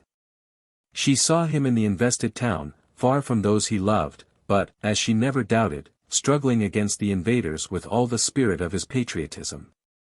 In a few hours, if heaven favored them, she would be in his arms, giving him her mother's last words, and nothing should ever separate them again. If the term of Vasily Fedor's exile should never come to an end, his daughter would remain exiled with him. Then, by a natural transition, she came back to him who would have enabled her to see her father once more, to that generous companion, that brother, who, the Tartars driven back, would retake the road to Moscow. Whom she would perhaps never meet again. As to Alcide Jolivet and Harry Blount, they had one and the same thought, which was, that the situation was extremely dramatic and that, well worked up, it would furnish a most deeply interesting article. The Englishman thought of the readers of the Daily Telegraph, and the Frenchman of those of his cousin Madeleine. At heart, both were not without feeling some emotion. Well, so much the better. Thought Alcide Jolivet, to move others, one must be moved oneself. I believe there is some celebrated verse on the subject, but hang me if I can recollect it. And with his well-practiced eyes he endeavored to pierce the gloom of the river. Every now and then a burst of light dispelling the darkness for a time, exhibited the banks under some fantastic aspect, either a forest on fire, or a still burning village. The Angara was occasionally illuminated from one bank to the other. The blocks of ice formed so many mirrors, which, reflecting the flames on every point and in every color, were whirled along by the caprice of the current. The raft passed unperceived in the midst of these floating masses. The danger was not at these points. But a peril of another nature menaced the fugitives. One that they could not foresee, and, above all, one that they could not avoid. Chance discovered it to Alcide Jolivet in this way. Lying at the right side of the raft, he let his hand hang over into the water. Suddenly he was surprised by the impression made on it by the current. It seemed to be of a slimy consistency, as if it had been made of mineral oil. Alcide, aiding his touch by his sense of smell, could not be mistaken. It was really a layer of liquid naphtha, floating on the surface of the river. Was the raft really floating on this substance, which is in the highest degree combustible? Where had this naphtha come from? Was it a natural phenomenon taking place on the surface of the Angara, or was it to serve as an engine of destruction, put in motion by the Tartars? Did they intend to carry conflagration into Irkutsk? Such were the questions which Alcide asked himself, but he thought it best to make this incident known only to Harry Blount, and they both agreed in not alarming their companions by revealing to them this new danger. It is known that the soil of Central Asia is like a sponge impregnated with liquid hydrogen. At the port of Baku, on the Persian frontier, on the Caspian Sea, in Asia Minor, in China, on the Yuankiang, in the Burman Empire, springs of mineral oil rise in thousands to the surface of the ground. It is an oil country, similar to the one which bears this name in North America. During certain religious festivals, principally at the port of Baku, the natives, who are fire worshippers, throw liquid naphtha on the surface of the sea, which buoys it up, its density being inferior to that of water. Then at nightfall, when a layer of mineral oil is thus spread over the Caspian, they light it, and exhibit the matchless spectacle of an ocean of fire undulating and breaking into waves under the breeze. But what is only a sign of rejoicing at Baku, might prove a fearful disaster on the waters of the Angara. Whether it was set on fire by malevolence or imprudence, in the twinkling of an eye a conflagration might spread beyond Irkutsk. On board the raft no imprudence was to be feared. But everything was to be dreaded from the conflagrations on both banks of the Angara, for should a lighted straw or even a spark blow into the water, it would inevitably set the whole current of naphtha in a blaze. The apprehensions of Jolivet and Blount may be better understood than described. Would it not be prudent, in face of this new danger, to land on one of the banks and wait there? At any rate, said Alcide, whatever the danger may be, I know someone who will not land. He alluded to Michael Strogoff. In the meantime, on glided the raft among the masses of ice which were gradually getting closer and closer together. Up till then, no Tartar detachment had been seen, which showed that the raft was not abreast of the outposts. At about 10 o'clock, however, Harry Blount caught sight of a number of black objects moving on the ice blocks. Springing from one to the other, they rapidly approached. Tartars, he thought. And creeping up to the old boatman, he pointed out to him the suspicious objects. The old man looked attentively. They are only wolves, said he. I like them better than Tartars. But we must defend ourselves, and without noise. The fugitives would indeed have to defend themselves against these ferocious beasts, whom hunger and cold had sent roaming through the province. They had smelt out the raft, and would soon attack it. The fugitives must struggle without using firearms, for they could not now be far from the Tartar posts. The women and children were collected in the middle of the raft, and the men, some armed with poles, others with their knives, stood prepared to repulse their assailants. They did not make a sound, but the howls of the wolves filled the air. Michael did not wish to remain inactive. He lay down at the side attacked by the savage pack. He drew his knife, and every time that a wolf passed within his reach, his hand found out the way to plunge his weapon into its throat. Neither were Jolivet and Blount idle, but fought bravely with the brutes. Their companions gallantly seconded them. The battle was carried on in silence, although many of the fugitives received severe bites. The struggle did not appear as if it would soon terminate. The pack was being continually reinforced from the right bank of the Angara. This will never be finished, said Alcide, brandishing his dagger, red with blood. In fact, half an hour after the commencement of the attack, the wolves were still coming in hundreds across the ice. The exhausted fugitives were getting weaker. The fight was going against them. At that moment, a group of 10 huge wolves, raging with hunger, their eyes glowing in the darkness like red coals, sprang onto the raft. Jolivet and his companion threw themselves into the midst of the fierce beasts, and Michael was finding his way towards them, when a sudden change took place. In a few moments the wolves had deserted not only the raft, but also the ice on the river. All the black bodies dispersed, and it was soon certain that they had in all haste regained the shore. Wolves, like other beasts of prey, require darkness for their proceedings, and at that moment a bright light illuminated the entire river. It was the blaze of an immense fire. The whole of the small town of Pashkevsk was burning. The Tartars were indeed there, finishing their work. From this point, they occupied both banks beyond Irkutsk. The fugitives had by this time reached the dangerous part of their voyage, and they were still 20 miles from the capital. It was now 11:30. The raft continued to glide on amongst the ice, with which it was quite mingled, but gleams of light sometimes fell upon it. The fugitives stretched on the platform did not permit themselves to make a movement by which they might be betrayed. The conflagration was going on with frightful rapidity. The houses, built of fir wood, blazed like torches, 150 flaming at once. With the crackling of the fire was mingled the yells of the Tartars. The old boatman, getting a foothold on a near piece of ice, managed to shove the raft towards the right bank, by doing which a distance of from 300 to 400 feet divided it from the flames of Pashkavsk.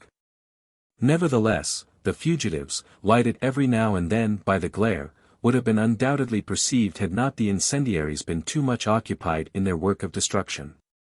It may be imagined what were the apprehensions of Jolivet and Blount, when they thought of the combustible liquid on which the raft floated. Sparks flew in millions from the houses, which resembled so many glowing furnaces. They rose among the volumes of smoke to a height of 500 or 600 feet. On the right bank, the trees and cliffs exposed to the fire looked as if they likewise were burning. A spark falling on the surface of the Angara would be sufficient to spread the flames along the current, and to carry disaster from one bank to the other. The result of this would be in a short time the destruction of the raft and of all those which it carried. But, happily, the breeze did not blow from that side. It came from the east, and drove the flames towards the left. It was just possible that the fugitives would escape this danger. The blazing town was at last passed. Little by little the glare grew dimmer, the crackling became fainter, and the flames at last disappeared behind the high cliffs which arose at an abrupt turn of the river. By this time it was nearly midnight. The deep gloom again threw its protecting shadows over the raft. The Tartars were there, going to and fro near the river. They could not be seen, but they could be heard. The fires of the outposts burned brightly. In the meantime it had become necessary to steer more carefully among the blocks of ice. The old boatman stood up, and the moujiks resumed their poles.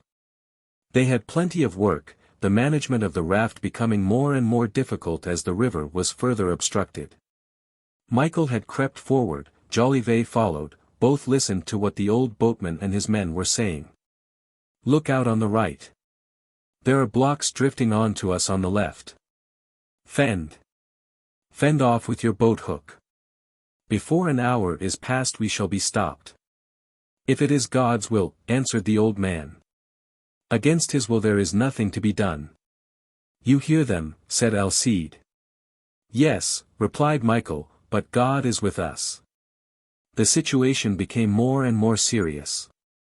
Should the raft be stopped, not only would the fugitives not reach Irkutsk, but they would be obliged to leave their floating platform, for it would be very soon smashed to pieces in the ice.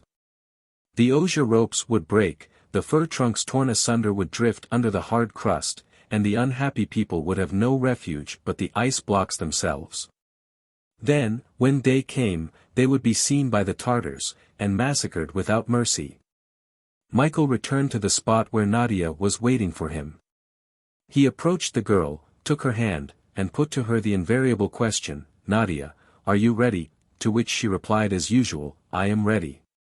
For a few versts more the raft continued to drift amongst the floating ice. Should the river narrow, it would soon form an impassable barrier. Already they seemed to drift slower. Every moment they encountered severe shocks or were compelled to make detours.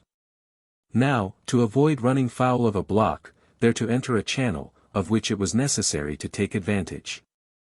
At length the stoppages became still more alarming. There were only a few more hours of night. Could the fugitives not reach Irkutsk by 5 o'clock in the morning, they must lose all hope of ever getting there at all. At 1:30, notwithstanding all efforts, the raft came up against a thick barrier and stuck fast. The ice, which was drifting down behind it, pressed it still closer, and kept it motionless, as though it had been stranded. At this spot the Angara narrowed, it being half its usual breadth. This was the cause of the accumulation of ice, which became gradually soldered together, under the double influence of the increased pressure and of the cold. 500 feet beyond, the river widened again, and the blocks, gradually detaching themselves from the flow, continued to drift towards Irkutsk. It was probable that had the banks not narrowed, the barrier would not have formed. But the misfortune was irreparable, and the fugitives must give up all hope of attaining their object. Had they possessed the tools usually employed by whalers to cut channels through the ice fields, had they been able to get through to where the river widened, they might have been saved. But they had nothing which could make the least incision in the ice, hard as granite in the excessive frost. What were they to do? At that moment several shots on the right bank startled the unhappy fugitives. A shower of balls fell on the raft. The devoted passengers had been seen. Immediately afterwards shots were heard fired from the left bank. The fugitives, taken between two fires, became the mark of the Tartar sharpshooters. Several were wounded, although in the darkness it was only by chance that they were hit. "Come, Nadia," whispered Michael in the girl's ear. Without making a single remark, ready for anything, Nadia took Michael's hand. "We must cross the barrier," he said in a low tone. "Guide me, but let no one see us leave the raft." Nadia obeyed. Michael and she glided rapidly over the floe in the obscurity, only broken now and again by the flashes from the muskets. Nadia crept along in front of Michael. The shot fell around them like a tempest of hail, and pattered on the ice. Their hands were soon covered with blood from the sharp and rugged ice over which they clambered, but still on they went. In 10 minutes, the other side of the barrier was reached. There the waters of the Angara again flowed freely. Several pieces of ice, detached gradually from the floe, were swept along in the current down towards the town. Nadia guessed what Michael wished to attempt. One of the blocks was only held on by a narrow strip. "Come," said Nadia. And the two crouched on the piece of ice, which their weight detached from the floe. It began to drift. The river widened, the way was open. Michael and Nadia heard the shots, the cries of distress, the yells of the Tartars. Then, little by little, the sounds of agony and of ferocious joy grew faint in the distance. "Our poor companions," murmured Nadia. For half an hour the current hurried along the block of ice which bore Michael and Nadia. They feared every moment that it would give way beneath them. Swept along in the middle of the current, it was unnecessary to give it an oblique direction until they drew near the quays of Irkutsk. Michael, his teeth tight set, his ear on the strain, did not utter a word. Never had he been so near his object. He felt that he was about to attain it. Towards 2 in the morning a double row of lights glittered on the dark horizon in which were confounded the two banks of the Angara. On the right hand were the lights of Irkutsk. On the left, the fires of the Tartar camp. Michael Strogoff was not more than half a verst from the town. At last, he murmured. But suddenly Nadia uttered a cry. At the cry Michael stood up on the ice, which was wavering. His hand was extended up the Angara.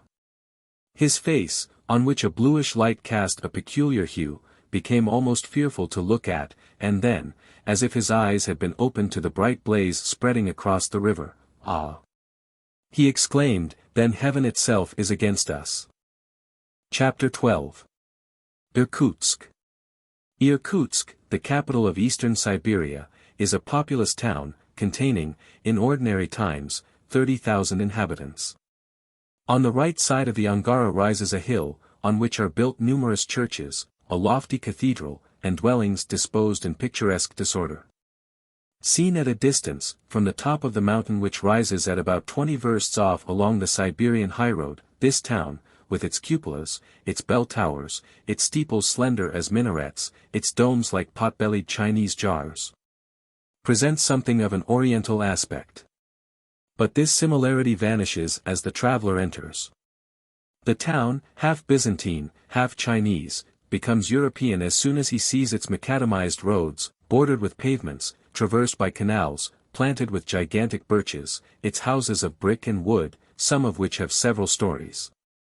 The numerous equipages which drive along, not only tarantasses but broughams and coaches. Lastly, its numerous inhabitants far advanced in civilization, to whom the latest Paris fashions are not unknown. Being the refuge for all the Siberians of the province, Irkutsk was at this time very full. Stores of every kind had been collected in abundance. Irkutsk is the emporium of the innumerable kinds of merchandise which are exchanged between China, Central Asia, and Europe. The authorities had therefore no fear with regard to admitting the peasants of the valley of the Angara, and leaving a desert between the invaders and the town. Irkutsk is the residence of the Governor-General of Eastern Siberia. Below him acts a civil governor, in whose hands is the administration of the province, a head of police, who has much to do in a town where exiles abound. And, lastly, a mayor, chief of the merchants, and a person of some importance, from his immense fortune and the influence which he exercises over the people. The garrison of Irkutsk was at that time composed of an infantry regiment of Cossacks, consisting of 2,000 men, and a body of police wearing helmets and blue uniforms laced with silver. Besides, as has been said, in consequence of the events which had occurred, the brother of the Tsar had been shut up in the town since the beginning of the invasion. A journey of political importance had taken the Grand Duke to these distant provinces of Central Asia. After passing through the principal Siberian cities, the Grand Duke, who traveled en militaire rather than en prince, without any parade, accompanied by his officers, and escorted by a regiment of Cossacks, arrived in the Transbaikalsine provinces. Nikolaevsk, the last Russian town situated on the shore of the Sea of Okhotsk, had been honored by a visit from him. Arrived on the confines of the immense Muscovite Empire, the Grand Duke was returning towards Irkutsk, from which place he intended to retake the road to Moscow, when, sudden as a thunderclap, came the news of the invasion. He hastened to the capital, but only reached it just before communication with Russia had been interrupted. There was time to receive only a few telegrams from St. Petersburg and Moscow, and with difficulty to answer them before the wire was cut. Irkutsk was isolated from the rest of the world. The Grand Duke had now only to prepare for resistance, and this he did with that determination and coolness of which, under other circumstances, he had given incontestable proofs. The news of the taking of Ichim, Omsk, and Tomsk, successively reached Irkutsk. It was necessary at any price to save the capital of Siberia. Reinforcements could not be expected for some time. The few troops scattered about in the provinces of Siberia could not arrive in sufficiently large numbers to arrest the progress of the Tartar columns. Since therefore it was impossible for Irkutsk to escape attack, the most important thing to be done was to put the town in a state to sustain a siege of some duration. The preparations were begun on the day Tomsk fell into the hands of the Tartars. At the same time with this last news, the Grand Duke heard that the Emir of Bukhara and the allied Khans were directing the invasion in person, but what he did not know was, that the lieutenant of these barbarous chiefs was Ivan Ogareff, a Russian officer whom he had himself reduced to the ranks, but with whose person he was not acquainted. First of all, as we have seen, the inhabitants of the province of Irkutsk were compelled to abandon the towns and villages. Those who did not take refuge in the capital had to retire beyond Lake Baikal, a district to which the invasion would probably not extend its ravages. The harvests of corn and fodder were collected and stored up in the town, and Irkutsk, the last bulwark of the Muscovite power in the Far East, was put in a condition to resist the enemy for a lengthened period. Irkutsk, founded in 1611, is situated at the confluence of the Irkut and the Angara, on the right bank of the latter river. Two wooden drawbridges, built on piles, connected the town with its suburbs on the left bank. On this side, defense was easy. The suburbs were abandoned, the bridges destroyed. The Angara being here very wide, it would not be possible to pass it under the fire of the besieged. But the river might be crossed both above and below the town, and consequently, Irkutsk ran a risk of being attacked on its east side, on which there was no wall to protect it. The whole population were immediately set to work on the fortifications. They labored day and night. The Grand Duke observed with satisfaction the zeal exhibited by the people in the work, whom ere long he would find equally courageous in the defense. Soldiers, merchants, exiles, peasants, all devoted themselves to the common safety. A week before the Tartars appeared on the Angara, earthworks had been raised. A fosse, flooded by the waters of the Angara, was dug between the Scarp and Counterscarp. The town could not now be taken by a coup de main. It must be invested and besieged. The third Tartar column, the one which came up the valley of the Yenisei on the 24th of September, appeared in sight of Irkutsk. It immediately occupied the deserted suburbs, every building in which had been destroyed so as not to impede the fire of the Grand Duke's guns, unfortunately but few in number and of small caliber. The Tartar troops as they arrived organized a camp on the bank of the Angara, whilst waiting the arrival of the two other columns, commanded by the Emir and his allies. The junction of these different bodies was effected on the 25th of September, in the Angara camp, and the whole of the invading army, except the garrisons left in the principal conquered towns, was concentrated under the command of Feofar Khan.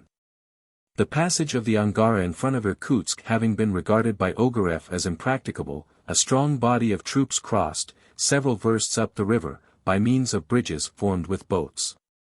The Grand Duke did not attempt to oppose the enemy in their passage. He could only impede, not prevent it, having no field artillery at his disposal, and he therefore remained in Irkutsk.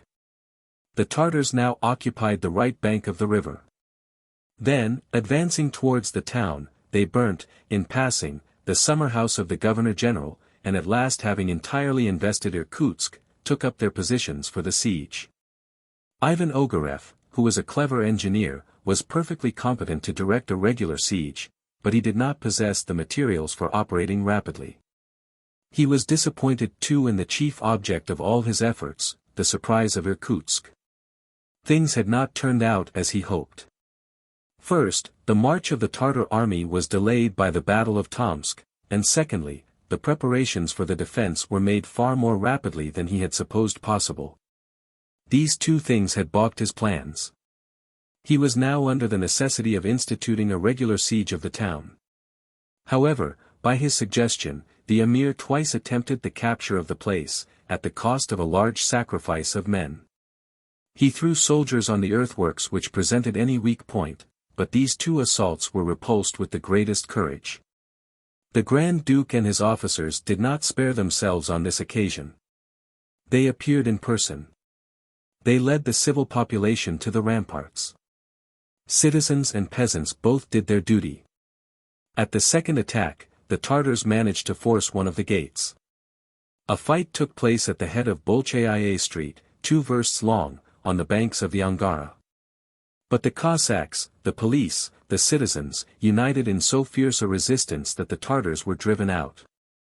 Ivan Ogareff then thought of obtaining by stratagem what he could not gain by force.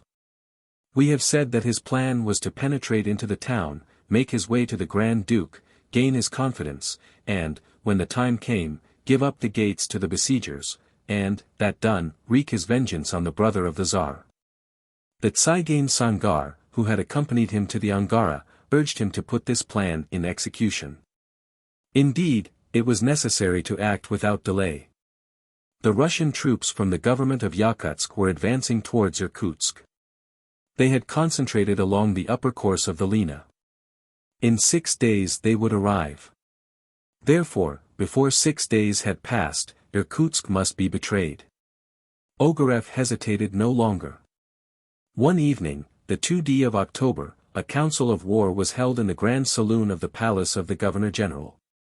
This palace, standing at the end of Bolchaia Street, overlooked the river. From its windows could be seen the camp of the Tartars, and had the invaders possessed guns of wider range, they would have rendered the palace uninhabitable. The Grand Duke, General Vorontsov, the governor of the town, and the chief of the merchants, with several officers, had collected to determine upon various proposals. "Gentlemen," said the Grand Duke, "you know our situation exactly. I have the firm hope that we shall be able to hold out until the arrival of the Yakutsk troops. We shall then be able to drive off these barbarian hordes, and it will not be my fault if they do not pay dearly for this invasion of the Muscovite territory. Your Highness knows that all the population of Irkutsk may be relied on," said General Vorontsov. "Yes, General," replied the Grand Duke, "and I do justice to their patriotism. Thanks to God, they have not yet been subjected to the horrors of epidemic and famine, and I have reason to hope that they will escape them, but I cannot admire their courage on the ramparts enough. You hear my words, Sir Merchant, and I beg you to repeat such to them." "I thank your Highness in the name of the town," answered the merchant chief. "May I ask you what is the most distant date when we may expect the relieving army?" 6 days at most, sir," replied the Grand Duke. A brave and clever messenger managed this morning to get into the town, and he told me that 50,000 Russians under General Kiselev are advancing by forced marches. 2 days ago, they were on the banks of the Lena, at Kerensky, and now, neither frost nor snow will keep them back. 50,000 good men, taking the Tartars on the flank, will soon set us free. I will add, said the chief of the merchants, that we shall be ready to execute your orders, any day that your highness may command a sortie. Good, sir, replied the Grand Duke. Wait till the heads of the relieving columns appear on the heights, and we will speedily crush these invaders. Then turning to General Vorontsov, tomorrow, said he, we will visit the works on the right bank. Ice is drifting down the Angara, which will not be long in freezing, and in that case the Tartars might perhaps cross. Will your highness allow me to make an observation, said the chief of the merchants. Do so, sir. I have more than once seen the temperature fall to 30 and 40 degrees below zero, and the Angara has still carried down drifting ice without entirely freezing. This is no doubt owing to the swiftness of its current. If therefore the Tartars have no other means of crossing the river, I can assure your highness that they will not enter Irkutsk in that way. The Governor-General confirmed this assertion. It is a fortunate circumstance, responded the Grand Duke. Nevertheless, we must hold ourselves ready for any emergency. He then, turning towards the head of the police, asked, Have you nothing to say to me, sir? I have, your highness, answered the head of police, a petition which is addressed to you through me. Addressed by whom? By the Siberian exiles, whom, as your highness knows, are in the town to the number of 500. The political exiles, distributed over the province, had been collected in Irkutsk, from the beginning of the invasion. They had obeyed the order to rally in the town, and leave the villages where they exercised their different professions, some doctors, some professors, either at the gymnasium, or at the Japanese school, or at the school of navigation. The Grand Duke, trusting like the Tsar in their patriotism, had armed them, and they had thoroughly proved their bravery. What do the exiles ask? Said the Grand Duke. They ask the consent of your highness, answered the head of police, to their forming a special corps and being placed in the front of the first sortie. Yes, replied the Grand Duke with an emotion which he did not seek to hide, these exiles are Russians, and it is their right to fight for their country. I believe I may assure your highness, said the Governor-General, you will have no better soldiers. But they must have a chief, said the Grand Duke, who will he be? They wish to recommend to your highness, said the head of police, one of their number, who has distinguished himself on several occasions. Is he a Russian? Yes, a Russian from the Baltic provinces. His name is Vasily Fedor. This exile was Nadia's father. Vasily Fedor, as we have already said, followed his profession of a medical man in Irkutsk. He was clever and charitable, and also possessed the greatest courage and most sincere patriotism. All the time which he did not devote to the sick he employed in organizing the defense. It was he who had united his companions in exile in the common cause. The exiles, till then mingled with the population, had behaved in such a way as to draw on themselves the attention of the Grand Duke. In several sorties, they had paid with their blood their debt to Holy Russia, holy as they believe, and adored by her children. Vasily Fedor had behaved heroically. His name had been mentioned several times, but he never asked either thanks or favors, and when the exiles of Irkutsk thought of forming themselves into a special corps, he was ignorant of their intention of choosing him for their captain. When the head of police mentioned this name, the Grand Duke answered that it was not unknown to him.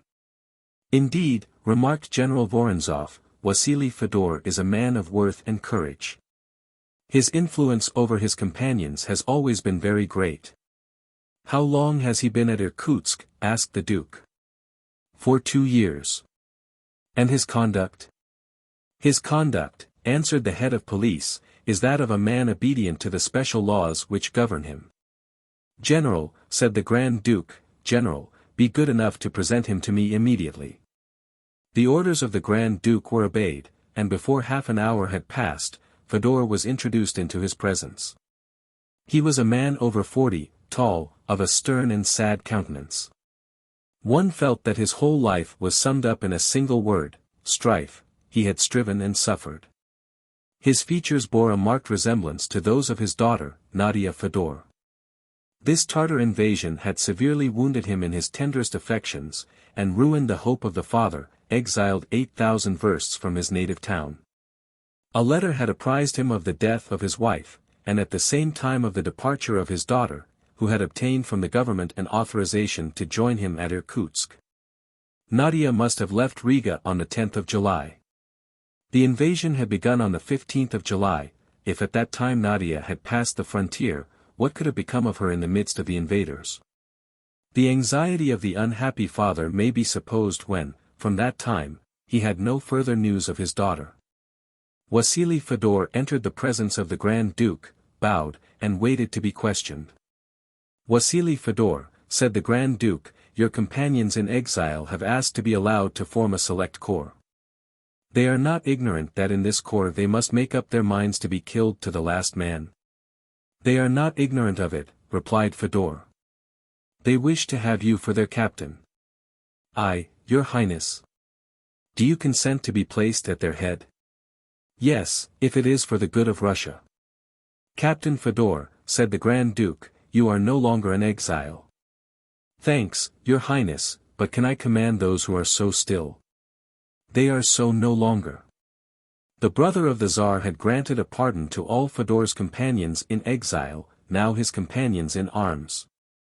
Vasily Fedor wrung, with emotion, the hand which the Grand Duke held out to him, and retired. The latter turned to his officers. "The Tsar will not refuse to ratify that pardon," said he, smiling. "We need heroes to defend the capital of Siberia, and I have just made some." This pardon, so generously accorded to the exiles of Irkutsk, was indeed an act of real justice and sound policy. It was now night. Through the windows of the palace burned the fires of the Tartar camp, flickering beyond the Angara. Down the river drifted numerous blocks of ice, some of which stuck on the piles of the old bridges, others were swept along by the current with great rapidity. It was evident, as the merchant had observed, that it would be very difficult for the Angara to freeze all over. The defenders of Irkutsk had not to dread being attacked on that side. 10 o'clock had just struck. The Grand Duke was about to dismiss his officers and retire to his apartments, when a tumult was heard outside the palace. Almost immediately the door was thrown open, an aide-de-camp appeared, and advanced rapidly towards the Grand Duke. "Your Highness," said he, "a courier from the Tsar." Chapter 13. The Tsar's Courier. All the members of the council simultaneously started forward. A courier from the Tsar arrived in Irkutsk. Had these officers for a moment considered the improbability of this fact, they would certainly not have credited what they heard. The Grand Duke advanced quickly to his aide-de-camp. "This courier," he exclaimed. A man entered. He appeared exhausted with fatigue. He wore the dress of a Siberian peasant, worn into tatters, and exhibiting several shot holes. A Muscovite cap was on his head. His face was disfigured by a recently healed scar. The man had evidently had a long and painful journey, his shoes being in a state which showed that he had been obliged to make part of it on foot. "His Highness the Grand Duke?" he asked. The Grand Duke went up to him. "You are a courier from the Tsar?" he asked. "Yes, your Highness." "You come from Moscow. You left Moscow on the 15th of July. Your name?" "Michael Strogoff." It was Ivan Ogareff. He had taken the designation of the man whom he believed that he had rendered powerless. Neither the Grand Duke nor anyone knew him in Irkutsk, and he had not even to disguise his features. As he was in a position to prove his pretended identity, no one could have any reason for doubting him. He came, therefore, sustained by his iron will, to hasten by treason and assassination the great object of the invasion. After Ogareff had replied, the Grand Duke signed to all his officers to withdraw. He and the false Michael Strogoff remained alone in the saloon. The Grand Duke looked at Ivan Ogareff for some moments with extreme attention. Then he said, "On the 15th of July you were at Moscow?" "Yes, your highness, and on the night of the 14th I saw His Majesty the Tsar at the new palace." "Have you a letter from the Tsar?" "Here it is." And Ivan Ogareff handed to the Grand Duke the imperial letter, crumpled to almost microscopic size. "Was the letter given you in this state?" "No, your highness, but I was obliged to tear the envelope, the better to hide it from the Emir's soldiers." "Were you taken prisoner by the Tartars?"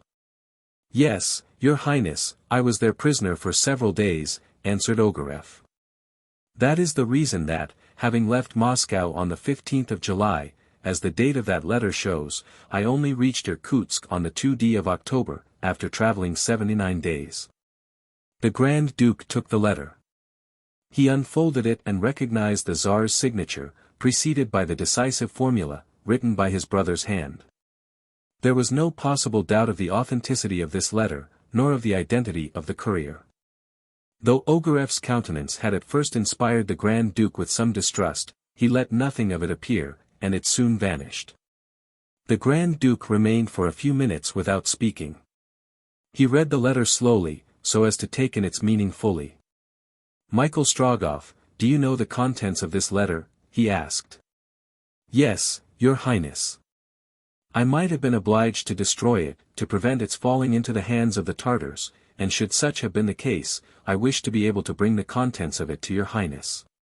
You know that this letter enjoins us all to die, rather than give up the town." "I know it. You know also that it informs me of the movements of the troops which have combined to stop the invasion." "Yes, your highness, but the movements have failed." "What do you mean?" "I mean that Ichim, Omsk, Tomsk, to speak only of the more important towns of the two Siberias, have been successively occupied by the soldiers of Feofar Khan. But there has been fighting. Have not our Cossacks met the Tartars?"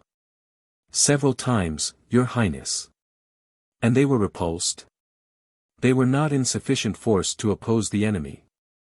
"Where did the encounters take place?" "At Kolyvan, at Tomsk."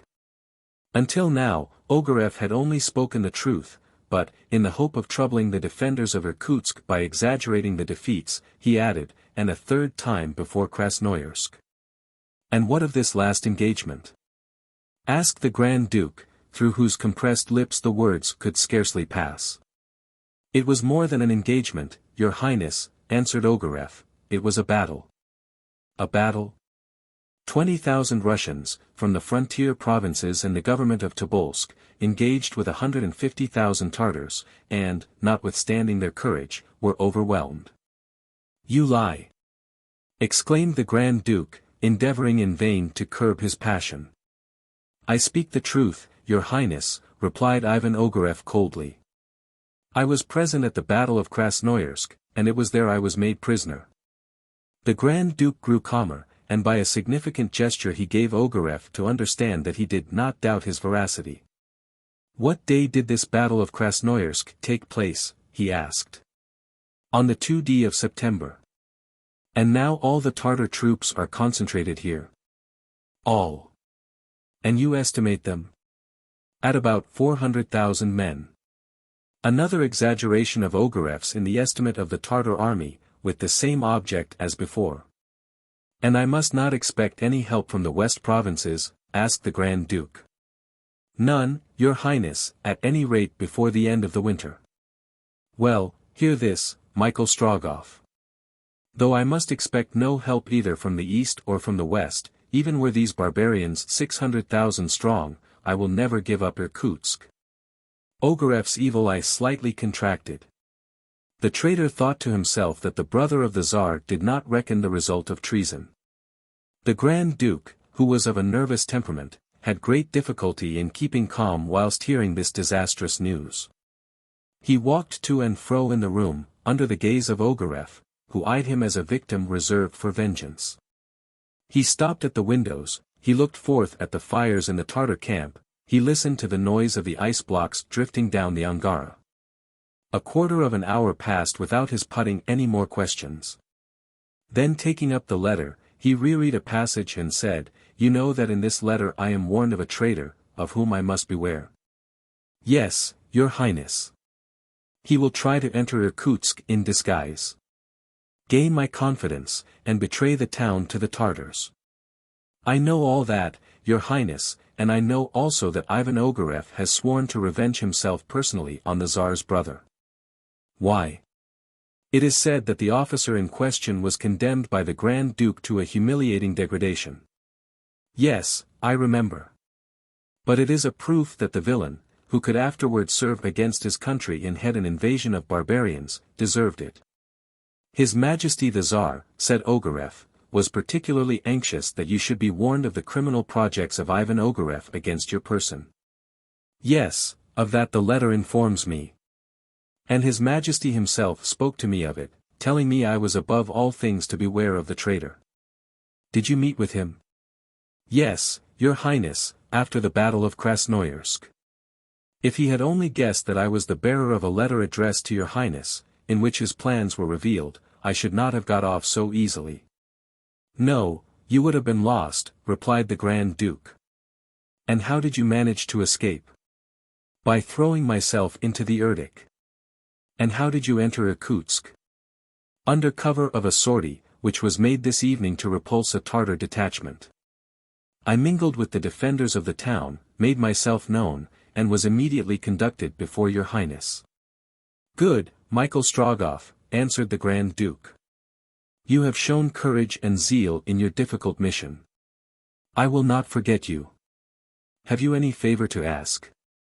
None, unless it is to be allowed to fight at the side of Your Highness, replied Ogareff. So be it, Strogoff. I attach you from today to my person, and you shall be lodged in the palace.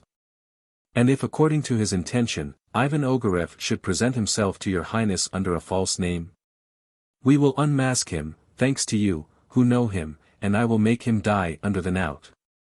Go. Ogareff gave a military salute, not forgetting that he was a captain of the couriers of the Tsar, and retired. Ogareff had so far played his unworthy part with success. The Grand Duke's entire confidence had been accorded him. He could now betray it whenever it suited him. He would inhabit the very palace. He would be in the secret of all the operations for the defense of the town. He thus held the situation in his hand, as it were. No one in Irkutsk knew him, no one could snatch off his mask. He resolved therefore to set to work without delay. Indeed, time pressed. The town must be captured before the arrival of the Russians from the north and east, and that was only a question of a few days. The Tartars once masters of Irkutsk, it would not be easy to take it again from them. At any rate, even if they were obliged to abandon it later, they would not do so before they had utterly destroyed it, and before the head of the Grand Duke had rolled at the feet of Feofar Khan. Ivan Ogareff, having every facility for seeing, observing, and acting, occupied himself the next day with visiting the ramparts. He was everywhere received with cordial congratulations from officers, soldiers, and citizens. To them this courier from the Tsar was a link which connected them with the empire.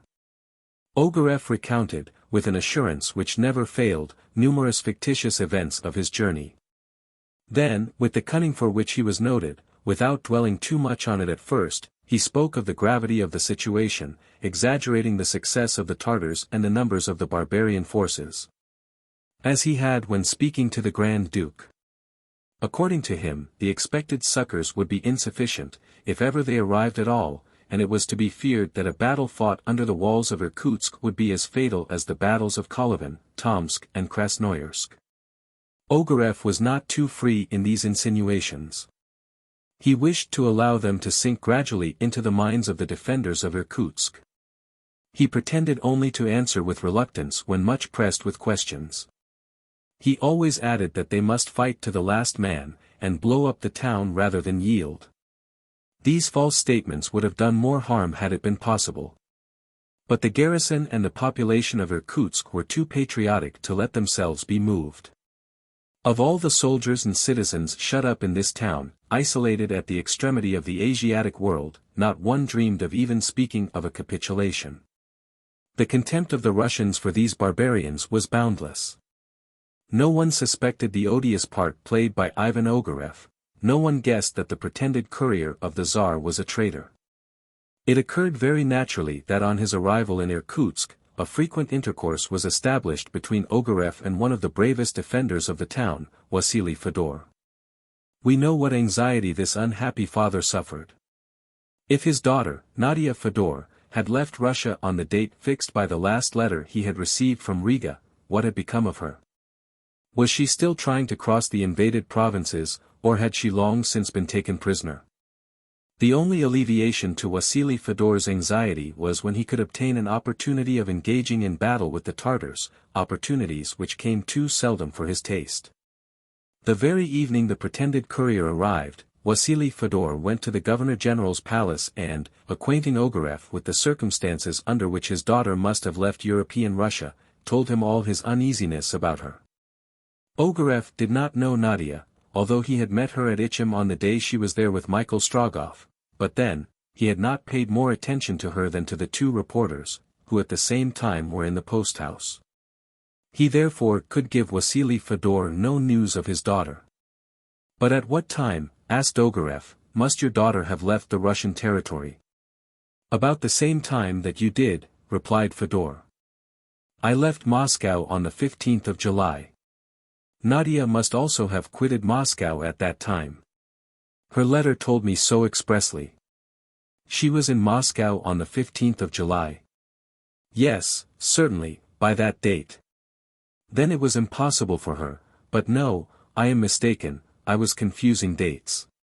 Unfortunately, it is too probable that your daughter must have passed the frontier, and you can only have one hope, that she stopped on learning the news of the Tartar invasion. The father's head fell. He knew Nadia, and he knew too well that nothing would have prevented her from setting out. Ivan Ogareff had just committed gratuitously an act of real cruelty. With a word he might have reassured Fedor.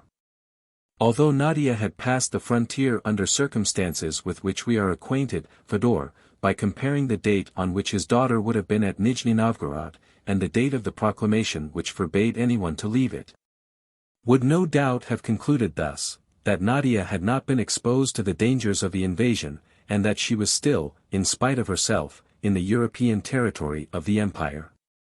Ogareff, obedient to his nature, a man who was never touched by the sufferings of others, might have said that word. He did not say it. Fedor retired with his heart broken. In that interview his last hope was crushed. During the 2 following days, the 3rd and 4th of October, the Grand Duke often spoke to the pretended Michael Strogoff, and made him repeat all that he had heard in the imperial cabinet of the new palace. Ogareff, prepared for all these questions, replied without the least hesitation. He intentionally did not conceal that the Tsar's government had been utterly surprised by the invasion, that the insurrection had been prepared in the greatest possible secrecy.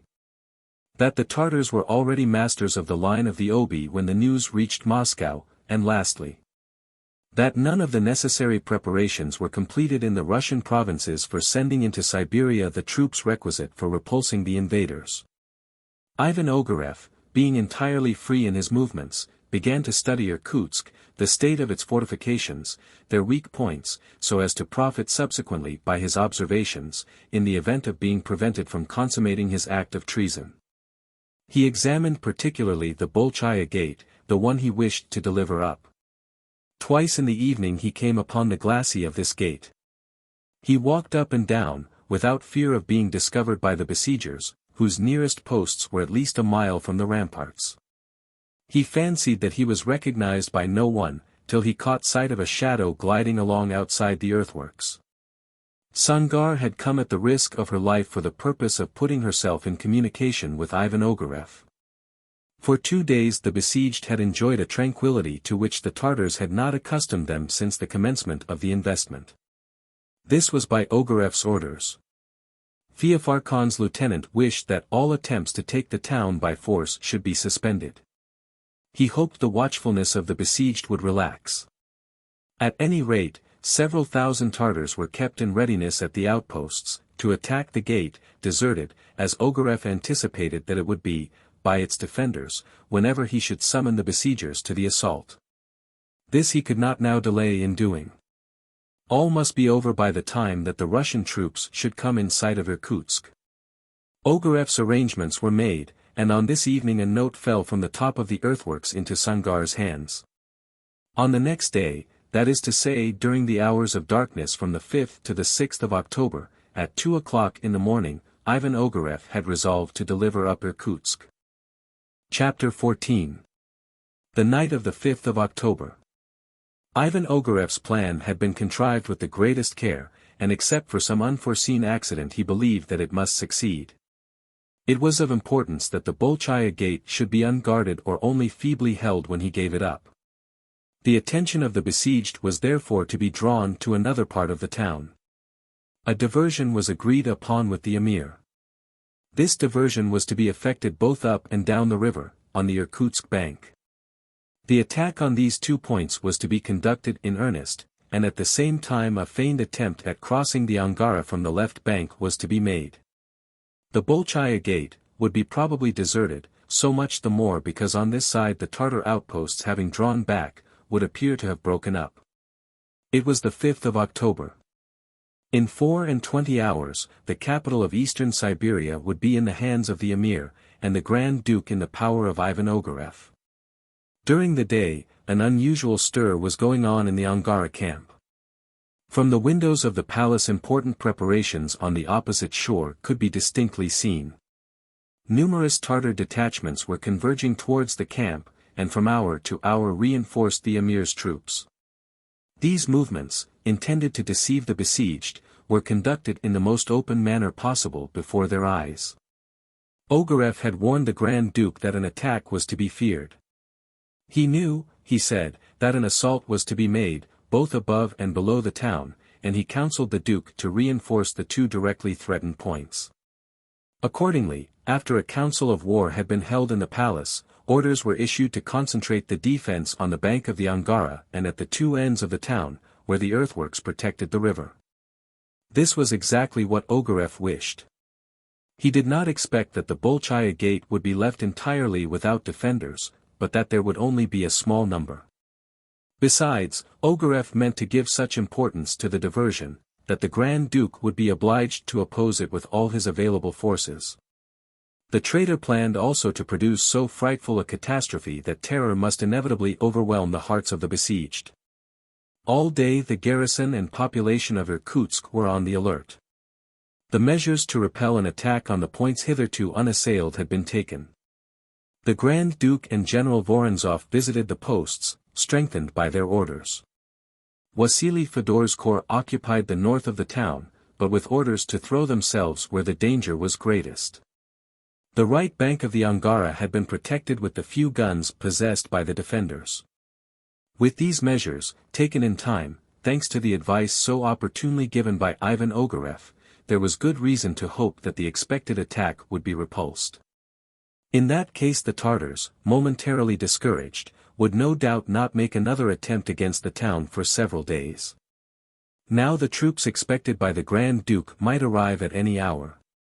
The safety or the loss of Irkutsk hung only by a thread.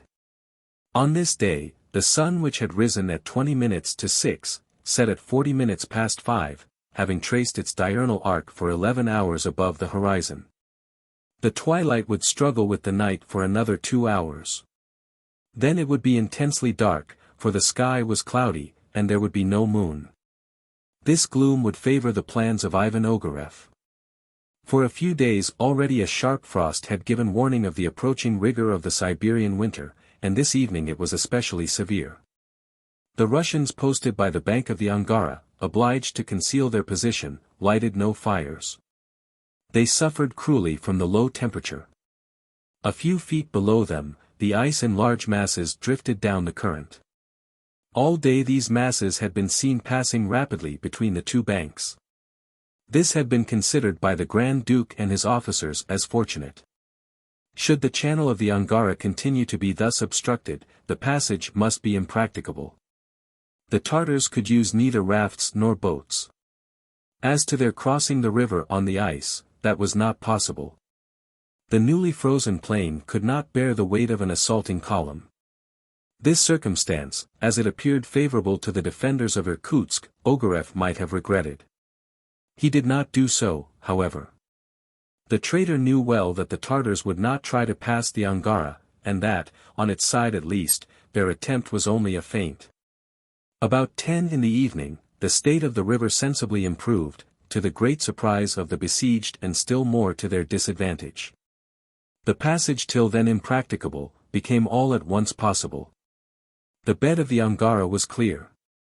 The blocks of ice, which had for some days drifted past in large numbers, disappeared down the current, and 5 or 6 only now occupied the space between the banks. The Russian officers reported this change in the river to the Grand Duke. They suggested that it was probably caused by the circumstance that in some narrower part of the Angara, the blocks had accumulated so as to form a barrier. We know this was the case. The passage of the Angara was thus open to the besiegers. There was great reason for the Russians to be on their guard. Up to midnight nothing had occurred. On the eastern side, beyond the Bolshaya gate, all was quiet. Not a glimmer was seen in the dense forest, which appeared confounded on the horizon with the masses of clouds hanging low down in the sky. Lights flitting to and fro in the Angara camp, showed that a considerable movement was taking place. From a verst above and below the point where the scarp met the river's bank, came a dull murmur, proving that the Tartars were on foot, expecting some signal. An hour passed. Nothing new. The bell of the Irkutsk cathedral was about to strike 2 o'clock in the morning, and not a movement amongst the besiegers had yet shown that they were about to commence the assault. The Grand Duke and his officers began to suspect that they had been mistaken. Had it really been the Tartars' plan to surprise the town? The preceding nights had not been nearly so quiet, musketry rattling from the outposts, shells whistling through the air, and this time, nothing. The officers waited, ready to give their orders, according to circumstances. We have said that Ogareff occupied a room in the palace. It was a large chamber on the ground floor, its windows opening on a side terrace. By taking a few steps along this terrace, a view of the river could be obtained. Profound darkness reigned in the room. Ogareff stood by a window, awaiting the hour to act. The signal, of course, could come from him, alone. This signal once given, when the greater part of the defenders of Irkutsk would be summoned to the points openly attacked, his plan was to leave the palace and hurry to the Bolshaya gate. If it was unguarded, he would open it.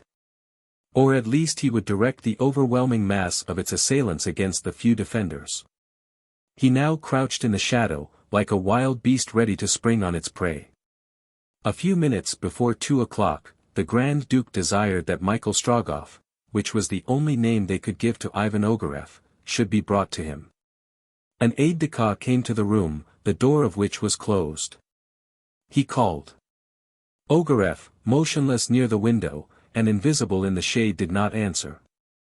The Grand Duke was therefore informed that the Tsar's courier was not at that moment in the palace. 2 o'clock struck. Now was the time to cause the diversion agreed upon with the Tartars, waiting for the assault. Ivan Ogareff opened the window and stationed himself at the north angle of the side terrace. Below him flowed the roaring waters of the Angara. Ogareff took a match from his pocket, struck it and lighted a small bunch of tow, impregnated with priming powder, which he threw into the river. It was by the orders of Ivan Ogareff that the torrents of mineral oil had been thrown on the surface of the Angara. There are numerous naphtha springs above Irkutsk, on the right bank, between the suburb of Pashkavsk and the town. Ogareff had resolved to employ this terrible means to carry fire into Irkutsk. He therefore took possession of the immense reservoirs which contained the combustible liquid. It was only necessary to demolish a piece of wall in order to allow it to flow out in a vast stream. This had been done that night, a few hours previously, and this was the reason that the raft which carried the true courier of the Tsar, Nadia, and the fugitives, floated on a current of mineral oil. Through the breaches in these reservoirs of enormous dimensions rushed the naphtha in torrents, and, following the inclination of the ground, it spread over the surface of the river, where its density allowed it to float. This was the way Ivan Ogareff carried on warfare. Allied with Tartars, he acted like a Tartar, and against his own countrymen. The tow had been thrown on the waters of the Angara. In an instant, with electrical rapidity, as if the current had been of alcohol, the whole river was in a blaze above and below the town. Columns of blue flames ran between the two banks. Volumes of vapor curled up above. The few pieces of ice which still drifted were seized by the burning liquid, and melted like wax on the top of a furnace, the evaporated water escaping in shrill hisses. At the same moment, firing broke out on the north and south of the town. The enemy's batteries discharged their guns at random. Several thousand Tartars rushed to the assault of the earthworks. The houses on the bank, built of wood, took fire in every direction. A bright light dissipated the darkness of the night. At last, said Ivan Ogareff. He had good reason for congratulating himself. The diversion which he had planned was terrible. The defenders of Irkutsk found themselves between the attack of the Tartars and the fearful effects of fire. The bells rang, and all the able-bodied of the population ran, some towards the points attacked and others towards the houses in the grasp of the flames, which it seemed too probable would ere long envelop the whole town. The gate of Bolchaya was nearly free. Only a very small guard had been left there. And by the traitor's suggestion, and in order that the event might be explained apart from him, as if by political hate, this small guard had been chosen from the little band of exiles. Ogareff re-entered his room, now brilliantly lighted by the flames from the Angara, then he made ready to go out. But scarcely had he opened the door, when a woman rushed into the room, her clothes drenched, her hair in disorder. "Sangar!" exclaimed Ogareff, in the first moment of surprise, and not supposing that it could be any other woman than the gypsy. It was not Sangar, it was Nadia. At the moment when, floating on the ice, the girl had uttered a cry on seeing the fire spreading along the current, Michael had seized her in his arms, and plunged with her into the river itself to seek a refuge in its depths from the flames. The block which bore them was not 30 fathoms from the first quay of Irkutsk. Swimming beneath the water, Michael managed to get a footing with Nadia on the quay. Michael Strogoff had reached his journey's end. He was in Irkutsk. "To the governor's palace," said he to Nadia. In less than 10 minutes, they arrived at the entrance to the palace. Long tongues of flame from the Angara licked its walls, but were powerless to set it on fire. Beyond the houses on the bank were in a blaze. The palace being open to all, Michael and Nadia entered without difficulty. In the confusion, no one remarked them, although their garments were dripping. A crowd of officers coming for orders, and of soldiers running to execute them, filled the great hall on the ground floor. There, in a sudden eddy of the confused multitude, Michael and the young girl were separated from each other. Nadia ran distracted through the passages, calling her companion, and asking to be taken to the Grand Duke. A door into a room flooded with light opened before her. She entered, and found herself suddenly face to face with the man whom she had met at Ichim, whom she had seen at Tomsk, face to face with the one whose villainous hand would an instant later betray the town. "Ivan Ogareff," she cried. On hearing his name pronounced, the wretch started. His real name known, all his plans would be balked. There was but one thing to be done, to kill the person who had just uttered it. Ogareff darted at Nadia. But the girl, a knife in her hand, retreated against the wall, determined to defend herself. "Ivan Ogareff," again cried Nadia, knowing well that so detested a name would soon bring her help. "Ah! Be silent!" hissed out the traitor between his clenched teeth. "Ivan Ogareff," exclaimed a third time the brave young girl, in a voice to which hate had added tenfold strength. Mad with fury, Ogareff, drawing a dagger from his belt, again rushed at Nadia and compelled her to retreat into a corner of the room. Her last hope appeared gone, when the villain, suddenly lifted by an irresistible force, was dashed to the ground. "Michael!" cried Nadia. It was Michael Strogoff. Michael had heard Nadia's call. Guided by her voice, he had just in time reached Ivan Ogareff's room, and entered by the open door. "Fear nothing, Nadia," said he, placing himself between her and Ogareff. "Ah," cried the girl, "take care, brother. The traitor is armed." He can see. Ogareff rose, and, thinking he had an immeasurable advantage over the blind man, leaped upon him. But with one hand, the blind man grasped the arm of his enemy, seized his weapon, and hurled him again to the ground. Pale with rage and shame, Ogareff remembered that he wore a sword. He drew it and returned a second time to the charge. A blind man. Ogareff had only to deal with a blind man. He was more than a match for him. Nadia, terrified at the danger which threatened her companion, ran to the door calling for help. "Close the door, Nadia," said Michael. "Call no one, and leave me alone. The Tsar's courier has nothing to fear today from this villain. Let him come on, if he dares. I am ready for him." In the meantime, Ogareff, gathering himself together like a tiger about to spring, uttered not a word. The noise of his footsteps, his very breathing, he endeavored to conceal from the ear of the blind man. His object was to strike before his opponent was aware of his approach, to strike him with a deadly blow. Nadia, terrified and at the same time confident, watched this terrible scene with involuntary admiration. Michael's calm bearing seemed to have inspired her. Michael's sole weapon was his Siberian knife. He did not see his adversary armed with a sword, it is true, but heaven's support seemed to be afforded him. How, almost without stirring, did he always face the point of the sword? Ivan Ogareff watched his strange adversary with visible anxiety.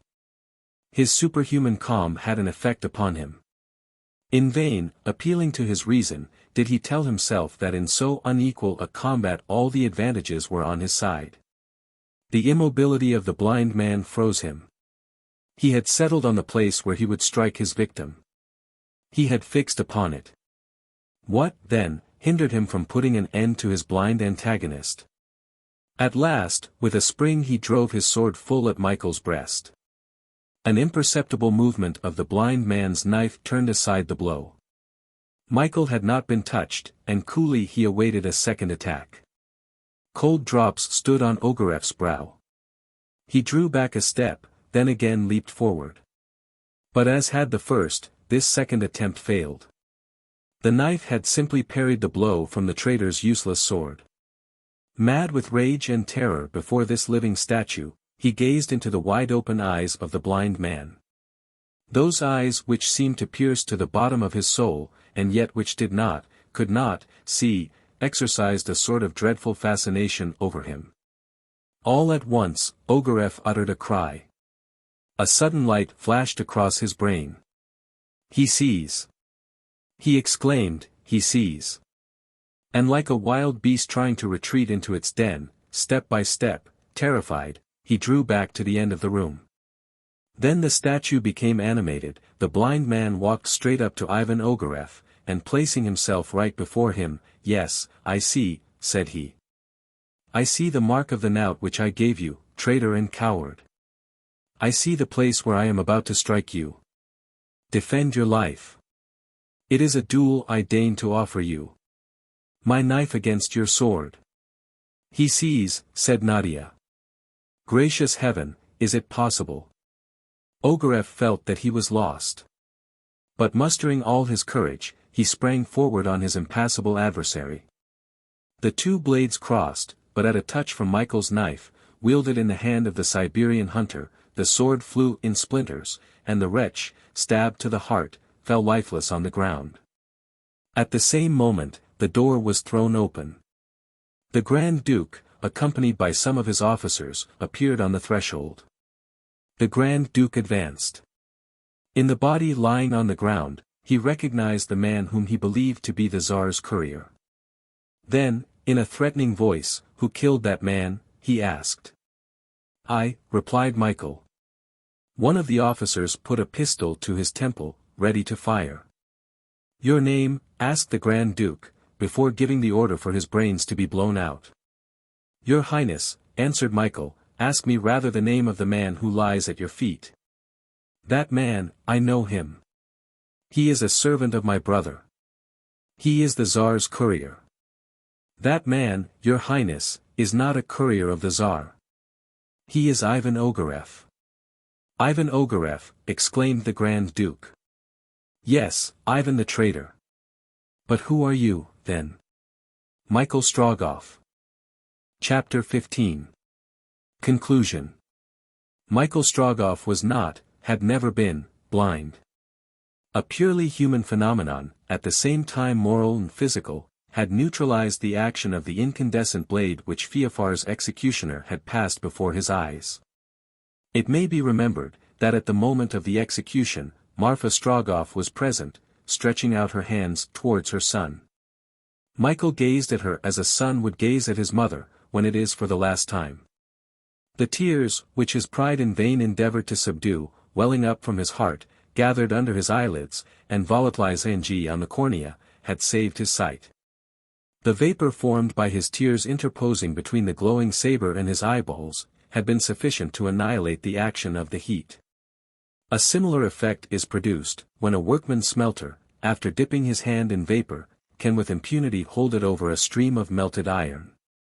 Michael had immediately understood the danger in which he would be placed should he make known his secret to anyone. He at once saw, on the other hand, that he might make use of his supposed blindness for the accomplishment of his designs. Because it was believed that he was blind, he would be allowed to go free. He must therefore be blind, blind to all, even to Nadia, blind everywhere, and not a gesture at any moment must let the truth be suspected. His resolution was taken. He must risk his life even to afford to all he might meet the proof of his want of sight. We know how perfectly he acted the part he had determined on. His mother alone knew the truth, and he had whispered it to her in Tomsk itself, when bending over her in the dark he covered her with kisses. When Ogareff had in his cruel irony held the imperial letter before the eyes which he believed were destroyed, Michael had been able to read, and had read the letter which disclosed the odious plans of the traitor. This was the reason of the wonderful resolution he exhibited during the second part of his journey. This was the reason of his unalterable longing to reach Irkutsk, so as to perform his mission by word of mouth. He knew that the town would be betrayed. He knew that the life of the Grand Duke was threatened. The safety of the Tsar's brother and of Siberia was in his hands. This story was told in a few words to the Grand Duke, and Michael repeated also, and with what emotion, the part Nadia had taken in these events. "Who is this girl?" asked the Grand Duke. "The daughter of the exile, Basil Fedor," replied Michael. "The daughter of Captain Fedor," said the Grand Duke, "has ceased to be the daughter of an exile. There are no longer exiles in Irkutsk." Nadia, less strong in joy than she had been in grief, fell on her knees before the Grand Duke, who raised her with one hand, while he extended the other to Michael. An hour after, Nadia was in her father's arms.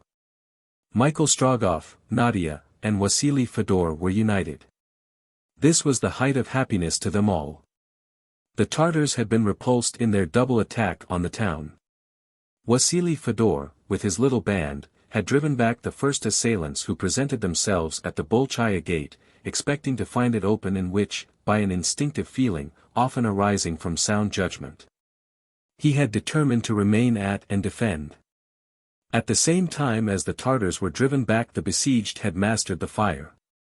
The liquid naphtha having rapidly burnt to the surface of the water, the flames did not go beyond the houses on the shore, and left the other quarters of the town uninjured. Before daybreak the troops of Feofar Khan had retreated into their camp, leaving a large number of dead on and below the ramparts. Among the dead was the gypsy Sangar, who had vainly endeavored to join Ivan Ogareff.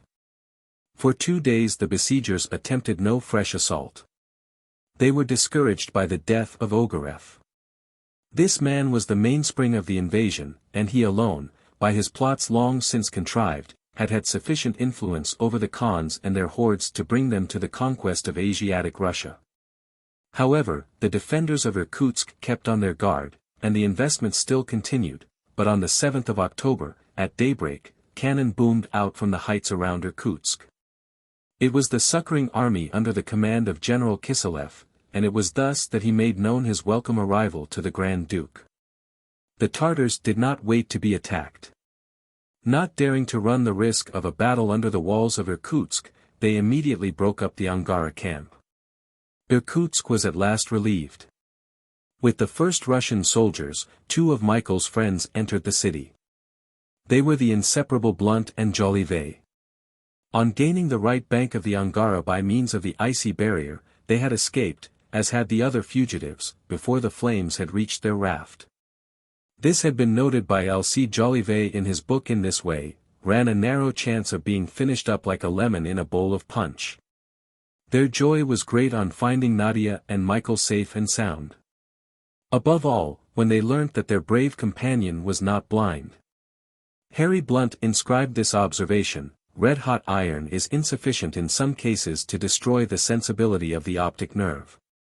Then the two correspondents, settled for a time in Irkutsk, busied themselves in putting the notes and impressions of their journey in order. Thence were sent to London and Paris two interesting articles relative to the Tartar invasion, and which, a rare thing, did not contradict each other even on the least important points. The remainder of the campaign was unfortunate to the Emir and his allies. This invasion, futile as all which attacked the Russian colossus must be, was very fatal to them. They soon found themselves cut off by the Tsar's troops, who retook in succession all the conquered towns. Besides this, the winter was terrible, and, decimated by the cold, only a small part of these hordes returned to the steppes of Tartary. The Irkutsk road, by way of the Ural mountains, was now open. The Grand Duke was anxious to return to Moscow, but he delayed his journey to be present at a touching ceremony, which took place a few days after the entry of the Russian troops. Michael Strogoff sought Nadia, and in her father's presence said to her, "Nadia, my sister still, when you left Riga to come to Irkutsk, did you leave it with any other regret than that for your mother?" "No," replied Nadia, "none of any sort whatever." "Then, nothing of your heart remains there?" "Nothing, brother." "Then, Nadia," said Michael, "I think that God, in allowing us to meet, and to go through so many severe trials together, must have meant us to be united forever." "Ah," said Nadia, falling into Michael's arms. Then turning towards Basil Fedor, "My father," said she, blushing. "Nadia," said Captain Fedor, "it will be my joy to call you both my children." The marriage ceremony took place in Irkutsk Cathedral. Jolivet and Blount very naturally assisted at this marriage, of which they wished to give an account to their readers. "And doesn't it make you wish to imitate them?" asked Alcide of his friend. "Pooh," said Blount. "Now if I had a cousin like you." "My cousin isn't to be married," answered Alcide, laughing. "So much the better," returned Blount, "for they speak of difficulties arising between London and Pekin. Have you no wish to go and see what is going on there?" "By Jove, my dear Blount," exclaimed Alcide Jolivet, "I was just going to make the same proposal to you." And that was how the two inseparables set off for China. A few days after the ceremony, Michael and Nadia Strogoff, accompanied by Basil Fedor, took the route to Europe. The road so full of suffering when going, was a road of joy in returning. They traveled swiftly, in one of those sleighs which glide like an express train across the frozen steppes of Siberia. However, when they reached the banks of the Dinka, just before Bursko, they stopped for a while. Michael found the place where he had buried poor Nicholas. A cross was erected there, and Nadia prayed a last time on the grave of the humble and heroic friend, whom neither of them would ever forget. At Omsk, old Marfa awaited them in the little house of the Strogoffs. She clasped passionately in her arms the girl whom in her heart she had already 100 times called daughter. The brave old Siberian, on that day, had the right to recognize her son and say she was proud of him. After a few days passed at Omsk, Michael and Nadia entered Europe, and, Basil Fedor settling down in St. Petersburg, neither his son nor his daughter had any occasion to leave him, except to go and see their old mother. The young courier was received by the Tsar, who attached him specially to his own person, and gave him the cross of St. George. In the course of time, Michael Strogoff reached a high station in the empire. But it is not the history of his success, but the history of his trials, which deserves to be related.